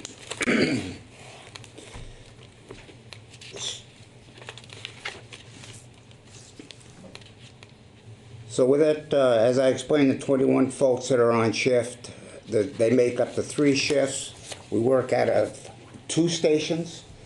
The 7 that are on duty, 5 of them are downtown and 2 of them run out of the West Brattleboro station. Minimum manning is 4 at Central and always 2 at Station 2. We never go below 2 in West Brattleboro. We average approximately 2,400 calls a year. That's been consistently increasing over the last few years. Our high a couple of years ago, for an all-time high, was 2,442 calls. And more now we're seeing double and triple calls. So the way the shifts are broken up is we'll run 3 vehicles, and there's 2. When we're running 6 folks, there's 2 vehicles on, or 2 people on each vehicle. So it's very common now to have 2 and 3 vehicles running different calls. It really stretches us thin at times. So far this year, 30% of the time we're doing multiple calls. Something that kind of piggybacks onto our budget and our funding is grants. The fire service has seen a really big decrease in grant funding and availability. We used to do really good with the Homeland Security sub-grants from the state of Vermont. It was federal money that came down to the states and then was allocated out to the towns. That money not only has the amount decreased, but the restrictions on that money have really tightened up. So it's harder to get that money for different things that we were using it for. Right now we're looking at a grant through an energy company. It's TC Energy. They look at communities basically for safety grants. I'd like to do some training if we could get that grant, which should be coming in front of you here probably after the holidays. Once things slow down a little bit, we get through the budgets. We do very well with the VLCT passive grant every year. That's 50% funding, and that's for a lot of safety equipment and training money. The big one that is very competitive, and it's the only national grant, if you will, and it's the FEMA Assistance to Firefighters grant.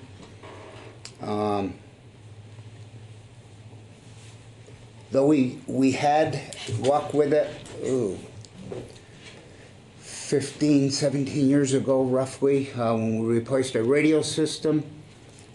The town of Brattleboro is of a size and in a financial situation where, because there's so much competition for this grant, that we actually don't score well, if that makes sense.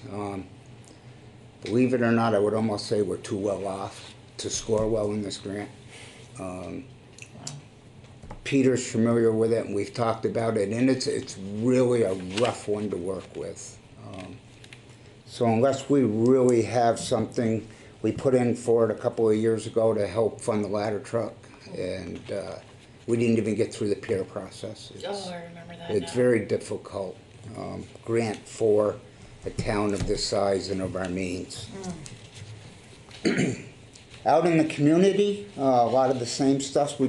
As the police chief talked about, we do a lot of fire prevention work and safety education. We spend a lot of time, believe it or not, in the factories, doing extinguisher work, evacuation plans. The nursing homes, we do a lot of work with them on extinguisher training, safety plans, and evacuation stuff. how to move patients safely. If, you know, we have to move patients. We do a lot of CPR and AED training out in the community, and stop the bleed training. And right now we're working with all of the elementary schools to stop the bleed, and we've actually got a CPR AED training set up with one of the schools. They've gone out and bought an AED, and we're going to do the training with them. The shifts have what we call adopted schools. So each shift is, you know, like Platoon 1 does Green Street School, and they do regular visits to the schools. Again, it's enthusiastically received by the staff. They'll go do recess with them, play kickball, wiffle ball, basketball, sit and have lunch with the kids, breakfast. They just mix it up, and each shift are required to go into the schools monthly to do that. And we just believe that not only is it good for the kids, but it's good for our guys to get out and see what's going on. But with the world the way it is today, we want the children to not be afraid of the uniforms. So if something happens, we want them running to us and not hiding from us. So that's one of the main reasons we're doing that. And the fire department has the lead in the school crisis response plan. We do monthly meetings on that with all of the school administrators, and the private schools are all involved in that. And a lot of work has gone into that, and it's just a constant work in progress. And not only are we proud of the plan, but God forbid if anything ever happens in our schools, I think we're pretty well prepared. You know, one of the things when we started this is we wanted to do this because we don't want to stand in the road and look at each other and say, okay, now what do we do? And I think that we're well past that and very well prepared to handle an emergency in the schools. Training, there's been some big training opportunities that our folks have gone through. Two of them actually they're just finishing up. One of them's called Rapid Intervention Teams, and basically it's rescue, self-rescue, and rescuing of firefighters by firefighters. How to get out of entanglements, how to do bailouts out of a window, things like that to rescue yourself. We've had 4 go through the inspections state certified inspections program to do the life safety inspections, to give AC Howard a hand. And as we get into this, we're glad that we're growing this number, and we'll tell you why. We just had one individual on his own, with his own money, become a certified paramedic in the state of Vermont, which is a huge accomplishment, especially on his own. And the only thing that it cost the town was I was flexible with his work hours so he could attend his clinical time at the hospital and get the hands-on that the class required. Everything else he paid for. We're trying to line up a management class for our supervisors. We just went through very good training with the Women's Freedom Center, which was not only eye-opening, but it was a lot of fun. And I think the folks got a lot out of it, the staff. And like the police department, we're spending a lot of time on firefighter wellness, and especially on the mental side of it, I guess. We're working with Uniformed Services, the retreat. I'm trying to do an MOU with retreat for what we call defusing tactics. So if we have a major critical incident and we need to bring somebody in and defuse a group of our folks, that I'm trying to work on an MOU with them to do that. And we're also working with a private wellness coach that does not only the mindful stuff, but we're actually doing some relaxation exercises, and we'll be starting that after the first of the year. I want AC Howard to talk a little bit about where we are with the rental housing inspection program, because that's really got off to a good start. Yes, we're just about in our second month of the rental housing program. We have 216 buildings registered so far. We're in Zone 1 this year, and we've inspected 56 buildings and 200, which includes 254 units. In 2 months, we're 33% of the way through Zone 1. So we're doing very good progress. We currently have 5 guys on staff that are trained to do this. And so far, I've heard nothing but positive feedback from the landlords and the tenants in the buildings. I'm very happy with the progress that we've done so far, and I think we're going to see a big improvement in the housing in town. So that was one of the reasons that we wanted to get more inspectors on board, to keep up the pace, to get into some of these buildings that we haven't been in many years, and hopefully avoid situations like we saw earlier tonight.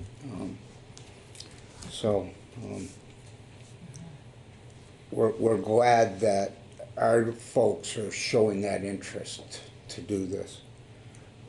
The budget. The budget really just includes some minor adjustments that have been made outside of the personnel costs. The personnel costs that you do see in the budget are all made by the town manager's office through the contractual agreements. The changes that we've proposed as the management and approved by the town manager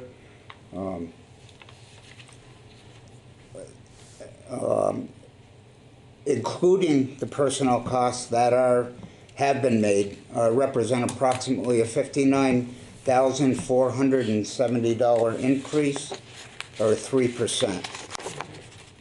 The line items that, for the lack of a better description that I can say, we can control, everything that's outside of the personnel cost, but including, the only personnel it really includes is the auxiliary staff. That total number is down by $6,250. And just some of the highlights in that, the auxiliary staff, we've reduced that by $2,000. We continue, like I said, to have problems staffing that group, and over the last couple, 3 years, we've kind of held on to the money, hoping that things would turn around, but they haven't. So what I did was we took that money and actually we didn't eliminate it, but we took $2,000 and, as you'll see, we put it into other line items where we felt we needed more money. So we took $1,000 of it and put it in. We can go over that in a minute. Propane, we reduced that by $8,750. That is our biggest decrease, and that's based on the history. We're starting to get a better handle on the usage in the new buildings, and though I think it'll be tight, I think we can do it at that number. And my office manager goes out and gets a bulk price, and she beats him up hard, and we get a good price. We get a very good price on propane. Office supplies we've reduced by $500. So the equipment line item we increased by $1,000, and that $1,000 was half of the $2,000 that we took from the auxiliary staff. Training we increased by $1,000, and that was the other $1,000 that we took from the auxiliary staff. We wanted some more money in training, not only to keep our folks safe, but to keep up with changes, modern technology. And one of the bigger things we're seeing is the fire academy is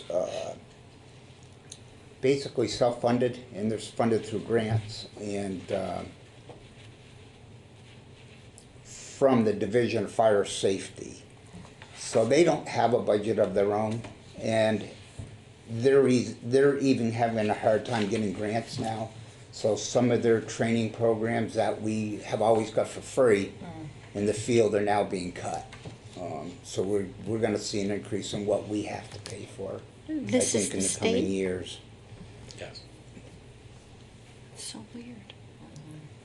Building repairs, we've increased by $1,000. The warranty periods, even though the buildings are new, the warranty periods on the equipment are now all starting to go away and expire, and so that's costs that we're going to have to start picking up. You know, with the expansion, we've got more maintenance to do. Like we've got 4 more overhead doors that require annual maintenance, things like that. And it adds up. So we put in another $1,000 there. Telephone, we increased by $750, and the reason for that is to keep up with technology. We're trying to put tablets in all of the trucks. We've got them in 3 right now, and it's really working out well. It's something that we've slowly gone into, and it's really helped the officers a lot in the field, as well as we want the inspectors to start doing some of that work out in the field. They can actually do a check sheet as they're doing their inspection instead of coming back to the station and filling out the paperwork. Operating supplies, we've increased by $250, and that's basically to get it into closer to the historical spending that we've had. And clothing, we've increased by $1,000, and that's to maintain our bunker gear replacement, which averages about a 3% increase every year.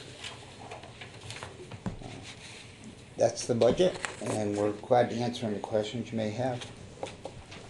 I'd like to offer my thanks to the department. When you said that you were going out on triple calls, I feel like that matches what I hear. Like sometimes I feel like, and I don't know if it's because of the work that I was doing, that I'm always hearing sirens. I'm always hearing you guys go out, and so you saying that kind of validates that what I'm hearing is true. And every time that you've ever come to anywhere where I am, it's always been kind and good communication, and I really appreciate that.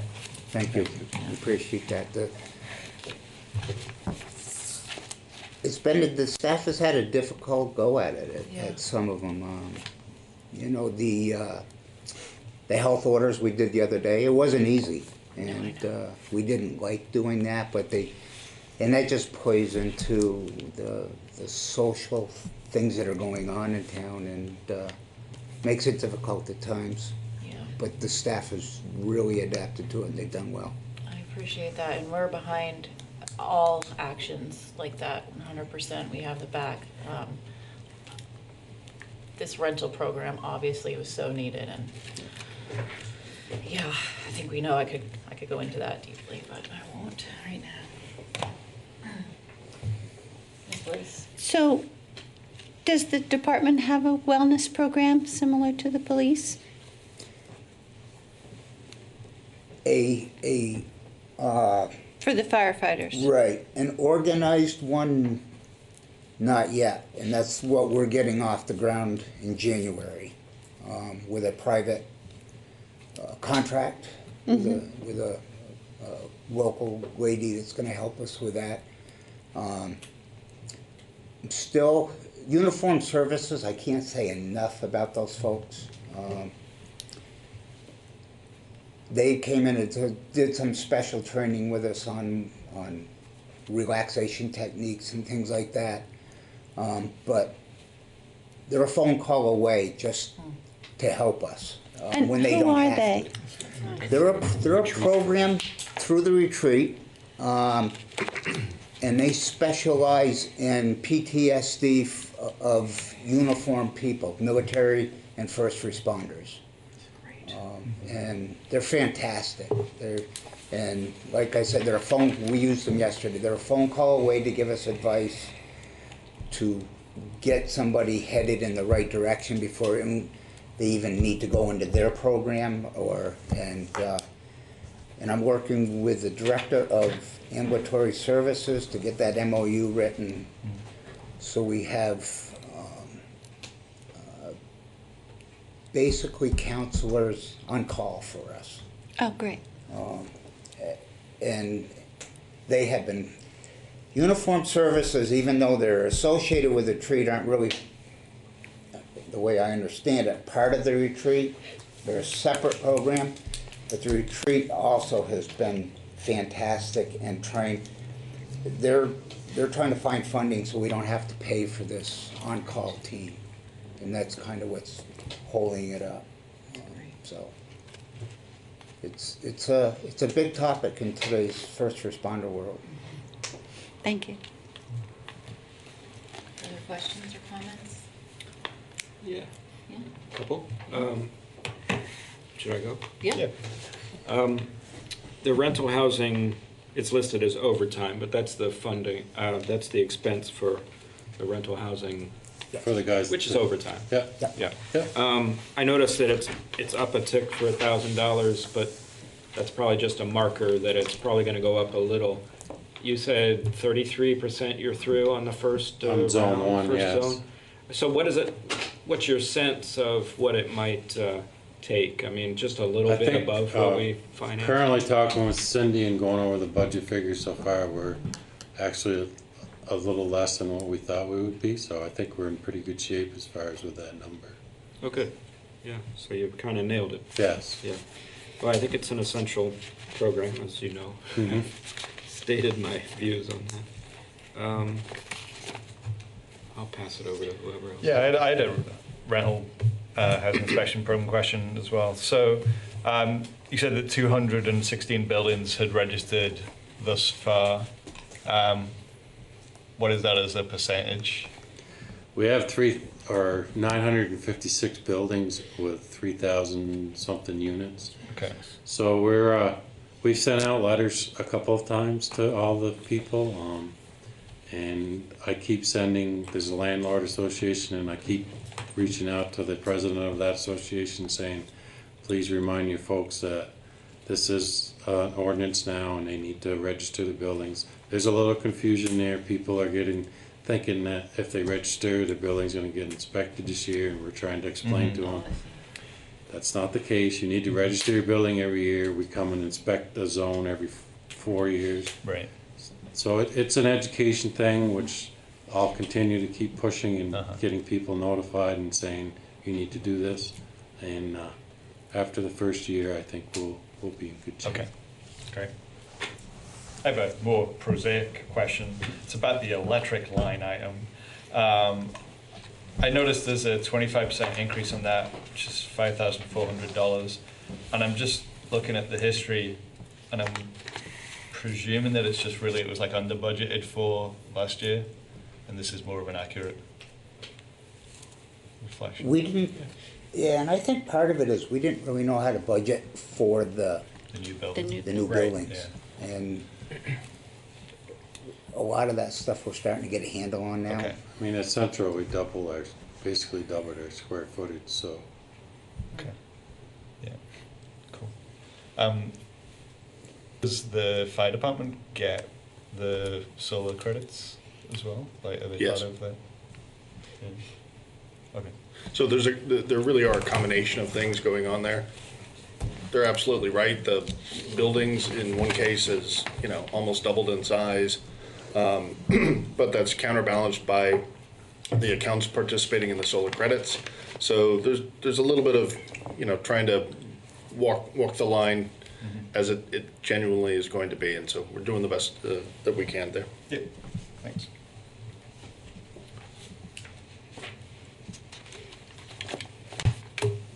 Further questions or comments from the board?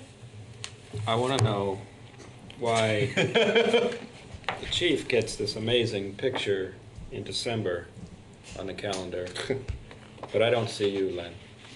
Are you in here? Just on the front. You missed picture day. Yeah. Just in the big. I don't think I've ever seen that. When he was inspecting That's rental right. properties on the day the photos went in. Just Is this available? Photoshop his head on in there. Are these still available? They're available, This is a revenue line item right here. You're gonna have a new one? Yeah, I Tim think is, so. for those who can't see, holding up the Brattleboro Fire Department 2020 calendar. I gotta make Russ do it. And this isn't, just to give the VFW auxiliary credit, they're the ones that are behind it and wanted to do it. And Thank you. thank them very And much. where can we get ours? They got my $10 or? The judge and the No, white we tip. get, we get your Hired 10 to. Hold it up higher. Oh, sorry. Look in the thing. Oh, Now lower, now higher. There you go. You're good. Very good. That's good. That was Now fun. don't move. Where do you get them? Great. We have them at Central Station. You can get Central them. Station, $10 supports BFD. Christmas is coming. Yep, pop into Central Station to get your calendar. Brandy, if I could, one final quick thing Yes. is, and another little project that we do have going, is back when Vermont Yankee was operating, they always did the annual calendar with the special needs Oh, yeah. cards that were in them that, so if people needed extra help in an evacuation or whatever, they would fill out the cards, send them in, and it would go into a database. Oh, yeah. That hasn't been done in quite a few years, 3 or 4 or 5 now. The fire department just did a campaign on that. We want to get it going again. We want to build that database back up and update it. Right. It's been in the media and things. So if you know of anybody that needs help to the public, go on our website and there's a fillable form there. And it's held in confidentiality, goes in our database. So if, we have an emergency on Cedar Street. We bring up Cedar Street, we can see where folks may need some extra help. And that's where some of the extra attention will be paid in an emergency. That seems incredibly valuable. So, the return right now is very slow, so if we can get the word out to get those forms, and it's a big help to us. And major power outages, bigger storms, we'll check on folks. Yeah, maybe have somebody make a social media post and we can all We'll share it out for sure. share it out. Good. So Thank just you. to make sure people heard that at home, if you live in Brattleboro and you have a special need, you go to the fire department's website, there is a fillable form where you can put down your name and where you live, and it's confidential, but it will flag an alert, so to speak, to the fire department so that you can get the help that you need in an emergency. The That's town clerk also does a large social media Really distribution of anything that comes through, so. And we can get the word out for sure. Yeah, definitely. Thank you so much for everything you do in our community. Thank you all. Thank you. Have a good night. You too. All right. Okay, we have no other items on our agenda, so at this time, I would entertain a motion to adjourn. So moved. All those in favor? Aye. Aye, meeting's adjourned at 8:50. Thanks, BCTV. I did not do it myself this time.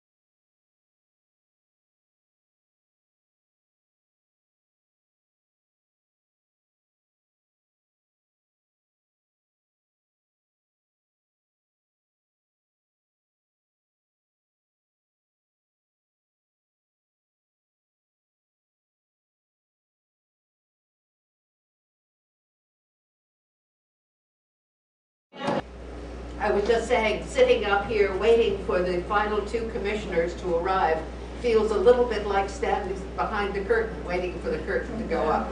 But that's why we are here. We are coming for the annual meeting for the Brattleboro Housing Partnership. And I welcome you all to this meeting. And I'm trying to be modern and use my phone to remind me. My children keep trying to teach me. And a personal reflection first. Last year when I was here, I had lovely white tights because I was still wearing surgical stockings after a knee surgery. And it feels really good to know that I have healed and you all have grown, and that we as a group together are doing some exciting things. Certainly there have been some changes, and I'm honored and delighted to see the sign reflecting how many commissioners there have been of Brattleboro Housing Partnership. We've lost one commissioner, Pat Smith, who, close to finished her term, has recently died of breast and bone brain cancer. Her memory has been very important, and I was really touched by the fact that the family asked for donations to the Brattleboro Housing Partnership in memory of her. We are looking for a proper way to honor all that she did for this community. And Chris Connolly, who was a commissioner with me, withdrew because of poor health for herself. So we are welcoming 2 new commissioners, and one of them isn't here because she's had poor health. Liz Harrison and Byron Stuckey are new members of the Brattleboro Housing Partnership Board. Welcome, Byron. Lots has been happening this past year. To particularly Chris Hart and Christine Hazard. One reason I took a year off and said I really wanted to come back and be on the Brattleboro Housing Partnership Board was that Chris Hart had confided in me that she was thinking of retiring, knowing there was going to be a grandchild arriving shortly. We convinced her to step back and not retire, which I am very grateful for. And I'm sure you'll be hearing more about that.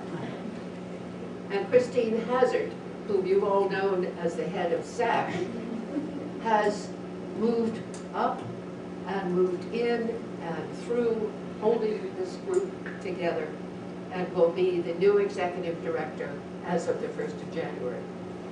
A very quick comment on how that decision was made. First, the board decided they didn't want to go out if we had a good candidate here.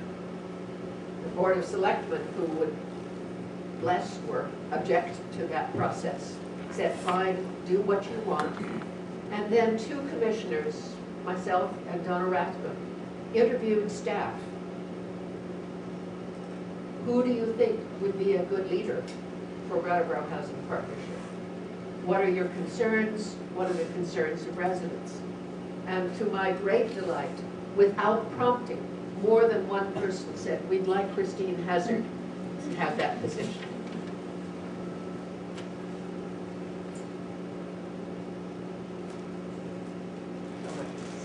So much for technology. It keeps turning off on me.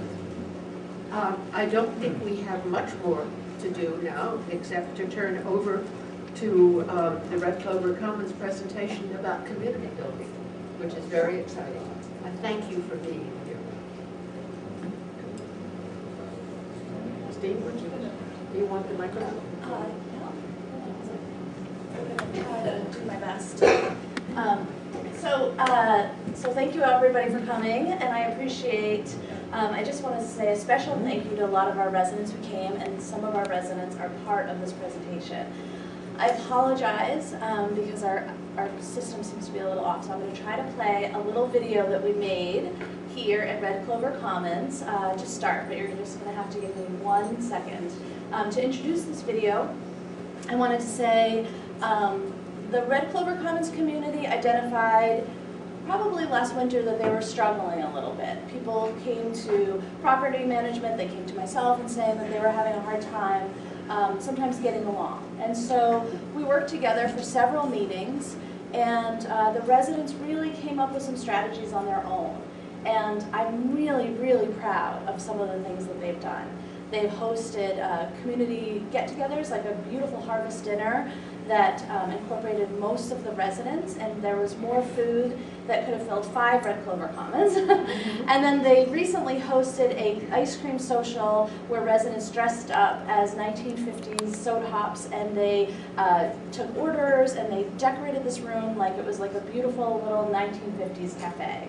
And so they're really working to create a stronger community, and I think that they are a great example of just what you can do from within. So give me 1 second to try to play this video, and I will.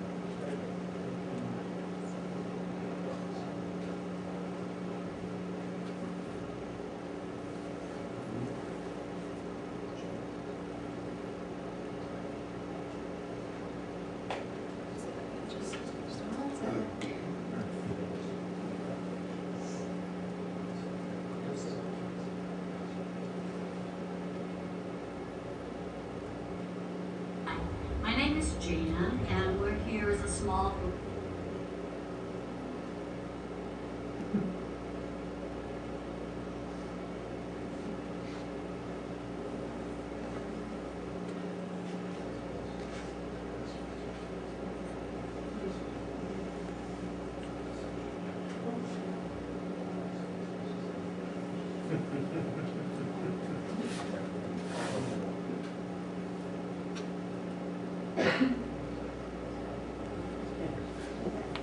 Maybe if I move, it will work. Sorry.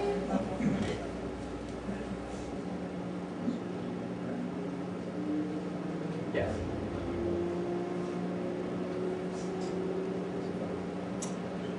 Okay, well that's not going to work. I'm really sorry. I don't want to put anybody on the spot, but would anybody from that group like to come up a little bit and share a little bit about their community and some of the positive things that have happened? Okay, I will not. What? I will not put anybody on the spot. And then I'll go. Suzanne. Okay. So, I guess we're going to move on a little bit, and we're going to talk a little bit about the next thing I wanted to talk about is we have this wonderful resident advisory communications committee that was formed about a year ago, and they have worked on lots of little projects, but this is one project specifically that was very important to them, and so I'm going to ask one of our residents, Bridget, to come up and just introduce the project a little bit and talk a little bit about it. So would I get my video either? Probably not. It's alright. Good morning, good afternoon, everybody. My name is Bridget. I'm a resident at Ledgewood. I recently joined the board to get involved in the community, and together we have addressed several issues that we wanted to take part in throughout town. Locally over the past year or so, there's been a lot of focus on race and the Black Lives Matter movement, and also a lot of hatred that has come along with that. Together as a group and to give back to our community, we wanted to show everybody that where we live in our residency, in our community, in our complexes, our apartments, wherever we are, we don't tolerate any form of racism, hatred, bigotry, anything like that. So to display this, we decided we would get together. We brainstormed a couple of ideas, and from those ideas, we decided that we were going to create a banner, and the banner represents Hate Has No Home, and that banner will be displayed throughout all the properties. And so we have the banner here that we're going to show you guys. And these will be up so that we can let everybody who enters our community know right when they come in that we do not support any type of hate, and we do not tolerate that type of behavior, and we accept and welcome everybody. And so this is the banner that we're going to hang, and like I said, they'll be everywhere, so that way people know that we're just an open community and willing to accept everybody.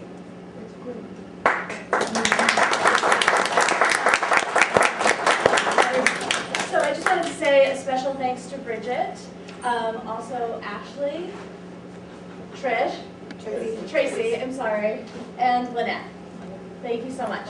Thank you so much. What was it?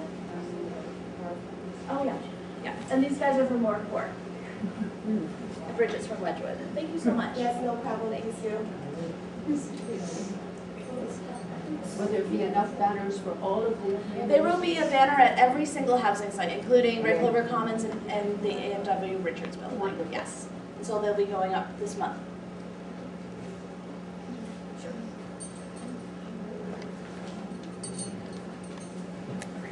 Hello. I'm Lucy Taylor on the Family Self-Sufficiency Program. One of the many rewards of my job is reconnecting sometimes with some folks that I might have worked with earlier in my job career, either at the shelter, at Life Skills Housing, or going back farther to the family garden, which is daycare. I've been around. And so it is with Damaris. We first met almost 20 years ago when I was working at Morningside Shelter, and she was with Rich Moore as part of their service-enriched housing program. Rich left and I took over his caseload, which included working with Damaris. She was living in an apartment through Wyndham and Windsor Housing at the time. Fast forward to now, where I'm once again working with Damaris through my Family Self-Sufficiency Program, and she has a Section 8 voucher with Broadmoor Housing Partnerships. I've always been so impressed with Damaris's drive to pursue goals and better herself. She comes across to me as a bound and determined woman. She's always first in line to take advantage of any program that is offered that might help her to further achieve her academic, employment, and housing goals. And thus, she is one of my FSS STAR participants. It gives me great pleasure to introduce you to Damaris Mills.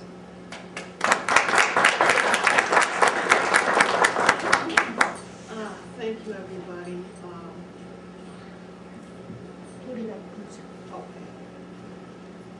Before I read what I wrote, I just wanted to let folks know one of the main reasons why I'm so grateful to the Housing Partnership and other agencies that have helped me in the area, because when I first came up here in '98, my kids were already grown. And I had discovered Landmark College when Ennis Cosby was killed. It was all in the papers and magazines about Landmark College.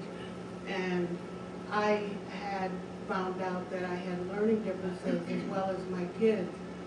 So I was blessed and was able to come up here. And after being here a year, I said, well, I'm gonna stay up here in Vermont. And I had tried another couple of colleges and flunked them, but I graduated in '02 from Landmark. So, but when I was younger, like most people are, in my opinion, I always felt that most people are looking for houses when they're like maybe in their 20s, 30s, or 40s. But I'm a late bloomer because of my learning differences. But I plugged into everything I could possibly get into. Whatever opportunity opened up for me, I went and took the chance on working with the folks like Lucy, who keeps me in check. So now I'll read what I wrote. Okay, in the beginning of the Family Self-Sufficiency Handbook, it encourages you to invest in yourself. And that by joining FSS, you can create your nest egg to success by paying yourself first. Well, I never understood about how to pay myself first, but but joining FSS made that easy for me. By turning in each of my pay stubs to David DeAngelis, an escrow account was set up for me where a certain percentage of what I make is matched and put into an account by Big Brother of the FSS program. These nest egg accounts can go toward buying a home, a computer, a car, or starting a business. My goal is to purchase my own home. When you join FSS, you are expected to accept the challenges and take the necessary steps it may take to obtain your goals.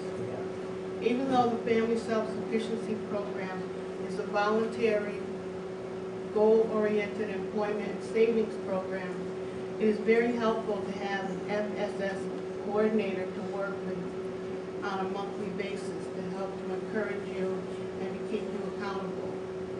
Lucy Tell is my coordinator mentor, and she keeps me very accountable.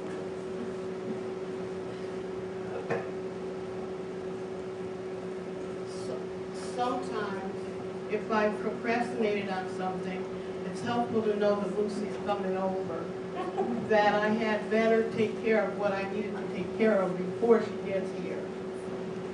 A few years ago, when Claudia McCarthy was my coordinator, she turned me on to Sevka's financial fitness program, and it was there that I first began to learn how to clean up my debt and repair my credit score.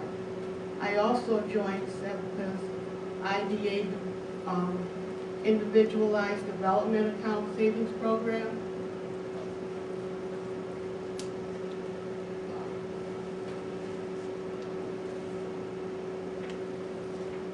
This is also where I found out that it was not impossible for me to become a homeowner.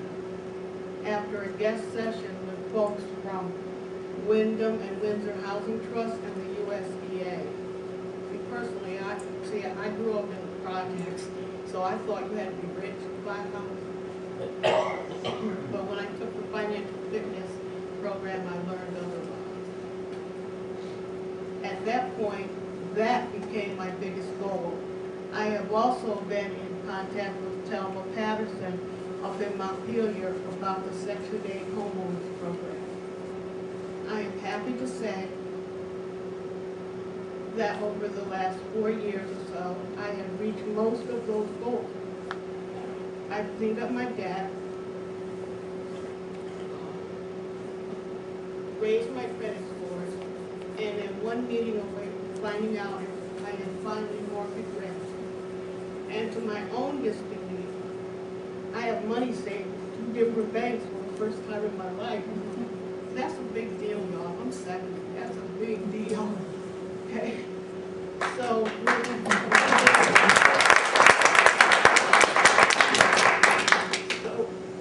with Lucy,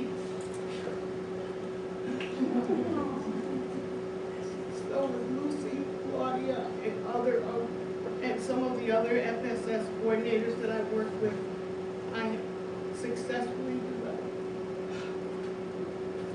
short and long-term goals that I have reached and that I am still working on. I am definitely taking control of the quality of my life, and I can actually see now where my dreams are slowly but surely soon to become a reality. Thank you to Section 8, the FSS program, Lucy Tell, Sevka, Wyndham and Windsor House for all the support we've reached.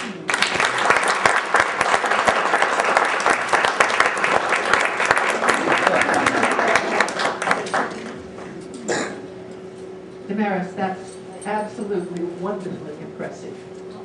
As commissioners, we have a report from Lucy each time we meet, and the amount of escrowed money because of FSS is impressive to us too. Thank you.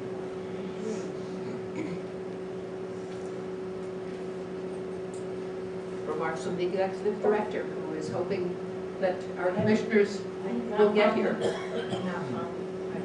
They've not found them. Failed.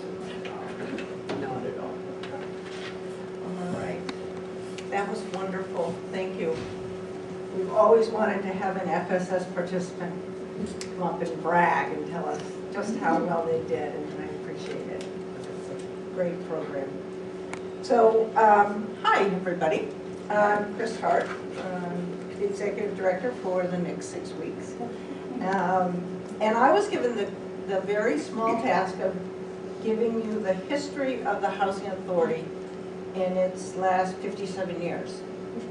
So if you'd like to curl up and go to sleep now, that'd be fun. The Housing Authority was started in 1962. It was started by a group of folks from the town that wanted to have low-income housing primarily for the elderly in Brattleboro, but for all of those of lower income. It was the second federal public housing authority established in the state of Vermont, and started out with a bang with the construction of Melrose, Hayes Court, and Moore Court. During the 70s, the folks focused on staying current with ever-changing HUD regulations and really starting to manage the public housing program. They also brought in the Section 8 Housing Certificate Program, which was a huge success and started a wait list almost immediately and has always had a wait list. In the 80s, they built the high-rise and Ledgewood Heights and focused their maintenance on properties and their administration on the ever-growing list of HUD regulations. In 1995, an interesting thing happened, and the whole board was replaced, and a new director was hired. The first chair was Tom Yon, and the executive director was me. The first order of business for us was to ensure that the internal operations and policies were up to date, and that we needed to do a great deal of capital improvement. So we undertook that as well. The staff was growing with increasing demands for more social services and maintenance needs. The Section 8 certificate program was converted to the Housing Choice Voucher program, which is what you think of and know of as now. In 2000, really zipping through time, we started to address our need for elderly housing, feeling that elders in housing needed more assistance. And we were looking at what I would call a build solution. Build a building that has an ability to incorporate more services, but is not fully licensed assisted living. So we started on that and then got waylaid for 2 years because Mark Richards, who owns the Ann Wilder Richards building above Hayes Court, which is where we were going to put our new building, approached us and said, could you turn this into housing, and would you? And so we took a little side jaunt for 2 years and renovated the Richards building into the Ann Wilder Richards affordable housing.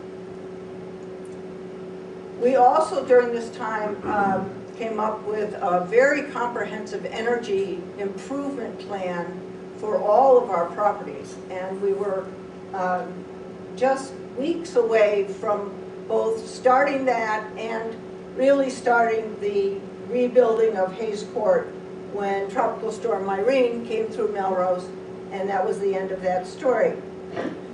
And the beginning of the story that you all know, which ended up here with 55 units at Red Clover Commons.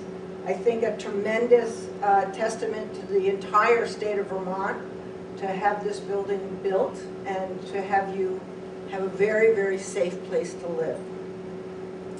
There are still 25 residents at Melrose, and we are working on a Red Clover 2. It'll be a small building at the bottom where the parking is, and that will house the last of the folks at Melrose.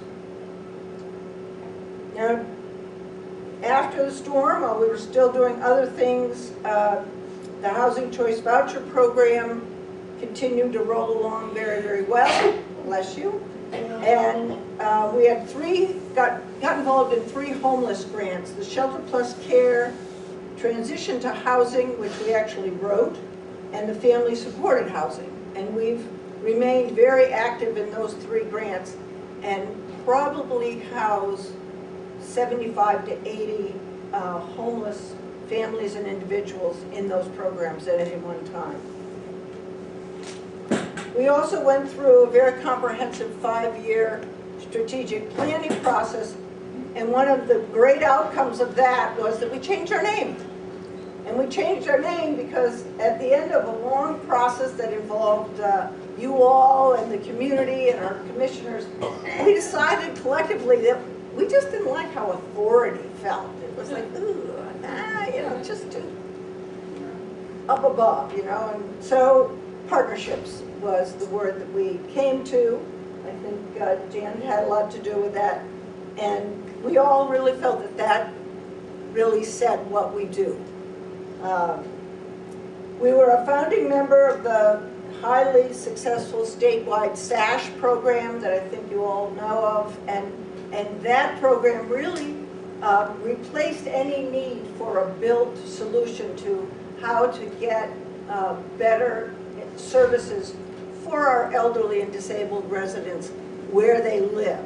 And that was the point of a new building, and SASH came and delivered it. So we're very happy to be part of that program, and we're very proud of the program that Christine and her staff have developed. We also got 2 grants, one of which you've heard and seen a terrific success, the Family Self-Sufficiency, and the other is our Resident Opportunities and Supportive Services program, which worked with families to bring around supportive services and help them with self-sufficiency.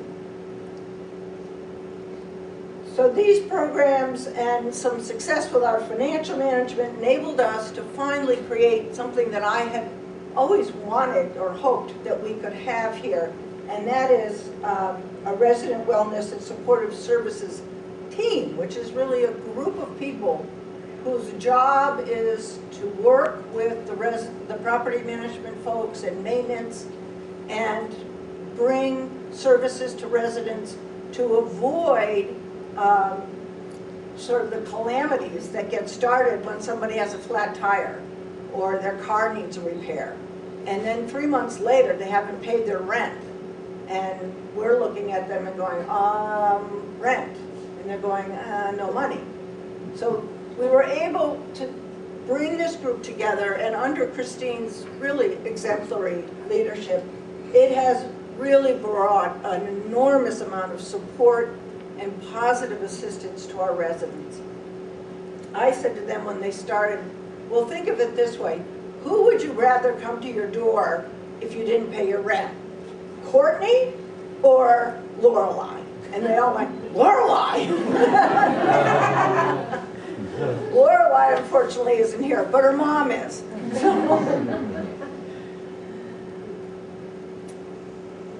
So where am I? Let's see. I'm almost at the end, folks. Hang on. So the other thing that happened, we did that, and then starting in 2018, we began working with FEMA, the Federal Emergency Management Agency, on a new plan to turn Melrose into a flood mitigation area. We applied for, and we're still waiting to hear, on an application to become a moving to work agency, which would allow us to be even more creative and more resident focused than we are now. But we haven't, I don't think we will hear on that for a while. And we started in earnest the planning for phase 2. So as 2019 comes to a close, I want to look back with you and the staff with a great deal of pride on the work that we have all done. Every staff person at BHP has worked to achieve these successes, and they have done so with substantial